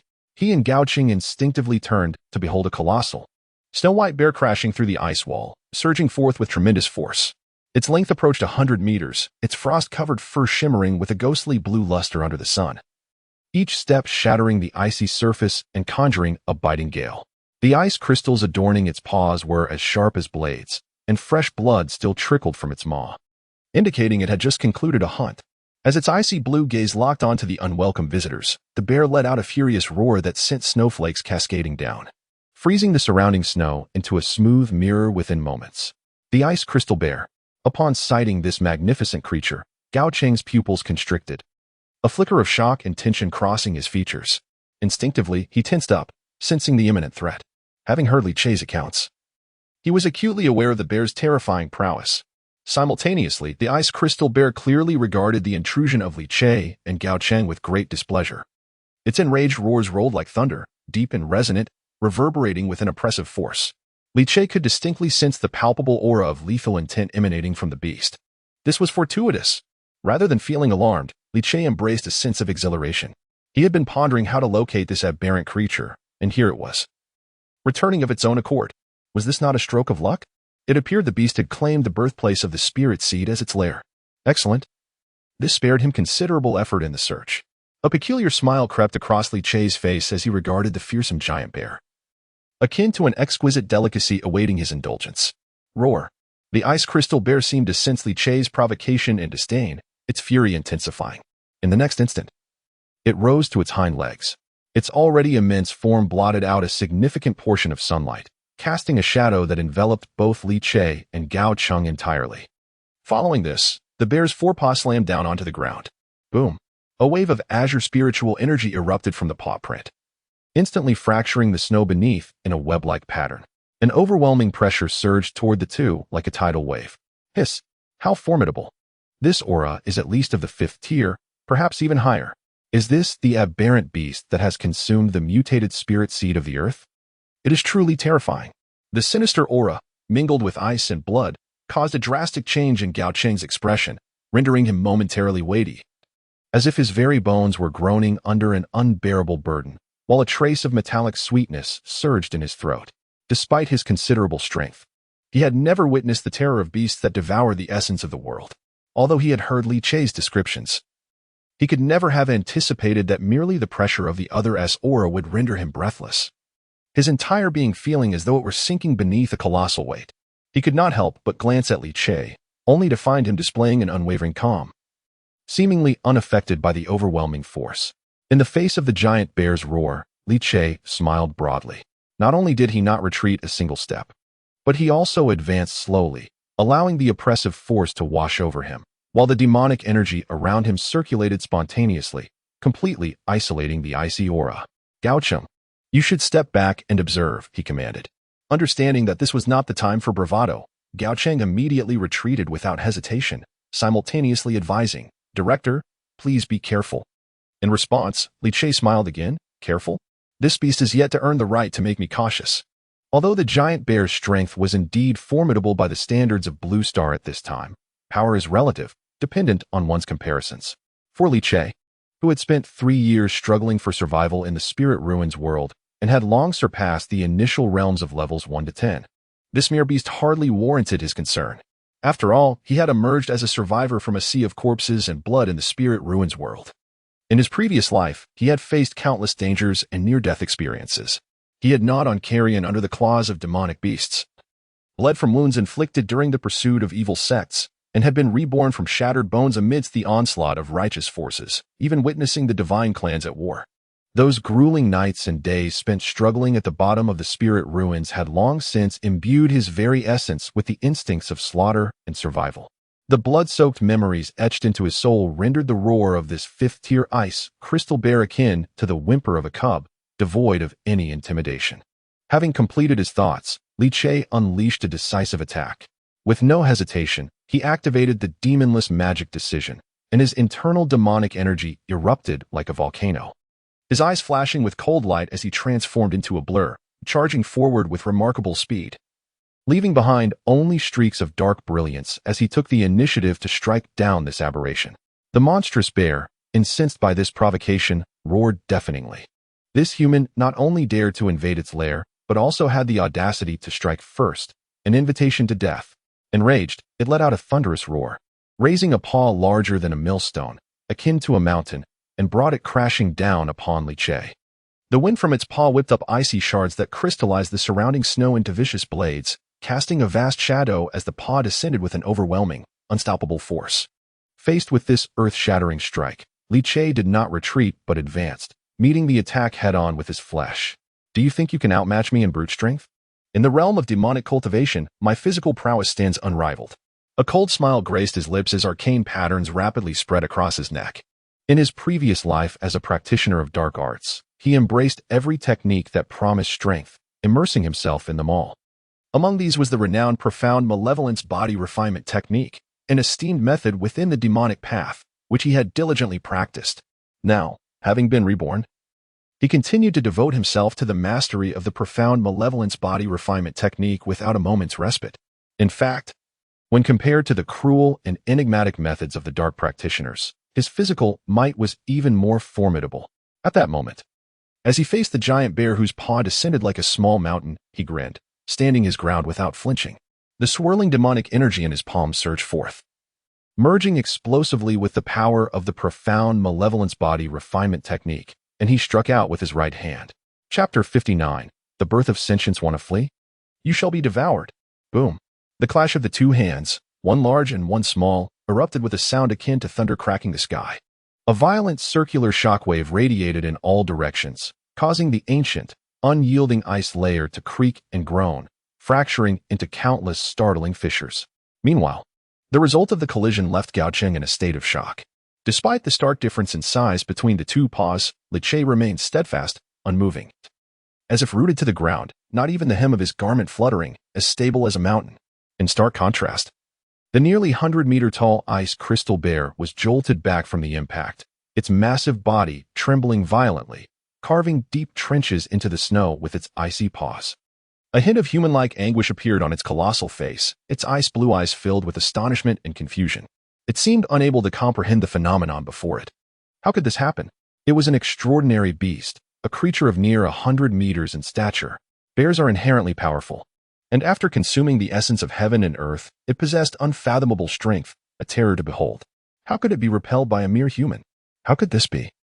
The sensation of colliding with an immovable mountain was one it had not experienced in ages. Moreover, this moment brought a chilling realization. As it gazed into Li Che's eyes, which revealed an unmasked hunger, and felt the intensity within his gaze, an icy dread washed over it, penetrating to the marrow of its being. An instinctual fear warned it that this human before it possessed the terrifying power to dictate its very existence. For the first time in its lair, it felt fear. Roar. Just as Li Che prepared to capitalize on his advantage, the ice crystal bear suddenly threw back its head, releasing a roar infused with rage and murderous intent, lowering its body, eyes flashing with ferocity. Its aura growing increasingly savage and violent, as if it would leap into a frenzied attack at any moment. Yet, just as Li Che and Gao Cheng anticipated a desperate struggle, the next moment, the giant bear abruptly turned and fled. In the face of a life-and-death crisis, the massive figure surged forth with astonishing speed, shattering the ice beneath its feet as it raced towards the opposite side of the snowy summit. The white silhouette left a long, fleeting shadow across the snowfield, evidently attempting to flee from Li Che, a presence far more terrifying than itself. Run? It fled. The sudden commotion startled Gao Cheng, who was spectating. He was utterly bewildered, unable to comprehend that just moments ago, this colossal bear had emitted a ferocious roar, poised for a fight to the death, only to turn tail and flee without a hint of hesitation. Such decisiveness was astounding. Moreover, it seemed to feign a desperate stand. Gao Cheng, witnessing this for the first time, was left in a state of shock, his eyes wide as he watched the giant bear retreat, momentarily rendered speechless. However, Li Che exhibited no such hesitation. Just as I surmised, after devouring the mutated spiritual essence of the world, this extraordinary beast has indeed developed sentience. Indeed, sentience. Li Che was certain that this beast had acquired its own thoughts and awareness. Observing the bear's initial act of feigning desperation followed by its frantic escape, even with his prior suspicions, Li Che was filled with awe. During their earlier confrontation, he had harbored a vague suspicion, which was now confirmed. This marked the first time he had encountered a creature with intelligence since his rebirth. Typically, ferocious beasts possess no semblance of intellect, functioning merely as killing machines driven solely by instinct, invading and slaughtering without thought. Yet this aberrant creature had awakened to consciousness, recognizing Li Che's formidable nature after a single clash. It exhibited none of the territoriality or reckless fighting spirit characteristic of other beasts. When sensing danger, it fled immediately, remarkably astute. However, the more intelligent it was, the less Li Che could afford to let it escape. Otherwise, should it descend from the Qinling Mountains, the devastation it could wreak upon the Great Xia would be unimaginable. Attempting to flee, in the face of the retreating bear, Li Che made no move to pursue. Instead, he calmly summoned the surging demonic energy within him and unleashed a technique adept at sealing and suppressing. Spirit Lock of the Abyss, Formation Arise. In that moment, the advantage of Li Che possessing multiple techniques became evident. He could adapt his practices to various circumstances, thus avoiding easy subjugation by his adversary's techniques. While it might appear somewhat chaotic, it was also the key to his survival in the incredibly harsh environment of his past life. Take, for example, The spirit lock of the abyss. Although it did not excel in direct combat, the inherent sealing and suppressive powers of its formations made it exceptionally suitable for restraining foes. As he bellowed, the dormant demonic energy within his dantian erupted like a volcanic explosion, surging through his meridians to his limbs and body, conjuring a black tempest that obscured the sky. In an instant, countless chains as dark as ink materialized abruptly from the demonic energy. The chains, entwined with twisted magical patterns, emitted sharp, crackling sounds as if they were alive. These chains surged skyward at a velocity surpassing the speed of sound, intertwining in the air to form a magical net with a diameter of nearly 1,000 meters, descending upon the fleeing ice crystal bear. With a thunderous clatter, the chains precisely ensnared the beast's limbs, covered in a layer of icy armor, where they made contact, erupting with blinding blue light. The massive form of the ice crystal bear staggered, its nearly 100-meter-long body crashing onto the ice, carving a chasm that resembled an abyss. In the next moment, countless chains transformed into a frenzied net, swiftly enveloping the creature in a secure embrace. Roar! Roar! Roar! Trapped by the chains, the ice crystal bear was thrown into a frenzy. Sensing the impending danger, it violently shook its head, causing shards of ice to splinter into 1,000 fragments. The formidable power of its fifth-tier peak erupted with a resounding force, and amidst its frantic struggles, dense frost energy surged along the chains, coalescing into menacing ice spikes on their surfaces, attempting to freeze the magical net into powder. Yet, those black chains clung tighter like a relentless parasite, constricting the ice crystal bear and eliciting anguished roars from it. At this critical juncture, it dared not relent, but instead fought with even greater ferocity. Despite its vigorous thrashing, signs of disturbance began to manifest in the sealing array conjured by Li Che, utilizing the sixth tier's ghostly prison chain technique. However, how could Li Che allow it to succeed? In the moment the ice crystal bear was restrained, he swiftly closed the distance, his dark robes billowing in the magical winds. Standing before the colossal beast, he was engulfed in a torrent of magic energy, his hands deftly forming seals as he bellowed. Devour essence technique. Consume for me. This time, he invoked his most adept technique for the consumption of flesh and blood. Although many dark arts possess the ability to devour flesh, he had previously showcased this when quelling the beast tied in the Qinling caves. However, that was against creatures far weaker than he. Now, he aimed to absorb the flesh of a fifth-tier entity, to swiftly and thoroughly consume its blood and flesh. A specialized technique was requisite, which was precisely what he was now employing: Devour Essence Technique. Chapter 60. Absorbing the Mutated Celestial Spirit Seed, Transforming the Body. The name of the technique may seem simple, yet its implications are profoundly terrifying. Known as Devour Essence, it entails plundering the vital energies of the heavens and earth, consuming all sentient beings, devouring the entirety of an enemy's flesh, bones, and even their essence, transforming it into sustenance for one's own growth. Such a malevolent technique, even among many dark arts, is considered exceedingly cruel. Li Che formed seals with his hands, and from his palms surged an inky black mist, coalescing into a swirling phantom of a devouring maw, fiercely biting towards the ice crystal bear's neck.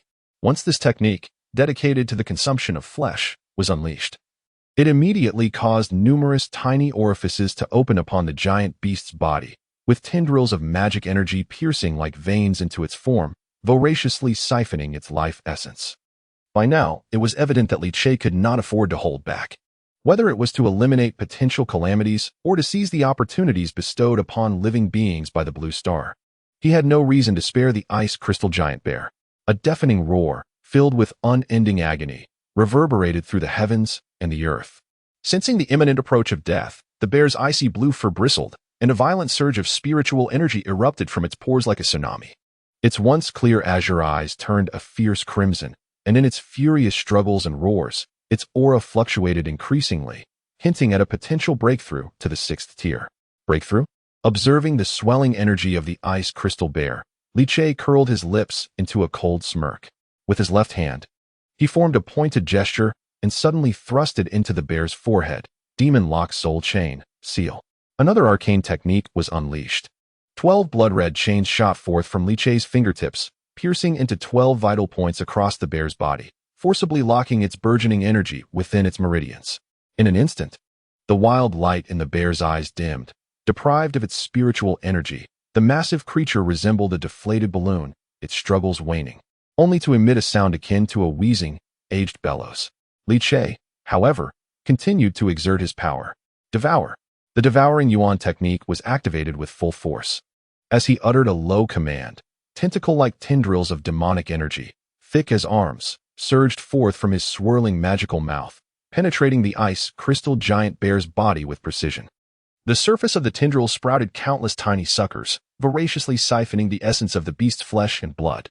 All energy flowed along the tendrils, being consumed by Li Che, causing the bear's form to shrink at a visible rate. Its once colossal paws reduced to the size of grinding stones, and its icy blue fur lost its luster, turning dry and ashen. At that moment, the sky filled with demonic energy coalesced into a massive vortex, engulfing both man and beast entirely. Gao Cheng, hiding 1,000 meters away behind an ice rock, could only see a black mist of demonic energy enveloping the summit, nearly 1,000 meters in diameter.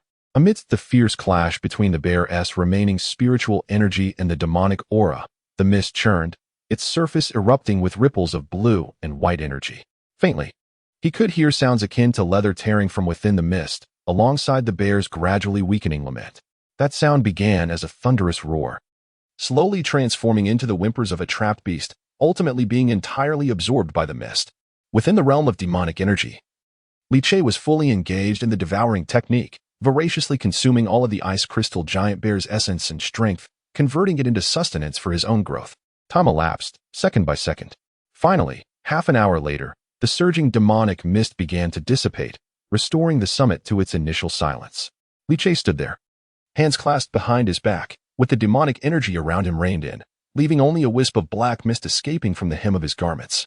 The snow beneath his feet was pristine, devoid of any trace of blood. The once formidable 100-meter giant had been completely devoured, leaving no remnants, as if it had never existed on the blue star. Such a formidable power. After utterly devouring the ice crystal giant bear, Li Che made no immediate move. Instead, he peculiarly closed his eyes, a look of astonishment gracing his face. This was because, at that very moment, just as the ice crystal giant bear completely dissipated, a torrent of terrifying energy erupted within his dantian, akin to a flood carrying with it countless millennia of icy chill and the thunderous might of the heavens. This force surged through his limbs and bones, racing through his meridians, creating an overwhelming sensation as if his body were on the verge of bursting. The magnitude of this power far exceeded what the ice crystal giant bear was originally supposed to possess. Moreover, it harbored a twisted yet magnificent vitality, incomparable to any ordinary heavenly spiritual essence. Li Che instantly comprehended.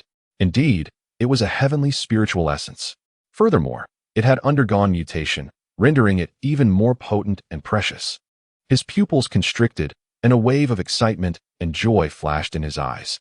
As the energy surged through his meridians, it left behind intricate icy crystal patterns along its path, each circulation resonating with the sound of his bones being reshaped. Unlike typical spiritual essences, perhaps due to its mutation and the influence of the blue star's origin, this heavenly spiritual essence contained an extraordinary aura of profound source energy, with its spiritual energy concentration at least 30 times greater than that of ordinary essences. Threads of spiritual energy particles coalesced into tangible beams of light within him, tearing and reorganizing his muscle fibers, while a faint icy blue luminescence radiated beneath his skin, rendering him astonishingly otherworldly. The mere spontaneous surge of energy was rapidly enhancing and transforming his physique. Refinement. The process of refinement commenced. Li Che could sense that this was an immense opportunity, a once-in-a-lifetime chance, even difficult to encounter in the spirit ruins world. After all, the world will of the blue star personally expending its origin was unimaginable, even within the spirit ruins world, yet now it lay vividly before him. Without a moment's hesitation, he abruptly settled into a meditative posture. The Wusham demon art was activated with all his might. As a demonic cultivation technique, the Wusham demon art was not particularly strong in terms of offensive capabilities. However, Li Che chose it as his primary demonic cultivation method for two reasons. First, it was the first technique he and Gao Cheng acquired together after enduring countless hardships in their previous lives, and it had been cultivated for the longest time. Secondly, the essence of the term Wusham implies a lack of excessive malevolence, making it relatively gentle compared to other techniques, which could easily harm oneself and damage one's foundation. Furthermore, the spiritual power cultivated through it was exceptionally pure and of high quality. Hence, Li Che had always regarded it as his primary cultivation method. Regarding combat prowess, he mastered numerous techniques and secret arts, easily compensating for any deficiencies. Now, with the Wusham demonic energy surging within him, he began the refinement of this mutated heavenly spiritual essence. The path of the cultivation technique illuminated with a golden glow within the sea of consciousness.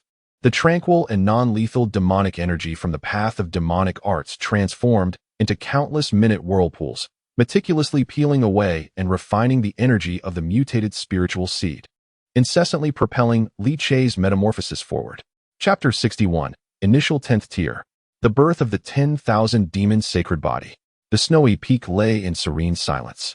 Li Che's refinement of the heavenly spiritual seed persisted unceasingly. He could distinctly perceive that as the degree of refinement increased, his own power expanded at a visibly rapid pace.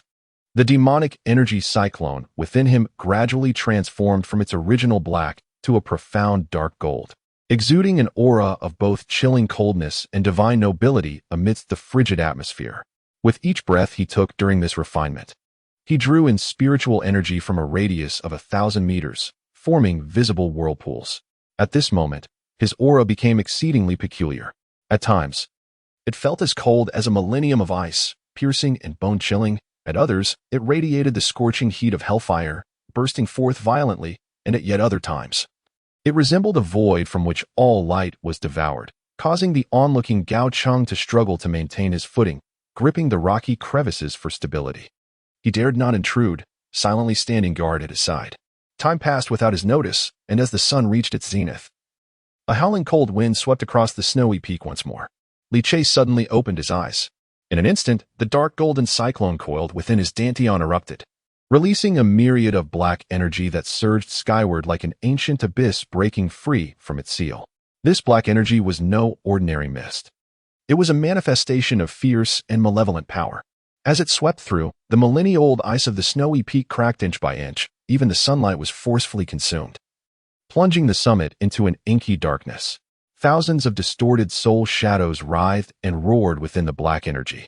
Some transformed into lethal claws that tore through the void. Others coalesced into vengeful spirits pounding their chests in despair, while countless tortured remnants of ferocious beasts twisted in agony.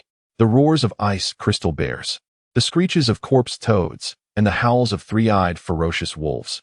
All the life essences Li Che had consumed materialized in this moment, weaving a haunting tableau of death. What was most chilling was the terrifying aura emanating from Li Che himself. Cold, sinister, enigmatic, tyrannical, and razor-sharp. Gao Cheng was horrified to realize that Li Che's presence could no longer be measured by mere levels.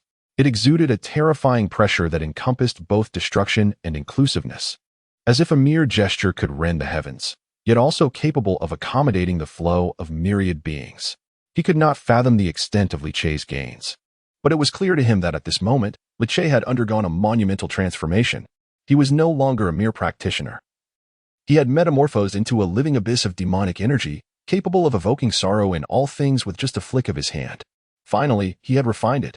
Feeling the astonishing changes within him akin to a rebirth, a smile of joy involuntarily graced Li Che's lips.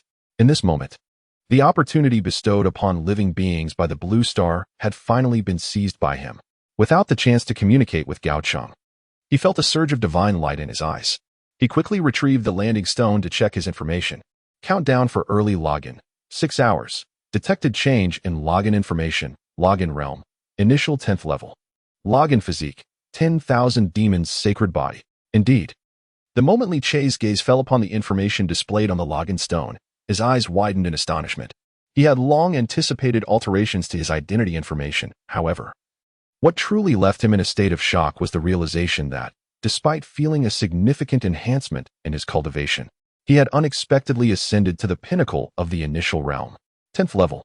This represents the highest echelon of the initial realm, a singular existence that cannot be found anywhere across the entirety of Blue Star. At this moment, he stood as a genuine embodiment of supremacy among all cultivators within Blue Star. His formidable strength had amplified tremendously, rendering previous comparisons utterly futile. Yet, more crucially, or rather, what astonished him even more than his elevation in realm, was the transformation of his physique. 10,000 demons' sacred body. It is indeed a sacred body. Li Che's eyes bulged in disbelief, his fingertips trembling uncontrollably, unable to fathom the reality before him. He couldn't help but scrutinize that information again and again. Each time he looked, the display remained unchanged. 10,000 demons' sacred body. It is truly a sacred body. This term detonated within his consciousness like thunder. And for a moment, even Li Che, with his composed demeanor from his rebirth, found himself momentarily dazed, his tone rising several degrees. Upon regaining his composure, he was overwhelmed with both shock and joy. As a reborn individual who had survived 3 years in the spirit ruins world in his previous life, he possessed an intimate understanding of the varying strengths of physiques. Hence, his astonishment was profound. The legends he had heard countless times while struggling in the spirit ruins world were now intricately linked to his own existence. He vividly recalled that in the spirit ruins world, physiques for cultivators were strictly categorized based on innate talent, ranging from 1st to 9th grade. Among these, the 9th grade was the lowest, while the 1st grade was the highest. In his previous life, cultivators from Blue Star generally had their physiques predetermined upon entering the spirit ruins world, resulting in an overall lack of high-quality physiques. Initially, most physiques ranged from the 7th to 8th grade, and only a select few prodigies could reach the 3rd or 4th grade, which was already a rare talent. However, both the Eagle Sauce Nation and the Basin Chicken Nation had produced individuals with 1st grade physiques. A 1st grade physique, the highest talent within the 9-grade classification, a genuine genius.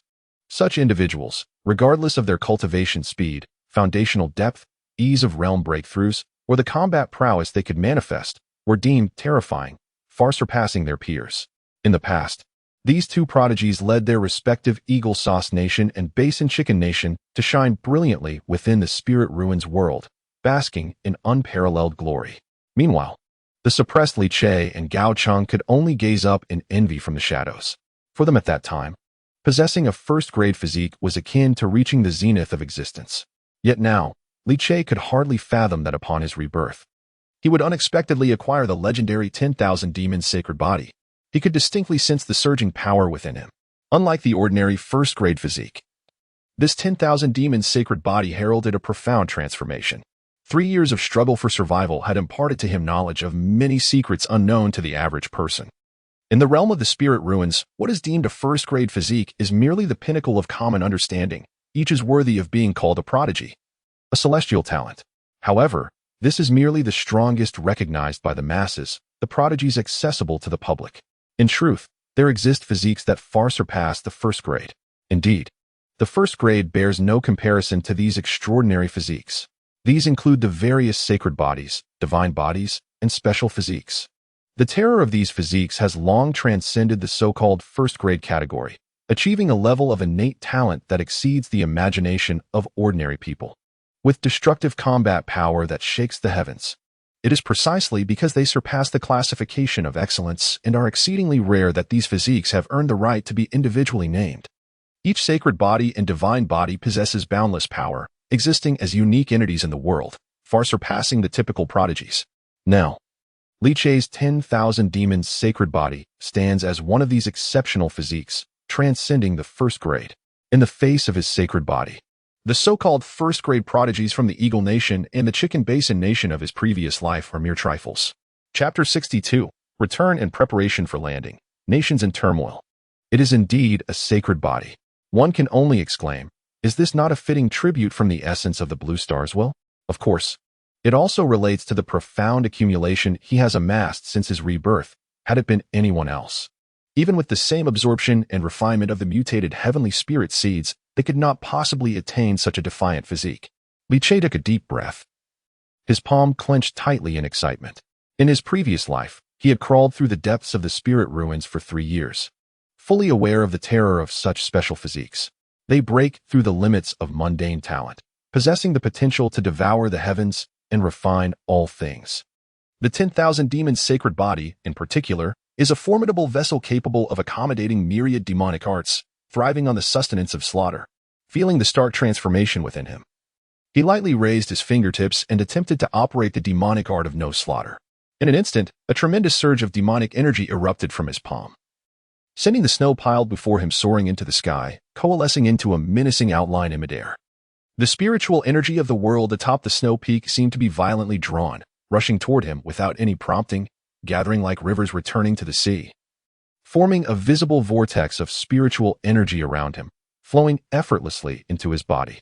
Li Che could distinctly perceive that the energy torrent within his dantian was now several times more robust than before, and every inch of his skin was instinctively absorbing the essence of heaven and earth. The spiritual energy carried by the mountain wind transformed into wisps of dark mist upon contacting his skin, flowing through his pores and into his meridians. A process so natural it resembled breathing, requiring no deliberate guidance. Is this truly the sacred body of 10,000 devils? It astonishingly rendered cultivation an instinctive activity akin to automated processes, perpetually devouring all forces of the world and converting them into magical power. It was nothing short of miraculous. Previously, the spiritual energy that required arduous meditation to absorb was now automatically transformed under the enhancement of the sacred body. He could even observe his exhaled breath condensing into black runes in the air, each rune inhaling and exhaling spiritual energy, as if his body housed an endlessly operating infernal furnace.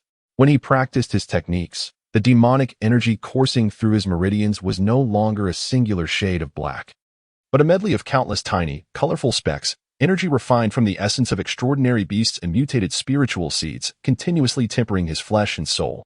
At this moment, feeling the formidable power of the sacred body of 10,000 devils, Li Che could not help but murmur to himself, a flicker of fervor glimmering in his eyes.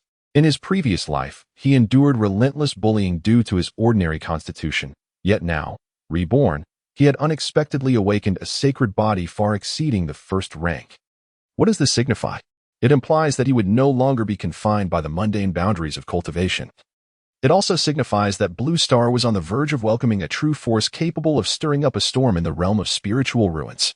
In this life, I have logged in early, starting at the pinnacle of initial realms, with the sacred body of 10,000 devils as my foundation.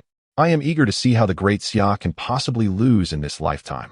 Each word resonated with the clarity of thunder, imbued with unwavering determination and pride. He gazed toward the tumultuous horizon beyond the snow-capped peaks, a cold smile slowly curling at the corners of his mouth. His era had only just begun, especially when he thought of the stark contrast between the harrowing trials of his past life and the profound foundation he now possessed. An unmasked killing intent blossomed fiercely in his eyes. In this life, his starting point was so elevated that even he had not anticipated it. Previously, he harbored an inescapable trepidation toward the monstrous beasts of the abyss and the realm of spiritual ruins, yet now, he found himself impatiently longing for the arrival of the spiritual ruins world. He could hardly wait to exact vengeance upon the treacherous nations of Blue Star. On the other hand, Gao Cheng staggered back a step, startled by the unconscious pressure emanating from Li Che, his pupils contracting sharply in astonishment. He could not help but exclaim in awe. In his perception, each breath Li Che took stirred violent fluctuations in the surrounding spiritual energy, though he stood not far away. It felt as if he faced an unfathomable abyss of demonic energy, a presence from entirely different realms. "Director, are you all right?" After regaining his composure, Gao Cheng inquired. Li Che reined in the surging demonic energy, the infernal glow in his eyes gradually fading. Upon hearing Gao Cheng's inquiry, he broke into a smile, exclaiming, "I feel splendid. Never before have I felt this remarkable." He gazed towards the sea of clouds beyond the snowy peaks, a cold smile gracing his lips. As brilliance flickered in his eyes, a dazzling light suddenly burst forth. "Let us depart. Prepare for an early entry into the spirit realm." The moment these words escaped his lips, Gao Cheng was instantly invigorated, his body trembling with excitement as the veins in his tightly clenched fists bulged. For this period, the entire Great Xiao had exerted its utmost, strategizing and preparing. All for this very moment. Indeed, he bellowed, his heart brimming with exhilaration and impatience. Soon, the two retraced their steps, arriving at the Qinling Cavern, from where they swiftly boarded a military aircraft back to the capital. This time, Li Che did not linger. Upon their return, he immediately commenced the final preparations for an early entry into the spirit realm. The moment this news broke, the entirety of Great Xia's upper echelons was shaken to its core. Countless individuals flocked in, all filled with fervent anticipation and trepidation. In an instant, away from the eyes of the ordinary populace, the hearts and minds of the nation's leaders were collectively stirred. A multitude of gazes converged. Simultaneously, while Li Che seized the mutated heavenly spirit seed and embraced the opportunities bestowed by the Blue Star, fortifying Great Xia's hold on the cavern and systematically advancing the National Cultivation Initiative. Other nations were not idle. As the activities within the caverns grew more frequent, various phenomena emerged. Despite Great Xia's deliberate attempts to keep its major undertakings concealed from foreign powers, as a foremost nation on the Blue Star, it was already under the watchful scrutiny of countless eyes. Every move could not escape the gaze of the international community. In this life, influenced by Li Che's rebirth, not only did Great Xia proactively initiate countermeasures, but it also inadvertently alerted other nations to signs of impending calamity, whether voluntarily or by compulsion. They too entered a state of anxious preparation. However, the so-called responses from these countries stood in stark contrast to Great Xia's methodical and clear strategy. With Li Che at the helm, deeply aware of the crisis's origins and the path forward, the entire nation was strategically positioning itself, implementing a comprehensive plan for demonic cultivation, thus equipping this Eastern powerhouse to be fully prepared, with progress being made in a well-ordered manner and yielding remarkable results. In contrast, the flurry of activity in other countries resembled a chaotic and frantic scramble, akin to headless flies lost in disarray.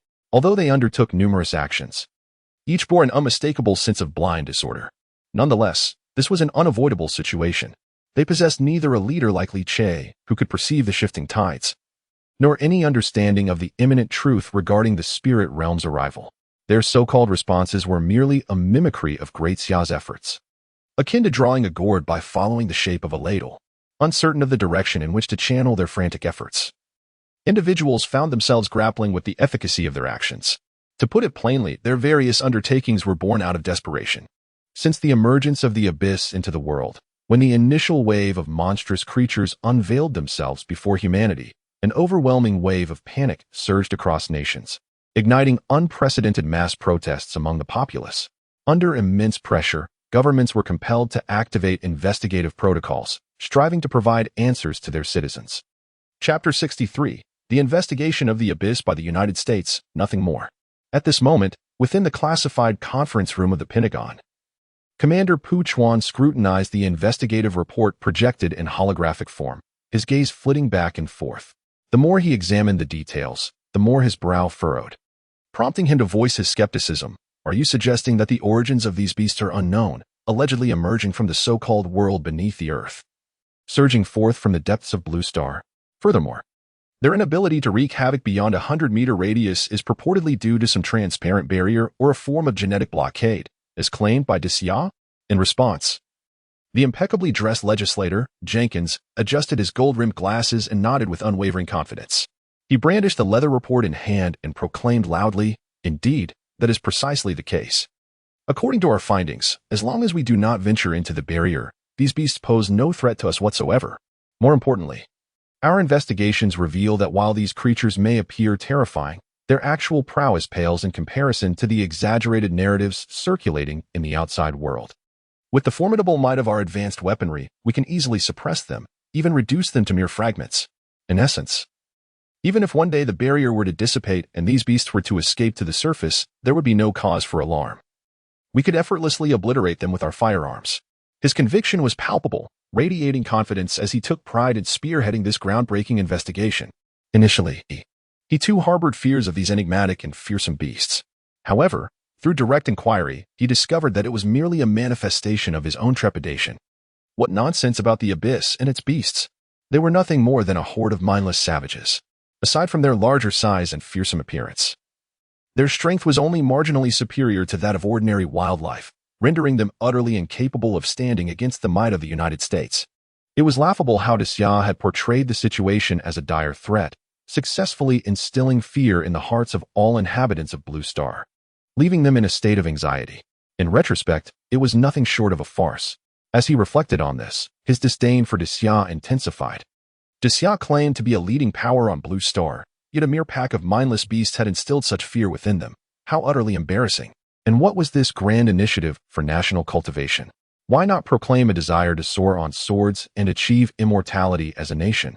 After conducting a personal investigation, the initial tension and fear within the legislator dissipated entirely, leaving only a sense of disdain for the various responses from the Great Xia. Is that so? Observing Jenkins' resolute demeanor, Pu Chuan's gaze flickered, his expression shifting unpredictably. He too was engulfed in uncertainty. While the argument presented seemed plausible, the tense and vigilant stance of the great Xia was undeniably authentic. If the ferocious beast were indeed so easily dealt with, would such a grand mobilization be necessary? He tapped his fingers on the table, suddenly posing a pivotal question.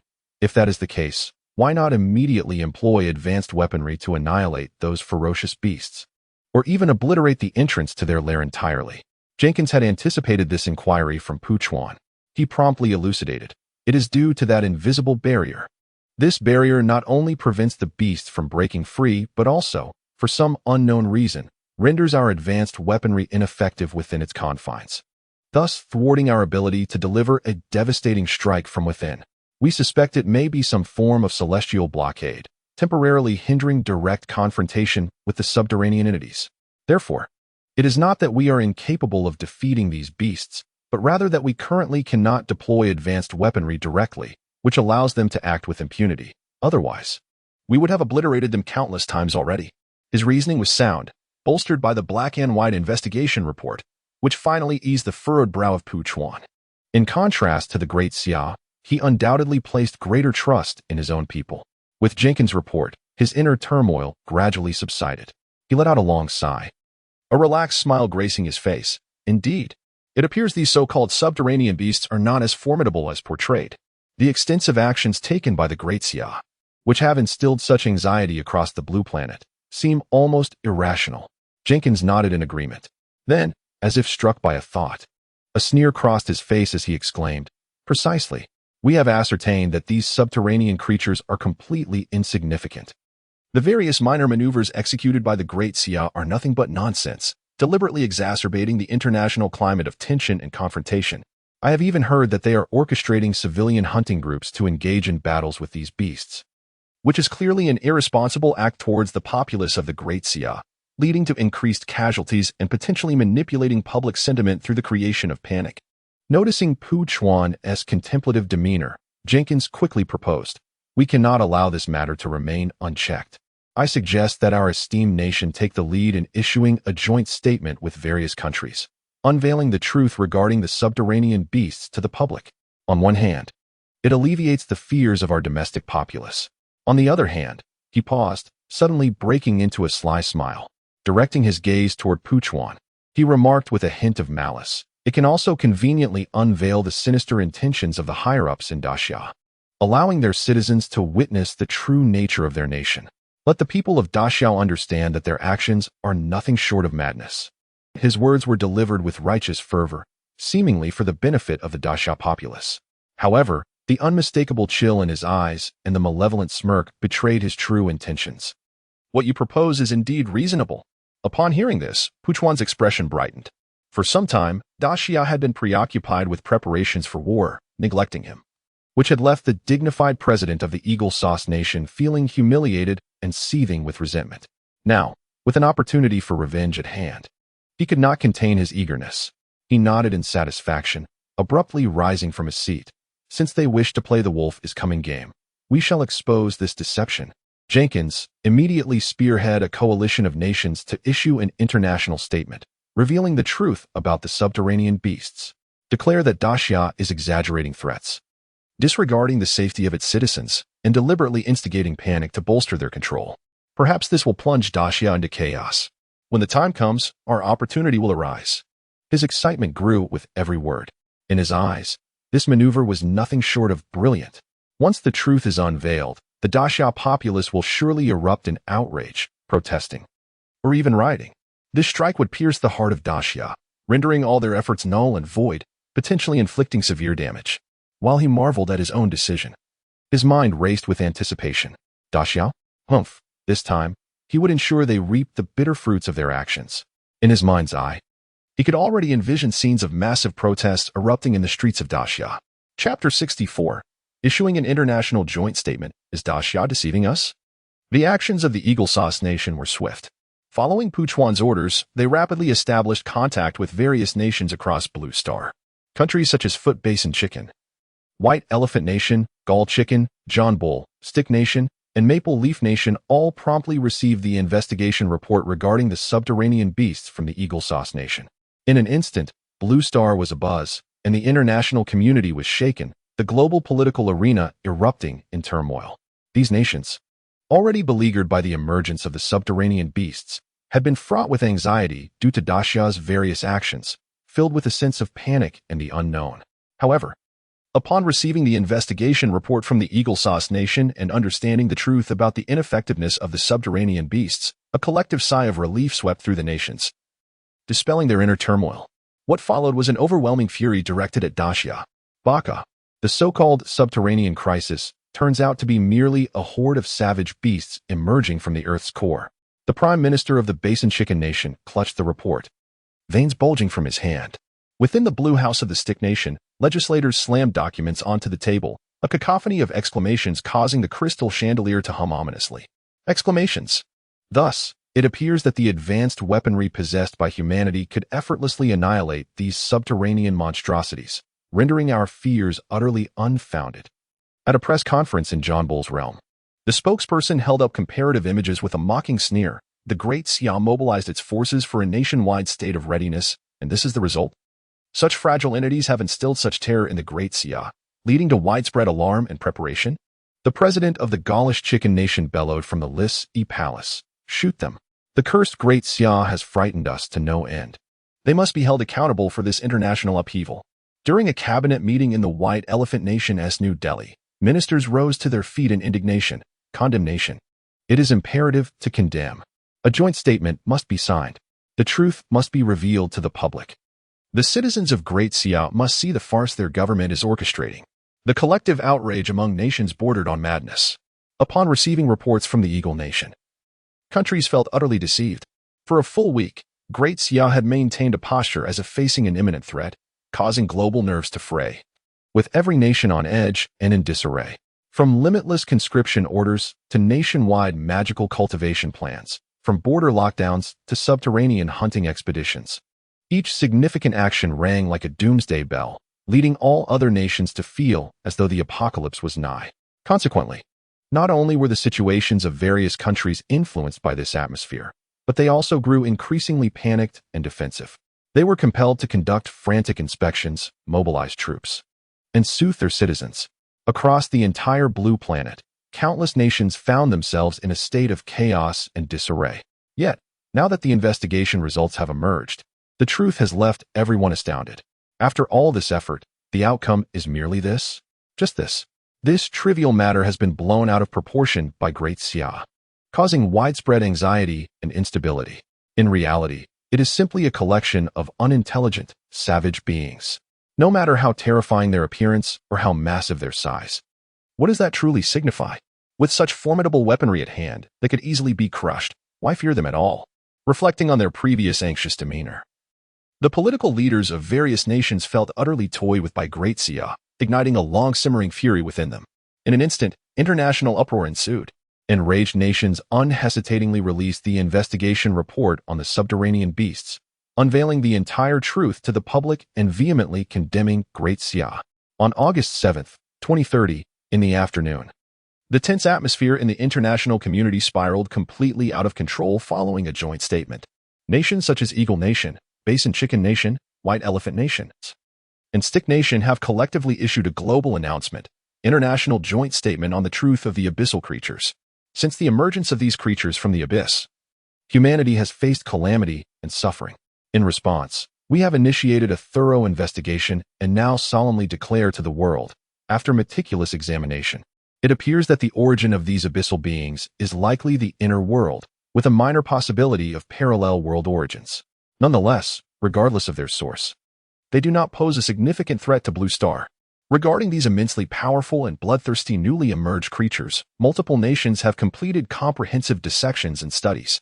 It is now confirmed that although these creatures possess great strength and a savage nature, they are restricted by the natural barriers of our world, rendering them incapable of causing any harm to Blue Star. Through this joint statement, we assure the global community of our unwavering commitment to safeguarding human safety. Furthermore, it has been demonstrated that under the deterrence of advanced military weaponry, these abyssal creatures are of little concern. We urge the global populace to set aside their worries and live in peace. However, it is imperative that we highlight one critical point.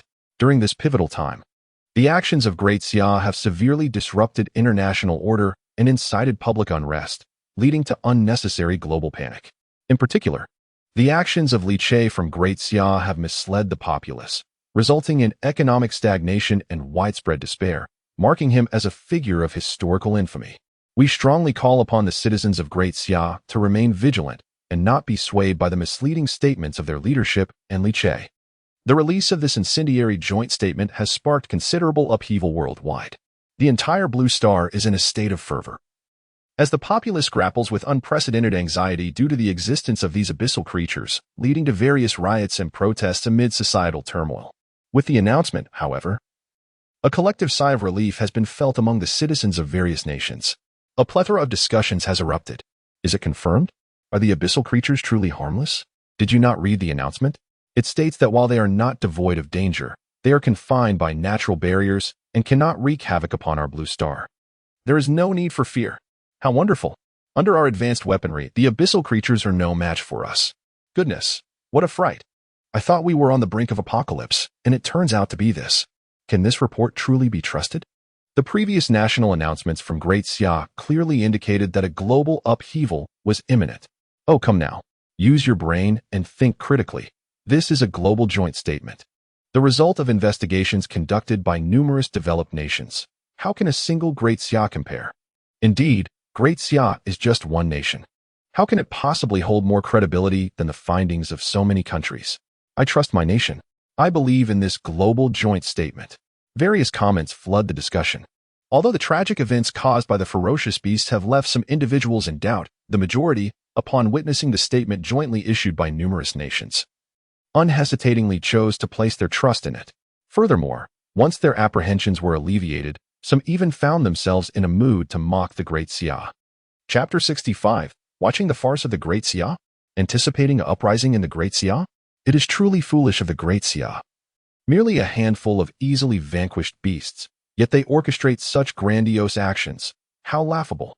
Indeed, previously, observing their anxiousness, with recruitment drives, magical enhancements, and the establishment of hunting brigades, one might have thought the situation dire. In reality, they were merely losing their minds. Under the barrage of firepower, any ferocious beast is merely a triviality. A completely unnecessary display. Bah, a pitiful gaggle of cowards. The global sentiment has shifted dramatically. During the upheaval instigated by the beast from the abyss, the orderly conduct of the Great Xia evoked feelings of envy and jealousy among the populace of various nations. Had it not been for the Great Xia's stringent border closures, many would have eagerly relocated their families to its domain. However, with the issuance of the announcement, public opinion has swiftly reversed. The flood of comments and critiques is now replete with mockery and scorn directed at the Great Xia, whose image has now morphed into that of a coward. Trembling in fear, headlines from various media outlets are saturated with denunciations, and discussions surrounding the lies of the Great Xia have surged to over 2 billion views in a remarkably short span. Even photographs of Li Che have circulated wildly online, depicting him as a doomsday fanatic. Simultaneously, astute observers have discerned the underlying intentions of the nations behind this announcement. I sense that with this united declaration, it is likely that the citizens within the Great Xia will soon erupt in protest and riots. Is there any need to ponder this? Indeed, when the Great Xia disseminated rumors of crisis to manipulate public sentiment, they should have anticipated this day. A splendid spectacle awaits. I can hardly imagine the reaction of the Great Xia's populace upon discovering their government has deceived them. It is bound to ignite an explosion of fury. The world is ablaze with excitement, with countless individuals fervently discussing and debating the situation. Various forums are inundated with an array of discussions and derisions. Even the high-ranking officials from the nations that just issued the joint statement are now sharing knowing smiles, their hearts brimming with anticipation as they closely observe the Great Xia, eagerly awaiting its next move. On their faces, a shared expression of smug satisfaction is evident. They perceive that, with the truth of the abyss laid bare, the deceptions of the Great Xia will crumble. Subsequently, once the multitude of deceived citizens learns the truth, their outrage will undoubtedly erupt, resulting in fervent protests against their government. At that point, unprecedented chaos will surely ensue within the Great Xia. In a moment, countless gazes will converge upon the Great Xia. The world is watching. Everyone is waiting to witness the farcical plight of the Great Xia. Despite the current implementation of border lockdowns, the network communications within the Great Xia have not been entirely severed. Whether it is the Great Xia's understanding of foreign affairs or the foreign world's comprehension of the Great Xia, both remain feasible. However, although the internet is not completely cut off from other nations, and information can be publicly shared and exchanged, the reality is that the Great Xia exercises an exceedingly stringent control over information. What is permitted to flow outward is largely trivial content, while the truly core secrets are meticulously safeguarded behind layers of barriers, ensuring that not even a whisper escapes. For instance, the various demonic cultivation techniques that are currently of paramount importance to the nation are tightly confined within each cultivation stronghold and military base, where any unauthorized transmission of critical information is instantaneously intercepted.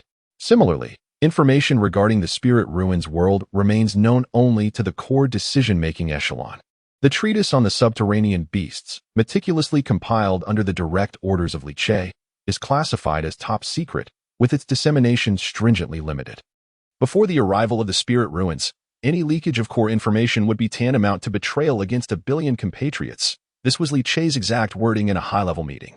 Prior to the genuine advent of the spirit ruins world, whether concerning the various techniques of the Great Xia, research on the monstrous beasts, or intelligence regarding the spirit ruins, these critical pieces of information must not, under any circumstances, be allowed to reach foreign lands. Such knowledge constitutes a strategic advantage for the Great Xia that must not be forfeited. Furthermore, it serves as a punishment for those who would betray. The state profoundly recognizes this, and thus the national machinery operates at full capacity, weaving countless defenses into an impenetrable net, effectively preventing any critical intelligence from leaking. Consequently, the only knowledge accessible to other nations is merely superficial and trivial information, while the true essence remains firmly beyond their grasp. Now, as the joint statement spearheaded by the Eagle Country floods international networks, the social media feeds of Great Xia's netizens erupt with activity. Many citizens have naturally become aware of this development. In the open square of a university, a group of students gathers around a tablet, perusing news from foreign websites regarding the global joint statement on the subterranean beasts. Are these creatures likely from the so-called underworld? Will they not cause chaos on Blue Star? Are Blue Star's conventional weapons sufficient to subdue these monsters? As they scrutinize the revelations published by various nations concerning the subterranean beasts, the students wear expressions of bewilderment and confusion, engaging in a cacophony of discussions. Something seems amiss. Much of the information contradicts what the state has disseminated in the subterranean knowledge overview. It feels as though there are numerous gaps in their narrative. Indeed, how is it that foreign nations seem to possess a deeper understanding of the underworld than we do? It appears they are merely mimicking our insights.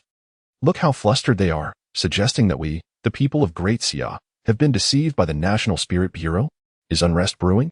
Their investigation. What on earth is going on? The more I observe, the more it feels as though they are speaking out of ignorance. Surely, they have yet to grasp what the underworld truly entails. The students exchanged words, frequently frowning at the contents of the joint statement. The tone of the statement, so assertive as if they had already discerned all truths, left everyone with peculiar expressions, unable to refrain from scoffing. Gazing at the online comments, rife with mockery of the brainwashing of the citizens, many shook their heads in disbelief.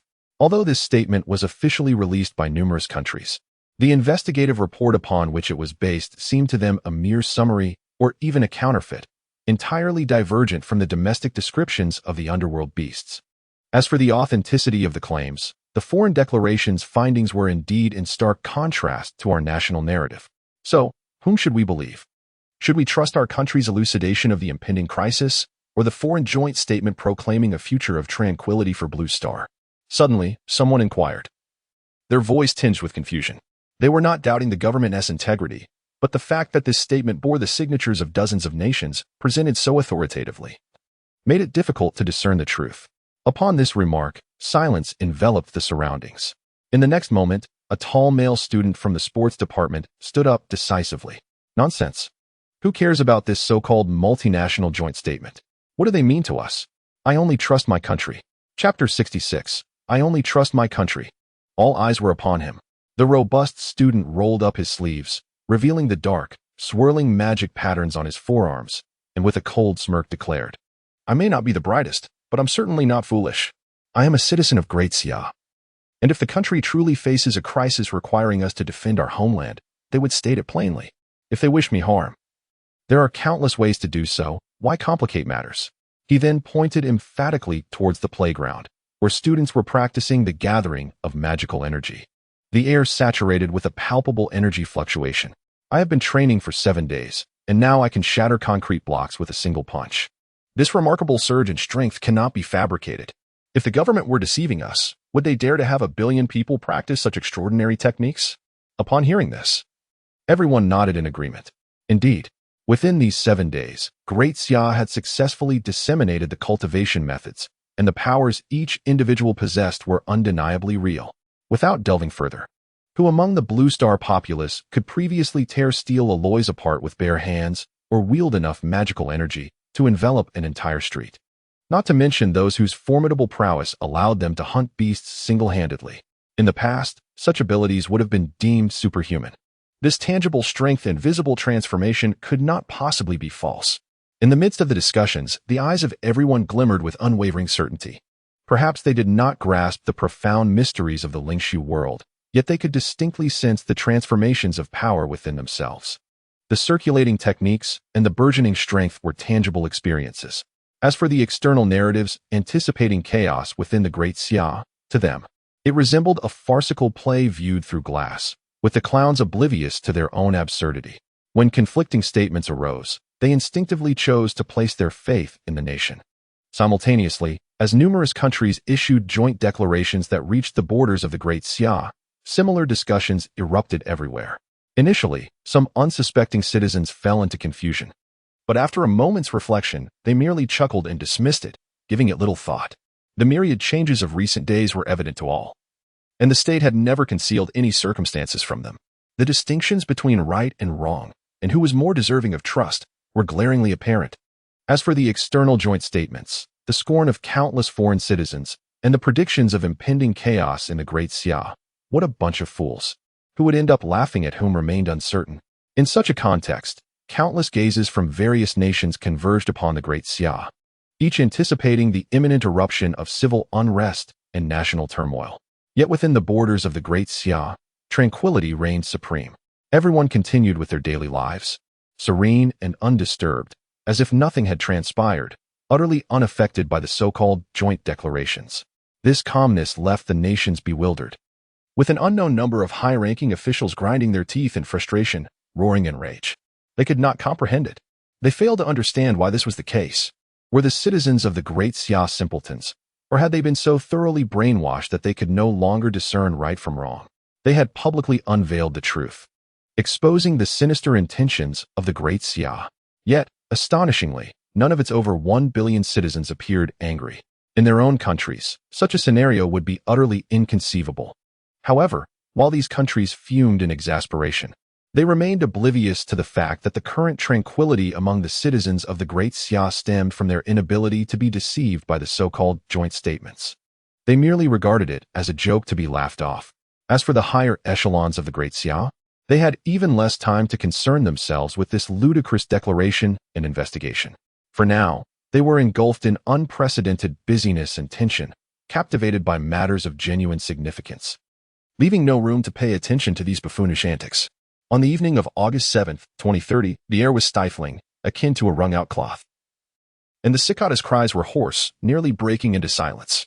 On the rooftop terrace of the National Spirit Bureau, an atmosphere of unspoken tension and solemnity enveloped the scene, suffocating all noise and heat.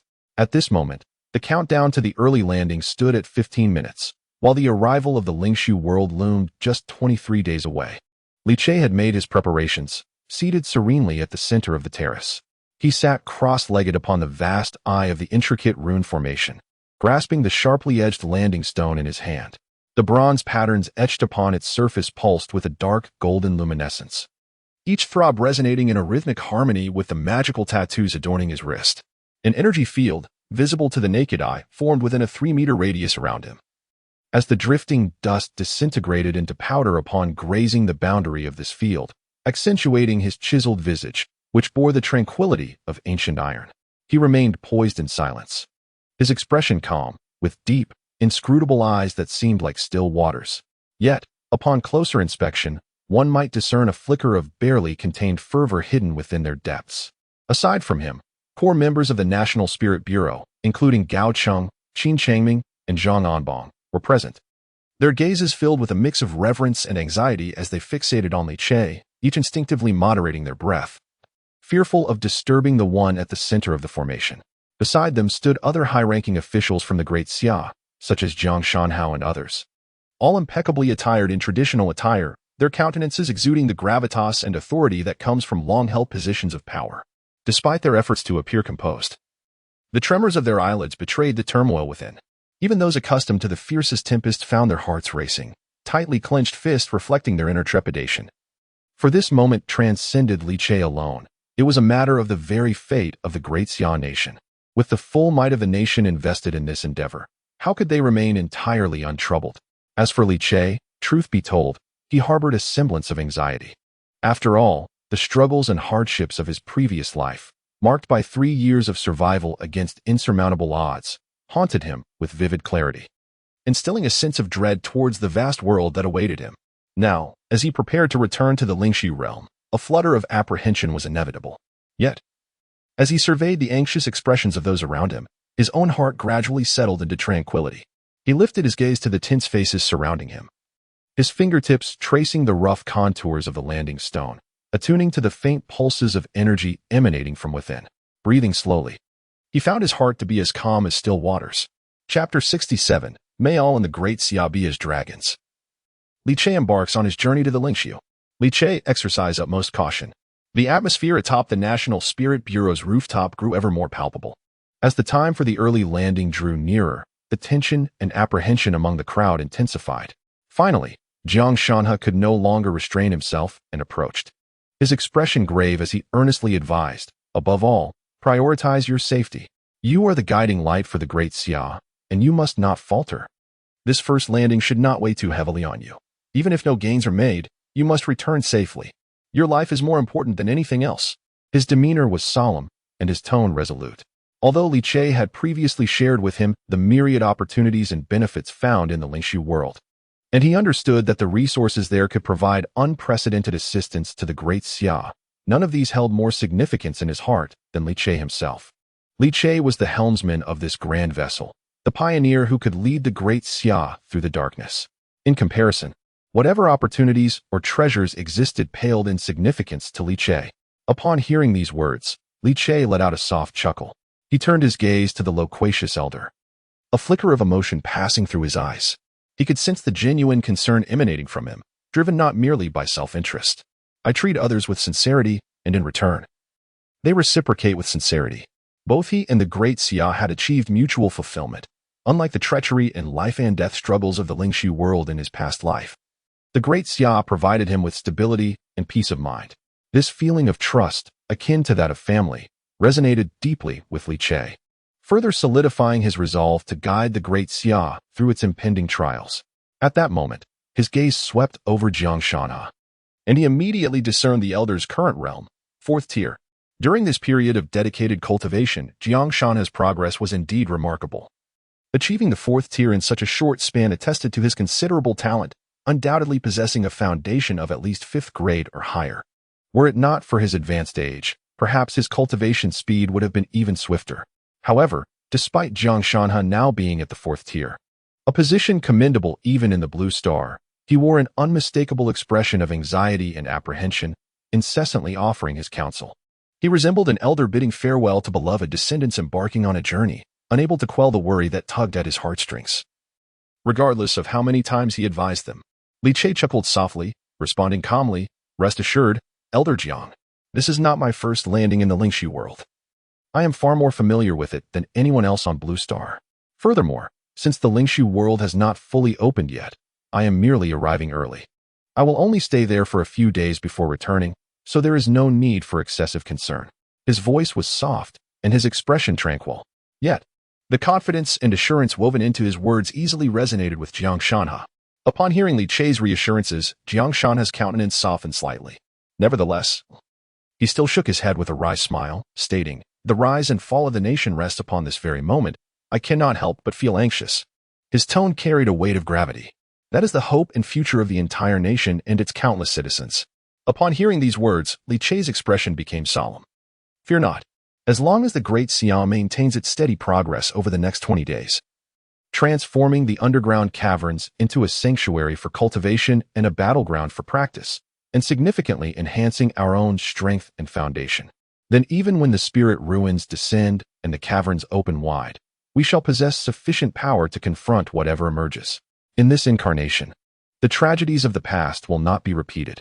Moreover, during this crisis, our Great Xia can seize the opportunity to rise triumphantly within the spirit ruins, establishing a legacy that will endure for millennia, perpetuating our heritage in an even grander world. The words resonated with unwavering determination, as resolute as iron. Beneath the rhetoric lay an indomitable resolve. Jiang Shanha nodded, his heart tumultuous, feeling the blood within him surge. The previous anxiety and concern transformed into a spirited fervor. After speaking, Li Che turned his gaze back to Gao Chang, intently advising, after my departure, you shall remain at the helm of the National Spirit Bureau, continuing to sustain the current momentum, dedicating yourself to nurturing exceptional cultivators in the Great Xia military. It is imperative that before the arrival of the spirit ruins, our Great Xia is equipped with the strength to withstand the onslaught of countless ferocious beasts that will emerge from the caverns. Gao Cheng fixed his gaze upon Li Che and nodded earnestly. Rest assured, Director, I will accomplish this mission. Li Che nodded in satisfaction, the solemnity on his face easing slightly. With only a few minutes remaining on the countdown, he casually inquired, how is the international situation lately? Have any of the other nations on Blue Star made any moves? Initially, it was merely a casual question. To his surprise, Gao Cheng immediately began to report. Yes. Just this afternoon, numerous countries led by the Eagle Sauce Nation jointly released a so-called statement, claiming that according to their investigations, the beasts from the caverns pose no threat whatsoever, and that the current human mastery of firearms is more than sufficient to eliminate them effortlessly. Furthermore, the statement deliberately mentioned our Great Xia, laden with various accusations and slanders, attempting to incite dissatisfaction among our citizens towards the state, even inciting riots. It is perplexing how they arrived at the conclusion that the beasts are not a threat. They are merely waiting to see us become a laughingstock. A laughingstock for the Great Xia? After hearing Gao Cheng's report, Li Che was taken aback. Although he had long been aware of the true nature of those nations from his previous life, he still could not fathom the extent of their folly. After all, while the Great Xia had indeed kept major information and news under wraps, with such significant actions taking place, it was inevitable that some information would leak out. Even based on the smallest hints, they should have been able to deduce that the threat posed by the cavern beasts was far beyond what was currently visible, prompting them to respond swiftly and implement stringent precautions.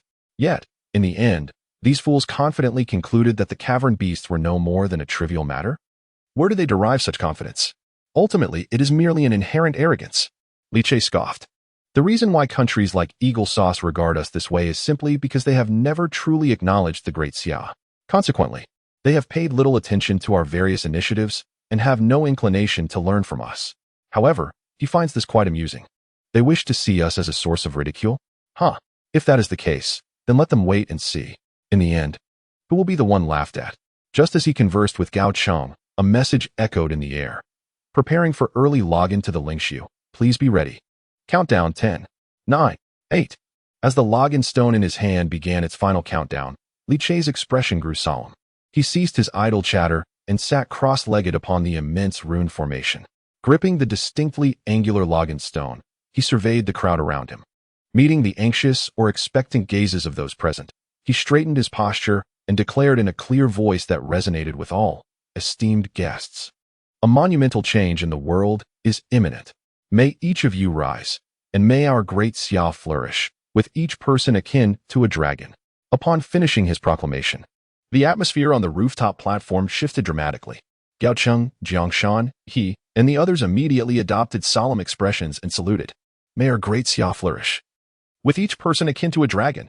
The thunderous cheers echoed through the skies, dispelling the sweltering heat and oppressive atmosphere of the summer day. Countdown complete. Initiating early login. As the voices of Gao Cheng and the others reverberated in the air, the login stone in Li Che's grasp erupted with a blinding radiance, enveloping him entirely. When the light finally receded, Li Che's figure had vanished without a trace. Thus, reborn, Li Che once again entered the world of Lingxiu. Early login. The pioneer, for the great Xia, cleaving through waves and illuminating the mist. Chapter 68. Entering Lingxiu, a new realm and a new beginning. Upon early login, Li Che found himself completely consumed by the light of the login stone, feeling as though he were suspended in a state of chaos. Surrounding him, mist billowed, and vibrant ribbons of light slithered like serpents, while countless bizarre images flickered within the haze. There were neon lights of urban blue star and the blood-red setting sun of Lingxiu. Echoes of past struggles for survival mingled with the current national mobilization toward a new era. At this moment, time lost its significance, appearing as both a fleeting instant and an eternity. After an indeterminate duration as the brilliance before him faded, Li Che suddenly opened his eyes. His feet now stood firmly on solid ground. Before him lay a desolate expanse of red earth, and not far from where he stood, there was a village with gray-tiled earthen walls, its entrance marked by a weathered stone tablet inscribed with the ancient characters for dragon-slaying village. Upon witnessing this familiar sight from his previous life, Li Che's spirit surged, and a glimmer of brilliance sparked in his eyes. Indeed, it is here. At last, I have returned to the Lingxiu, Zhanlong village. This is indeed the very location where he first set foot in Lingxiu in his past life.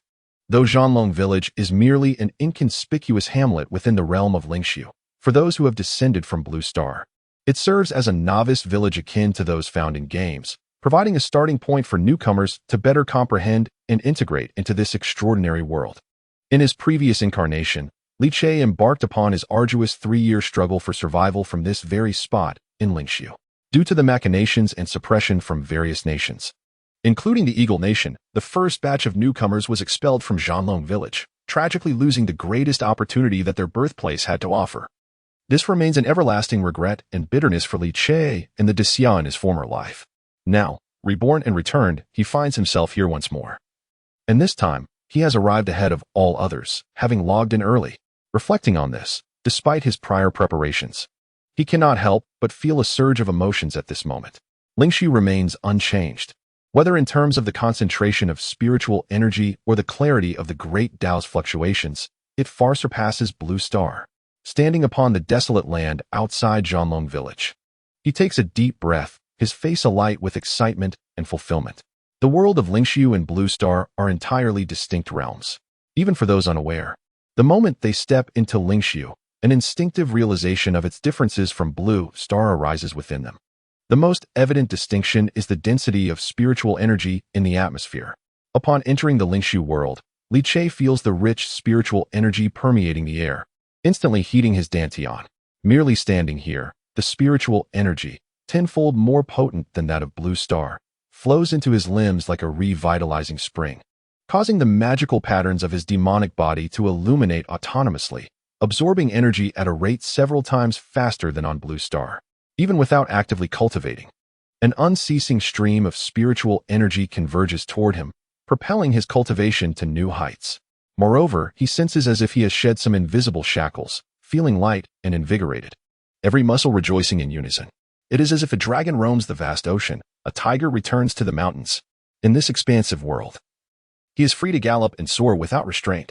Such a dense concentration of spiritual energy is unimaginable in the current Blue Star.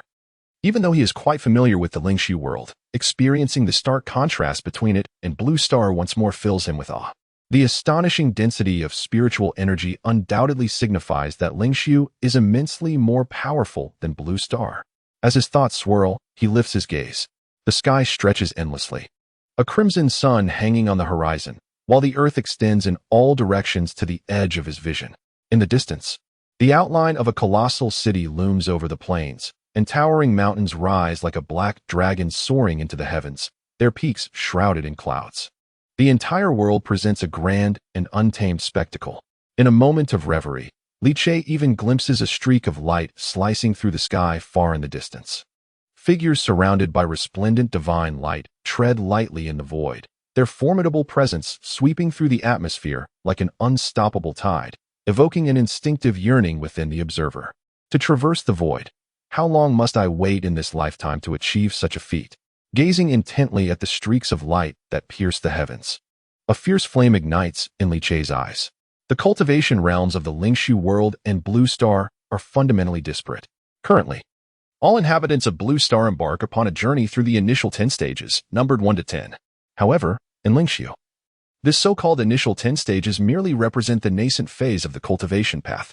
Here, genuine cultivation realms are delineated as follows: initial, spirit sea, celestial pivot, and myriad forms. Divine palace, severing tribulations, ascending to heaven, and transcendence. With each ascension, one's power undergoes a transformative metamorphosis. As for the sacred realm, which lies beyond transcendence, it is a terrifying existence that even the myriad races of Lingxiu can only gaze upon in awe. The initial stage here corresponds to the pinnacle of the cultivation system in the Great Xia, which is the initial 10 stages. This implies that the highest level of 10 stages on Blue Star is, in the Lingxiu world, merely the most insignificant existence at the very beginning. Thus, the terror of the Lingxiu world is abundantly clear. Take Li Che for instance. Although he is presently at the initial 10 stages, qualifying him as one of the strongest and foremost cultivators in the Great Xia and even across the entirety of Blue Star. His formidable power is sufficient to easily suppress the abyss, eradicate countless ferocious beasts, and even topple cities and obliterate nations. Yet, in Lingxiu, such a cultivation level is merely that of a novice, regarded as inconsequential as an ant in the eyes of true powerhouses. To achieve the ethereal traversing witnessed earlier, one must at least attain the celestial pivot realm. The chasm remains vast. My journey ahead is long and arduous. Li Che is acutely aware of his current standing in Lingxiu, yet he feels neither disheartened nor despondent. Instead, the immense disparity and the distant path of cultivation ignite an insatiable fervor within his heart. In this life, he possesses the body of the 10,000 demons, the wisdom of past experiences, and the unwavering support of a unified Great Xia. Though Lingxiu is vast, it cannot hinder his ascent to the pinnacle of the Great Path. Having been reborn, he is destined to stir boundless storms like a true dragon entering the sea. An outsider from another realm has appeared once more. As Li Che surveyed the wonders of Lingxiu, a raspy, ancient voice suddenly resonated from behind him. Turning to look, he beheld an elderly man, his hair and beard as white as snow, leaning on a wooden staff atop a dirt mound. His gray robe appeared faded, and though his steps seemed unsteady, they exuded an air of calm assurance. Upon seeing this elder, Li Che's pupils constricted slightly, and his expression swiftly turned solemn. Though this frail-looking old man appeared as if he could be easily toppled, even his gait trembling, Li Che dared not underestimate him in the slightest. Only because he had experienced a previous life did he understand the complexities of this old man. Chapter 69. The Guide of Dragon Slayer Village, Jiangshan. Gazing at the elder before him, Li Che's eyes flickered as memories of his former life surged forth. This elder was the village chief of Dragon Slayer Village and the guardian of this land, known as Jiangshan. Despite his seemingly frail appearance, his strength was at least that of the Spirit Sea realm, far surpassing anyone else on Blue Star. Even the current Li Che could not compare. It could be said that Jiangshan was the very essence of Dragon Slayer Village. Moreover, during the time when the people of Blue Star first entered the Spirit Ruins world, it was Jiangshan who became their guide, helping them swiftly comprehend this realm and gradually grow stronger. Additionally, as the village chief, Jiangshan held many opportunities within Dragon Slayer Village. This implied that if Li Che wished to acquire the initial opportunities in the Spirit Ruins world, he certainly could not afford to offend this venerable elder. Greetings, esteemed elder. I am Li Che, a traveler from another realm, seeking the great Tao in this world. Upon encountering Jiangshan, Li Che immediately clasped his hands in a respectful salute, his tone imbued with reverence. Observing his courtesy, Jiangshan imperceptibly nodded, his expression softening slightly. He paid no mind to Li Che's identity as an outsider from another world. The myriad realms were vast and boundless, and countless small worlds, akin to Blue Star, existed within the cosmos. The Spirit Ruins world was truly immense, both in its completeness of the great Tao and its grand scale, far surpassing a small world like Blue Star, which lacked perfected laws of heaven and earth. Throughout the ages, the Spirit Ruins world had continuously devoured numerous small worlds it encountered, assimilating them to enhance its own essence. Consequently, the beings from the devoured worlds naturally became part of the Spirit Ruins world. Thus, for the native beings of the Spirit Ruins world, entities like Li Che from other realms were not particularly rare. Over the years, Jiangshan had encountered many such individuals. With his murky eyes scrutinizing Li Che, a faint smile crept upon his lips. I have seen many outsiders like you, You are not particularly extraordinary. However, just to be cautious, I would like to see your identity token. Li Che was not surprised by this request. Although the Spirit Ruins world was vast and powerful, it was not without its enemies, such as the extraterrestrial demons. These formless, elusive fiends excelled at disguise and transformation when they invaded the Spirit Ruins world. They could wreak havoc, resulting in calamities that affected endless regions. Thus, the Spirit Ruins world maintained strict defenses against them. The so-called identity token was something that all newcomers to the Spirit Ruins world would automatically attract upon their arrival, coalescing from a fragment of the world's essence. This token contained various information about its bearer. However, when others observe, they can only glimpse some basic information. Nevertheless, this suffices to discern whether one is an outer celestial demon. Without the slightest hesitation, Li Che promptly retrieved a palm-sized black token from his waist and presented it. This token, a tangible embodiment of the primordial essence of the spiritual realm, bore an ancient shape, its surface shimmering faintly, subtly emanating an aura akin to that of the spiritual world, signifying its acceptance by that realm. Jiang Shan accepted the token, his skeletal fingers caressing its surface, which instantly illuminated with a faint golden rune. Traveler, Li Che, race, human, description, a diminutive human from a distant land. Having entered the spiritual realm due to the convergence of two worlds. Upon confirming that Li Che was not disguised as an outer celestial demon, Jiang Shan nodded and returned the token to him. Li Che accepted it, instinctively checking the displayed information, which proved to be far more detailed than what Jiang Shan could perceive. Traveler, Li Che, race, human, birth, blue star, a lesser world, realm, initial 10th stage, physique, sacred body of 10,000 demons, techniques, wuxia demon decision, mysterious sha body refinement technique, essence snatching art. Soul locking sutra of the underworld. Drawing from his past experiences, Li Che felt no surprise at the information on the token. He merely glanced at it before stowing it away and redirecting his attention to Jiang Shan. Observing this, Jiang Shan, leaning on his wooden staff, regarded Li Che with murky eyes and introduced himself. I am Jiang Shan, the village chief of Zhanlong village. Whenever outsiders arrive here, it is my duty to guide them. Since you have come, let us return to the village, where I can enlighten you on the distinctions between this world and your previous one, as well as its customs. To this, Li Che naturally nodded in agreement. He was acutely aware of Jiang Shan's significance. To him, as a traveler, this elder served as his guide in this new world, and he certainly would not depart without first following him. Moreover, the initial opportunities at this birthplace were firmly in Jiang Shan's hands, capable of influencing the trajectory of the traveler's development within the spiritual realm, a fact of paramount importance. In truth, he and other travelers from the Great Xia had recognized this during their previous lives. Regrettably, when they first arrived, they were swiftly suppressed by the forces of the Eagle Nation and others, forcefully expelled from Zhanlong village before they could seize its opportunities. The loss of such a fortuitous advantage proved devastating for the new travelers, leading to their subsequent struggles for survival, with many perishing and their resources lagging behind, causing significant losses for the Great Xia homeland.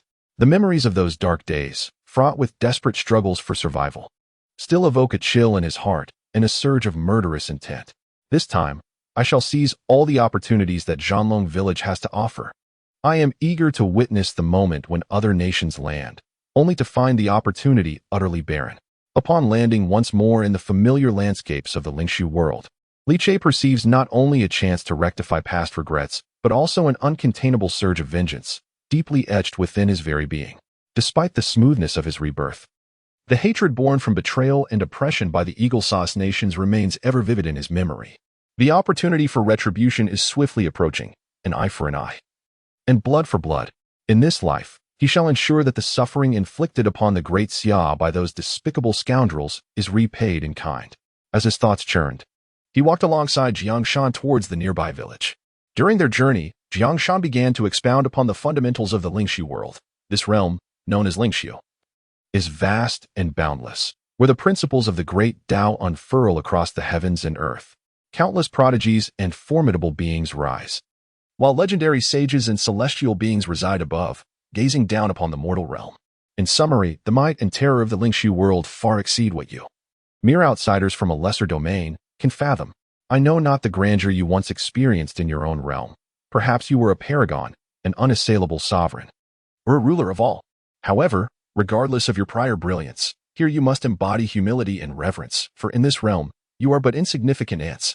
Remember, Lingshu is the place where you begin anew. Fail to adhere to its rules, and you shall be left with naught but bones.